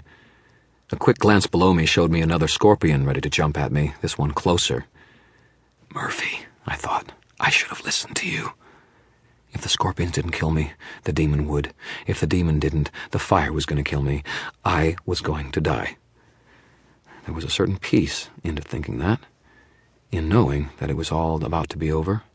I was going to die. It was as simple as that.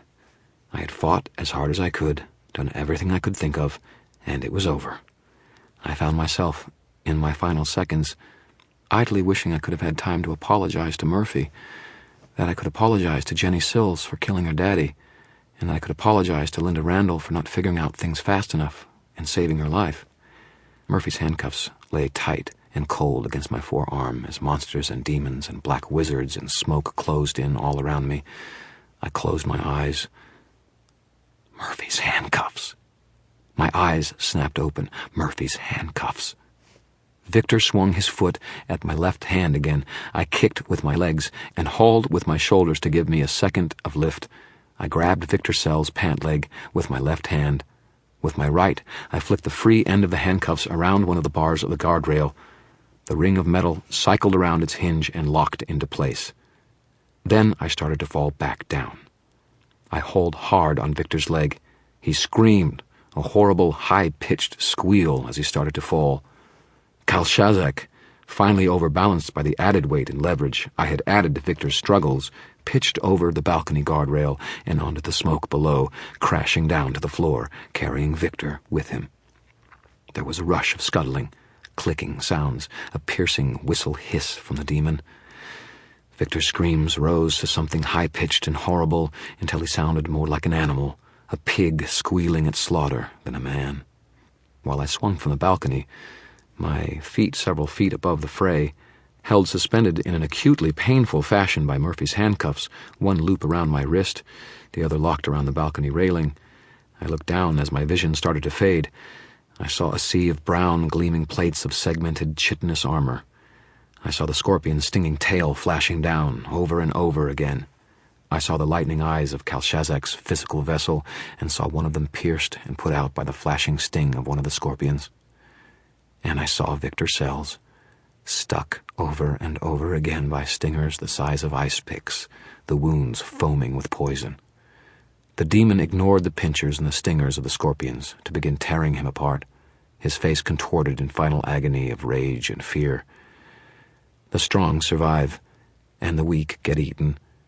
I guess Victor had invested in the wrong kind of strength. I didn't want to watch what was happening below. The fires consuming the ceiling above were rather beautiful, actually. Rolling waves of flame, cherry red, sunset orange. I was too weak to try to get out of this mess, and the entire thing had become far too annoying and painful to even consider anymore. I just watched the flames and waited, and noticed, oddly, that I was simply starving. And no wonder. I hadn't eaten a decent meal in Friday. You notice odd things in the final moments, they say. And then you start seeing things. For instance, I saw Morgan come through the sliding glass doors leading in from the outside deck, the silver sword of the White Council's justice in his hands. I saw one of the scorpions, now the size of a German shepherd, figure out the stairs, scuttle up them, and hurtle at Morgan. I saw Morgan's silver sword slash, snicker snack, and leave the scorpion in writhing pieces on the floor. Then I saw Morgan, his expression grim, his height making the fire-chewed balcony shudder, come for me. His eyes narrowed when he saw me, and he lifted his sword. leaning far over the balcony railing. The blade flashed bright silver in the firelight as it started to come down. Typical was my last thought. How perfectly typical. To survive everything the bad guys could do and get taken down by the people whose cause I had been fighting for. I awoke somewhere cool and dark, in tremendous pain, coughing my lungs out. Rain was falling on my face, and it was the greatest feeling I'd ever known. Morgan's face was over mine, and I realized he'd been giving me CPR. Ew. I coughed and spluttered and spat up, wheezing for breath. Morgan watched me for a moment, then scowled and stood up, eyes flickering around. I managed to get enough wind to speak and said numbly, "You saved me." He grimaced. "Yes. But why?" He looked at me again, then stooped to pick up his sword and to slip it into the scabbard at his side. "Because I saw what happened in there. I saw you risk your life to stop the Shadowmen, without breaking any of the laws. You weren't the killer." I coughed some more and said, "That doesn't mean you had to save me." He turned and blinked at me as though puzzled. "What do you mean?" "You could have let me die." His hard expression never changed, but he said, "You weren't guilty. You're a part of the White Council." His mouth twisted as though the words were fresh lemons. "Technically, I had an obligation to preserve your life. It was my duty." "I wasn't the killer," I said. "No." "So," I wheezed, "that would make me right, and then that would make you—" Morgan scowled. "More than ready to carry out the doom if you cross the line, Dresden. Don't think this has gotten you off the hook as far as I'm concerned." "So, if I remember correctly, as a warden, it is your duty to report on my conduct to the council, isn't it?" His scowl darkened. "So, you're going to have to go to them on Monday and tell them all about what really happened, the whole truth, nothing but the truth." "Yes," he snarled. "It is even possible they will lift the doom." I started laughing, weakly. "You haven't won, Dresden. There are many on the council who know full well you have consorted with powers of darkness. We, at least, will not relax our vigil on you. We will watch you day and night. We will prove you are a danger who must be stopped." I kept laughing. I fell over on my side. I laughed so much. Morgan arched an eyebrow and simply stared at me. "Are you all right?" "Give me about a gallon of Listerine," I choked, "and I'll be just fine." Morgan just stared at me, and I laughed harder. He rolled his eyes and growled out something about the police being here any moment to provide medical care. Then he turned and stomped off into the woods, muttering to himself the whole way.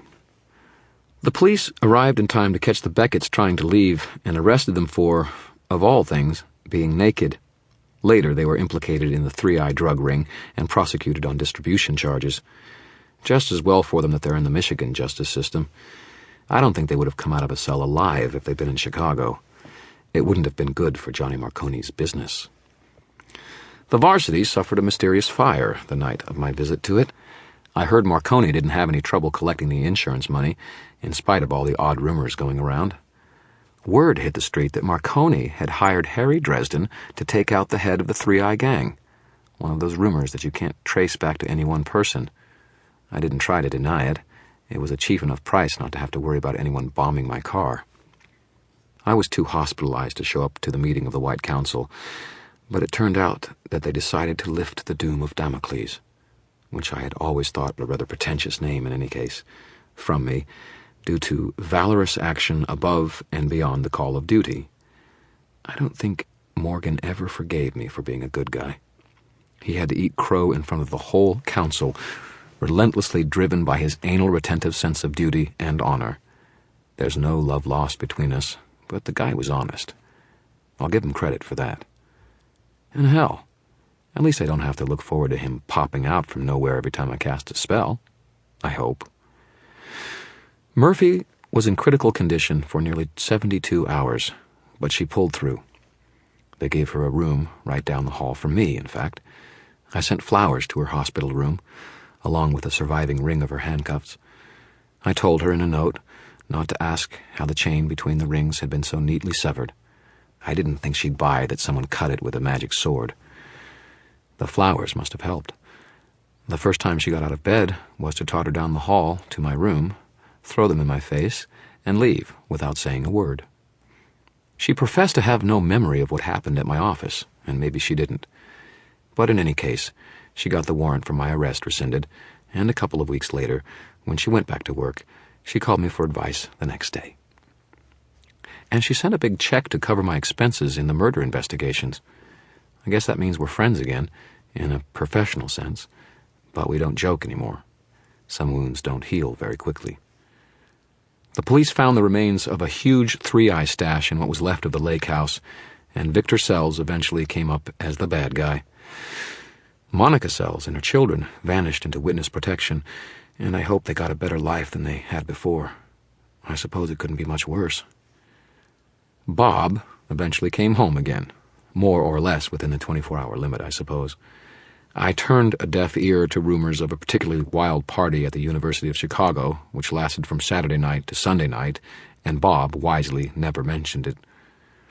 Date with a Demon was a headliner for the Arcane when it came out the following Monday, and Susan came by my hospital room to give me a copy and to talk to me about it. She seemed greatly amused by the cast that held my hips immobilized until the docs could be sure that there wasn't too much fracturing. The X-ray machine kept fouling up whenever they tried to use it on me, for some reason, and commented that it was a pity I wasn't more mobile. I used the sympathy factor to badger another date out of her, and she didn't seem to mind too much. That time, we were not interrupted by a demon, and I didn't need any of Bob's love potion, or advice, thank you very much. Mac got his Trans Am back. I got the Blue Beetle back. That didn't seem quite equitable, but at least the Beetle still runs. Most of the time. I made sure to send pizza out to Toot Toot and his fairy buddies every night for a week, and once a week ever since. I'm pretty sure the kid from Pizza Express thought I was loony, having him drop off a pizza by the roadside. Heck with him. I make good on my promises. Mister got a little short-changed on the whole deal, but it is well beneath his dignity to notice such things. And me? What did I get out of it? I'm not really sure. I escaped from something that had been following me for a long time. I'm just not sure what. I'm not sure who was more certain that I was a walking Antichrist waiting to happen. The conservative branch of the White Council, the men like Morgan, or me. For them, at least, the question has been partly laid to rest. For myself, though, I'm not so sure. The power is there. The temptation is there. That's just the way it's going to be. I can live with that. The world is getting weirder, darker every single day. Things are spinning around faster and faster and threatening to go completely awry. Falcons and falconers the center cannot hold. But in my corner of the country, I'm trying to nail things down. I don't want to live in Victor's jungle, even if it did eventually devour him. I don't want to live in a world where the strong rule and the weak cower. I'd rather make a place where things are a little quieter, where trolls stay the hell under their bridges, and where elves don't come swooping out to snatch children from their cradles, where vampires respect the limits, and where the fairies mind their P's and Q's. My name is Harry Blackstone Copperfield Dresden. Conjure it by your own risk. When things get strange, when what goes bump in the night flicks on the lights, when no one else can help you, give me a call. I'm in the book. We hope you enjoyed Stormfront by Jim Butcher. For other Buzzy Multimedia audio publications, please go to our website at www.mediafans.com. That's MEDIAFANS.